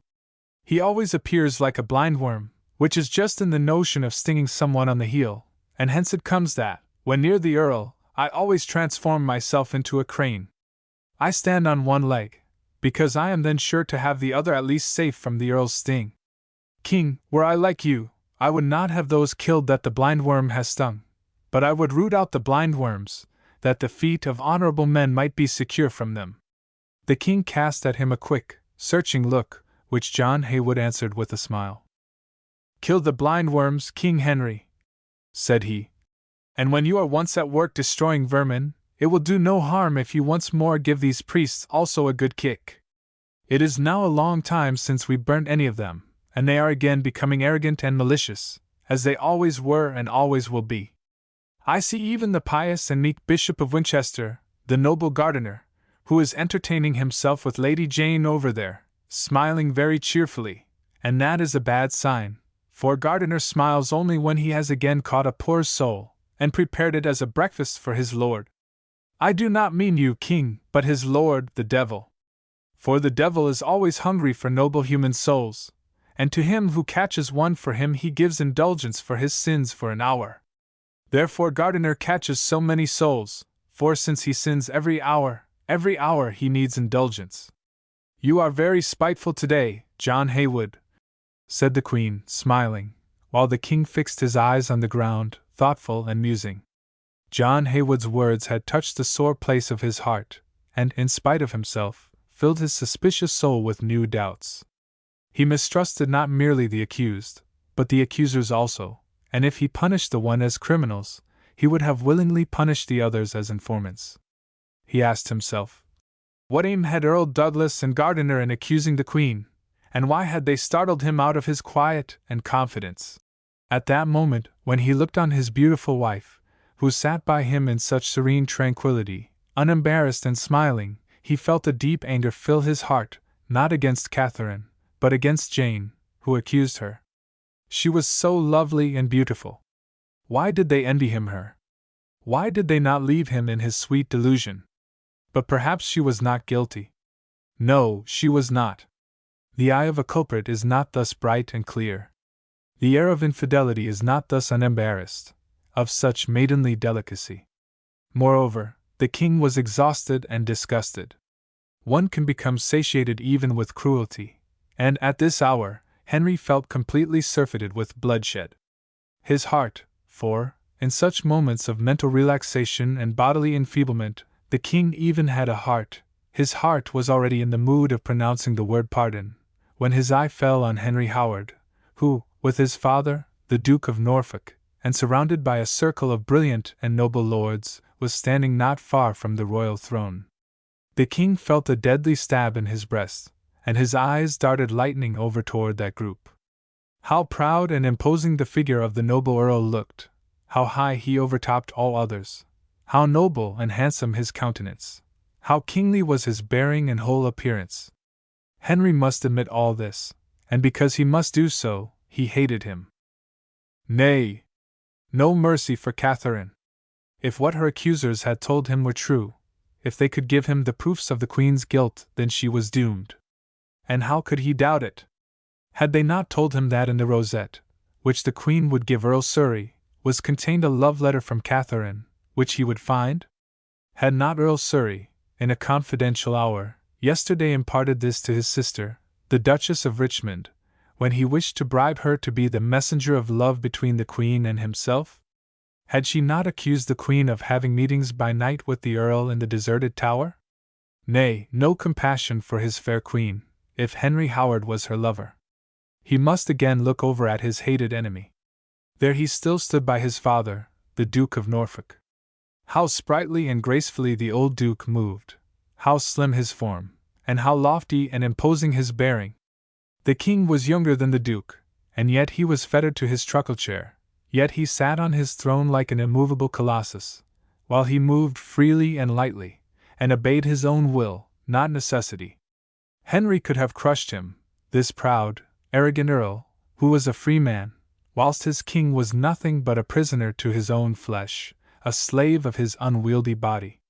"I will exterminate it, this proud, arrogant race of Howards," muttered the king, as he turned with a friendly smile to the Earl of Surrey.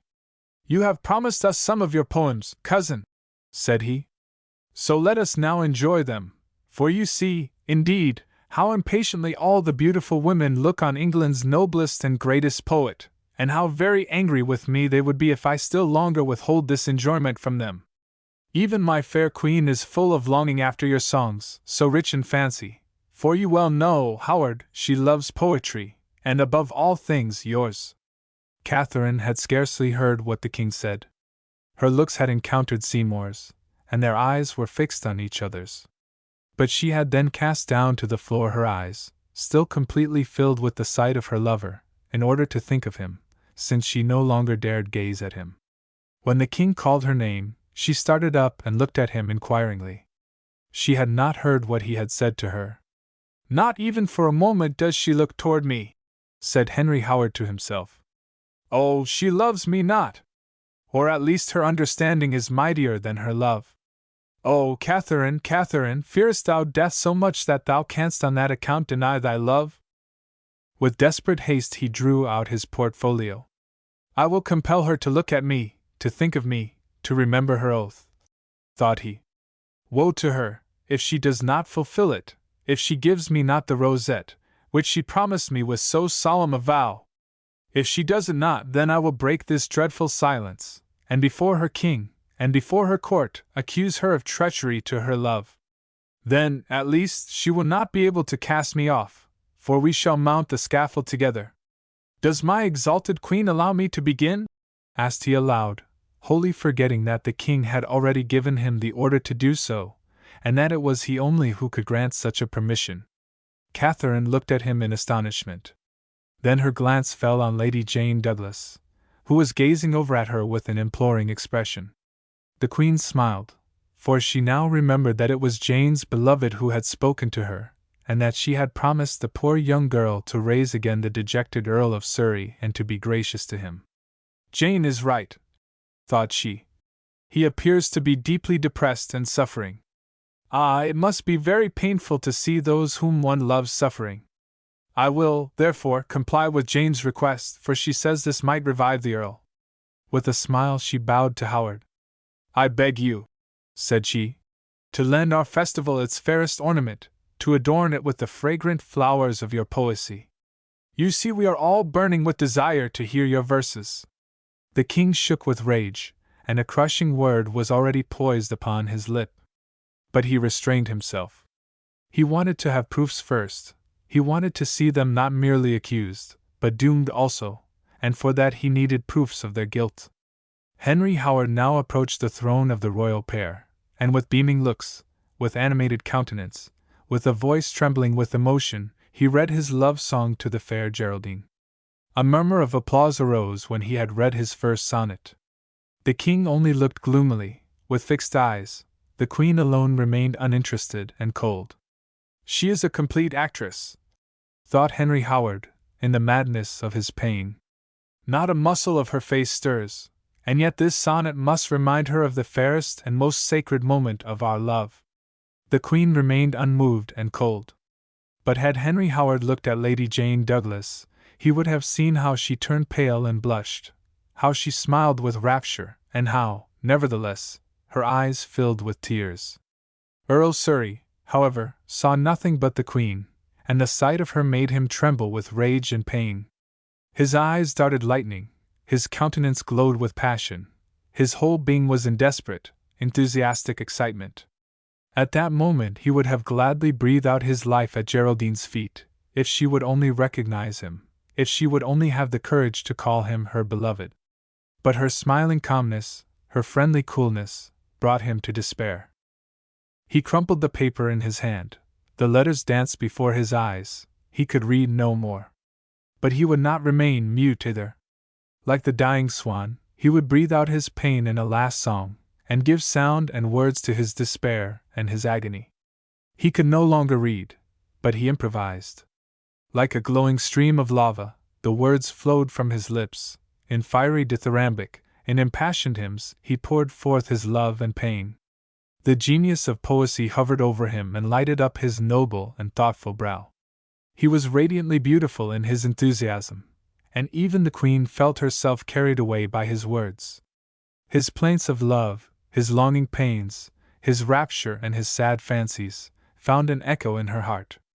She understood him, for she felt the same joy, the same sorrow and the same rapture, only she did not feel all this for him.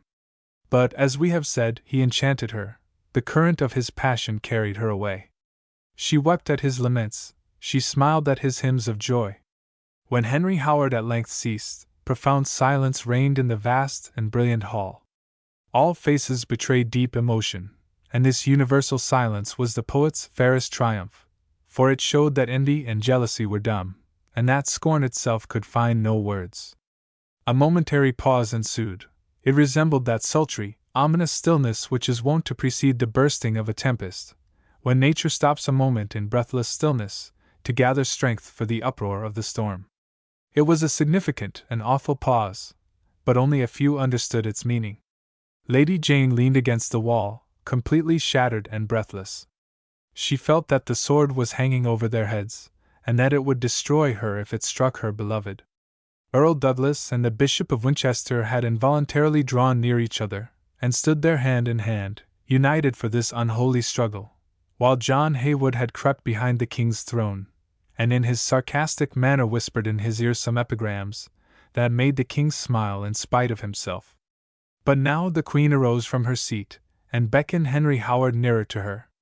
"My lord," said she, almost with solemnity, "as a queen and as a woman I thank you for the noble and sublime lyrics which you have composed in honor of a woman, and for that the grace of my king has exalted me to be the first woman in England. It becomes me, in the name of all women, to return to you my thanks. To the poet is due a reward other than that of the warrior. To the victor on the battlefield is awarded a laurel crown. But you have gained a victory not less glorious, for you have conquered hearts. We acknowledge ourselves vanquished, and in the name of all these noble women, I proclaim you their knight. In token of which, accept this rosette, my lord. It entitles you to wear the Queen's colors. It lays you under obligation to be the knight of all women." She loosened the rosette from her shoulder, and handed it to the Earl. He had sunk on one knee before her, and already extended his hand to receive this precious and coveted pledge. But at this moment the king arose, and, with an imperious gesture, held back the Queen's hand. "Allow me, my lady," said he, in a voice quivering with rage. "Allow me first to examine this rosette, and convince myself that it is worth enough to be presented to the noble Earl as his sole reward. Let me see this rosette." Catherine looked with astonishment into that face convulsed with passion and fury, but without hesitation she handed him the rosette. "We are lost!" murmured Earl Surrey, while Earl Douglas and Gardiner exchanged with each other looks of triumph, and Jane Douglas murmured in her trembling heart prayers of anxiety and dread, scarcely hearing the malicious and exultant words which the Duchess of Richmond was whispering in her ear. The king held the rosette in his hand and examined it. But his hands trembled so much that he was unable to unfasten the clasp which held it together. He, therefore, handed it to John Haywood. "These diamonds are poor," said he, in a curt, dry tone. "Unfasten the clasp, fool. We will replace it with this pin here. Then will the present gain for the Earl a double value, for it will come at the same time from me and from the Queen." "How gracious you are today!" said John Haywood, smiling. "As gracious as the cat that plays a little longer with the mouse before she devours it." "Unfasten the clasp!" exclaimed the king, in a thundering voice, no longer able to conceal his rage. Slowly John Haywood unfastened the clasp from the ribbon. He did it with intentional slowness and deliberation. He let the king see all his movements, every turn of his fingers, and it delighted him to hold those who had woven this plot in dreadful suspense and expectation. Whilst he appeared perfectly innocent and unembarrassed, his keen, piercing glance ran over the whole assembly, and he noticed well the trembling impatience of Gardiner and Earl Douglas, and it did not escape him how pale Lady Jane was, and how full of expectation were the intent features of the Duchess of Richmond. "They are the ones with whom this conspiracy originated," said John Haywood to himself. "But I will keep silence till I can one day convict them. Here is the clasp," said he then aloud to the king. "It stuck as tightly in the ribbon as malice in the hearts of priests and courtiers." The king snatched the ribbon out of his hand, and examined it by drawing it through his fingers. "Nothing! Nothing at all," said he, gnashing his teeth. And now, deceived in his expectations and suppositions, he could no longer muster strength to withstand that roaring torrent of wrath which overflowed his heart. The tiger was again aroused in him. He had calmly waited for the moment when the promised prey would be brought to him. Now, when it seemed to be escaping him, his savage and cruel disposition started up within him. The tiger panted and thirsted for blood, and that he was not to get it made him raging with fury. With a wild movement he threw the rosette on the ground, and raised his arm menacingly toward Henry Howard. "Dare not to touch that rosette," cried he, in a voice of thunder, "before you have exculpated yourself from the guilt of which you are accused." Earl Surrey looked him steadily and boldly in the eye. "Have I been accused, then?" asked he. "Then I demand, first of all, that I be confronted with my accusers, and that my fault be named." "Ha, traitor! Do you dare to brave me?" yelled the king, stamping furiously with his foot. "Well, now, I will be your accuser and I will be your judge. And surely, my king and husband, you will be a righteous judge," said Catherine, as she inclined imploringly toward the king and grasped his hand. "You will not condemn the noble Earl Surrey without having heard him, and if you find him guiltless, you will punish his accusers?" But this intercession of the queen made the king raging. He threw her hand from him, and gazed at her with looks of such flaming wrath, that she involuntarily trembled. "Traitoress yourself!" yelled he, wildly. "Speak not of innocence, you who are yourself guilty, and before you dare defend the Earl, defend yourself!" Catherine rose from her seat and looked with flashing eyes into the king's face blazing with wrath. "King Henry of England," said she solemnly, "you have openly, before your whole court, accused your queen of a crime. I now demand that you name it." She was of wondrous beauty in her proud, hold bearing, in her imposing, majestic tranquility. The decisive moment had come, and she was conscious that her life and her future were struggling with death for the victory. She looked over to Thomas Seymour, and their eyes met. She saw how he laid his hand on his sword, and nodded to her a smiling greeting. "He will defend me, and before he will suffer me to be dragged to the Tower, he himself will plunge his sword into my breast," thought she, and a joyous, triumphant assurance filled her whole heart. She saw nothing but him, who had sworn to die with her when the decisive moment came. She looked with a smile on the blade which he had already half drawn from its scabbard, and she hailed it as a dear, long-yearned-for friend. She saw not that Henry Howard also had lain his hand on his sword, that he, too, was ready for her defense, firmly resolved to slay the king himself, before his mouth uttered the sentence of death over the queen. But Lady Jane Douglas saw it. She understood how to read the Earl's countenance. She felt that he was ready to go to death for his beloved, and it filled her heart at once with woe and rapture. She, too, was now firmly resolved to follow her heart and her love, and forgetting all else besides these, she hastened forward, and was now standing by Henry Howard. "Be prudent, Earl Surrey," said she in a low whisper. "Take your hand from your sword. The Queen, by my mouth, commands you to do so." Henry Howard looked at her astonished and surprised, but he let his hand slip from the hilt of his sword, and again looked toward the Queen. She had repeated her demand. She had once more demanded of the king, who, speechless and completely overcome with anger, had fallen back into his seat, to name the crime of which she was accused. "Now then, my queen, you demand it, and you shall hear it," cried he.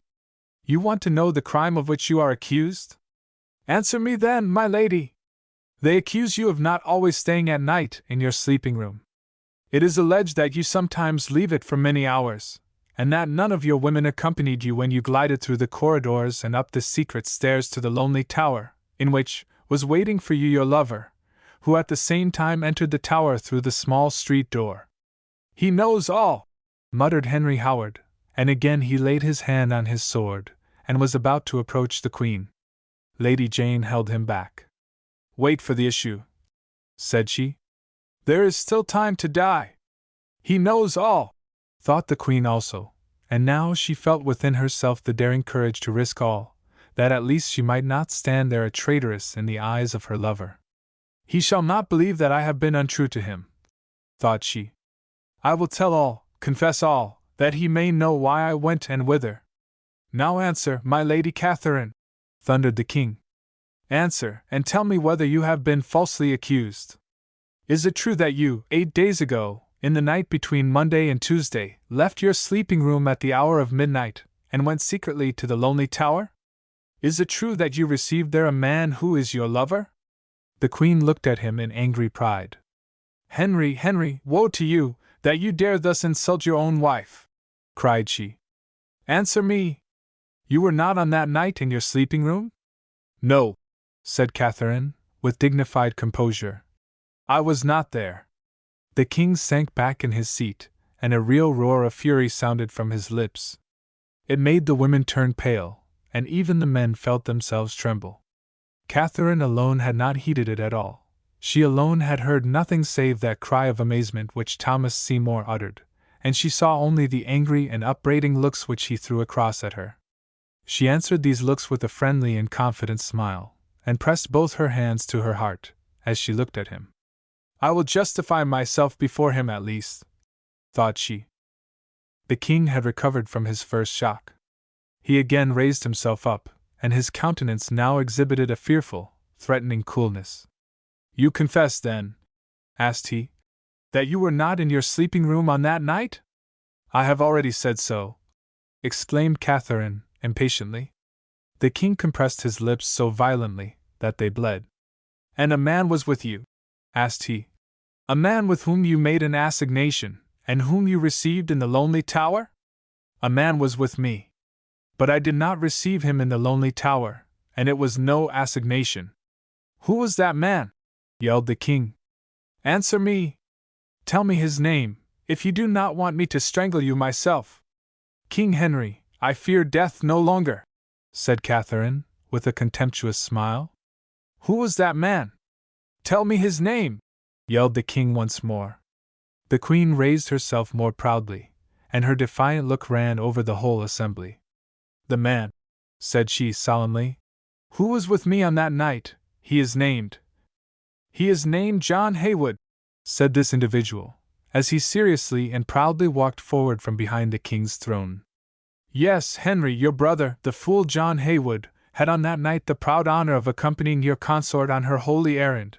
But I assure you that he was less like the King than the King is just now like the fool. A murmur of surprise ran through the assembly. The King leaned back in his royal seat speechless. And now, King Henry, said Catherine calmly, now I will tell you whither I went with John Haywood on that night. She was silent, and for a moment leaned back on her seat. She felt that the looks of all were directed to her. She heard the King's wrathful groan. She felt her lover's flashing, reproachful glances. She saw the derisive smile of those haughty ladies, who had never forgiven her, that she, from a simple baroness, had become queen. But all this made her only still bolder and more courageous. She had arrived at the turning point of her life, where she must risk everything to avoid sinking into the abyss. But Lady Jane also had arrived at such a decisive moment of her existence. She, too, said to herself, I must at this hour risk all, if I do not want to lose all. She saw Henry Howard's pale, expectant face. She knew, if the Queen now spoke, the whole web of their conspiracy would be revealed to him. She must, therefore, anticipate the Queen. She must warn Henry Howard. Fear nothing, whispered she to him. We were prepared for that. I have put into her hands the means of escape. Will you now at last speak? Exclaimed the King, quivering with impatience and rage. Will you at last tell us where you were on that night? I will tell, exclaimed Catherine, rising up again boldly and resolutely. But woe be to those who drive me to this! For I tell you beforehand, from the accused I will become an accuser who demands justice, if not before the throne of the King of England, yet before the throne of the Lord of all kings. King Henry of England, do you ask me whither I went on that night with John Heywood? I might, perhaps, as your queen and consort, demand that you put this question to me not before so many witnesses, but in the quiet of our chamber. But you seek publicity, and I do not shun it. Well, hear the truth, then, all of you. On that night, between Monday and Tuesday, I was not in my sleeping apartment, because I had a grave and sacred duty to perform, because a dying woman called on me for help and pity. Would you know, my lord and husband, who this dying woman was? It was an Askew. An Askew! Exclaimed the king in astonishment, and his countenance exhibited a less wrathful expression. An Askew! Muttered the others, and John Heywood very well saw how Bishop Gardiner's brow darkened, and how Chancellor riotously turned pale and cast down his eyes. Yes, I was with an Askew, continued the Queen. With an Askew, whom those pious and wise lords yonder had condemned, not so much on account of her faith, but because they knew that I loved her. An Askew was to die, because Catherine Parr loved her. She was to go to the stake, that my heart also might burn with fiery pains. And because it was so, I was obliged to risk everything in order to save her. Oh, my king, say yourself, did I not owe it to this poor girl to try everything in order to save her? On my account she was to suffer these tortures. For they had shamefully stolen from me a letter which an Askew, in the distress of her heart, had addressed to me, and they showed this letter to you in order to cast suspicion on me and accuse me to you. But your noble heart repelled the suspicion, and now their wrath fell again on an Askew, and she must suffer, because they did not find me punishable. She must atone for having dared to write to me. They worked matters with you so that she was put to the rack. But when my husband gave way to their urging, yet the noble king remained still awake in him. Go, said he, rack her and kill her, but see first whether she will not recant. Henry looked astonished into her noble and defiant face. Do you know that? Asked he. And yet we were alone, and no human being present. Who could tell you that? When man is no longer able to help, then God undertakes, said Catherine solemnly. It was God who commanded me to go to an Askew, and try whether I could save her. And I went. But though the wife of a noble and great king, I am still but a weak and timid woman. I was afraid to tread this gloomy and dangerous path alone. I needed a strong manly arm to lean upon, and so John Heywood lent me his. And you were really with an Askew, interposed the king thoughtfully.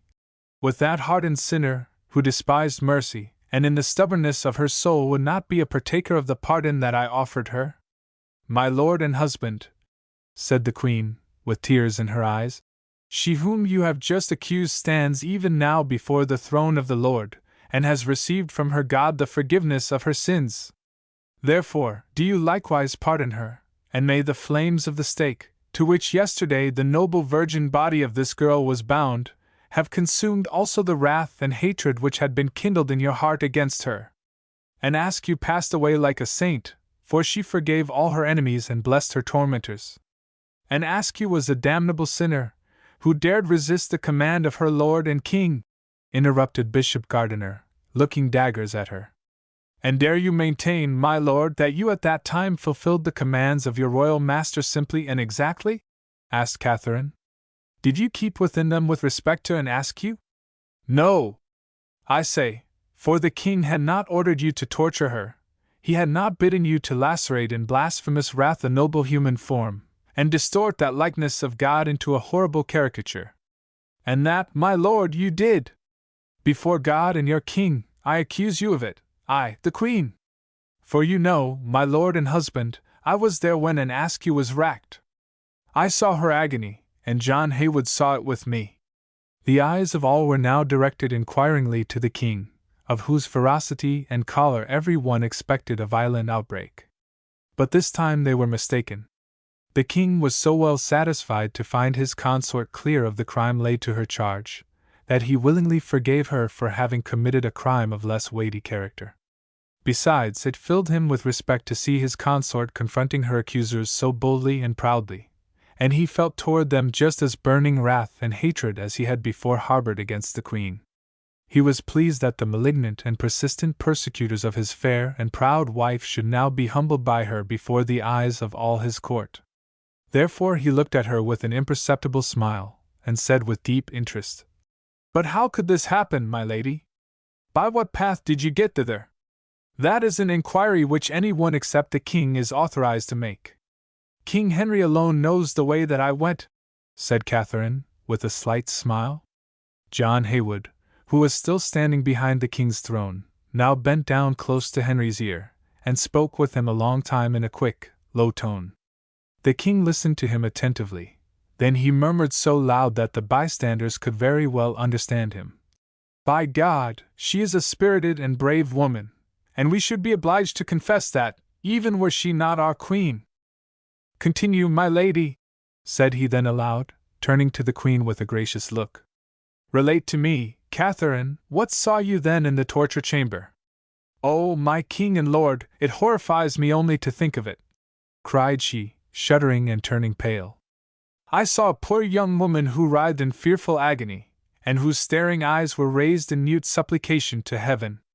She did not beg her tormentors for mercy, she wanted from them no compassion and no pity, she did not scream and whine from the pain, though her limbs cracked and her flesh snapped apart like glass. She raised her clasped hands to God, and her lips murmured low prayers, which, perhaps, made the angels of heaven weep, but were not able to touch the hearts of her tormentors. You had ordered her to be racked, if she would not retract. They did not ask her whether she would do this, they racked her. But her soul was strong and full of courage, and under the tortures of the executioner, her lips remained mute.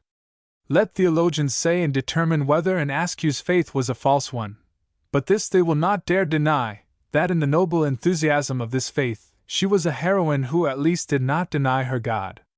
At length, worn out with so much useless exertion, the assistant executioners discontinued their bloody work, to rest from the tortures which they had prepared for an Askew. The lieutenant of the Tower declared the work of the rack ended. The highest degrees had been applied, and they had proved powerless. Cruelty was obliged to acknowledge itself conquered. But the priests of the church, with savage vehemence, demanded that she should be racked once more. Dare deny that, ye lords, whom I behold standing there opposite with faces pale as death? Yes, my king, the servants of the rack refused to obey the servants of God, for in the hearts of the hangman's drudges there was more pity than in the hearts of the priests. And when they refused to proceed in their bloody work, and when the lieutenant of the Tower, in virtue of the existing law, declared the racking at an end, then I saw one of the first ministers of our church throw aside his sacred garments. Then the priest of God transformed himself into a hangman's drudge, who, with bloodthirsty delight, lacerated anew the noble mangled body of the young girl. And more cruel than the attendants of the rack, unsparingly they broke and dislocated the limbs, which they had only squeezed in their screws. Footnote: Burnet's History of the Reformation. Volume 1, page 132. Excuse me, my king, from sketching this scene of horror still further. Horrified and trembling, I fled from that frightful place, and returned to my room, shattered and sad at heart. Catherine ceased, exhausted, and sank back into her seat. A breathless stillness reigned around. All faces were pale and colorless. Gardiner and riotously stood with their eyes fixed, gloomy and defiant, expecting that the king's wrath would crush and destroy them. But the king scarcely thought of them. He thought only of his fair young queen, whose boldness inspired him with respect, and whose innocence and purity filled him with a proud and blissful joy. He was, therefore, very much inclined to forgive those who in reality had committed no offense further than this, that they had carried out a little too literally and strictly the orders of their master. A long pause had ensued, a pause full of expectation and anxiety for all who were assembled in the hall. Only Catherine reclined calmly in her chair, and with beaming eyes looked across to Thomas Seymour, whose handsome countenance betrayed to her the gratification and satisfaction which he felt at this clearing up of her mysterious night wandering. At last the king arose, and bowing low before his consort, said in a loud, full-toned voice, "I have deeply and bitterly injured you, my noble wife, and as I publicly accuse you, I will also publicly ask your forgiveness. You have a right to be angry with me, for it behooved me, above all, to believe with unshaken firmness in the truth and honor of my wife. My lady, you have made a brilliant vindication of yourself, and I, the king, first of all bow before you, and beg that you may forgive me and impose some penance." "Leave it to me, Queen, to impose a penance on this repentant sinner," cried John Haywood gaily. "Your Majesty is much too magnanimous, much too timid, to treat him as roughly as my brother King Henry deserves. Leave it to me, then, to punish him, for only the fool is wise enough to punish the king after his deserts." Catherine nodded to him with a grateful smile. She comprehended perfectly John Haywood's delicacy and nice tact. She apprehended that he wanted by a joke to relieve her from her painful situation, and put an end to the king's public acknowledgment, which at the same time must turn to her bitter reproach, bitter though it were only self-reproach. "Well," said she, smiling, "what punishment, then, will you impose upon the king?" "The punishment of recognizing the fool as his equal." "God is my witness that I do so," cried the king, almost solemnly. "Fools we are, one and all, and we fall short of the renown which we have before men." "But my sentence is not yet complete, brother," continued John Haywood. "I furthermore give sentence that you also forthwith allow me to recite my poem to you, and that you open your ears in order to hear what John Haywood, the wise, has indited." "You have, then, fulfilled my command, and composed a new interlude?" cried the king, vivaciously. "No interlude, but a wholly novel, comical affair, a play full of lampoons and jokes, at which your eyes are to overflow, yet not with weeping, but with laughter. To the right noble Earl of Surrey belongs the proud honor of having presented to our happy England her first sonnets. Well, now I also will give her something new. I present her the first comedy, and as he sings the beauty of his Geraldine, so I celebrate the fame of Gammergurden's sewing needle, Gammergurden's needle, so my piece is called, and you, King Henry, shall listen to it as a punishment for your sins." "I will do so," cried the king, cheerfully. "Provided you permit it, Kate. But before I do so, I make also one more condition, a condition for you, Queen. Kate, you have disdained to impose a penance on me, but grant me at least the pleasure of being allowed to fulfill some wish of yours. Make me a request that I may grant it you." "Well, then, my lord and king," said Catherine with a charming smile, "I beg you to think no more of the incidents of this day, and to forgive those whom I accused, only because their accusation was my vindication. They who brought charges against me have in this hour felt contrition for their own fault. Let that suffice, king, and forgive them, as I do." "You are a noble and great woman, Kate," cried the king, and, as his glance swept over toward Gardiner with an almost contemptuous expression, he continued, "Your request is granted. But woe to them who shall dare accuse you again! And have you nothing further to demand, Kate?" "Nay, one thing more, my lord and husband." She leaned nearer to the king's ear, and whispered, "They have also accused your noblest and most faithful servant. They have accused Cranmer. Condemn him not, king, without having heard him, and if I may beg a favor of you, it is this: talk with Cranmer yourself. Tell him of what they have charged him, and hear his vindication." "It shall be so, Kate," said the king, "and you shall be present. But let this be a secret between us, Kate, and we will carry it out in perfect silence. And now, then, John Haywood, let us hear your composition, and woe to you, if it does not accomplish what you promised, if it does not make us laugh. For you well know that you are then inevitably exposed to the rods of our injured ladies. They shall have leave to whip me to death, if I do not make you laugh," cried John Haywood gaily, as he drew out his manuscript.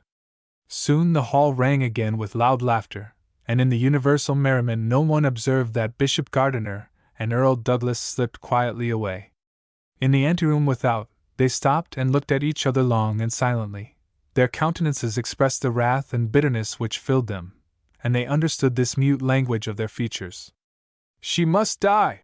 said Gardiner in a short and quick tone. "She has for once escaped from our snares. We will tie them all the tighter next time.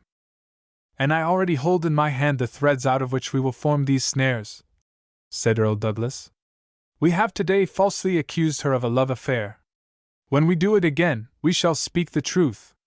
Did you see the looks that Catherine exchanged with the heretical Earl Sudley, Thomas Seymour? I saw them, Earl. For these looks she will die, my lord.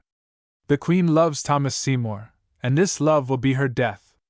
"Amen," said Bishop Gardiner solemnly, as he raised his eyes devoutly to heaven. "Amen. The Queen has grievously and bitterly injured us today. She has insulted and abused us before all the court. We will requite her for it some day.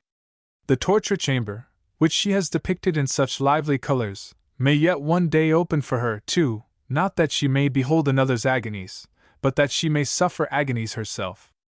We shall one day avenge ourselves." Chapter 26. Revenge. Miss Holland, the beautiful and much admired mistress of the Duke of Norfolk, was alone in her magnificently adorned boudoir. It was the hour when ordinarily the Duke was wont to be with her. For this reason she was charmingly attired, and had wrapped herself in that light and voluptuous negligee which the Duke so much liked, because it set off to so much advantage the splendid form of his friend. But today the expected one did not make his appearance. In his stead his valet had just come and brought the fair miss a note from his master. This note she was holding in her hand, while with passionate violence she now walked up and down her boudoir. A glowing crimson blazed upon her cheeks, and her large, haughty eyes darted wild flashes of wrath. She was disdained, she, Lady Holland, was forced to endure the disgrace of being dismissed by her lover. There, in that letter which she held in her hand, and which burned her fingers like red-hot iron, there it stood in black and white, that he would see her no more, that he renounced her love, that he released her. Her whole frame shook as she thought of this. It was not the anguish of a loving heart which made her tremble, it was the wounded pride of the woman. He had abandoned her. Her beauty, her youth no longer had the power to enchain him, the man with white hairs and withered features. He had written her that he was satiated and weary, not of her, but only of love in general, that his heart had become old and withered like his face, and that there was still in his breast no more room for love, but only for ambition. Was not that a revolting and unheard of outrage, to abandon the finest woman in England for the sake of empty, cold, stern ambition? She opened the letter once more. Once more she read that place. Then, grinding her teeth with tears of anger in her eyes, "He shall pay me for this! I will take vengeance for this insult!" She thrust the letter into her bosom, and touched the silver bell. "Have my carriage brought round," was her order to the servant who entered, and he withdrew in silence. "I will avenge myself," muttered she, as with trembling hands she wrapped herself in her large Turkish shawl. "I will avenge myself, and, by the Eternal! It shall be a bloody and swift vengeance. I will show him that I, too, am ambitious, and that my pride is not to be humbled. He says he will forget me. Oh, I will compel him to think of me, even though it be only to curse me." With hasty steps she sped through the glittering apartments, which the liberality of her lover had furnished so magnificently, and descended to the carriage standing ready for her. "To the Duchess of Norfolk's," said she to the footman standing at the door of the carriage, as she entered it. The servant looked at her in astonishment, and inquiringly. "To the Duke of Norfolk, is it not, my lady?" "No, indeed, to the Duchess," cried she with a frown, as she leaned back on the cushion. After a short time, the carriage drew up before the palace of the Duchess, and with haughty tread and commanding air she passed through the porch. "Announce me to the Duchess immediately," was her order to the lackey who was hurrying to meet her. "Your name, my lady?" "Miss Arabella Holland." The servant stepped back, and stared at her in surprise.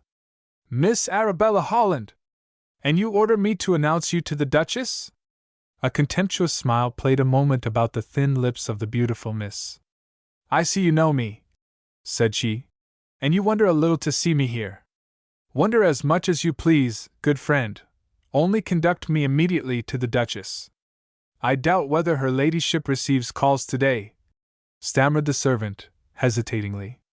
Then go and ask, and that I may learn her answer as soon as possible, I will accompany you. With a commanding air, she motioned to the servant to go before her, and he could not summon up courage to gainsay this proud beauty. In silence they traversed the suite of stately apartments, and at length stood before a door hung with tapestry. I must beg you to wait here a moment, my lady, so that I can announce you to the Duchess, who is there in her boudoir. No, indeed, I will assume that office myself, said Miss Holland, as with strong hand she pushed back the servant and opened the door. The Duchess was sitting at her writing table, her back turned to the door through which Arabella had entered. She did not turn round. Perhaps she had not heard the door open. She continued quietly writing. Miss Arabella Holland with stately step crossed the room, and now stood close to the chair of the Duchess. Duchess, I would like to speak with you, said she, coolly and calmly. The Duchess uttered a cry and looked up. Miss Holland, cried she amazed, and hastily rising. Miss Holland! You here with me, in my house! What do you want here? How dare you cross my threshold? I see you still hate me, my lady, said Arabella, smiling. You have not yet forgiven me that the Duke, your husband, found more delight in my young, handsome face than in yours, now growing old, that my sprightly, wanton disposition pleased him better than your cold, stately air. The Duchess turned pale with rage, and her eyes darted lightning. Silence, you shameless creature! Silence, or I will call my servants to rid me of you. You will not call them, for I have come to be reconciled with you, and to offer you peace. Peace with you, sneered the Duchess. Peace with that shameless woman who stole from me my husband, the father of my children, who loaded me with the disgrace of standing before the whole world as a repudiated and despised wife, and of suffering myself to be compared with you, that the world might decide which of us two was worthier of his love. Peace with you, Miss Holland, with the impudent strumpet who squanders my husband's means in lavish luxury, and with scoffing boldness robs my children of their lawful property? It is true, the Duke is very generous, said Miss Holland composedly. He loaded me with diamonds and gold. And meanwhile I was doomed almost to suffer want, said the Duchess, grinding her teeth. Want of love, it may be, my lady, but not want of money, for you are very magnificently fitted up, and every one knows that the Duchess of Norfolk is rich enough to be able to spare the trifles that her husband laid at my feet. By heaven!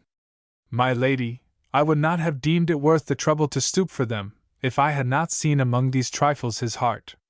The heart of a man is well worth a woman's stooping for. You have neglected that, my lady, and therefore you lost your husband's heart. I picked it up.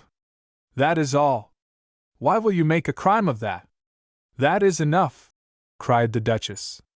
It does not become me to dispute with you. I desire only to know what gave you the courage to come to me? My lady, do you hate me only? Or do you also hate the Duke your husband?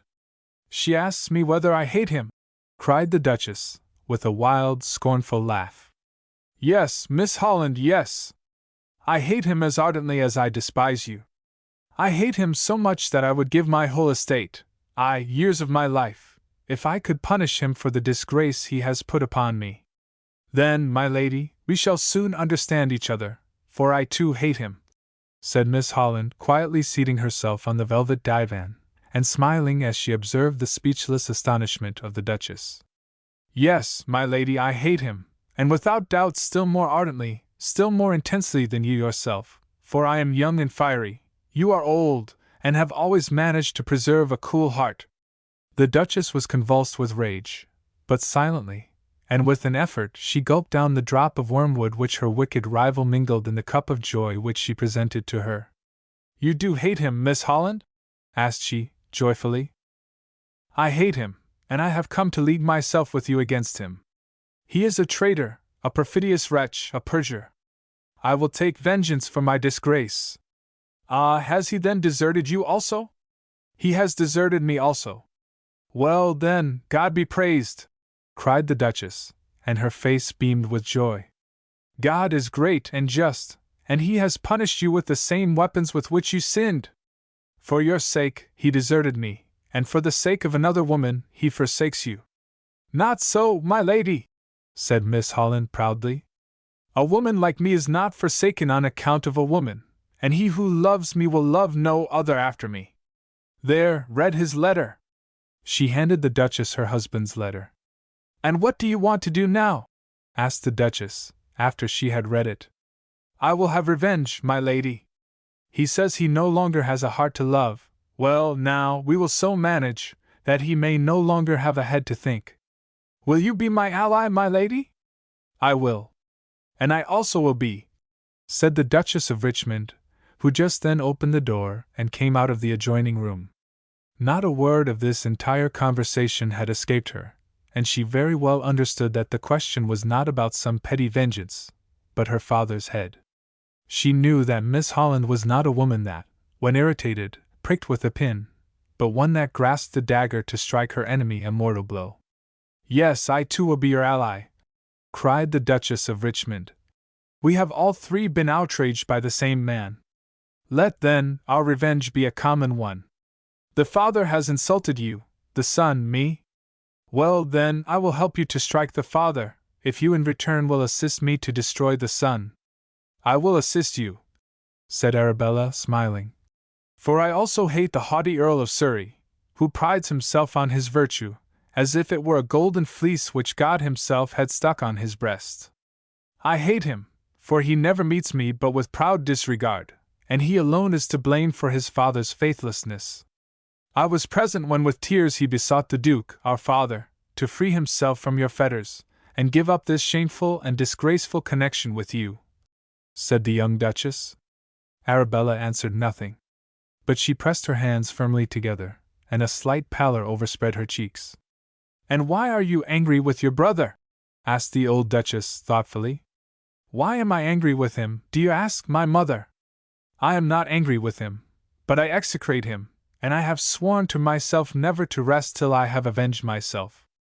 My happiness, my heart, and my future lay in his hands, and he has remorselessly trodden under his haughty feet these, his sister's precious treasures. It lay with him to make me the wife of the man I love, and he has not done it, though I lay at his feet weeping and wringing my hands. But it was a great sacrifice that you demanded, said her mother. He had to give his hand to a woman he did not love, so that you might be Thomas Seymour's wife. Mother, you defend him, and yet he it is that blames you daily, and but yesterday it seemed to him perfectly right and natural that the Duke had forsaken you, our mother. Did he do that? Inquired the Duchess vehemently. Well, now, as he has forgotten that I am his mother, so will I forget that he is my son. I am your ally. Revenge for our injured hearts. Vengeance on father and son. She held out both hands, and the two young women laid their hands in hers. Vengeance on father and son, repeated they both, and their eyes flashed, and crimson now mantled their cheeks. I am tired of living like a hermit in my palace, and of being banished from court by the fear that I may encounter my husband there. You shall encounter him there no more, said her daughter laconically. They shall not laugh and jeer at me, cried Arabella. And when they learn that he has forsaken me, they shall also know how I have avenged myself for it. Thomas Seymour can never become my husband so long as Henry Howard lives, for he has mortally offended him, as Henry has rejected the hand of his sister. Perhaps I may become his wife, if Henry Howard is no more, said the young Duchess. So let us consider. How shall we begin, so as to strike them surely and certainly? When three women are agreed, they may well be certain of their success, said Arabella, shrugging her shoulders. We live, God be praised for it, under a noble and high-minded king, who beholds the blood of his subjects with as much pleasure as he does the crimson of his royal mantle, and who has never yet shrunk back when a death warrant was to be signed. But this time he will shrink back, said the old Duchess. He will not dare to rob the noblest and most powerful family of his kingdom of its head. That very risk will stimulate him, said the Duchess of Richmond, laughing. And the more difficult it is to bring down these heads, so much the more impatiently will he hanker after it. The king hates them both, and he will thank us, if we change his hatred into retributive justice. Then let us accuse both of high treason, cried Arabella. "The Duke is a traitor, for I will and can swear that he has often enough called the king a bloodthirsty tiger, a relentless tyrant, a man without truth and without faith, although he coquettishly pretends to be the fountain and rock of all faith. If he has said that, and you have heard him, you are in duty bound to communicate it to the king, if you do not want to be a traitress yourself," exclaimed the young Duchess, solemnly. "And have you not noticed that the Duke has for some time borne the same coat of arms as the king?" asked the Duchess of Norfolk. "It is not enough for his haughty and ambitious spirit to be the first servant of this land, he strives to be lord and king of it. Tell that to the king, and by tomorrow the head of the traitor falls. For the king is as jealous of his kingdom as ever a woman was of her lover. Tell him that the Duke bears his coat of arms, and his destruction is certain." "I will tell him so, daughter. We are sure of the father, but what have we for the son? A sure and infallible means, that will as certainly dispatch him into eternity as the hunter's tiny bullet slays the proudest stag. Henry loves the Queen, and I will furnish the king proof of that," said the young Duchess. "Then let us go to the king!" cried Arabella, impetuously. "No, indeed! That would make a sensation, and might easily frustrate our whole plan," said the Duchess of Richmond. "Let us first talk with Earl Douglas, and hear his advice. Come, every minute is precious. We owe it to our womanly honor to avenge ourselves. We cannot and will not leave unpunished those who have despised our love, wounded our honor, and trodden underfoot the holiest ties of nature." Chapter 27. The Acknowledgement. The Princess Elizabeth was sitting in her room, melancholy and absorbed in thought. Her eyes were red with weeping, and she pressed her hand on her heart, as if she would repress its cry of anguish. With a disconsolate, perplexed look she gazed around her chamber, and its solitude was doubly painful to her today, for it testified to her forsaken condition, to the disgrace that still rested on her. For were it not so, today would have been to the whole court a day of rejoicing, of congratulations. Today was Elizabeth's birthday, 14 years ago today, and Bullen's daughter had seen the light of this world. And Bullen's daughter! That was the secret of her seclusion. That was why none of the ladies and lords of the court had remembered her birthday, for that would have been at the same time a remembrance of Anne Boleyn, of Elizabeth's beautiful and unfortunate mother, who had been made to atone for her grandeur and prosperity by her death. Moreover, the king had called his daughter Elizabeth a bastard, and solemnly declared her unworthy of succeeding to the throne. Her birthday, therefore, was to Elizabeth only a day of humiliation and pain. Reclining on her divan, she thought of her despised and joyless past, of her desolate and inglorious future. She was a princess, and yet possessed not the rights of her birth. She was a young maiden, and yet doomed, in sad resignation, to renounce all the delights and enjoyments of youth, and to condemn her passionate and ardent heart to the eternal sleep of death. For when the Infante of Spain sued for her hand, Henry VIII had declared that the bastard Elizabeth was unworthy of a princely husband. But in order to intimidate other suitors also, he had loudly and openly declared that no subject should dare be so presumptuous as to offer his hand to one of his royal daughters, and he who dared to solicit them in marriage should be punished as a traitor. So Elizabeth was condemned to remain unmarried, and nevertheless she loved, nevertheless she harbored only this one wish, to be the wife of her beloved, and to be able to exchange the proud title of princess for the name of Countess Seymour. Since she loved him, a new world, a new sun had arisen on her, and before the sweet and enchanting whispers of her love, even the proud and alluring voices of her ambition had to be silent. She no longer thought of it, that she would never be a queen, she was only troubled that she could not be Seymour's wife. She no longer wanted to rule, but she wanted to be happy. But her happiness reposed on him alone, on Thomas Seymour. Such were her thoughts, as she was in her chamber on the morning of her birthday, alone and lonely, and her eyes reddened by tears, her painfully convulsed lips, betrayed how much she had wept today, how much this young girl of 14 years had already suffered. But she would think no more about it, she would not allow the lurking, everywhere prying, malicious, and wicked courtiers the triumph of seeing the traces of her tears, and rejoicing at her pains and her humiliation. She was a proud and resolute soul. She would rather have died than to have accepted the sympathy and pity of the courtiers. "I will work," said she. "Work is the best balm for all pains." And she took up the elaborate silk embroidery which she had begun for her poor, unfortunate friend, and of Cleves, Henry's divorced wife. But the work occupied only her fingers, not her thoughts. She threw it aside and seized her books. She took Petrarch's sonnets, and his love plaints and griefs enchained, and stirred her own lovesick heart. With streaming tears, and yet smiling and full of sweet melancholy, Elizabeth read these noble and tender poems. It appeared to her as if Petrarch had only said what she herself so warmly felt. There were her thoughts, her griefs. He had said them in his language, she must now repeat them in her own.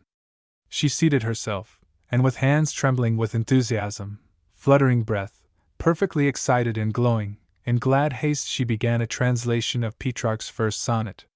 Footnote: Elizabeth, who even as a girl of 12 years old spoke 4 languages, was very fond of composing verses, and of translating the poems of foreign authors.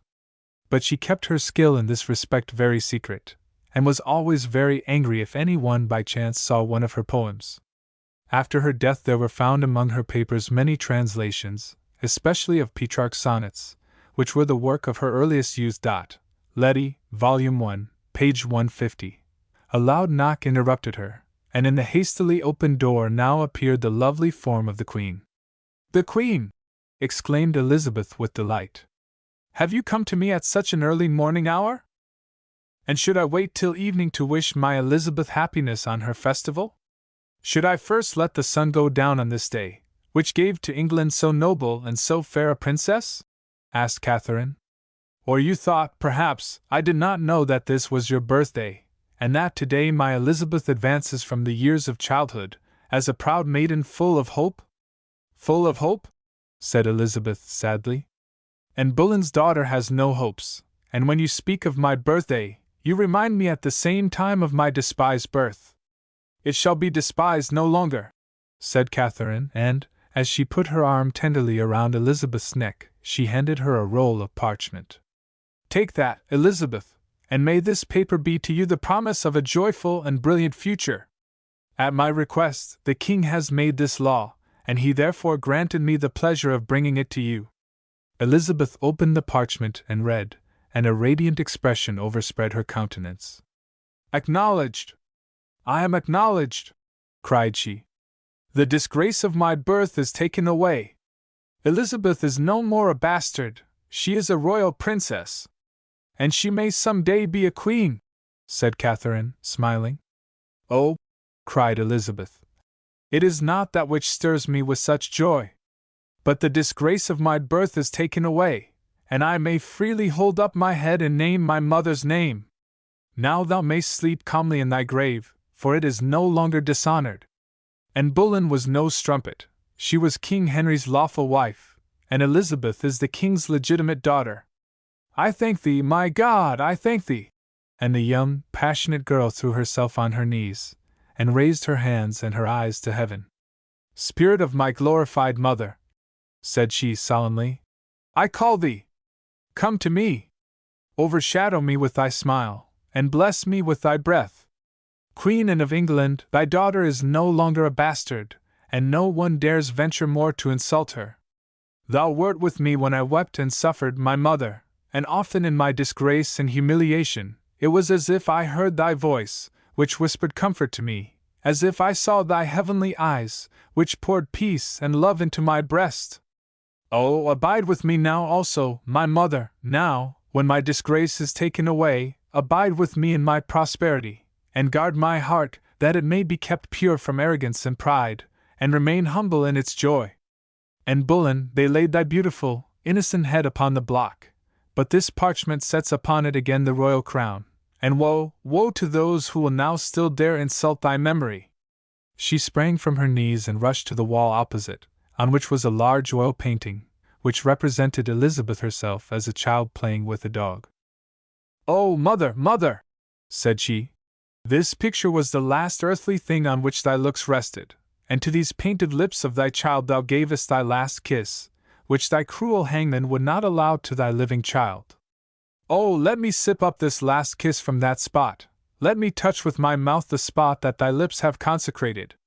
She bent down and kissed the picture. And now come forth out of thy grave, my mother, said she solemnly. I have been obliged so long to hide, so long to veil thee. Now thou belongest to the world and to the light. The king has acknowledged me as his lawful daughter. He cannot refuse me to have a likeness of my mother in my room. As she thus spoke, she pressed on a spring set in the broad gilt frame of the picture, and suddenly the painting was seen to move and slowly open like a door, so as to render visible another picture concealed beneath it, which represented the unfortunate Anne Boleyn in bridal attire, in the full splendor of her beauty, as Holbein had painted her, at the desire of her husband the king. How beautiful and angelic that countenance is, said Catherine, stepping nearer. How innocent and pure those features. Poor queen!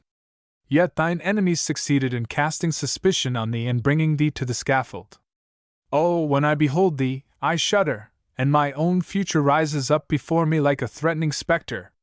Who can believe herself safe and secure, when Anne Boleyn was not secure, when even she had to die a dishonorable death?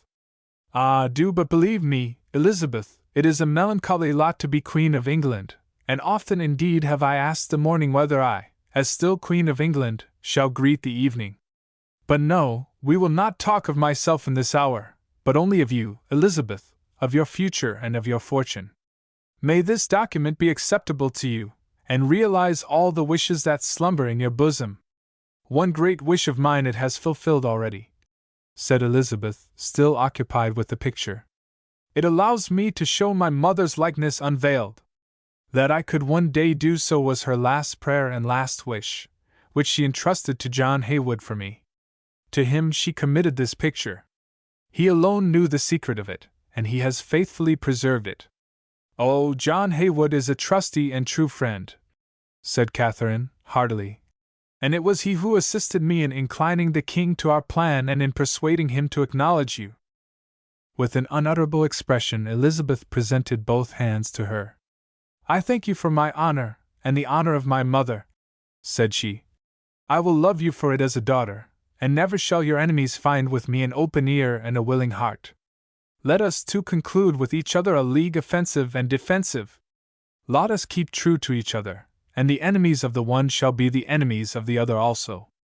And where we see danger we will combat it in common, and we will watch over each other with a true sisterly eye, and warn one another whenever a chance flash brings to light an enemy who is stealing along in the darkness, and wants with his dagger to assassinate us from behind. So be it, said Catherine, solemnly. We will remain inseparable, and true to one another, and love each other as sisters.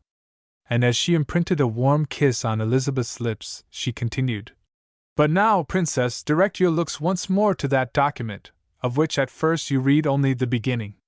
Do but believe me, it is important enough for you to read it quite to the end, for it contains various arrangements for your future, and settles on you a sweet and a yearly allowance, as is suitable for a royal princess.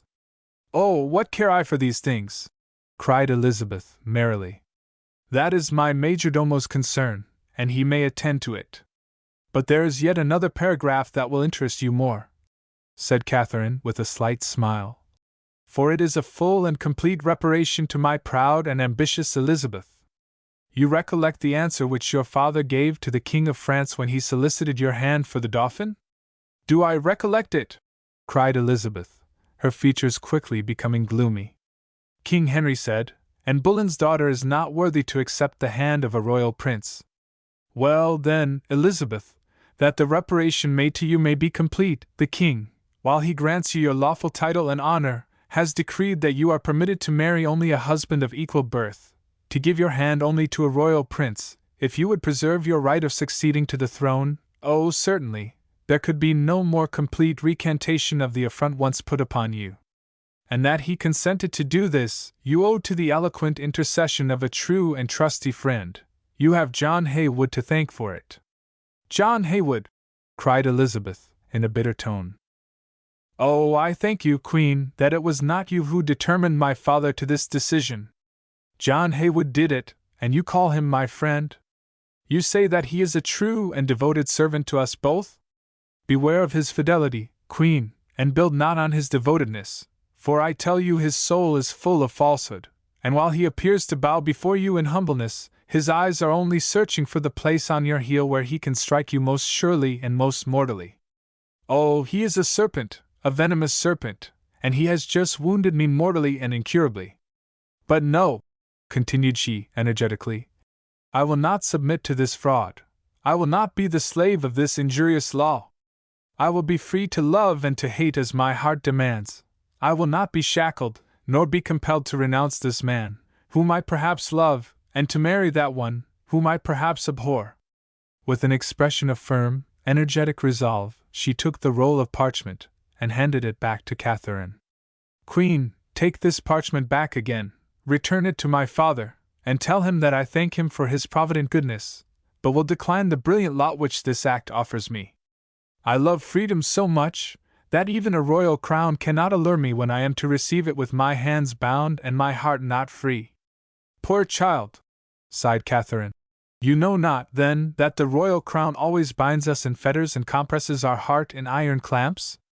Ah, you want to be free, and yet a queen! Oh, believe me, Elizabeth, none are less free than sovereigns. No one has less the right and the power to live according to the dictates of his heart than a prince. Then, exclaimed Elizabeth, with flashing eyes, then I renounce the melancholy fortune of being, perchance, one day queen. Then I do not subscribe to this law, which wants to guide my heart and limit my will. What? Shall the daughter of King Henry of England allow her ways to be traced out by a miserable strip of parchment?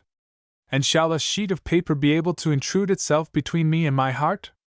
I am a royal princess, and why will they compel me to give my hand only to a king's son? Ah, you are right, it is not my father that has made this law, for my father's proud soul has never been willing to submit to any such constraint of miserable etiquette. He has loved where he pleased, and no parliament, no law, has been able to hinder him in this respect. I will be my father's own daughter. I will not submit to this law. Poor child, said Catherine. Nevertheless, you will be obliged to learn well how to submit, for one is not a princess without paying for it. No one asks whether our heart bleeds. They throw a purple robe over it, and though it be reddened with our heart's blood, who then sees and suspects it? You are yet so young, Elizabeth, you yet hope so much. I hope so much, because I have already suffered so much, my eyes have been already made to shed so many tears. I have already in my childhood had to take beforehand my share of the pain and sorrow of life, now I will demand my share of life's pleasure and enjoyment also. And who tells you that you shall not have it? This love forces on you no particular husband, it but gives you the proud right, once disputed, of seeking your husband among the princes of royal blood. Oh, cried Elizabeth, with flashing eyes, if I should ever really be a queen, I should be prouder to choose a husband whom I might make a king, than such a one as would make me a queen. Footnote: Elizabeth's own words, Letty, Volume 2, page 62.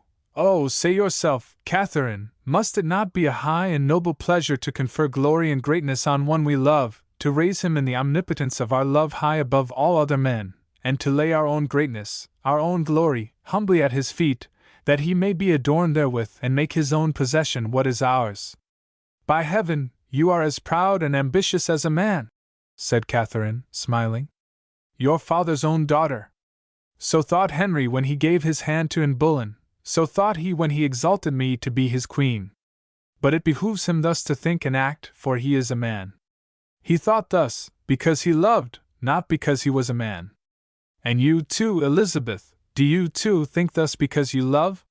Yes, I love, exclaimed Elizabeth, as with an impulsive movement she threw herself into Catherine's arms, and hid her blushing face in the Queen's bosom. Yes, I love. I love like my father, regardless of my rank, of my birth, but feeling only that my lover is of equally high birth in the nobility of his sentiment, in his genius and noble mind, that he is my superior in all the great and fine qualities which should adorn a man, and yet are conferred on so few. Judge now, Queen, whether that law there can make me happy. He whom I love is no prince, no son of a king. Poor Elizabeth! Said Catherine, clasping the young girl fervently in her arms. And why do you bewail my fate, when it is in your power to make me happy? Asked Elizabeth, urgently. It was you who prevailed on the king to relieve me of the disgrace that rested on me. You will also have power over him to set aside this clause which contains my heart's sentence of condemnation. Catherine shook her head with a sigh. My power does not reach so far, said she sadly. Ah, Elizabeth, why did you not put confidence in me? Why did you not let me know sooner that your heart cherished a love which is in opposition to this law? Why did you not tell your friend your dangerous secret? Just because it is dangerous I concealed it from you, and just on that account I do not even now mention the name of the loved one. Queen, you shall not through me become a guilty traitress against your husband, for you well know that he punishes every secret concealed from him as an act of high treason. No, Queen, if I am a criminal, you shall not be my accomplice. Ah, it is always dangerous to be the confidant of such a secret. You see that in John Haywood. He alone was my confidant, and he betrayed me. I myself put the weapons into his hands, and he turned them against me. No, no, said Catherine thoughtfully. John Haywood is true and trusty, and incapable of treachery. He has betrayed me, exclaimed Elizabeth, impetuously. He knew, he only, that I love, and that my beloved, though of noble, still is not of princely birth. Yet it was he, as you said yourself, who moved the king to introduce this paragraph into the Act of Succession. Then, without doubt, he has wished to save you from an error of your heart. No, he has been afraid of the danger of being privy to this secret, and at the cost of my heart and my happiness he wanted to escape this danger. But oh, Catherine, you are a noble, great and strong woman, you are incapable of such petty fear, such low calculation. Therefore, stand by me, be my savior and protectress. By virtue of that oath which we have just now mutually taken, by virtue of that mutual clasp of the hands just given, I call you to my help and my assistance. Oh, Catherine, allow me this high pleasure, so full of blessing, of being at some time, perhaps, able to make him whom I love great and powerful by my will. Allow me this intoxicating delight of being able with my hand to offer to his ambition at once power and glory, it may be even a crown. Oh, Catherine, on my knees I conjure you, assist me to repeal this hated law, which wants to bind my heart and my hand. In passionate excitement she had fallen before the Queen, and was holding up her hands imploringly to her. Catherine, smiling, bent down and raised her up in her arms. Enthusiast, said she. Poor young enthusiast! Who knows whether you will thank me for it one day, if I accede to your wish, and whether you will not sometime curse this hour which has brought you, perhaps, instead of the hope for pleasure, only a knowledge of your delusion and misery. And were it even so, cried Elizabeth energetically, still it is better to endure a wretchedness we ourselves have chosen, than to be forced to a happy lot. Say, Catherine, say, will you lend me your assistance? Will you induce the king to withdraw this hated clause? If you do it not, Queen, I swear to you, by the soul of my mother, that I will not submit to this law, that I will solemnly, before all the world, renounce the privilege that is offered me, that I— You are a dear, foolish child, interrupted Catherine. A child, that in youthful presumption might dare wish to fetch the lightnings down from heaven, and borrow from Jupiter his thunderbolt. Oh, you are still too young and inexperienced to know that fate regards not our murmurs and our sighs, and despite our reluctance and our refusal, still leads us in its own ways, not our own. You will have to learn that yet, poor child. But I will not, cried Elizabeth, stamping on the floor with all the pettishness of a child. I will not ever and eternally be the victim of another's will, and fate itself shall not have power to make me its slave. Well, we will see now, said Catherine, smiling. We will try this time, at least, to contend against fate, and I will assist you if I can. And I will love you for it as my mother and my sister at once, cried Elizabeth, as with ardor she threw herself into Catherine's arms. Yes, I will love you for it, and I will pray God that He may one day give me the opportunity to show my gratitude, and to reward you for your magnanimity and goodness. Chapter 28. Intrigues. For a few days past the king's gout had grown worse, and to his wrath and grief, it confined him as a prisoner to his rolling chair. The king was, therefore, very naturally gloomy and dejected, and hurled the lightnings of his wrath on all those who enjoyed the melancholy prerogative of being in his presence. His pains, instead of softening his disposition, seemed only to heighten still more his natural ferocity, and often might be heard through the palace of Whitehall the king's angry growl, and his loud, thundering invectives, which no longer spared any one, nor showed respect for any rank or dignity. Earl Douglas, Gardiner, and Wriothesley very well knew how to take advantage of this wrathful humor of the king for their purposes, and to afford the cruel monarch, tortured with pain, one satisfaction at least, the satisfaction of making others suffer also. Never had there been seen in England so many burned at the stake as in those days of the king's sickness. Never had the prisons been so crowded. Never had so much blood flowed as King Henry now caused to be shed. Footnote: During the king's reign, and at the instigation of the clergy, 2,800 persons were burnt and executed, because they would not recognize the religious institutions established by the king as the only right and true ones. Letty, Volume 1, page 34. But all this did not yet suffice to appease the bloodthirstiness of the king, and his friends and counselors, and his priests. Still there remained untouched two mighty pillars of Protestantism that Gardiner and Wriothesley had to overthrow. These were the Queen and Archbishop Cranmer. Still there were two powerful and hated enemies whom the Seymours had to overcome. These were the Duke of Norfolk and his son, the Earl of Surrey. But the various parties that in turn besieged the king's ear and controlled it were in singular and unheard of opposition, and at the same time inflamed with bitterest enmity, and they strove to supplant each other in the favor of the king. To the Popish party of Gardiner and Earl Douglas, everything depended on dispossessing the Seymours of the king's favor, and they, on the other hand, wanted above all things to continue in power the young queen, already inclined to them, and to destroy for the Papists one of their most powerful leaders, the Duke of Norfolk. The one party controlled the king's ear through the queen, the other through his favorite, Earl Douglas. Never had the king been more gracious and affable to his consort. Never had he required more Earl Douglas's presence than in those days of his sickness and bodily anguish. But there was yet a third party that occupied an important place in the king's favor, a power which every one feared, and which seemed to keep itself perfectly independent and free from all foreign influences. This power was John Heywood, the king's fool, the epigrammatist, who was dreaded by the whole court. Only one person had influence with him. John Heywood was the friend of the queen. For the moment, then, it appeared as if the heretical party, of which the queen was regarded as the head, was the most powerful at court.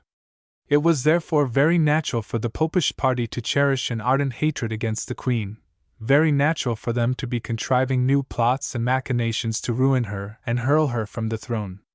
But Catherine knew very well the danger that threatened her, and she was on her guard. She watched her every look, her every word, and Gardiner and Douglas could not examine the queen's manner of life each day and hour more suspiciously than she herself did. She saw the sword that hung daily over her head, and thanks to her prudence and presence of mind, thanks to the ever-thoughtful watchfulness and cunning of her friend Heywood, she had still known how to avoid the falling of that sword. Since that fatal ride in the wood of Epping Forest, she had not again spoken to Thomas Seymour alone, for Catherine very well knew that everywhere, whithersoever she turned her steps, some spying eye might follow her, some listener's ear might be concealed, which might hear her words, however softly whispered, and repeat them where they might be interpreted into a sentence of death against her. She had, therefore, renounced the pleasure of speaking to her lover otherwise than before witnesses, and of seeing him otherwise than in the presence of her whole court. What need had she either for secret meetings? What mattered it to her pure and innocent heart that she was not permitted to be alone with him? Still she might see him, and drink courage and delight from the sight of his haughty and handsome face. Still she might be near him, and could listen to the music of his voice, and intoxicate her heart with his fine, euphonious and vigorous discourse. Catherine, the woman of 28, had preserved the enthusiasm and innocence of a young girl of 14. Thomas Seymour was her first love, and she loved him with that purity and guileless warmth which is indeed peculiar to the first love only. It sufficed her, therefore, to see him, to be near him, to know that he loved her, that he was true to her, that all his thoughts and wishes belonged to her, as hers to him. And that she knew. For there ever remained to her the sweet enjoyment of his letters, of those passionately written avowals of his love. If she was not permitted to say also to him how warmly and ardently she returned this love, yet she could write it to him. It was John Heywood, the true and discreet friend, that brought her these letters, and bore her answers to him, stipulating, as a reward for this dangerous commission, that they both should regard him as the sole confidant of their love, that both should burn up the letters which he brought them. He had not been able to hinder Catherine from this unhappy passion, but wanted at least to preserve her from the fatal consequences of it. Since he knew that this love needed a confidant, he assumed this role, that Catherine, in the vehemence of her passion and in the simplicity of her innocent heart, might not make others sharers of her dangerous secret. John Heywood therefore watched over Catherine's safety and happiness, as she watched over Thomas Seymour and her friends. He protected and guarded her with the king, as she guarded Cranmer, and protected him from the constantly renewed assaults of his enemies. This it was that they could never forgive the Queen, that she had delivered Cranmer, the noble and liberal-minded Archbishop of Canterbury, from their snares. More than once Catherine had succeeded in destroying their intriguing schemes, and in rending the nets that Gardiner and Earl Douglas, with so sly and skilful a hand, had spread for Cranmer. If, therefore, they would overthrow Cranmer, they must first overthrow the Queen. For this there was a real means, a means of destroying at once the Queen and the hated Seymours, who stood in the way of the Papists. If they could prove to the king that Catherine entertained criminal intercourse with Thomas Seymour, then were they both lost, then were the power and glory of the Papists secured. But whence to fetch the proofs of this dangerous secret, which the crafty Douglas had read only in Catherine's eyes, and for which he had no other support than his bare conviction? How should they begin to influence the Queen to some inconsiderate step, to a speaking witness of her love? Time hung so heavily on the king's hands. It would have been so easy to persuade him to some cruel deed, to a hasty sentence of death. But it was not the blood of the Seymours for which the king thirsted. Earl Douglas very well knew that.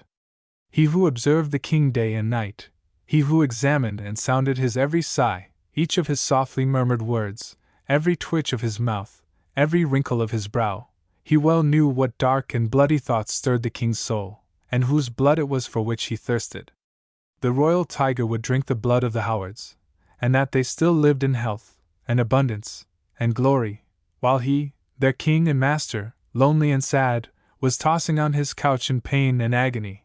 That was the worm which gnawed at the king's heart, which made his pains yet more painful, his tortures yet keener. The king was jealous, jealous of the power and greatness of the Howards. It filled him with gloomy hatred to think that the Duke of Norfolk, when he rode through the streets of London, was everywhere received with the acclamations and rejoicing of the people, while he, the king, was a prisoner in his palace. It was a gnawing pain for him to know that Henry Howard, Earl of Surrey, was praised as the handsomest and greatest man of England, that he was called the noblest poet, the greatest scholar, while yet he, the king, had also composed his poems and written his learned treatises, aye, even a particular devout book, which he had printed for his people, and ordered them to read instead of the Bible. Footnote: Burnet, Volume 1, page 95. It was the Howards who everywhere disputed his fame. The Howards supplanted him in the favor of his people, and usurped the love and admiration which were due to the king alone, and which should be directed toward no one but him. He lay on his bed of pain, and without doubt the people would have forgotten him, if he had not by the block, the stake, and the scaffold, daily reminded them of himself. He lay on his bed of pain, while the Duke, splendid and magnificent, exhibited himself to the people and transported them with enthusiasm by the lavish and kingly generosity with which he scattered his money among the populace. Yes, the Duke of Norfolk was the king's dangerous rival. The crown was not secure upon his head so long as the Howards lived. And who could conjecture whether in time to come, when Henry closed his eyes, the exultant love of the people might not call to the throne the Duke of Norfolk, or his noble son, the Earl of Surrey, instead of the rightful heir, instead of the little boy Edward, Henry's only son. When the king thought of that, he had a feeling as though a stream of fire were whirling up to his brain, and he convulsively clenched his hands, and screamed and roared that he would take vengeance on those hated Howards, who wanted to snatch the crown from his son. Edward, the little boy of tender age, he alone was the divinely consecrated, legitimate heir to the king's crown. It had cost his father so great a sacrifice to give his people this son and successor. In order to do it, he had sacrificed Jane Seymour, his own beloved wife. He had let the mother be put to death, in order to preserve the son, the heir of his crown. And the people did not once thank the king for this sacrifice that Jane Seymour's husband had made for them. The people received with shouts the Duke of Norfolk, the father of that adulterous queen whom Henry loved so much that her infidelity had struck him like the stab of a poisoned dagger. These were the thoughts that occupied the king on his bed of pain, and upon which he dwelt with all the wilfulness and moodiness of a sick man. "We shall have to sacrifice these Howards to him," said Earl Douglas to Gardiner, as they had just again listened to a burst of rage from their royal master. "If we would at last succeed in ruining the Queen, we must first destroy the Howards." The pious bishop looked at him inquiringly, and in astonishment. Earl Douglas smiled. "Your Highness is too exalted and noble to be always able to comprehend the things of this world. Your look, which seeks only God in heaven, does not always see the petty and pitiful things that happen here on the earth below." "Oh, but," said Gardiner, with a cruel smile, "I see them, and it charms my eye when I see how God's vengeance punishes the enemies of the Church here on earth. Set up then, by all means, a stake or a scaffold for these Howards, if their death can be to us a means to our pious and godly end. You are certain of my blessing and my assistance. Only I do not quite comprehend how the Howards can stand in the way of our plots which are formed against the Queen, inasmuch as they are numbered among the Queen's enemies, and profess themselves of the Church in which alone is salvation. The Earl of Surrey is an apostate, who has opened his ear and heart to the doctrines of Calvin. Then let his head fall, for he is a criminal before God, and no one ought to have compassion on him. And what is there that we lay to the charge of the father? The Duke of Norfolk is well nigh yet more dangerous than his son, for although a Catholic, he has not nevertheless the right faith, and his soul is full of unholy sympathy and injurious mildness. He bewails those whose blood is shed because they were devoted to the false doctrine of the priests of Baal, and he calls us both the king's bloodhounds." "Well then," cried Gardiner with an uneasy, dismal smile, "we will show him that he has called us by the right name. We will rend him in pieces. Besides, as we have said, the Howards stand in the way of our schemes in relation to the Queen," said Earl Douglas earnestly. "The king's mind is so completely filled with this one hatred and this one jealousy, that there is no room in it for any other feeling, for any other hate. It is true he signs often enough these death warrants which we lay before him, but he does it, as the lion, with utter carelessness and without anger, crushes the little mouse that is by chance under his paws.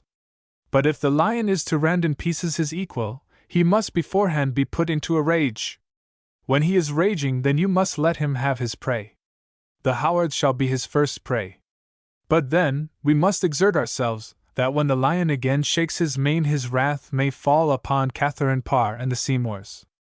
The Lord our God will be with us, and enlighten us, that we may find the right means to strike his enemies a sure blow," exclaimed Gardiner, devoutly folding his hands. "I believe the right means are already found," said Earl Douglas, with a smile. "And even before this day descends to its close, the gates of the Tower will open to receive this haughty and soft-hearted Duke of Norfolk and this apostate Earl Surrey. Perchance we may even succeed in striking at one blow the Queen together with the Howards. See! An equipage stops before the grand entrance, and I see the Duchess of Norfolk and her daughter, the Duchess of Richmond, getting out of the carriage. Only see! They are making signs to us. I have promised to conduct these two noble and pious ladies to the king, and I shall do so.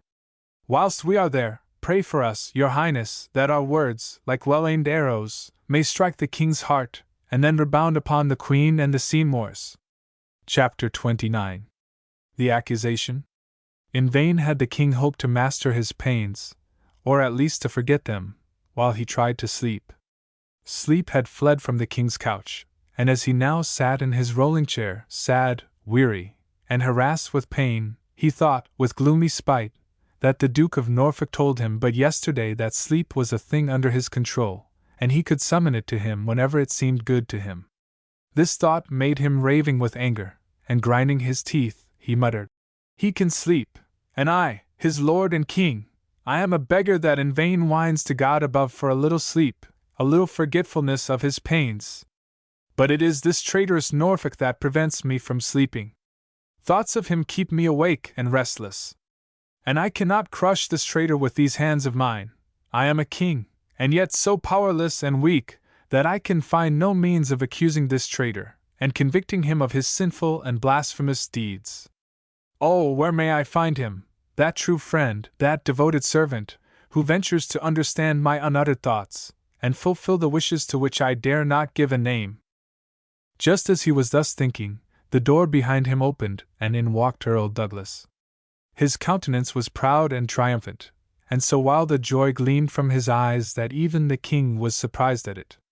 "Oh," said he peevishly, "you call yourself my friend, and you are cheerful, Douglas, while your king is a poor prisoner whom the gout has chained with brazen bands to this chair.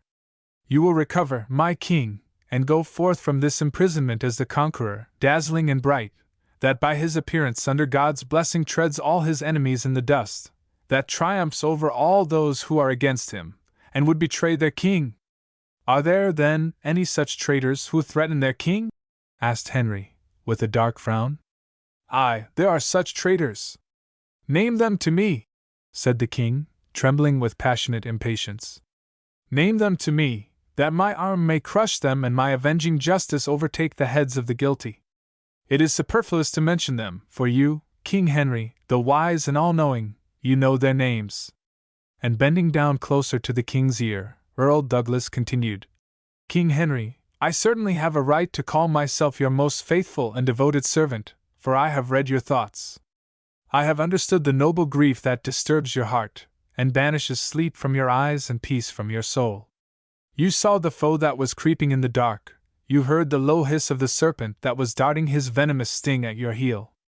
But you were so much the noble and intrepid king, that you would not yourself become the accuser, nay, you would not once draw back the foot menaced by the serpent. Great and merciful, like God himself, you smiled upon him whom you knew to be your enemy.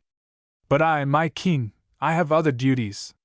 I am like the faithful dog, that has eyes only for the safety of his master, and falls upon every one that comes to menace him. I have seen the serpent that would kill you, and I will bruise his head." "And what is the name of this serpent of which you speak?" asked the king, and his heart beat so boisterously that he felt it on his trembling lips. "It is called," said Earl Douglas, earnestly and solemnly, "it is called Howard." The king uttered a cry, and forgetting his gout and his pains, arose from his chair. "Howard!" said he, with a cruel smile. "Say you that a Howard threatens our life? Which one is it? Name me the traitor." "I name them both, father and son. I name the Duke of Norfolk and the Earl of Surrey. I say that they both are traitors, who threaten the life and honor of my king, and with blasphemous arrogance dare stretch out their hands even to the crown." "Ah, I knew it," screamed the king. "And it was this that made me sleepless, and ate into my body like red-hot iron." And as he fastened on Douglas his eyes flashing with rage, he asked, with a grim smile, "Can you prove that these Howards are traitors? Can you prove that they aim at my crown?" "I hope to be able to do so," said Douglas. "To be sure, there are no great convincing facts." "Oh," said the king, interrupting him with a savage laugh, "there is no need of great facts. Give into my hand but a little thread, and I will make out of it a cord strong enough to haul the father and son up to the gallows at one time." "Oh, for the son there is proof enough," said the earl, with a smile. "And as regards the father, I will produce your majesty some accusers against him, who will be important enough to bring the duke also to the block. Will you allow me to bring them to you immediately?" "Yes, bring them," cried the king. Every minute is precious that may lead these traitors sooner to their punishment. Earl Douglas stepped to the door and opened it. 3 veiled female figures entered and bowed reverentially. "Ah," whispered the king, with a cruel smile, as he sank back again into his chair. "They are the 3 fates that spin the Howard's thread of life, and will now, it is to be hoped, break it off. I will furnish them with the scissors for it, and if they are not sharp enough, I will, with my own royal hands, help them to break the thread." "Sire," said Earl Douglas, as, at a sign from him, the 3 women unveiled themselves. "Sire, the wife, the daughter, and the mistress of the Duke of Norfolk have come to accuse him of high treason. The mother and the sister of the Earl of Surrey are here to charge him with a crime equally worthy of death." "Now verily," exclaimed the king, "it must be a grievous and blasphemous sin which so much exasperates the temper of these noble women, and makes them deaf to the voice of nature." "It is indeed such a sin," said the Duchess of Norfolk, in a solemn tone, and approaching a few paces nearer to the king, she continued, "Sire, I accuse the Duke, my divorced husband, of high treason and disloyalty to his king. He has been so bold as to appropriate your own royal coat of arms, and on his seal and equipage, and over the entrance of his palace, are displayed the arms of the kings of England." "That is true," said the king, who, now that he was certain of the destruction of the Howards, had regained his calmness and self-possession, and perfectly reassumed the air of a strict, impartial judge. "Yes, he bears the royal arms on his shield, but yet, if we remember rightly, the crown and paraf of our ancestor Edward III are wanting." "He has now added this crown and this paraf to his coat of arms," said Miss Holland. "He says he is entitled to them, for that, like the king, he also is descended in direct line from Edward III, and therefore, the royal arms belong likewise to him. If he says that, he is a traitor who presumes to call his king and master his equal," cried the king, coloring up with a grim joy at now at length having his enemy in his power. "He is indeed a traitor," continued Miss Holland. "Often have I heard him say he had the same right to the throne of England as Henry VIII, and that a day might come when he would contend with Henry's son for that crown." "Ah!" cried the king, and his eyes darted flashes so fierce that even Earl Douglas shrank before them. "Ah, he will contend with my son for the crown of England! It is well, now, for now it is my sacred duty, as a king and as a father, to crush this serpent that wants to bite me on the heel, and no compassion and no pity ought now to restrain me longer. And were there no other proofs of his guilt and his crime than these words that he has spoken to you, yet are they sufficient, and will rise up against him, like the hangman's aides who are to conduct him to the block." "But there are yet other proofs," said Miss Holland, laconically. The king was obliged to unbutton his doublet. It seemed as though joy would suffocate him. "Name them," commanded he. "He dares deny the king's supremacy. He calls the Bishop of Rome the sole head and holy father of the Church." "Ah, does he so?" exclaimed the king, laughing. "Well, we shall see now whether this holy father will save this faithful son from the scaffold which we will erect for him. Yes, yes, we must give the world a new example of our incorruptible justice, which overtakes every one, however high and mighty he may be, and however near our throne he may stand. Really, it grieves our heart to lay low this oak which we had planted so near our throne, that we might lean upon it and support ourselves by it. But justice demands this sacrifice, and we will make it, not in wrath and spite, but only to meet the sacred and painful duty of our royalty. We have greatly loved this Duke, and it grieves us to tear this love from our heart." And with his hand glittering with jewels, the king wiped from his eyes the tears which were not there. "But how?" asked the king then, after a pause. "Will you have the courage to repeat your accusation publicly before Parliament? Will you, his wife, and you, his mistress, publicly swear with a sacred oath to the truth of your declaration?" "I will do so," said the Duchess solemnly. "For he is no longer my husband, no longer the father of my children, but simply the enemy of my king, and to serve him is my most sacred duty." "I will do so," cried Miss Holland, with a bewitching smile. "For he is no longer my lover, but only a traitor, an atheist, who is audacious enough to recognize as the holy head of Christendom that man at Rome who has dared to hurl his curse against the sublime head of our king. It is this, indeed, that has torn my heart from the Duke, and that has made me now hate him as ardently as I once loved him." With a gracious smile, the king presented both his hands to the two women. "You have done me a great service today, my ladies," said he, "and I will find a way to reward you for it. I will give you, Duchess, the half of his estate, as though you were his rightful heir and lawful widow. And you, Miss Holland, I will leave in undisputed possession of all the goods and treasures that the enamored Duke has given you." The two ladies broke out into loud expressions of thanks and into enthusiastic rapture over the liberal and generous king, who was so gracious as to give them what they already had, and to bestow on them what was already their own property. "Well, and are you wholly mute, my little Duchess?" asked the king after a pause, turning to the Duchess of Richmond, who had withdrawn to the embrasure of a window. "Sire," said the Duchess, smiling, "I was only waiting for my cue." "And this cue is?" "Henry Howard, Earl of Surrey. As your Majesty knows, I am a merry and harmless woman, and I understand better how to laugh and joke than to talk much seriously. The two noble and fair ladies have accused the Duke, my father, and they have done so in a very dignified and solemn manner. I wish to accuse my brother, Henry Howard, but you must exercise forbearance, if my words sound less solemn and elevated. They have told you, sire, that the Duke of Norfolk is a traitor and a criminal who denominates the Pope of Rome, and not you, my exalted king, the head of the Church. Now, the Earl of Surrey is neither a traitor nor a papist, and he has neither devised criminal plots against the throne of England, nor has he denied the supremacy of the king. No, sire, the Earl of Surrey is no traitor and no papist." The Duchess paused, and looked with a malicious and droll smile into the astonished faces of those present. A dark frown gathered on the king's brow, and his eyes, which just before had looked so cheerful, were now fixed with an angry expression on the young Duchess.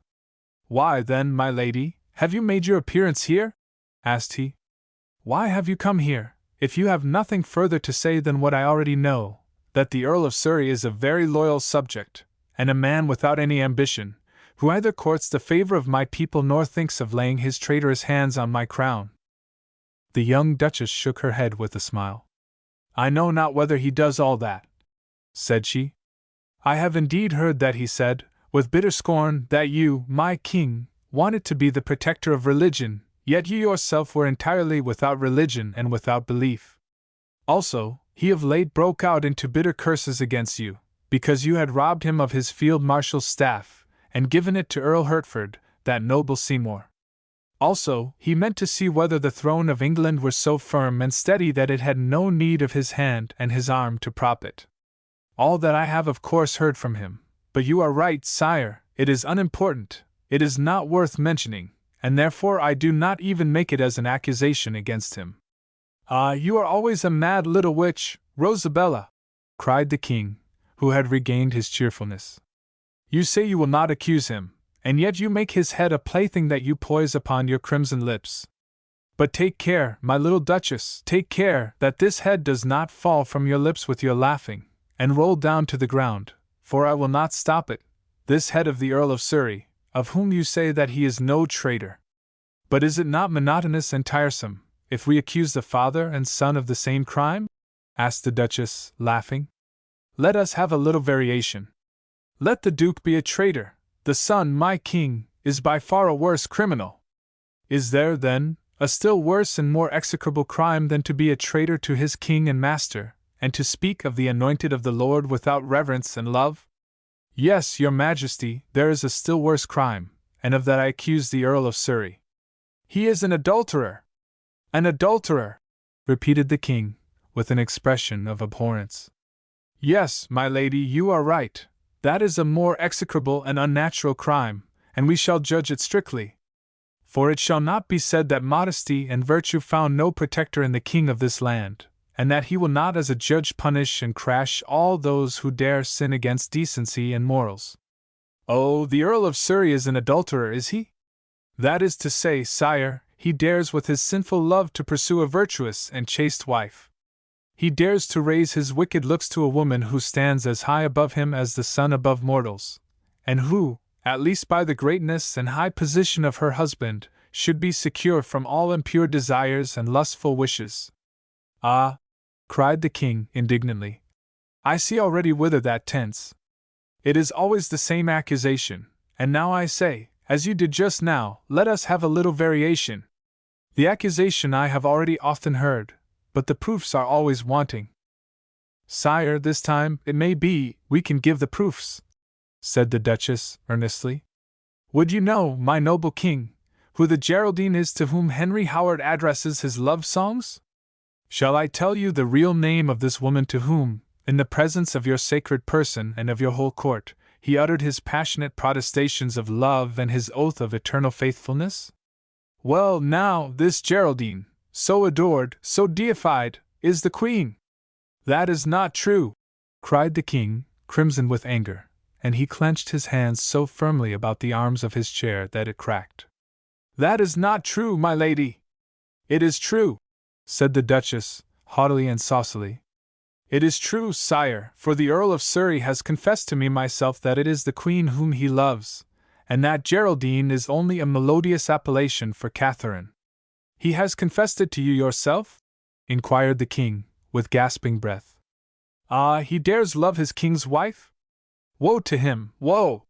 He raised his clenched fist threateningly to heaven, and his eyes darted lightning. But how? Said he, after a pause. Has he not recently read before us a poem to his Geraldine, in which he thanks her for her love, and acknowledges himself eternally her debtor for the kiss she gave him? He has read before your Majesty such a poem to Geraldine. The king uttered a low cry, and raised himself in his seat. Proofs, said he in a hoarse, hollow voice. Proofs, or I tell you, your own head shall atone for this accusation. This proof, your Majesty, I will give you, said Earl Douglas solemnly.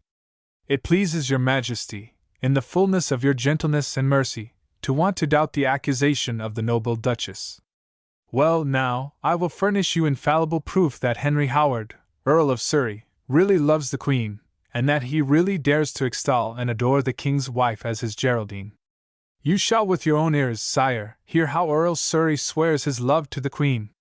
The scream which the king now uttered was so frightful, and gave evidence of so much inward agony and rage, that it struck the earl dumb, and made the cheeks of the ladies turn pale. Douglas, Douglas, beware how you rouse the lion, gasped the king. The lion might rend you yourself in pieces. This very night I will give you the proof that you demand, sire. This very night you shall hear how Earl Surrey, sitting at the feet of his Geraldine, swears to her his love. It is well, said the king. This night, then. Woe to you, Douglas, if you cannot redeem your word. I will do so, your Majesty. For this, it is only necessary that you will be graciously pleased to swear to me that you will not, by a sigh or a breath, betray yourself. The Earl is suspicious, and the fear of an evil conscience has sharpened his ear. He would recognize you by your sigh, and his lips would not speak those words and avowals which you desire to hear. I swear to you that I will not by any sigh or breath betray my presence, said the king, solemnly. I swear this to you by the Holy Mother of God. But now let that suffice. Air, I suffocate. Everything swims before my eyes. Open the window, that a little air may flow in. Ah, that is good. This air at least is pure, and not infected with sin and slander. And the king had Earl Douglas roll him to the opened window, and inspired in long draughts that pure fresh air. Then he turned to the ladies with an agreeable smile. My ladies, said he, I thank you. You have today shown yourselves my true and devoted friends. I shall ever remember it, and I beg of you, if at any time you need a friend and protector, to apply to us with all confidence. We shall never forget what great service you have today rendered us. He nodded to them in a friendly manner, whilst, with a majestic wave of the hand, he dismissed them, and concluded the audience. And now, Douglas, exclaimed the king, vehemently, as soon as the ladies had retired, now I have had enough of this dreadful torture. Oh, you say I am to punish the traitors, these Surreys, and you inflict on me the most frightful pains of the rack. Sire, there was no other means of delivering up this Surrey to you. You were wishing that he were a criminal, and I shall prove to you that he is so. Oh, I shall then be able at least to tread his hated head under my feet," said the king, grinding his teeth. "I shall no more tremble before this malicious enemy, who goes about among my people with his hypocritical tongue, while I, tortured with pain, sit in the dungeon of my sick-room. Yes, yes, I thank you, Douglas, that you will hand him over to my arm of vengeance, and my soul is full of joy and serenity at it. Ah, why were you obliged to cloud this fair, this sublime hour? Why was it necessary to weave the Queen into this gloomy web of guilt and crime? Her cheerful smile and her radiant looks have ever been an enjoyment so dear to my eyes. Sire, I do not by any means say that the Queen is guilty. Only there was no other means to prove to you Earl Surrey's guilt than that you should hear for yourself his confession of love to the Queen. And I will hear it," cried the king, who had now already overcome the sentimental emotion of his heart. "Yes, I will have full conviction of Surrey's guilt, and woe to the Queen, should I find her also guilty. This night, then, Earl. But till then, silence and secrecy. We will have father and son seized and imprisoned at the same hour, for otherwise the imprisonment of the one might easily serve as a warning to the other, and he might escape my just wrath. Ah, they are so sly, these Howards, and their hearts are so full of cunning and malice. But now they shall escape me no more, now they are ours. How it does me good to think that! And how briskly and lightly my heart leaps! It is as though a stream of new life were rushing through my veins, and a new power were infused into my blood. Oh, it was these Howards that made me sick. I shall be well again when I know that they are in the Tower. Yes, yes, my heart leaps with joy, and this is to be a happy and blessed day. Call the Queen hither to me, that I may once more enjoy her rosy face before I make it turn pale with terror. Yes, let the Queen come, and let her adorn herself. I want to see her once more in the full splendor of her youth and her royalty, before her star goes out in darkness. I will once more delight myself with her before I make her weep. Ah, know you, Douglas, that there is no enjoyment keener, more devilish, and more heavenly, than to see such a person who smiles and suspects nothing, while she is already condemned, who still adorns her head with roses, while the executioner is already sharpening the axe that is to lay that head low, who still has hopes of the future, and of joy and happiness, while her hour of life has already run out, while I have already bidden her stop and descend into the grave. So, call the Queen to me, and tell her that we are in a merry mood, and want to jest and laugh with her. Call all the ladies and lords of our court, and have the royal saloons opened, and let them be radiant with the brilliancy of the lights, and let us have music, loud, crashing music, for we want at least to make this a merry day for us, since it seems as though we should have a sad and unhappy night. Yes, yes, a merry day we will have, and after that, let come what come may. The saloons shall resound with laughter and joyfulness, and naught but rejoicing and fun shall be heard in the great royal saloons. And invite also the Duke of Norfolk, my noble cousin, who shares with me my royal coat of arms. Yes, invite him, that I may enjoy once more his haughty and imposing beauty and grandeur before this august sun is extinguished and leaves us again in night and darkness. Then invite also Wriothesley, the High Chancellor, and let him bring with him a few gallant and brave soldiers of our bodyguard. They are to be the noble Duke's suite, when he wishes to leave our feast and go homeward, if not to his palace, yet to the Tower, and to the grave. Go, go, Douglas, and attend to all this for me. And send me here directly my merry fool, John Haywood. He must pass away the time for me till the feast begins. He must make me laugh and be gay. I will go and fulfill your orders, sire, said Earl Douglas. I will order the feast, and impart your commands to the Queen and your court. And first of all, I will send John Haywood to you.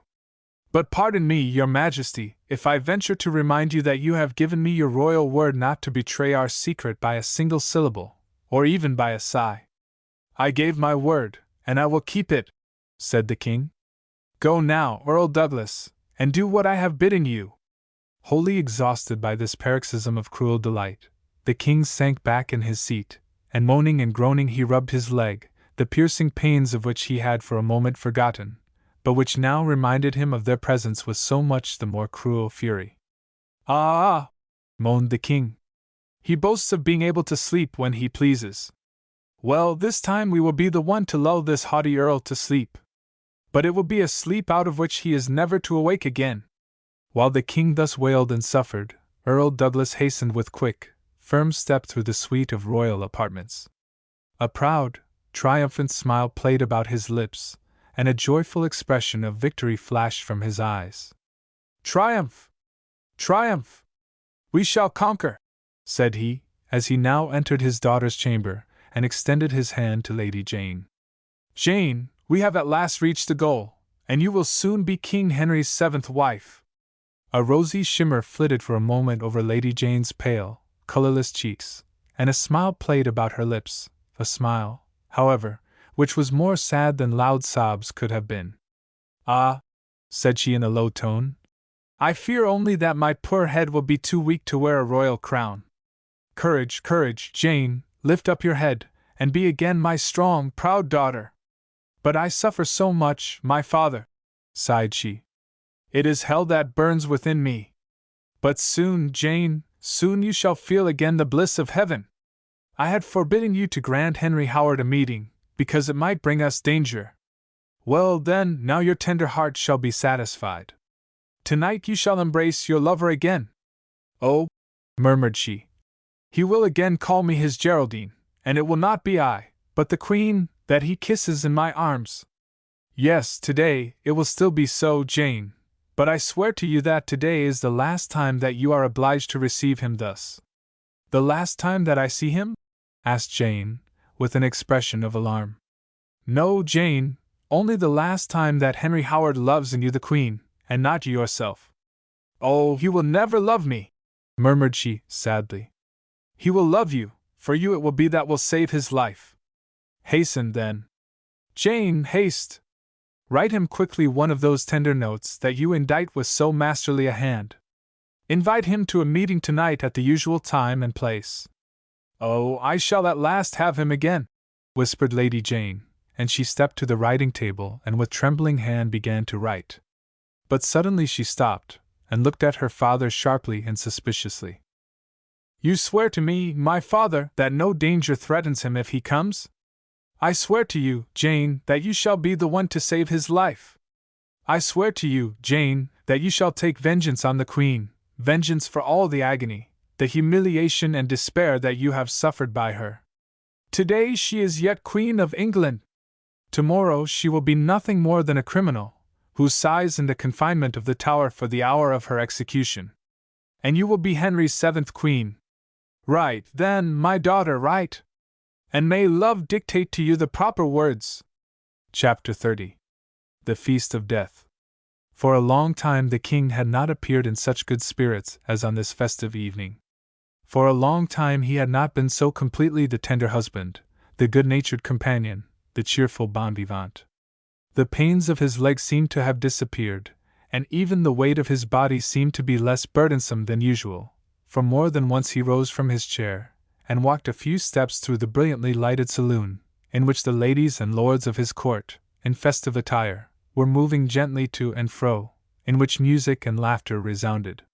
How tender he showed himself toward the Queen today, with what extraordinary kindness he met the Duke of Norfolk, with what smiling attention he listened to the Earl of Surrey, as he, at the King's desire, recited some new sonnets to Geraldine.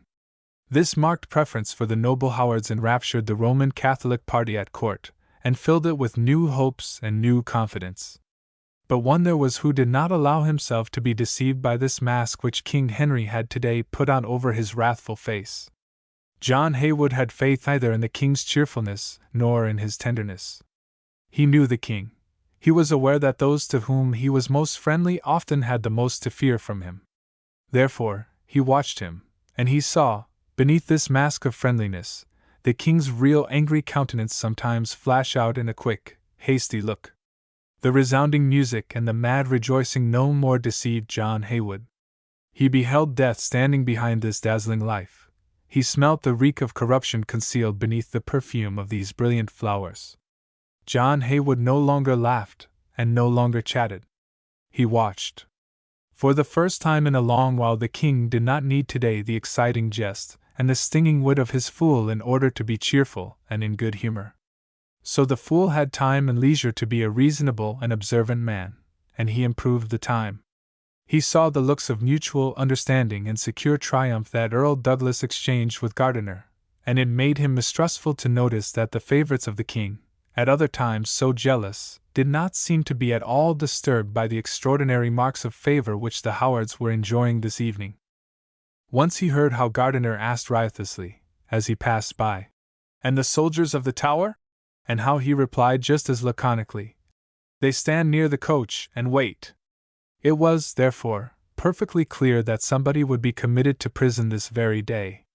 There was, therefore, among the laughing, richly attired, and jesting guests of this court, one who this very night, when he left these halls radiant with splendor and pleasure, was to behold the dark and gloomy chambers of the Tower.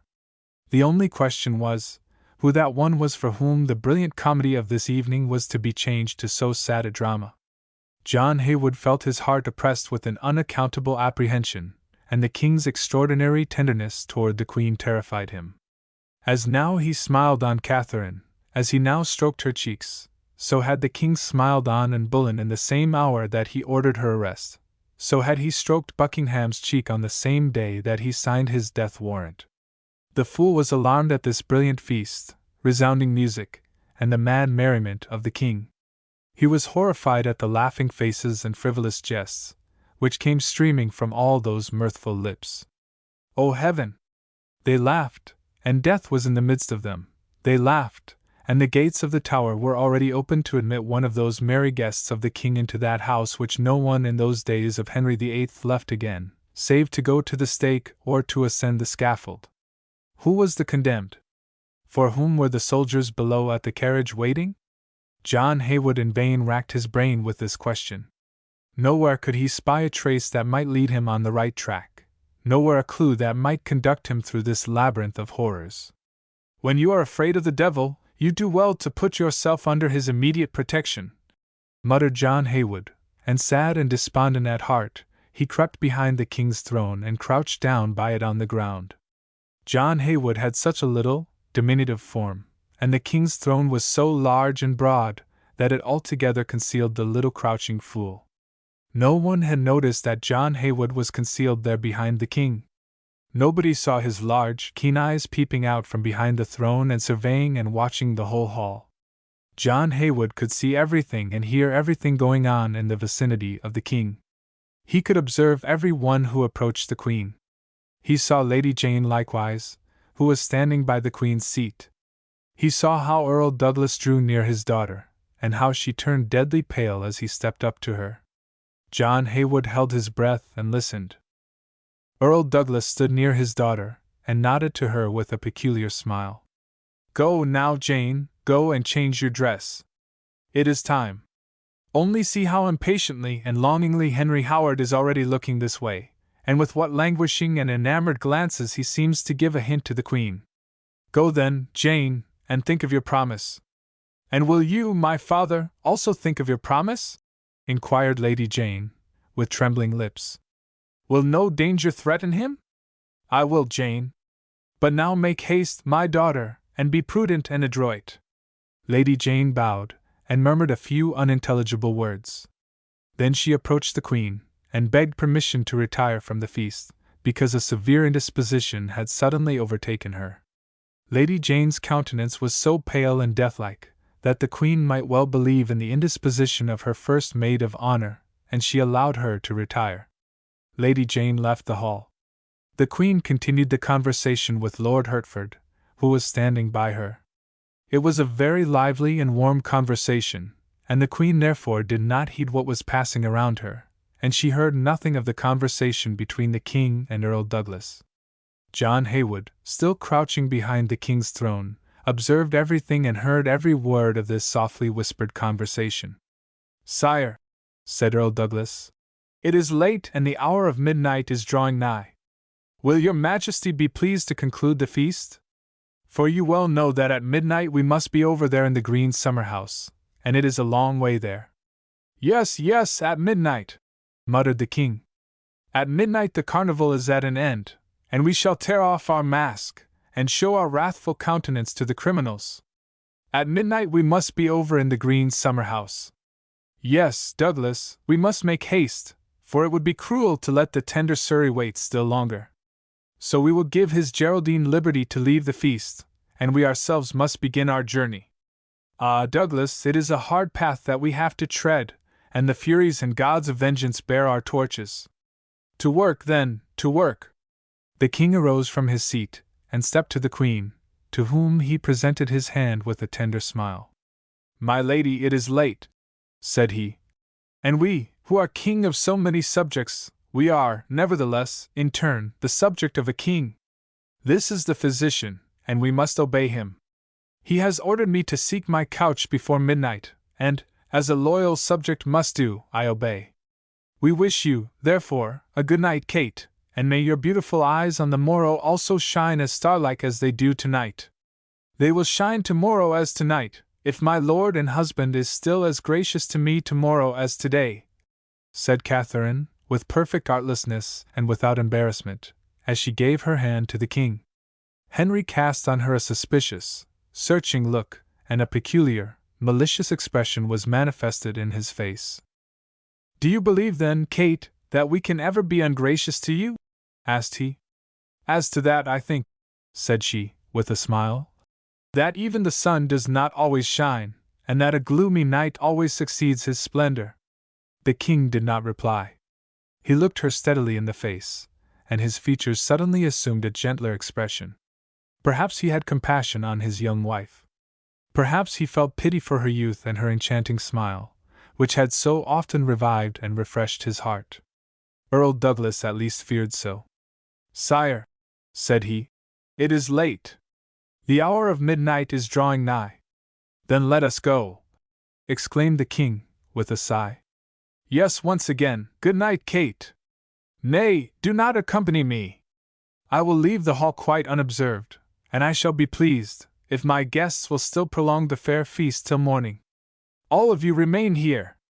No one but Douglas accompanies me. And your brother the fool, said John Haywood, who long before had come out of his hiding place, and was now standing by the king. Yes, come, brother Henry, let us quit this feast. It is not becoming for wise men of our sort to grant our presence still longer to the feast of fools. Come to your couch, king, and I will lull your ear to sleep with the sayings of my wisdom, and enliven your soul with the manna of my learning. While John Haywood thus spoke, it did not escape him that the features of the earl suddenly clouded and a dark frown settled on his brow. Spare your wisdom for today, John, said the king, for you would indeed be preaching only to deaf ears. I am tired, and I require not your erudition but sleep. Good night, John. The king left the hall, leaning on Earl Douglas's arm. Earl Douglas does not wish me to accompany the king, whispered John Haywood. He is afraid the king might blab out to me a little of that diabolical work which they will commence at midnight. Well, I call the devil, as well as the king, my brother, and with his help I too will be in the green room at midnight. Ah, the queen is retiring, and there is the Duke of Norfolk leaving the hall. I have a slight longing to see whether the Duke goes hence luckily and without danger, or if the soldiers who stand near the coach, as Wriothesley says, will perchance be the Duke's bodyguard for this night. Slipping out of the hall with the quickness of a cat, John Haywood passed the Duke in the anteroom and hurried on to the outer gateway, before which the carriages were drawn up. John Haywood leaned against a pillar and watched. A few minutes, and the Duke's tall and proud form appeared in the entrance hall, and the footman, hurrying forward, called his carriage. The carriage rolled up, the door was opened. 2 men wrapped in black mantles sat by the coachman, 2 others stood behind as footmen, while a 5th was by the open door of the carriage. The Duke first noticed him as his foot had already touched the step of the carriage. This is not my equipage. These are not my people, said he, and he tried to step back. But the pretended servant forced him violently into the carriage and shut the door. Forward, ordered he. The carriage rolled on. A moment still, John Haywood saw the Duke's pale face appear at the open carriage window, and it seemed to him as though he were stretching out his arms, calling for help. Then the carriage disappeared in the night. "Poor Duke!" murmured John Haywood. "The gates of the tower are heavy, and your arm will not be strong enough to open them again, when they have once closed behind you. But it avails nothing to think more about him now. The Queen is also in danger. Away, then, to the Queen!" With fleet foot John Haywood hastened back into the castle. Through passages and corridors he slipped hurriedly along. Now he stood in the corridor which led to the apartments of the Queen. "I will constitute her guard tonight," muttered John Haywood, as he hid himself in one of the niches in the corridor. "The fool by his prayers will keep far from the door of his saint the tricks of the devil, and protect her from the snares which the pious Bishop Gardiner and the crafty courtier Douglas want to lay for her feet. My Queen shall not fall and be ruined. The fool yet lives to protect her." Chapter 31. The Queen. From the niche in which John Haywood had hid himself he could survey the entire corridor and all the doors opening into it, could see everything and hear everything without being himself seen, for the projecting pilaster completely shaded him. So John Haywood stood and listened. All was quiet in the corridor. In the distance was now and then heard the deadened sound of the music, and the confused hum of many voices from the festive halls forced its way to the listener's ear. This was the only thing that John Haywood perceived. All else was still. But this stillness did not last long. The corridor was lighted up, and the sound of rapidly approaching footsteps was heard.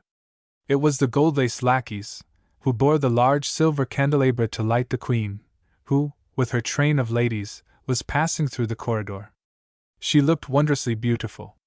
The glare of the candles borne before her illumined her countenance, which beamed with cheerfulness. As she passed the pillar behind which John Haywood was standing, she was talking in unrestrained gaiety with her second maid of honor, and a clear and lively laugh rang from her lips, which disclosed both rows of her dazzling white teeth. Her eyes sparkled, her cheeks were flushed with a rich red. Bright as stars glittered the diamonds in the diadem that encircled her lofty brow. Like liquid gold shone her dress of gold brocade, the long trail of which, trimmed with black ermine, was borne by two lovely pages. Arrived at the door of her bedchamber, the Queen dismissed her pages and lackeys, and permitted only the maid of honor to cross the threshold of her chamber with her. In harmless gossip the pages glided down the corridor and the staircase. Then came the lackeys who bore the candelabra. They also left the corridor. Now all was quiet again. Still John Haywood stood and listened, firmly resolved to speak to the Queen yet that night, even should he be obliged to wake her from sleep. Only he wanted to wait till the maid of honor also had left the Queen's room. Now the door opened, and the maid of honor came out. She crossed the corridor to that side where her own apartments were situated. John Haywood heard her open the door, and then slide the bolt on the inside. "Now but a brief time longer, and I will go to the Queen," muttered John Haywood.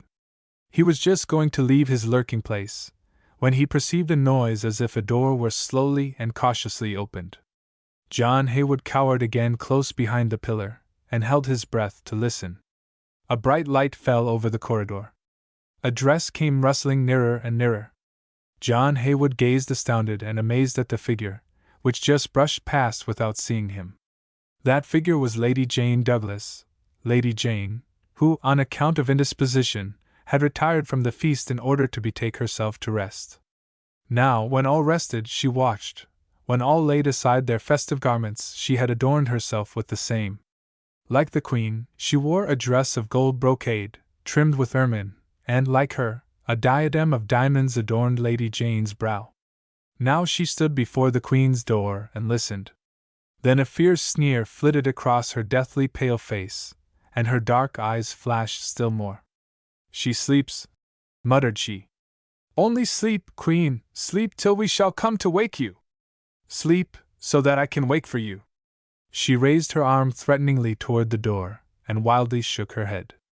Her long black ringlets encircled and danced around her sullen brow like the snakes of the Furies, and pale and colorless, and with demon-like beauty, she resembled altogether the goddess of vengeance, in scornful triumph preparing to tread her victim beneath her feet.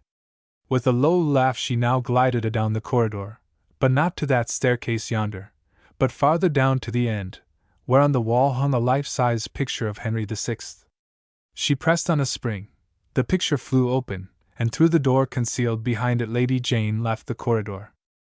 "She is going to the green room to a meeting with Henry Howard," whispered John Haywood, who now stepped forth from behind the pillar. "Oh, now I comprehend it all. Now the whole of this devilish plot is clear to me. Lady Jane is Earl Surrey's lady love, and they want to make the king believe that it is the queen. Doubtless this Surrey is with them in the conspiracy, and perhaps he will call Jane Douglas by the name of the queen. They will let the king see her but a moment. She wears a gold brocade dress and a diamond diadem like the queen, and thereby they hope to deceive Henry. She has the queen's form precisely, and everybody knows the astonishing similarity and likeness of Lady Jane's voice to that of the queen. Oh, it is a tolerably cunning plot. But nevertheless you shall not succeed, and you shall not yet gain the victory. Patience, only patience. We likewise will be in the green room, and face to face with this royal counterfeit we will place the genuine queen." With hurried step John Haywood also left the corridor, which was now lonely and still, for the queen had gone to rest. Yes, the queen slept, and yet over yonder in the green room everything was prepared for her reception. It was to be a very brilliant and extraordinary reception, for the king, in his own person, had betaken himself to that wing of the castle, and the chief master of ceremonies, Earl Douglas, had accompanied him. To the king, this excursion, which he had to make on foot, had been very troublesome, and this inconvenience had made him only still more furious and excited, and the last trace of compassion for his queen had disappeared from the king's breast, for on Catherine's account he had been obliged to make this long journey to the green room. And with a grim joy Henry thought only how terrible was to be his punishment for Henry Howard and also for Catherine.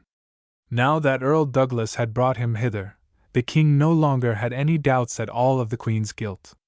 It was no longer an accusation, it was proof. For never in the world would Earl Douglas have dared to bring him, the king, hither, if he were not certain that he would give him here infallible proofs. The king, therefore, no longer doubted. At last Henry Howard was in his power, and he could no more escape him. So he was certain of being able to bring these two hated enemies to the block, and of feeling his sleep no long disturbed by thoughts of his two powerful rivals. The Duke of Norfolk had already passed the gates of the Tower, and his son must soon follow him thither. At this thought the king felt an ecstasy so savage and bloodthirsty, that he wholly forgot that the same sword that was to strike Henry Howard's head was drawn on his queen also. They were now standing in the green room, and the king leaned panting and moaning on Earl Douglas's arm. The large wide room, with its antique furniture and its faded glory, was only gloomily and scantily lighted in the middle by the two wax candles of the candelabrum that Earl Douglas had brought with him, while further away it was enveloped in deep gloom, and seemed to the eye through this gloom to stretch out to an interminable length. "Through the door over there comes the queen," said Douglas, and he himself shrank at the loud sound of his voice, which in the large, desolate room became of awful fullness. "And that there is Henry Howard's entrance. Oh, he knows that path very thoroughly, for he has often enough already traveled it in the dark night, and his foot no longer stumbles on any stone of offense. But he will perchance stumble on the headsman's block," muttered the king, with a cruel laugh. "I now take the liberty of asking one question more," said Douglas, and the king did not suspect how stormily the earl's heart beat at this question. "Is your majesty satisfied to see the earl and the queen make their appearance at this meeting? Or do you desire to listen to a little of the earl's tender protestations?" "I will hear not a little, but all," said the king. "Ah, let us allow the earl yet to sing his swan-like song before he plunges into the sea of blood." "Then," said Earl Douglas, "then we must put out this light, and your majesty must be content merely to hear the guilty ones, and not to see them also. We will then betake ourselves to the boudoir here, which I have opened for this purpose, and in which is an easy chair for your majesty. We will place this chair near the open door, and then your majesty will be able to hear every word of their tender whisperings. But how shall we, if we extinguish this our only light, at last attain to a sight of this dear loving pair, and be able to afford them the dramatic surprise of our presence. Sire, as soon as the Earl of Surrey enters, 20 men of the King's bodyguard will occupy the anteroom through which the Earl must pass, and it needs but a call from you to have them enter the hall with their torches. I have taken care also that before the private back gate of the palace 2 coaches stand ready, the drivers of which know very well the street that leads to the tower.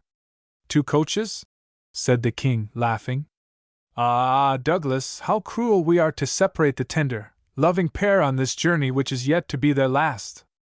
Well, perhaps we can compensate them for it, and allow these turtle-doves to make the last trip, the trip to the stake, together. No, no, we will not separate them in death. Together they may lay their heads on the block. The King laughed, quite delighted with his jest, while, leaning on the Earl's arm, he crossed to the little boudoir on the other side, and took his place in the armchair set near the door. Now we must extinguish the light, and may it please your Majesty to await in silence the things that are to come. The Earl extinguished the light, and deep darkness and a grave-like stillness now followed. But this did not last long. Now was heard quite distinctly the sound of footsteps. They came nearer and nearer. Now a door was heard to open and shut again, and it was as though someone were creeping softly along on his toes in the hall. "Henry Howard!" whispered Douglas.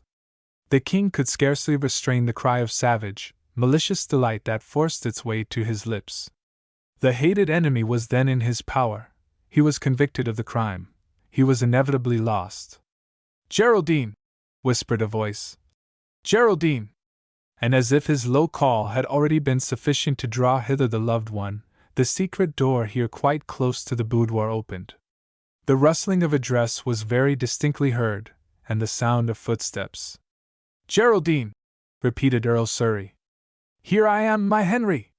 With an exclamation of delight, the woman rushed forward toward the sound of the loved voice. "The Queen!" muttered Henry, and in spite of himself he felt his heart seized with bitter grief.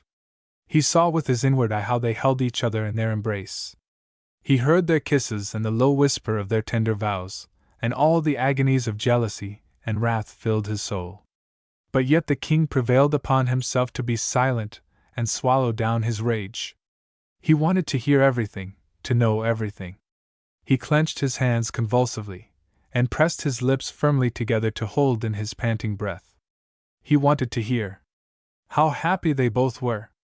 Henry had wholly forgotten that he had come to reproach her for her long silence. She did not think about this being the last time she might see her lover. They were with each other, and this hour was theirs. What did the whole world matter to them? What cared they whether or not mischief and ruin threatened them hereafter? They sat by each other on the divan, quite near the boudoir. They jested and laughed, and Henry Howard kissed away the tears that the happiness of the present caused his Geraldine to shed. He swore to her eternal and unchanging love. In blissful silence she drank in the music of his words, and then she reiterated, with jubilant joy, his vows of love. The King could scarcely restrain his fury. The heart of Earl Douglas leaped with satisfaction and gratification. "A lucky thing that Jane has no suspicion of our presence," thought he. "Otherwise she would have been less unrestrained and ardent, and the King's ear would have imbibed less poison." Lady Jane thought not at all of her father. She scarcely remembered that this very night would destroy her hated rival the Queen. Henry Howard had called her his Geraldine only. Jane had entirely forgot that it was not she to whom her lover had given this name.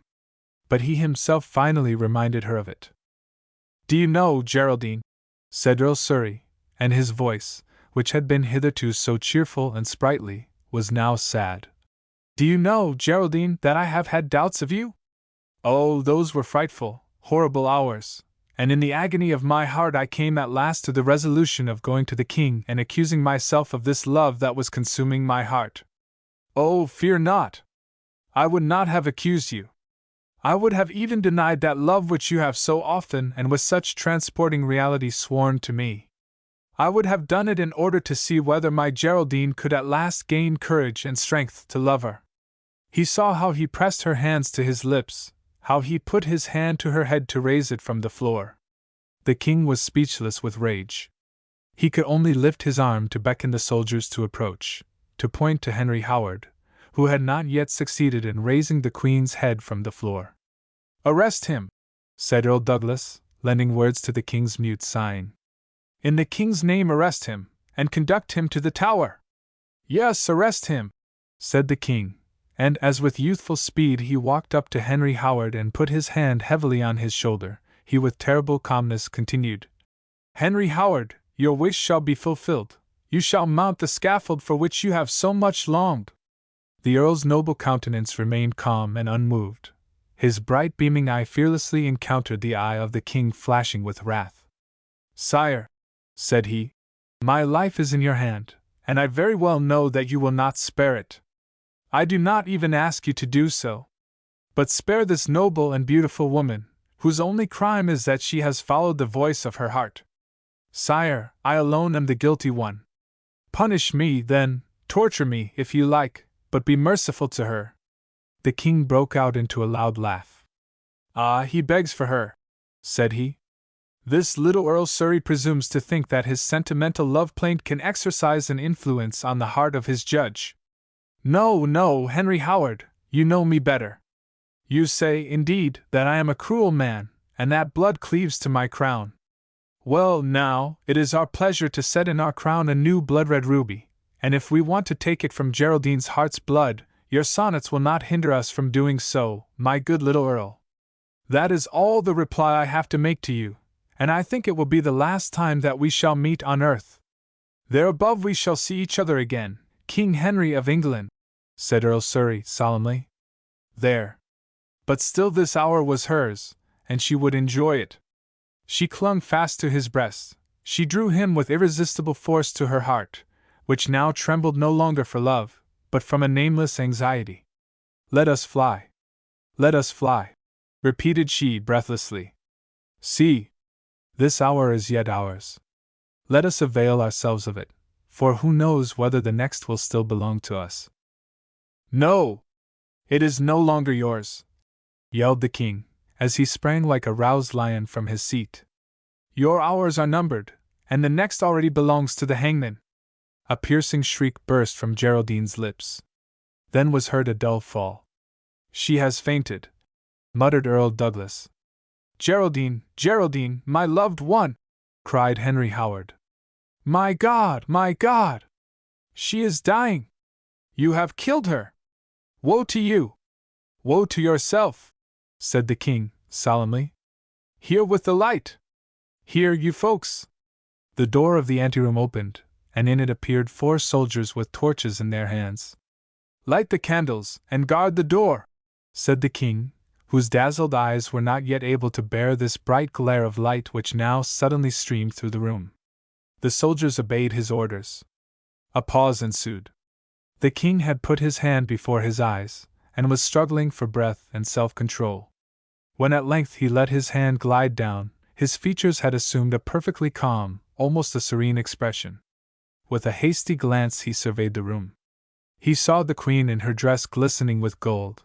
He saw how she lay on the floor, stretched at full length, her face turned to the ground, motionless and rigid.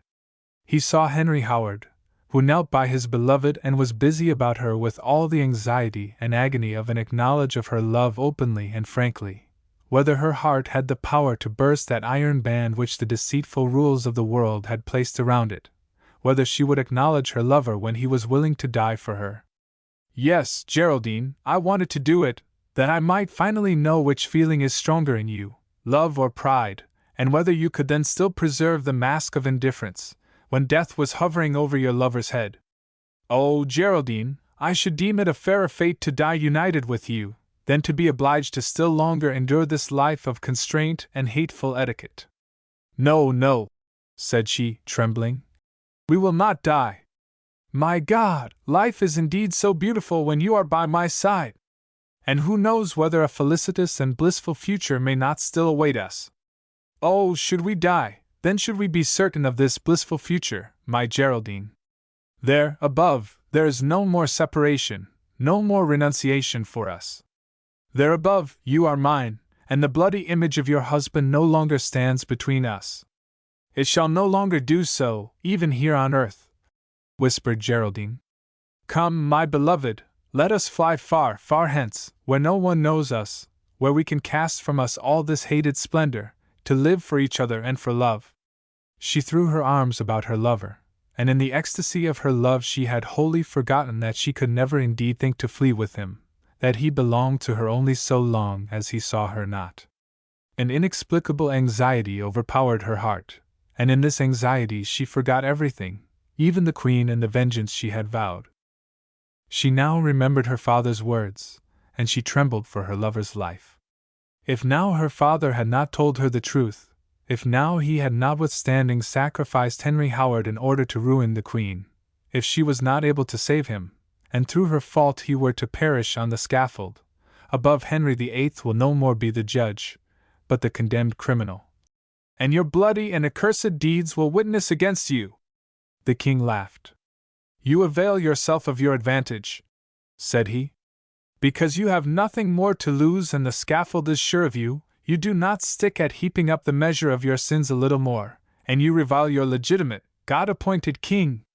But you should bear in mind, Earl, that before the scaffold there is yet the rack, and that it is very possible indeed that a painful question might there be put to the noble Earl Surrey, to which his agonies might prevent him from returning an answer. Now away with you! We have nothing more to say to each other on earth. He motioned to the soldiers, who approached the Earl of Surrey. As they reached their hands toward him, he turned on them a look so proud and commanding that they involuntarily recoiled a step. Follow me, said Henry Howard calmly, and without even deigning the king a single look more, with head proudly erect, he walked to the door. Geraldine still lay on the ground, her face turned to the floor. She stirred not. She seemed to have fallen into a deep swoon. Only as the door with a sullen sound closed behind Earl Surrey, a low wail and moan was perceived, such as is wont to struggle forth at the last hour from the breast of the dying. The king did not heed it. He still gazed, with eyes stern and flashing with anger, toward the door through which Earl Surrey had passed. He is unyielding, muttered he. Not even the rack affrights him, and in his blasphemous haughtiness he moves along in the midst of the soldiers, not as a prisoner, but as a commander.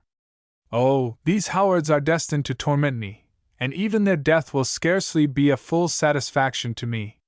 Sire, said Earl Douglas, who had observed the king with a keen, penetrating eye, and knew that he had now reached the height of his wrath, at which he shrank from no deed of violence and no cruelty. Sire, you have sent Earl Surrey to the Tower. But what shall be done with the Queen, who lies there on the floor in a swoon? The king roused himself from his reverie, and his bloodshot eyes were fixed on Geraldine's motionless form with so dark an expression of hate and rage, that Earl Douglas exultingly said to himself, The Queen is lost! He will be inexorable! Ah, the Queen! cried Henry, with a savage laugh. Yea, verily, I forgot the Queen. I did not think of this charming Geraldine. But you are right, Douglas. We must think of her and occupy ourselves a little with her. Did you not say that a second coach was ready? Well, then, we will not hinder Geraldine from accompanying her beloved. She shall be where he is, in the Tower, and on the scaffold.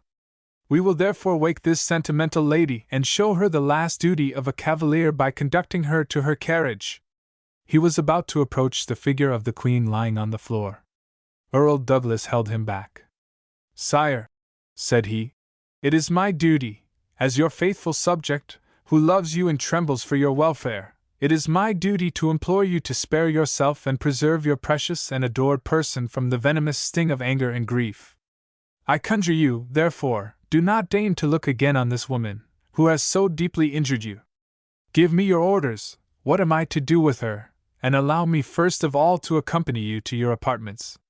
You are right, said the king. She is not worthy of having my eyes rest on her again, and she is even too contemptible for my anger.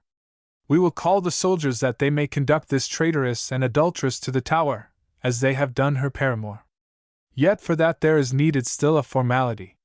The Queen will not be admitted into the Tower without the King's written and sealed order. Then I will draw up that order. Sire, In that cabinet yonder may be found the necessary writing materials, if it please your majesty.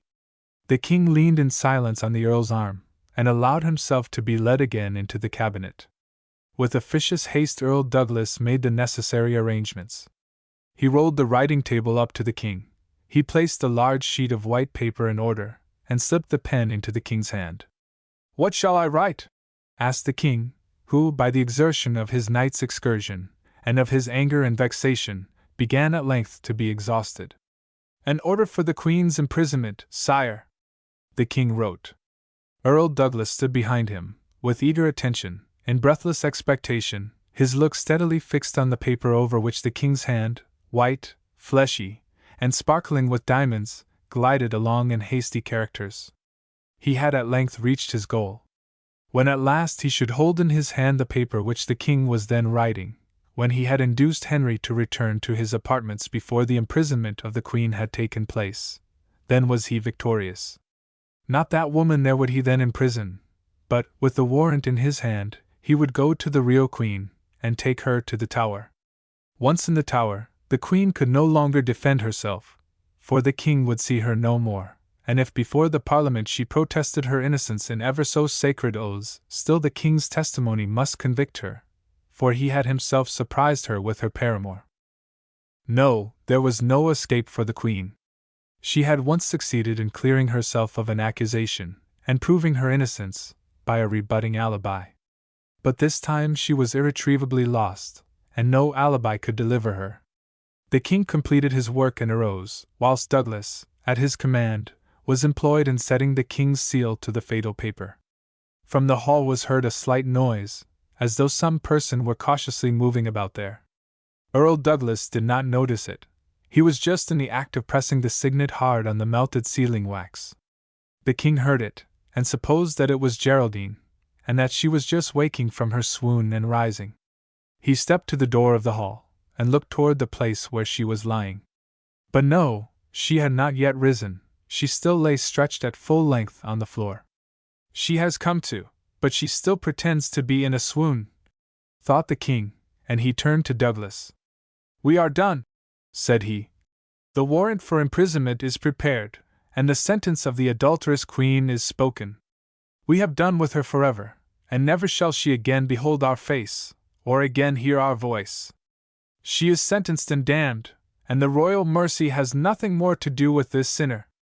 A curse on the adulteress! A curse on the shameless woman who deceived her husband, and gave herself up to a traitorous paramour. Woe to her, and may shame and disgrace forever mark her name, which—" Suddenly the king stopped and listened. The noise that he had heard just before was now repeated louder and quicker. It came nearer and nearer. And now the door opened and a figure entered, a figure which made the king stare with astonishment and admiration. It came nearer and nearer, light, graceful, and with the freshness of youth. A gold brocade dress enveloped it, a diadem of diamonds sparkled on the brow, and brighter yet than the diamonds beamed the eyes. No, the king was not mistaken. It was the Queen. She was standing before him, and yet she still lay motionless and stiff upon the floor yonder. The king uttered a cry, and turning pale, reeled a step backward. "The Queen!" exclaimed Douglas, in terror, and he trembled so violently that the paper in his hand rattled and fluttered. "Yes, the Queen," said Catherine, with a haughty smile. "The Queen, who comes to scold her husband, that, contrary to his physician's orders, he still refrains from his slumbers at so late an hour of the night." "And the fool," said John Haywood, as with humorous pathos he stepped forward from behind the Queen. "The fool, who comes to ask Earl Douglas how he dared deprive John Haywood of his office, and usurp the place of King's Fool to Henry, and deceive his most gracious Majesty with all manner of silly pranks and carnival tricks." "And who," asked the King, in a voice quivering with rage, fastening his flashing looks on Douglas with an annihilating expression, "who, then, is that woman there? Who has dared with such cursed mummery to deceive the King, and calumniate the Queen?" "Sire," said Earl Douglas, who very well knew that his future and that of his daughter depended on the present moment, and whom this consciousness had speedily restored to his self-possession and calmness. "Sire, I beseech your Majesty for a moment of private explanation, and I shall be entirely successful in vindicating myself." "Do not grant it him, Brother Henry," said John Haywood. "He is a dangerous juggler, and who knows whether he may not yet, in his private conversation, convince you that he is king, and you nothing more than his lickspittle, fawning, hypocritical servant Earl Archibald Douglas." "My lord and husband, I beg you to hear the Earl's justification," said Catherine, as she extended her hand to the king with a bewitching smile. "It would be cruel to condemn him unheard. I will hear him, but it shall be done in your presence, Kate, and you yourself shall decide whether or not his justification is sufficient." "No, indeed, my husband. Let me remain an entire stranger to this night's conspiracy, so that spite and anger may not fill my heart and rob me of the supreme confidence which I need, to be able to walk on at your side happy and smiling in the midst of my enemies." "You are right, Kate," said the king thoughtfully. "You have many enemies at our court, and we have to accuse ourselves that we have not always succeeded in stopping our ear to their malicious whisperings, and in keeping ourselves pure from the poisonous breath of their calumny.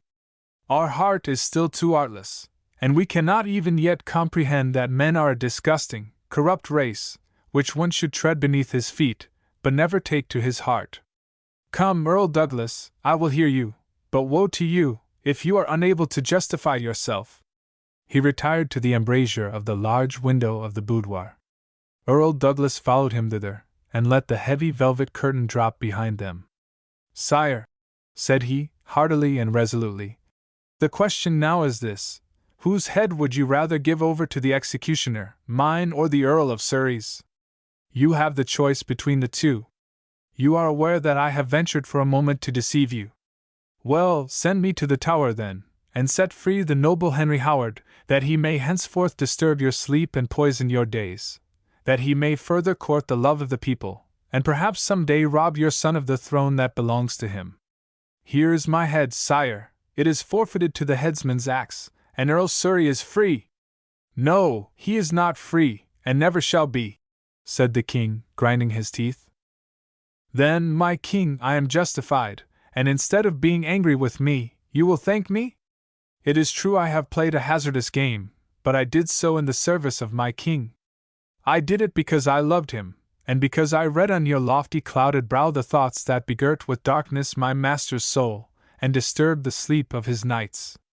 You wanted to have Henry Howard in your power, and this crafty and hypocritical earl knew how to conceal his guilt so securely under the mask of virtue and loftiness of soul. But I knew him, and behind this mask I had seen his face distorted with passion and crime.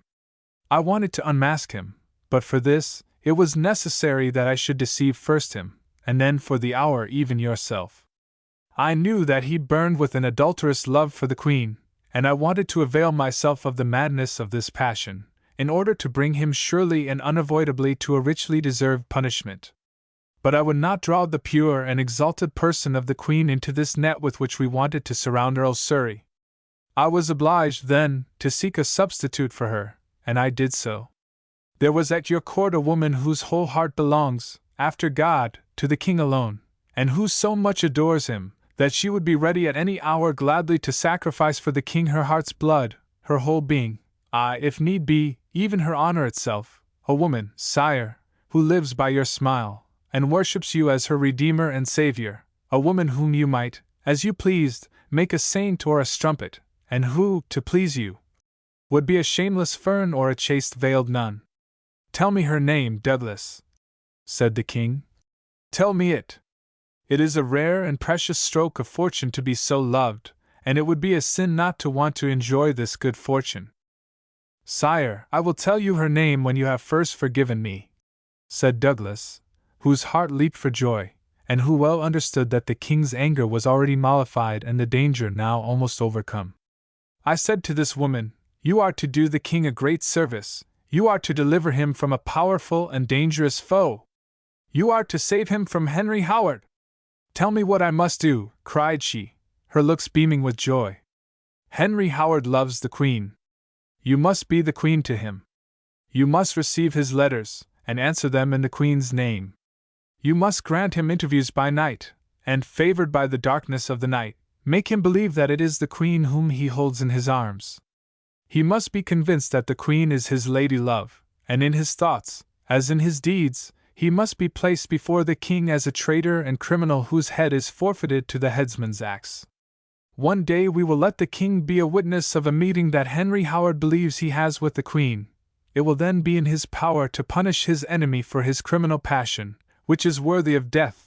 And as I thus spoke to the woman, "Sire," she said with a sad smile, "it is a disgraceful and dishonorable part that you assign me. But I undertake it, for you say I may thereby render a service to the king.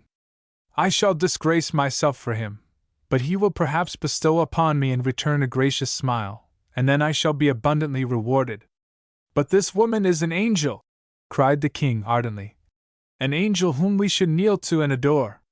Tell me her name, Douglas." "Sire, as soon as you have forgiven me. You know now all my guilt and all my crime. For, as I bade that noble woman, so it came to pass, and Henry Howard has gone to the Tower in the firm belief that it was the Queen whom he just now held in his arms." "But why did you leave me in this belief, Douglas? Why did you fill my heart with wrath against the noble and virtuous Queen also?" "Sire, I dared not reveal the deception to you before you had sentenced Surrey, for your noble and just moral sense would have been reluctant to punish him on account of a crime that he had not committed, and in your first wrath you would also have blamed this noble woman who has sacrificed herself for her king." "It is true," said the king. "I should have misjudged this noble woman, and instead of thanking her, I should have destroyed her. Therefore, my king, I quietly allowed you to make out an order for the Queen's incarceration. But you remember well, sire, I begged you to return to your apartments before the Queen was arrested. Well, now, there I should have disclosed to you the whole secret, which I could not tell you in the presence of that woman. For she would die of shame if she suspected that you knew of her love for the king, so pure and self-sacrificing, and cherished in such heroic silence. She shall never know it, Douglas. But now at length satisfy my desire. Tell me her name." "Sire, you have forgiven me, then? You are no longer angry with me that I dared to deceive you?" "I am no longer angry with you, Douglas, for you have acted rightly. The plan, which you have contrived and carried out with such happy results, was as crafty as it was daring. I thank you, sire, and I will now tell you the name. That woman, sire, who at my wish gave herself up a sacrifice to this adulterous earl, who endured his kisses, his embraces, his vows of love, in order to render a service to her king, that woman was my daughter, Lady Jane Douglas." "Lady Jane!" cried the king. "No, no, this is a new deception. That haughty, chaste, and unapproachable Lady Jane, that wonderfully beautiful marble statue really has then a heart in her breast, and that heart belongs to me? Lady Jane, the pure and chaste virgin, has made for me this prodigious sacrifice, of receiving this hated Surrey as her lover, in order, like a second Delilah, to deliver him into my hand? No, Douglas, you are lying to me. Lady Jane has not done that. May it please your Majesty to go yourself and take a look at that fainting woman, who was to Henry Howard the Queen." The king did not reply to him, but he drew back the curtain and re-entered the cabinet, in which the Queen was waiting with John Haywood. Henry did not notice them. With youthful precipitation he crossed the cabinet and the hall. Now he stood by the figure of Geraldine still lying on the floor. She was no longer in a swoon. She had long since regained her consciousness, and terrible were the agonies and tortures that rent her heart. Henry Howard had incurred the penalty of the headsman's axe, and it was she that had betrayed him. But her father had sworn to her that she should save her lover. She durst not die then. She must live to deliver Henry Howard. There were burning, as it were, the fires of hell in her poor heart, but she was not at liberty to heed these pains. She could not think of herself, only of him, of Henry Howard, whom she must deliver, whom she must save from an ignominious death. For him she sent up her fervent prayers to God, for him her heart trembled with anxiety and agony, as the king now advanced to her, and bending down, gazed into her eyes with a strange expression, at once scrutinizing and smiling. "Lady Jane," said he then, as he presented her his hand, Arise from the ground and allow your king to express to you his thanks for your sublime and wonderful sacrifice. Verily, it is a fair lot to be a king, for then one has at least the power of punishing traitors, and of rewarding those that serve us. I have today done the one, and I will not neglect to do the other also. Stand up, then, Lady Jane. It does not become you to lie on your knees before me. Oh, let me kneel, my king, said she, passionately. Let me beseech you for mercy, for pity. Have compassion, King Henry, compassion on the anxiety and agony which I endure. It is not possible that this is all a reality, that this juggling is to be changed into such terrible earnest. Tell me, King Henry, I conjure you by the agonies which I suffer for your sake, tell me, what will you do with Henry Howard? Why have you sent him to the Tower? To punish the traitor as he deserves, said the king, as he cast a dark and angry look across at Douglas, who had also approached his daughter, and was now standing close by her. Lady Jane uttered a heartrending cry, and sank down again, senseless and completely exhausted. The king frowned. It is possible, said he, and I almost believe it, that I have been deceived in many ways this evening, and that now again my guilelessness has been played upon in order to impose upon me a charming story. However, I have given my word to pardon, and it shall not be said that Henry VIII, who calls himself God's vicegerent, has ever broken his word, nor even that he has punished those whom he has assured of exemption from punishment. My Lord Douglas, I will fulfill my promise. I forgive you. He extended his hand to Douglas, who kissed it fervently. The king bent down closer to him. Douglas, whispered he, you are as cunning as a serpent, and I now see through your artfully woven web. You wanted to destroy Surrey, but the Queen was to sink into the abyss with him. Because I am indebted to you for Surrey, I forgive you what you have done to the Queen. But take heed to yourself, take heed that I do not meet you again on the same track. Do not ever try again, by a look, a word, aye, even by a smile, to cast suspicion on the Queen. The slightest attempt would cost you your life. That I swear to you by the Holy Mother of God, and you know that I have never yet broken that oath. As regards Lady Jane, we do not want to consider that she has misused the name of our illustrious and virtuous consort in order to draw this lustful and adulterous earl into the net which you had set for him. She obeyed your orders, Douglas, and we will not now decide what other motives besides have urged her to this deed. She may settle that with God and her own conscience, and it does not behoove us to decide about it. But it behooves me, perhaps, my husband, to ask by what right Lady Jane has dared to appear here in this attire, and to present to a certain degree a counterfeit of her queen? Asked Catherine in a sharp tone. I may well be allowed to ask what has made my maid of honor, who left the festive hall sick, now all at once so well that she goes roaming about the castle in the night time, and in a dress which seems likely to be mistaken for mine. Sire, was this dress perchance a craftily devised stratagem, in order to really confound us with one another? You are silent, my lord and king. It is true, then, they have wanted to carry out a terrible plot against me, and without the assistance of my faithful and honest friend, John Haywood, who brought me here, I should without doubt be now condemned and lost, as the Earl of Surrey is. Ah, John, it was you then that brought a little light into this darkness? Cried the king, with a cheerful laugh, as he laid his hand on Haywood's shoulder. Now, verily, what the wise and prudent did not see, that the fool has seen through. King Henry of England, said John Haywood solemnly, many call themselves wise, and yet they are fools, and many assume the mask of folly, because fools are allowed to be wise. Kate, said the king, you are right. This was a bad night for you, but God and the fool have saved you and me. We will both be thankful for it. But it is well if you do as you before wished, and ask and inquire nothing more concerning the mysteries of this night. It was brave in you to come here, and I will be mindful of it. Come, my little queen, give me your arm and conduct me to my apartments. I tell you, child, it gives me joy to be able to lean on your arm, and see your dear sprightly face blanched by no fear or terrors of conscience. Come, Kate, you alone shall lead me, and to you alone will I trust myself.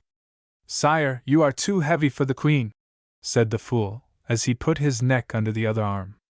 "Let me share with her the burden of royalty." "But before we go," said Catherine, "I have, my husband, one request. Will you grant it?" "I will grant you everything that you may ask, provided you will not require me to send you to the Tower." "Sire, I wish to dismiss my maid of honor, Lady Jane Douglas, from my service, that is all," said the Queen, as her eyes glanced with an expression of contempt, and yet at the same time of pain, at the form of her friend of other days, prostrate on the floor. "She is dismissed," said the King. "You will choose another maid of honor tomorrow. Come, Kate!" And the King, supported by his consort and John Haywood, left the room with slow and heavy steps. Earl Douglas watched them with a sullen, hateful expression. As the door closed after them, he raised his arm threateningly toward heaven, and his trembling lips uttered a fierce curse and execration. "Vanquished! Vanquished again!" muttered he, gnashing his teeth. "Humbled by this woman whom I hate, and whom I will yet destroy! Yes, she has conquered this time, but we will commence the struggle anew, and our envenomed weapon shall nevertheless strike her at last." Suddenly he felt a hand laid heavily on his shoulder, and a pair of glaring, flaming eyes gazed at him. "Father," said Lady Jane, as she threw her right hand threateningly toward heaven. "Father, as true as there is a God above us, I will accuse you yourself to the King as a traitor. I will betray to him all your accursed plots, if you do not help me to deliver Henry Howard." Her father looked with an expression almost melancholy in her face, painfully convulsed and pale as marble. "I will help you," said he. "I will do it if you will help me also, and further my plans." "Oh, only save Henry Howard, and I will sign myself away to the devil with my heart's blood," said Jane Douglas, with a horrible smile. "Save his life, or if you have not the power to do that, then at least procure me the happiness of being able to die with him." Chapter 32. Undeceived. Parliament, which had not for a long time now ventured to offer any further opposition to the King's will, Parliament had acquiesced in his decree. It had accused Earl Surrey of high treason, and, on the sole testimony of his mother and his sister, he had been declared guilty of lèse majesté and high treason. A few words of discontent at his removal from office, some complaining remarks about the numerous executions that drenched England's soil with blood, that was all that the Duchess of Richmond had been able to bring against him. That he, like his father, bore the arms of the Kings of England, that was the only evidence of high treason of which his mother the Duchess of Norfolk could charge him. Footnote: Tytler, page 402, Burnet, volume 1, page 95. These accusations were of so trivial a character that the Parliament well knew they were not the ground of his arrest, but only a pretext for it, only a pretext, by which the King said to his pliant and trembling Parliament, "This man is innocent, but I will that you condemn him, and therefore you will account the accusations sufficient." Parliament had not the courage to oppose the King's will. These members of Parliament were nothing more than a flock of sheep, who, in trembling dread of the sharp teeth of the dog, go straight along the path which the dog shows them. The King wanted them to condemn the Earl of Surrey, and they condemned him. They summoned him before their judgment seat, and it was in vain that he proved his innocence in a speech spirited and glowing with eloquence. These noble members of Parliament would not see that he was innocent. It is true, indeed, there were a few who were ashamed to bow their heads so unreservedly beneath the King's scepter, which dripped with blood like a headsman's axe. There were still a few to whom the accusation appeared insufficient, but they were outvoted, and in order to give Parliament a warning example, the King, on the very same day, had these obstinate ones arrested and accused of some pretended crime. For this people, enslaved by the King's cruelty and savage barbarity, were already so degenerate and debased in self-consciousness that men were always and without trouble found, who, in order to please the King and his bloodthirstiness and sanctimonious hypocrisy, degraded themselves to informers, and accused of crime those whom the King's dark frown had indicated to them as offenders. So Parliament had doomed the Earl of Surrey to die, and the King had signed his death warrant. Early next morning he was to be executed, and in the Tower Yard the workmen were already busy in erecting the scaffold on which the noble Earl was to be beheaded. Henry Howard was alone in his cell. He had done with life and earthly things. He had set his house in order and made his will. He had written to his mother and sister, and forgiven them for their treachery and accusation. He had addressed a letter to his father, in which he exhorted him, in words as noble as they were touching, to steadfastness and calmness, and bade him not to weep for him, for death was his desire, and the grave the only refuge for which he longed. He had then, as we have said, done with life, and earthly things no longer disturbed him. He felt no regret and no fear. Life had left him nothing more to wish, and he almost thanked the king that he would so soon deliver him from the burden of existence. The future had nothing more to offer him. Why then should he desire it? Why long for a life which could be for him now only an isolated, desolate, and gloomy one? For Geraldine was lost to him. He knew not her fate, and no tidings of her had penetrated to him through the solitary prison walls. Did the Queen still live? Or had the King in his wrath murdered her on that very night when Henry was carried to the Tower, and his last look beheld his beloved lying at her husband's feet, swooning and rigid? What had become of the Queen, of Henry Howard's beloved Geraldine? He knew nothing of her. He had hoped in vain for some note, some message from her, but he had not dared to ask any one as to her fate. Perhaps the king desisted from punishing her likewise. Perhaps his murderous inclination had been satisfied by putting Henry Howard to death, and Catherine escaped the scaffold. It might, therefore, have been ruinous to her, had he, the condemned, inquired after her. Or if she had gone before him, then he was certain of finding her again, and of being united with her forevermore beyond the grave. He believed in a hereafter, for he loved, and death did not affright him, for after death came the reunion with her, with Geraldine, who either was already waiting for him there above, or would soon follow him. Life had nothing more to offer him. Death united him to his beloved. He hailed death as his friend and savior, as the priest who was to unite him to his Geraldine. He heard the great tower clock of the prison which with threatening stroke made known the hour, and each passing hour he hailed with a joyous throb of the heart. The evening came and deep night descended upon him, the last night that was allotted to him, the last night that separated him from his Geraldine. The turnkey opened the door to bring the Earl a light, and to ask whether he had any orders to give. Heretofore it had been the king's special command not to allow him a light in his cell, and he had spent these 6 long evenings and nights of his imprisonment in darkness. But today they were willing to give him a light. Today they were willing to allow him everything that he might still desire. The life which he must leave in a few hours was to be once more adorned for him with all charms and enjoyments which he might ask for. Henry Howard had but to wish, and the jailer was ready to furnish him everything. But Henry Howard wished for nothing, he demanded nothing, save that they would leave him alone, save that they would remove from his prison this light which dazzled him, and which opposed to his enrapturing dreams the disenchanting reality. The king, who had wanted to impose a special punishment in condemning him to darkness, the king had, contrary to his intention, become thereby his benefactor.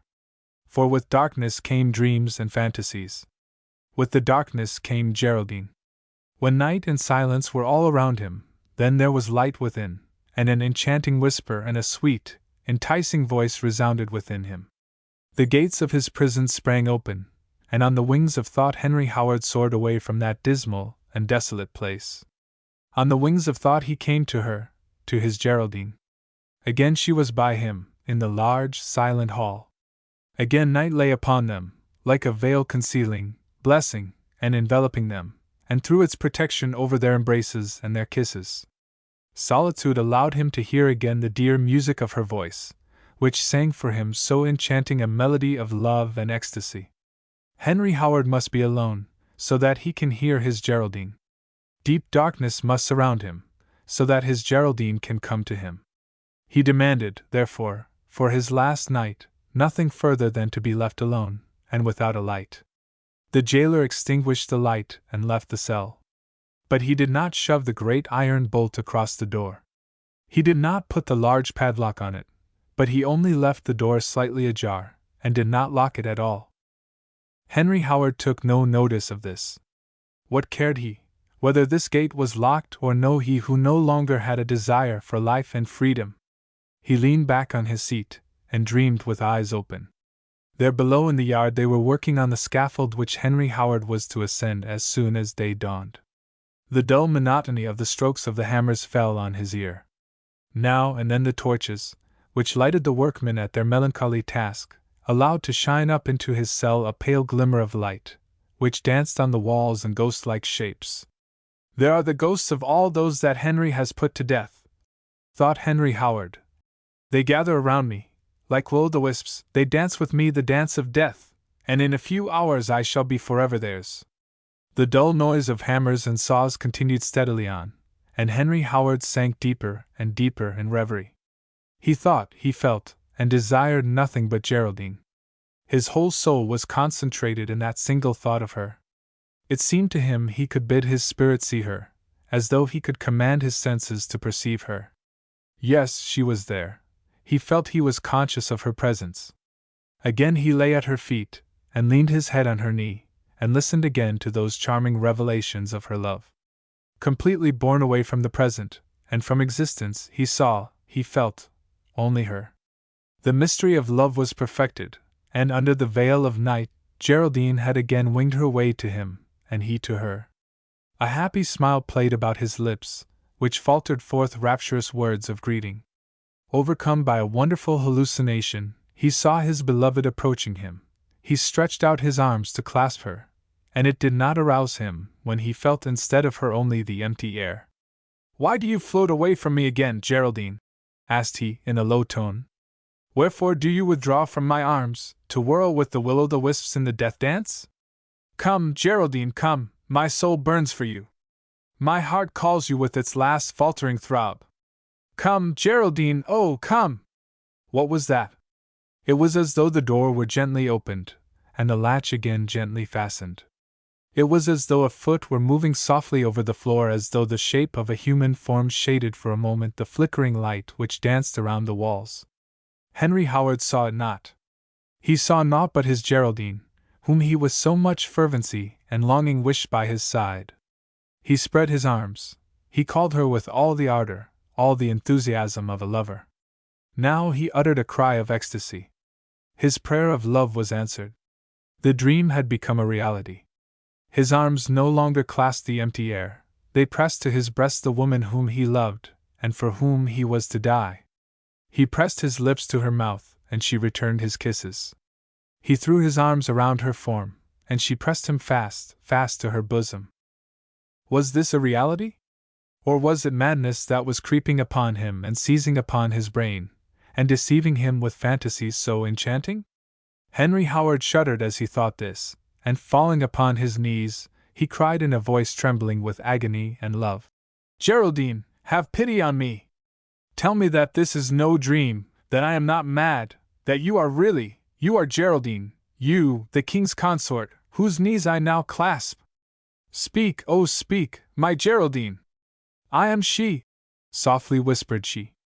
"I am Geraldine, am the woman whom you love, and to whom you have sworn eternal truth and eternal love.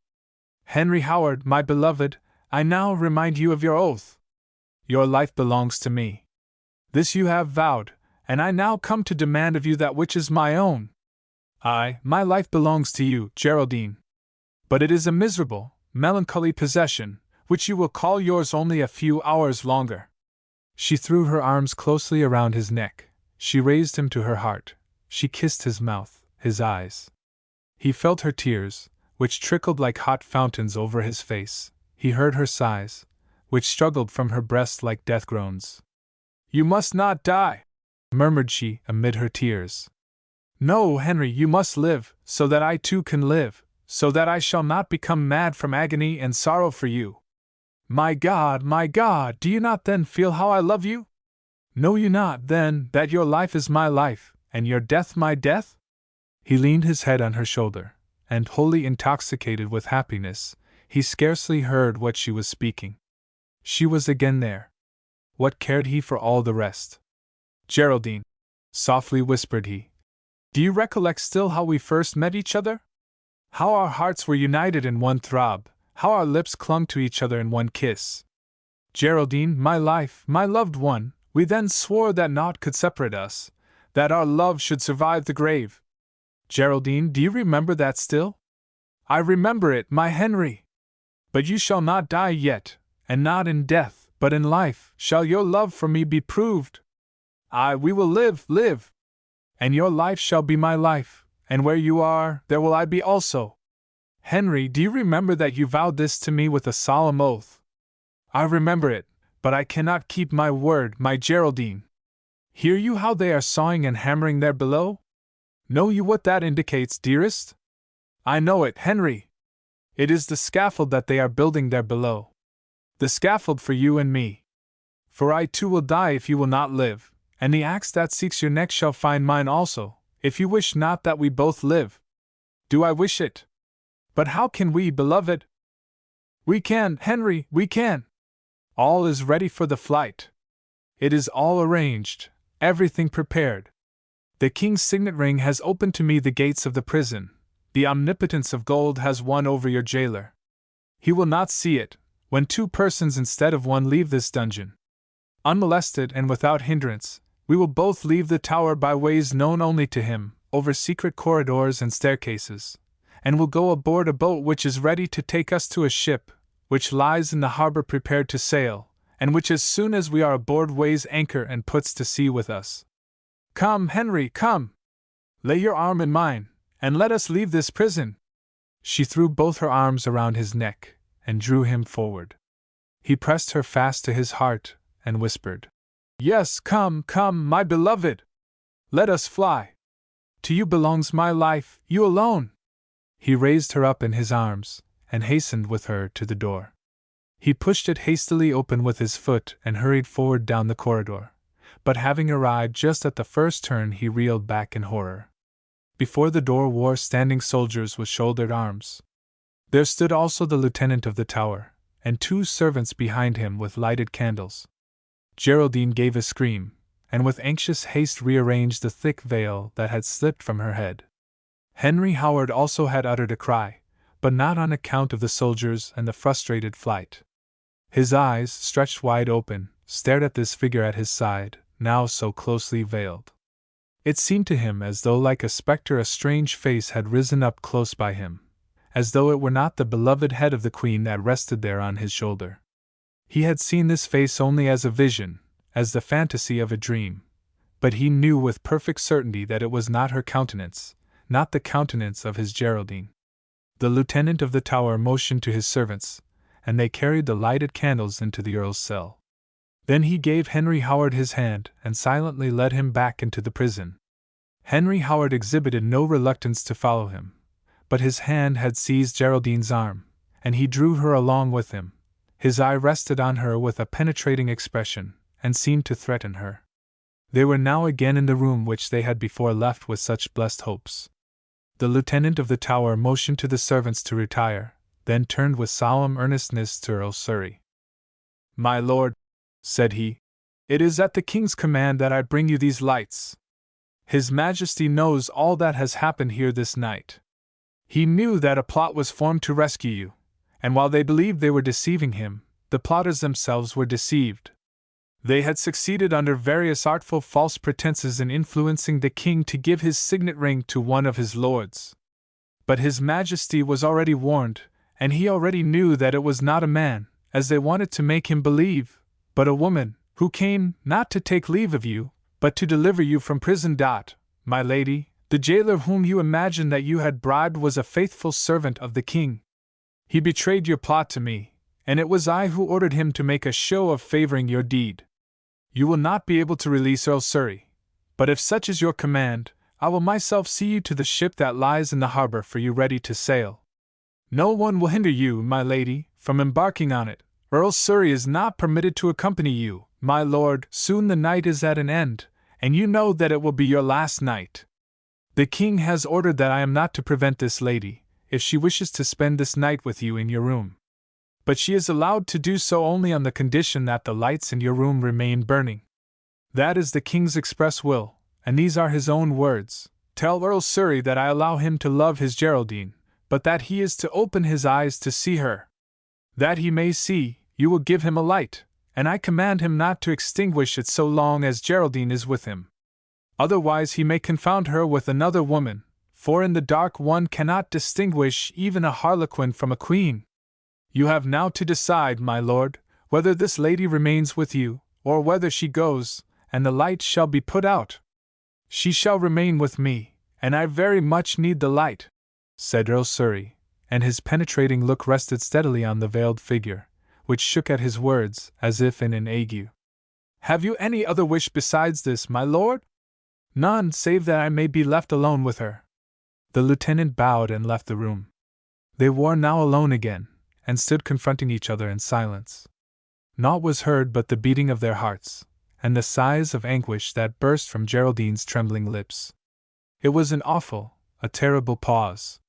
Geraldine would gladly have given her life could she thereby have extinguished the light and veiled herself in impenetrable darkness. But the Earl would see. With an angry, haughty look, he stepped up to her, and, as with commanding gesture raised his arm, Geraldine shuddered and submissively bowed her head. "Unveil your face," said he, in a tone of command. She did not stir. She murmured a prayer, then raised her clasped hands to Henry, and in a low moan said, "Mercy! Mercy!" He extended his hand and seized the veil. "Mercy!" repeated she, in a voice of still deeper supplication, of still greater distress. But he was inexorable. He tore the veil from her face and stared at her. Then with a wild shriek he reeled back and covered his face with his hands. Jane Douglas durst not breathe or stir. She was pale as marble. Her large, burning eyes were fastened with an unutterable expression of entreaty upon her lover, who stood before her with covered head, and crushed with anguish. She loved him more than her life, more than her eternal salvation, and yet she it was that had brought him to this hour of agony. At length Earl Surrey let his hands fall from his face, and with a fierce movement dashed the tears from his eyes. As he looked at her, Jane Douglas wholly involuntarily sank upon her knees, and raised her hands imploringly to him.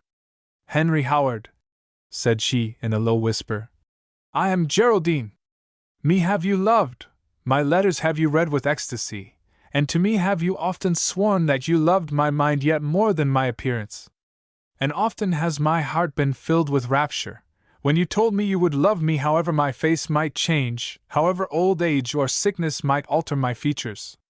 You remember, Henry, how I once asked you whether you would cease to love me, if now God suddenly put a mask before my face, so that you could not recognize my features. You replied to me, nevertheless I should love and adore you, for what in you ravishes me, is not your face, but you yourself with your glorious being and nature. It is your soul and your heart which can never change, which lie before me like a holy book, clear and bright. That was your reply to me then, as you swore to love me eternally. Henry Howard, I now remind you of your oath. I am your Geraldine. It is the same soul, the same heart, only God has put a mask upon my face." Earl Surrey had listened to her with eager attention, with increasing amazement. "It is she!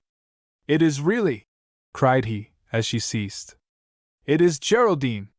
And wholly overcome, wholly speechless with anguish, he sank into a seat. Geraldine flew to him. She crouched at his feet. She seized his drooping hand and covered it with kisses. And amid streaming tears, often interrupted by her sighs and her sobs, she recounted to him the sad and unhappy history of her love. She unveiled before him the whole web of cunning and deceit that her father had drawn around them both. She laid her whole heart open and unveiled before him. She told him of her love, of her agonies, of her ambition and her remorse. She accused herself, but she pleaded her love as an excuse, and with streaming tears, clinging to his knees, she implored him for pity, for forgiveness.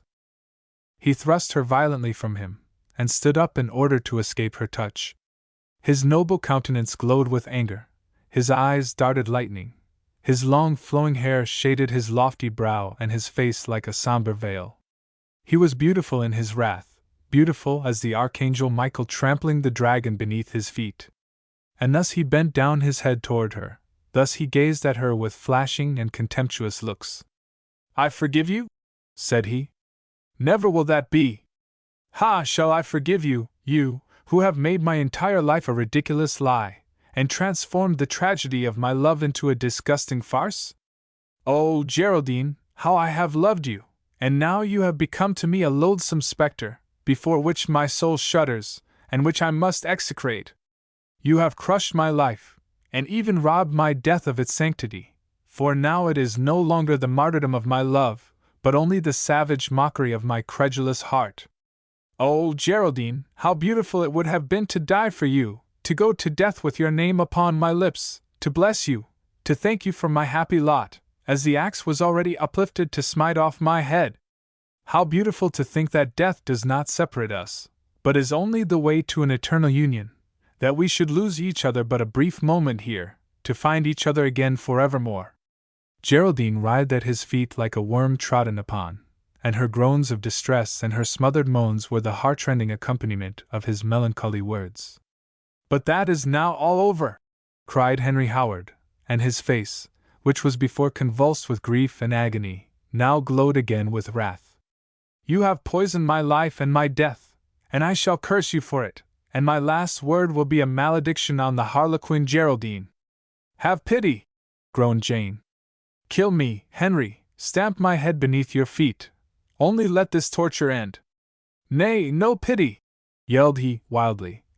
"No pity for this impostor, who has stolen my heart, and crept like a thief into my love. Arise and leave this room, for you fill me with horror, and when I behold you, I feel only that I must curse you. A curse on you and shame, Geraldine. Curse on the kisses that I have impressed on your lips, on the tears of rapture that I have wept on your bosom. When I ascend the scaffold I will curse you, and my last word shall be, woe to Geraldine, for she is my murderess." He stood there before her with arm raised on high, proud and great in his wrath. She felt the destroying lightning of his eyes, though she durst not look up at him, but lay at his feet moaning and convulsed, and concealing her face in her veil, as she shuddered at her own picture. "And this be my last word to you, Geraldine," said Henry Howard, panting for breath. "Go hence under the burden of my curse, and live, if you can." She unveiled her head, and raised her countenance toward him. A contemptuous smile writhed about her deathly pale lips. "Live," said she. "Have we not sworn to die with each other? Your curse does not release me from my oath, and when you descend into the grave, Jane Douglas will stand upon its brink, to wail and weep until you make a little place for her there below, until she has softened your heart, and you take her again, as your Geraldine, into your grave. Oh, Henry! In the grave I no longer wear the face of Jane Douglas, that hated face, which I would tear with my nails. In the grave I am Geraldine again. There I may again lie close to your heart, and again you will say to me, I love not your face and your external form. I love you yourself, I love your heart and mind, and that can never change, and can never be otherwise. Silence, said he, roughly. Silence, if you do not want me to run mad. Cast not my own words in my face. They defile me, for falsehood has desecrated and trodden them in the mire. No! I will not make room for you in my grave. I will not again call you Geraldine. You are Jane Douglas, and I hate you, and I hurl my curse upon your criminal head. I tell you. He suddenly paused, and a slight convulsion ran through his whole frame. Jane Douglas uttered a piercing scream, and sprang from her knees. Day had broken, and from the prison tower sounded the dismal, plaintive stroke of the death bell. Do you hear, Jane Douglas? Said Surrey. That bell summons me to death. You it is that has poisoned my last hour. I was happy when I loved you. I die in despair, for I despise and hate you. No, no, you dare not die, cried she, clinging to him with passionate anguish. You dare not go to the grave with that fierce curse upon your lips. I cannot be your murderess. Oh, it is not possible that they will put you to death, you, the beautiful, the noble and the virtuous Earl Surrey. My God, what have you done to excite their wrath? You are innocent, and they know it. They cannot execute you, for it would be murder. You have committed no offense, you have been guilty of nothing, no crime attaches to your noble person. It is indeed no crime to love Jane Douglas, and me have you loved, me alone. No, not you, said he proudly. "I have nothing to do with Lady Jane Douglas. I loved the Queen, and I believed she returned my love. That is my crime." The door opened, and in solemn silence the lieutenant of the tower entered with the priests and his assistants. In the door was seen the bright red dress of the headsman, who was standing upon the threshold with face calm and unmoved. "It is time," solemnly said the lieutenant. The priest muttered his prayers, and the assistants swung their censers. Without, the death bell kept up its wail, and from the court was heard the hum of the mob, which, curious and bloodthirsty as it ever is, had streamed hither to behold with laughing mouth the blood of the man who but yesterday was its favorite. Earl Surrey stood there a moment in silence. His features worked and were convulsed, and a death-like pallor covered his cheeks. He trembled not at death, but at dying. It seemed to him that he already felt on his neck the cold broadaxe which that frightful man there held in his hand. Oh, to die on the battlefield, what a boon it would have been! To come to an end on the scaffold, what a disgrace was this! "Henry Howard, my son, are you prepared to die?" asked the priest. "Have you made your peace with God? Do you repent of your sins, and do you acknowledge death as a righteous expiation and punishment? Do you forgive your enemies, and depart hence at peace with yourself and with mankind?" "I am prepared to die," said Surrey, with a proud smile. "The other questions, my father, I will answer to my God. Do you confess that you were a wicked traitor? And do you beg the forgiveness of your noble and righteous, your exalted and good king, for the blasphemous injury to his sacred majesty?" Earl Surrey looked him steadily in the eye. "Do you know what crime I am accused of?" The priest cast down his eyes, and muttered a few unintelligible words. With a haughty movement of the head, Henry Howard turned from the priest to the lieutenant of the tower. "Do you know my crime, my lord?" said he. But the Lord Lieutenant also dropped his eyes, and remained silent. Henry Howard smiled. "Well, now I will tell you. I have, as it becomes me, my father's son, borne the arms of our house on my shield and over the entrance of my palace, and it has been discovered that the king bears the same arms that we do. That is my high treason. I have said that the king is deceived in many of his servants, and often promotes his favorites to high honors which they do not deserve. That is my offense against his majesty, and it is that for which I shall lay my head upon the block." Footnote: These two insignificant accusations were the only points that could be made out against the Earl of Surrey. Upon these charges, brought by his mother and sister, he was executed. Tytler, page 492, Burnet, Volume 1, page 75, Letty, Volume 1, page 108. But make yourself easy, I shall myself add to my crimes one more, so that they may be grievous enough to make the conscience of the righteous and generous king quiet. I have given up my heart to a wretched and criminal love, and the Geraldine whom I have sung in many a poem, and have celebrated even before the king, was nothing but a miserable coquettish strumpet." Jane Douglas gave a scream, and sank upon the ground as if struck by lightning. "Do you repent of this sin, my son?" asked the priest. "Do you turn your heart away from this sinful love, in order to turn it to God?" "I not only repent of this love, but I execrate it. And now, my father, let us go, for you see, indeed, my lord is becoming impatient.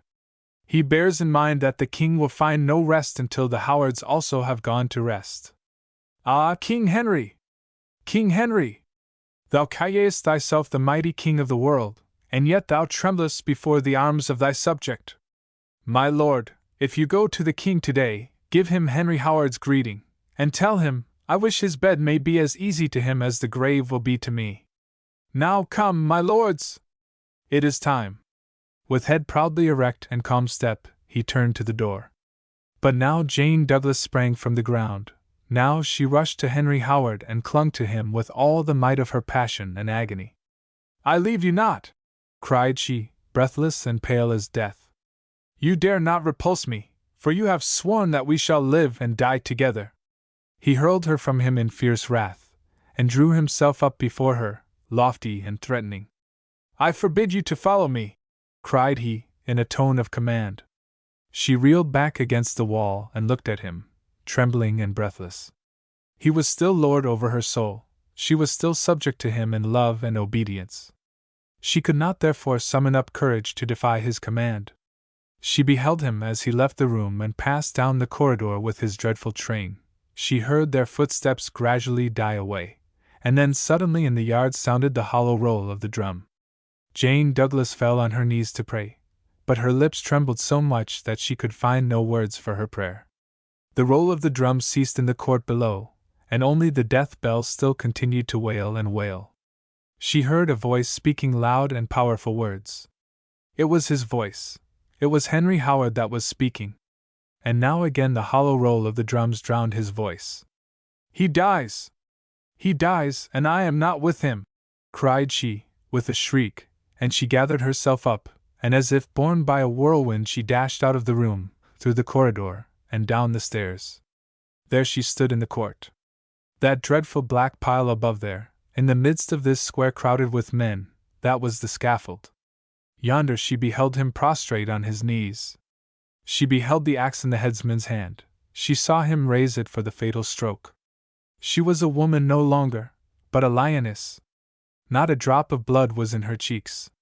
Her nostrils were expanded, and her eyes darted lightning. She drew out a dagger that she had concealed in her bosom, and made a path through the amazed, frightened, yielding crowd. With one spring she had rushed up the steps of the scaffold. She now stood by him on the top of it, close by that kneeling figure. There was a flash through the air. She heard a peculiar whiz, then a hollow blow. A red vapor-like streak of blood spurted up, and covered Jane Douglas with its crimson flood. "I come, Henry, I come!" cried she, with a wild shout. "I shall be with thee in death!" And again there was a flash through the air. It was the dagger that Jane Douglas plunged into her heart. She had struck well. No sound, no groan burst from her lips. With a proud smile she sank by her lover's headless corpse, and with a last dying effort she said to the horrified headsman, "Let me share his grave! Henry Howard, in life and in death I am with thee!" Chapter 33. New Intrigues. Henry Howard was dead, and now one would have thought the king might be satisfied and quiet, and that sleep would no longer flee from his eyelids, since Henry Howard, his great rival, had closed his eyes forever. Since Henry Howard was no longer there, to steal away his crown, to fill the world with the glory of his deeds, to dim the genius of the king by his own fame as a poet. But the king was still dissatisfied. Sleep still fled from his couch. The cause of this was that his work was only just half done. Henry Howard's father, the Duke of Norfolk, still lived. The cause of this was, that the king was always obliged to think of this powerful rival, and these thoughts chased sleep from his eyelids. His soul was sick of the Howards, therefore his body suffered such terrible pains. If the Duke of Norfolk would close his eyes in death, then would the king also be able to close his again in refreshing sleep. But this court of peers, and only by such a court could the Duke be judged, this court of peers was so slow and deliberate. It worked far less rapidly, and was not near so serviceable, as the Parliament which had so quickly condemned Henry Howard. Why must the old Howard bear a ducal title? Why was he not like his son, only an earl, so that the obedient Parliament might condemn him? That was the king's inextinguishable grief, his gnawing pain, which made him raving with fury and heated his blood, and thereby increased the pains of his body. He raved and roared with impatience. Through the halls of his palace resounded his savage vituperation. It made every one tremble and quake, for no one was sure that it was not he that was to fall that day a victim to the king's fury. No one could know whether the king's ever-increasing thirst for blood would not that day doom him. With the most jealous strictness the king, from his sick couch, watched over his royal dignity, and the least fault against that might arouse his wrath and bloodthirstiness. Woe to those who wanted still to maintain that the Pope was the head of the Church. Woe to those who ventured to call God the only Lord of the Church, and honored not the King as the Church's holy protector. The one, like the other, were traitors and sinners, and he had Protestants and Roman Catholics alike executed, however near they stood to his own person, and however closely he was otherwise bound to them. Whoever, therefore, could avoid it, kept himself far from the dreaded person of the king, and whoever was constrained by duty to be near him, trembled for his life, and commended his soul to God. There were only 4 persons who did not fear the king, and who seemed to be safe from his destroying wrath. There was the Queen, who nursed him with devoted attention, and John Heywood, who with untiring zeal sustained Catherine in her difficult task, and who still sometimes succeeded in winning a smile from the king. There were, furthermore, Gardiner, Bishop of Winchester, and Earl Douglas. Lady Jane Douglas was dead. The king had therefore forgiven her father, and again shown himself gracious and friendly to the deeply bowed earl. Besides, it was such an agreeable and refreshing feeling to the suffering king to have someone about him who suffered yet more than he himself. It comforted him to know that there could be agonies yet more horrible than those pains of the body under which he languished. Earl Douglas suffered these agonies, and the king saw with a kind of delight how his hair turned daily more grey, and his features became more relaxed and feeble. Douglas was younger than the king, and yet how old and grey his face was beside the king's well-fed and blooming countenance.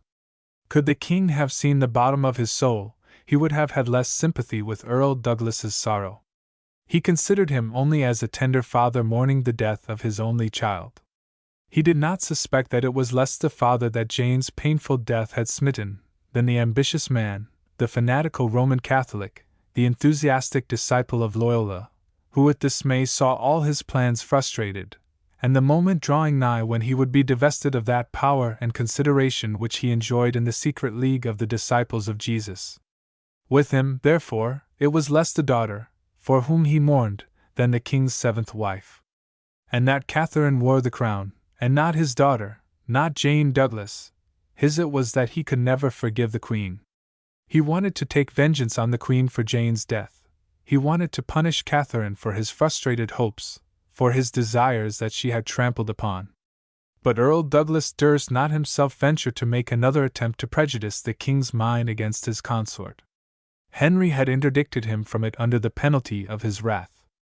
With words of threatening, he had warned him from such an attempt, and Earl Douglas very well knew that King Henry was inflexible in his determination, when the matter under consideration was the execution of a threatened punishment. Yet what Douglas durst not venture, that Gardiner could venture, Gardiner, who, thanks to the capriciousness of the sick king, had for the few days past enjoyed again the royal favour so unreservedly that the noble Archbishop Cranmer had received orders to leave the court and retire to his episcopal residence at Lambeth. Catherine had seen him depart with anxious forebodings, for Cranmer had ever been her friend and her support.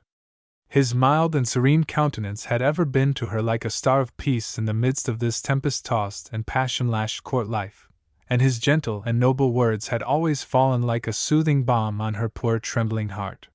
She felt that with his departure she lost her noblest support, her strengthening aid, and that she was now surrounded only by enemies and opponents. True, she still had John Heywood, the faithful friend, the indefatigable servant, but since Gardiner had exercised his sinister influence over the king's mind, John Heywood durst scarcely risk himself in Henry's presence.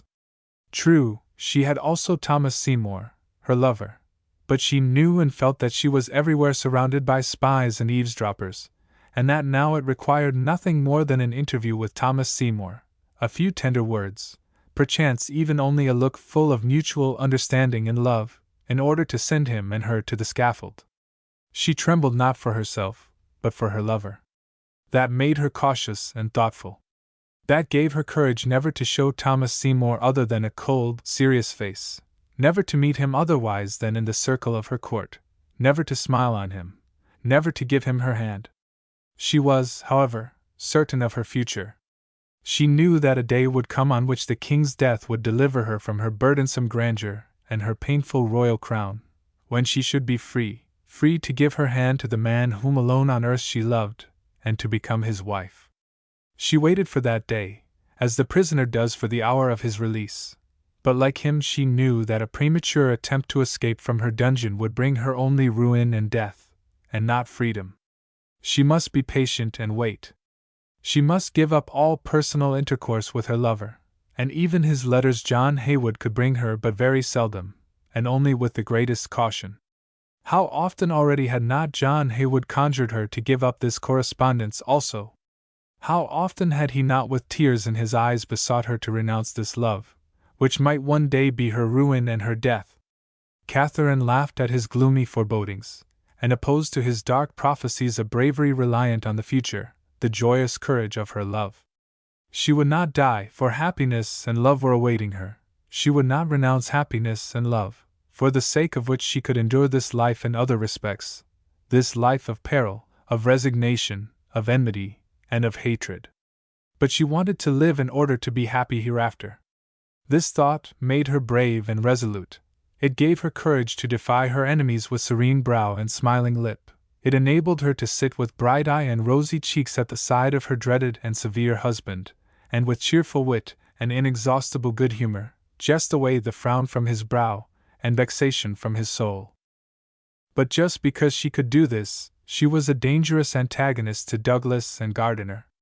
Just on that account, it was to be their highest effort to destroy this beautiful young woman, who durst defy them and weaken their influence with the king.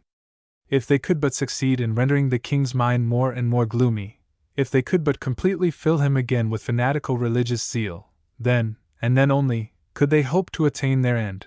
Which end was this: to bring back the king as a contrite, penitent, and humble son of the only saving Mother Church, and to make him again, from a proud, vain, and imperious prince, an obedient and submissive son of the Pope.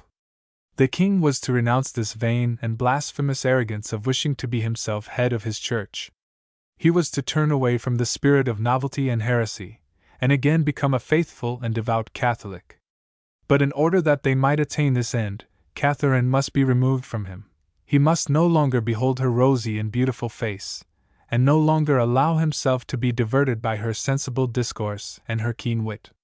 "We shall not be able to overthrow the Queen," said Earl Douglas to Gardiner, as the two stood in the king's anteroom, and as Catherine's cheerful chit-chat and the king's merry laugh came pealing to them from the adjoining room. "No, no, Gardiner, she is too powerful and too crafty. The king loves her very much, and she is such an agreeable and refreshing recreation to him. Just on that account we must withdraw her from him," said Gardiner, with a dark frown. "He must turn away his heart from this earthly love, and after we shall have mortified this love in him, this savage and arrogant man will return to us and to God, contrite and humble. But we shall not be able to mortify it, friend. It is so ardent and selfish a love. So much the greater will be the triumph, if our holy admonitions are successful in touching his heart, Douglas. It is true he will suffer very much if he is obliged to give up this woman. But he needs precisely this suffering in order to become contrite and penitent. His mind must first be entirely darkened, so that we can illuminate it with the light of faith. He must first be rendered perfectly isolated and comfortless in order to bring him back to the holy communion of the Church, and to find him again accessible to the consolations of that faith which alone can save." "Ah," sighed Douglas, "I fear that this will be a useless struggle. The king is so vain of his self-constituted high priesthood. But he is such a weak man, and such a great sinner," said Gardiner, with a cold smile. "He trembles so much at death and God's judgment, and our Holy Mother the Church can give him absolution, and by her holy sacraments render death easy to him. He is a wicked sinner, and has stings of conscience.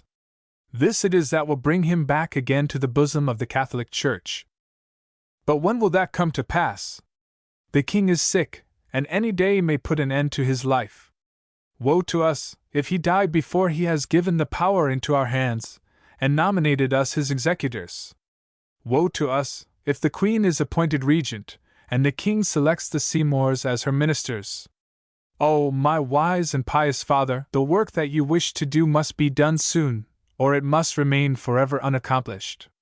"It shall be done this very day," said Gardiner solemnly, and bending down closer to the Earl's ear, he continued, "We have lulled the Queen into assurance and self-confidence, and by this means she shall be ruined this very day. She relies so strongly on her power over the king's disposition, that she often summons up courage even to contradict him, and to set her own will in opposition to his.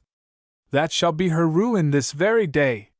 For mark well, Earl, the king is now again like a tiger that has been long fasting. He thirsts for blood.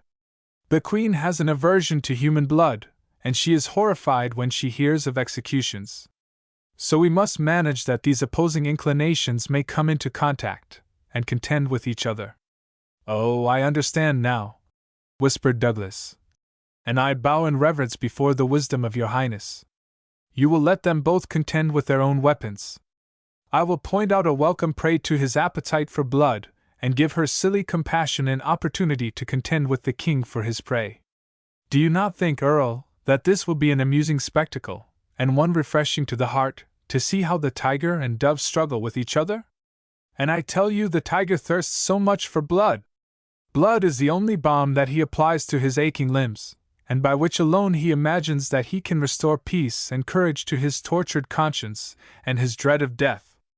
Aha! We have told him that, with each new execution of a heretic, one of his great sins would be blotted out, and that the blood of the Calvinist serves to wash out of his account book some of his evil deeds. He would be so glad to be able to appear pure and guiltless before the tribunal of his God. Therefore he needs very much heretical blood.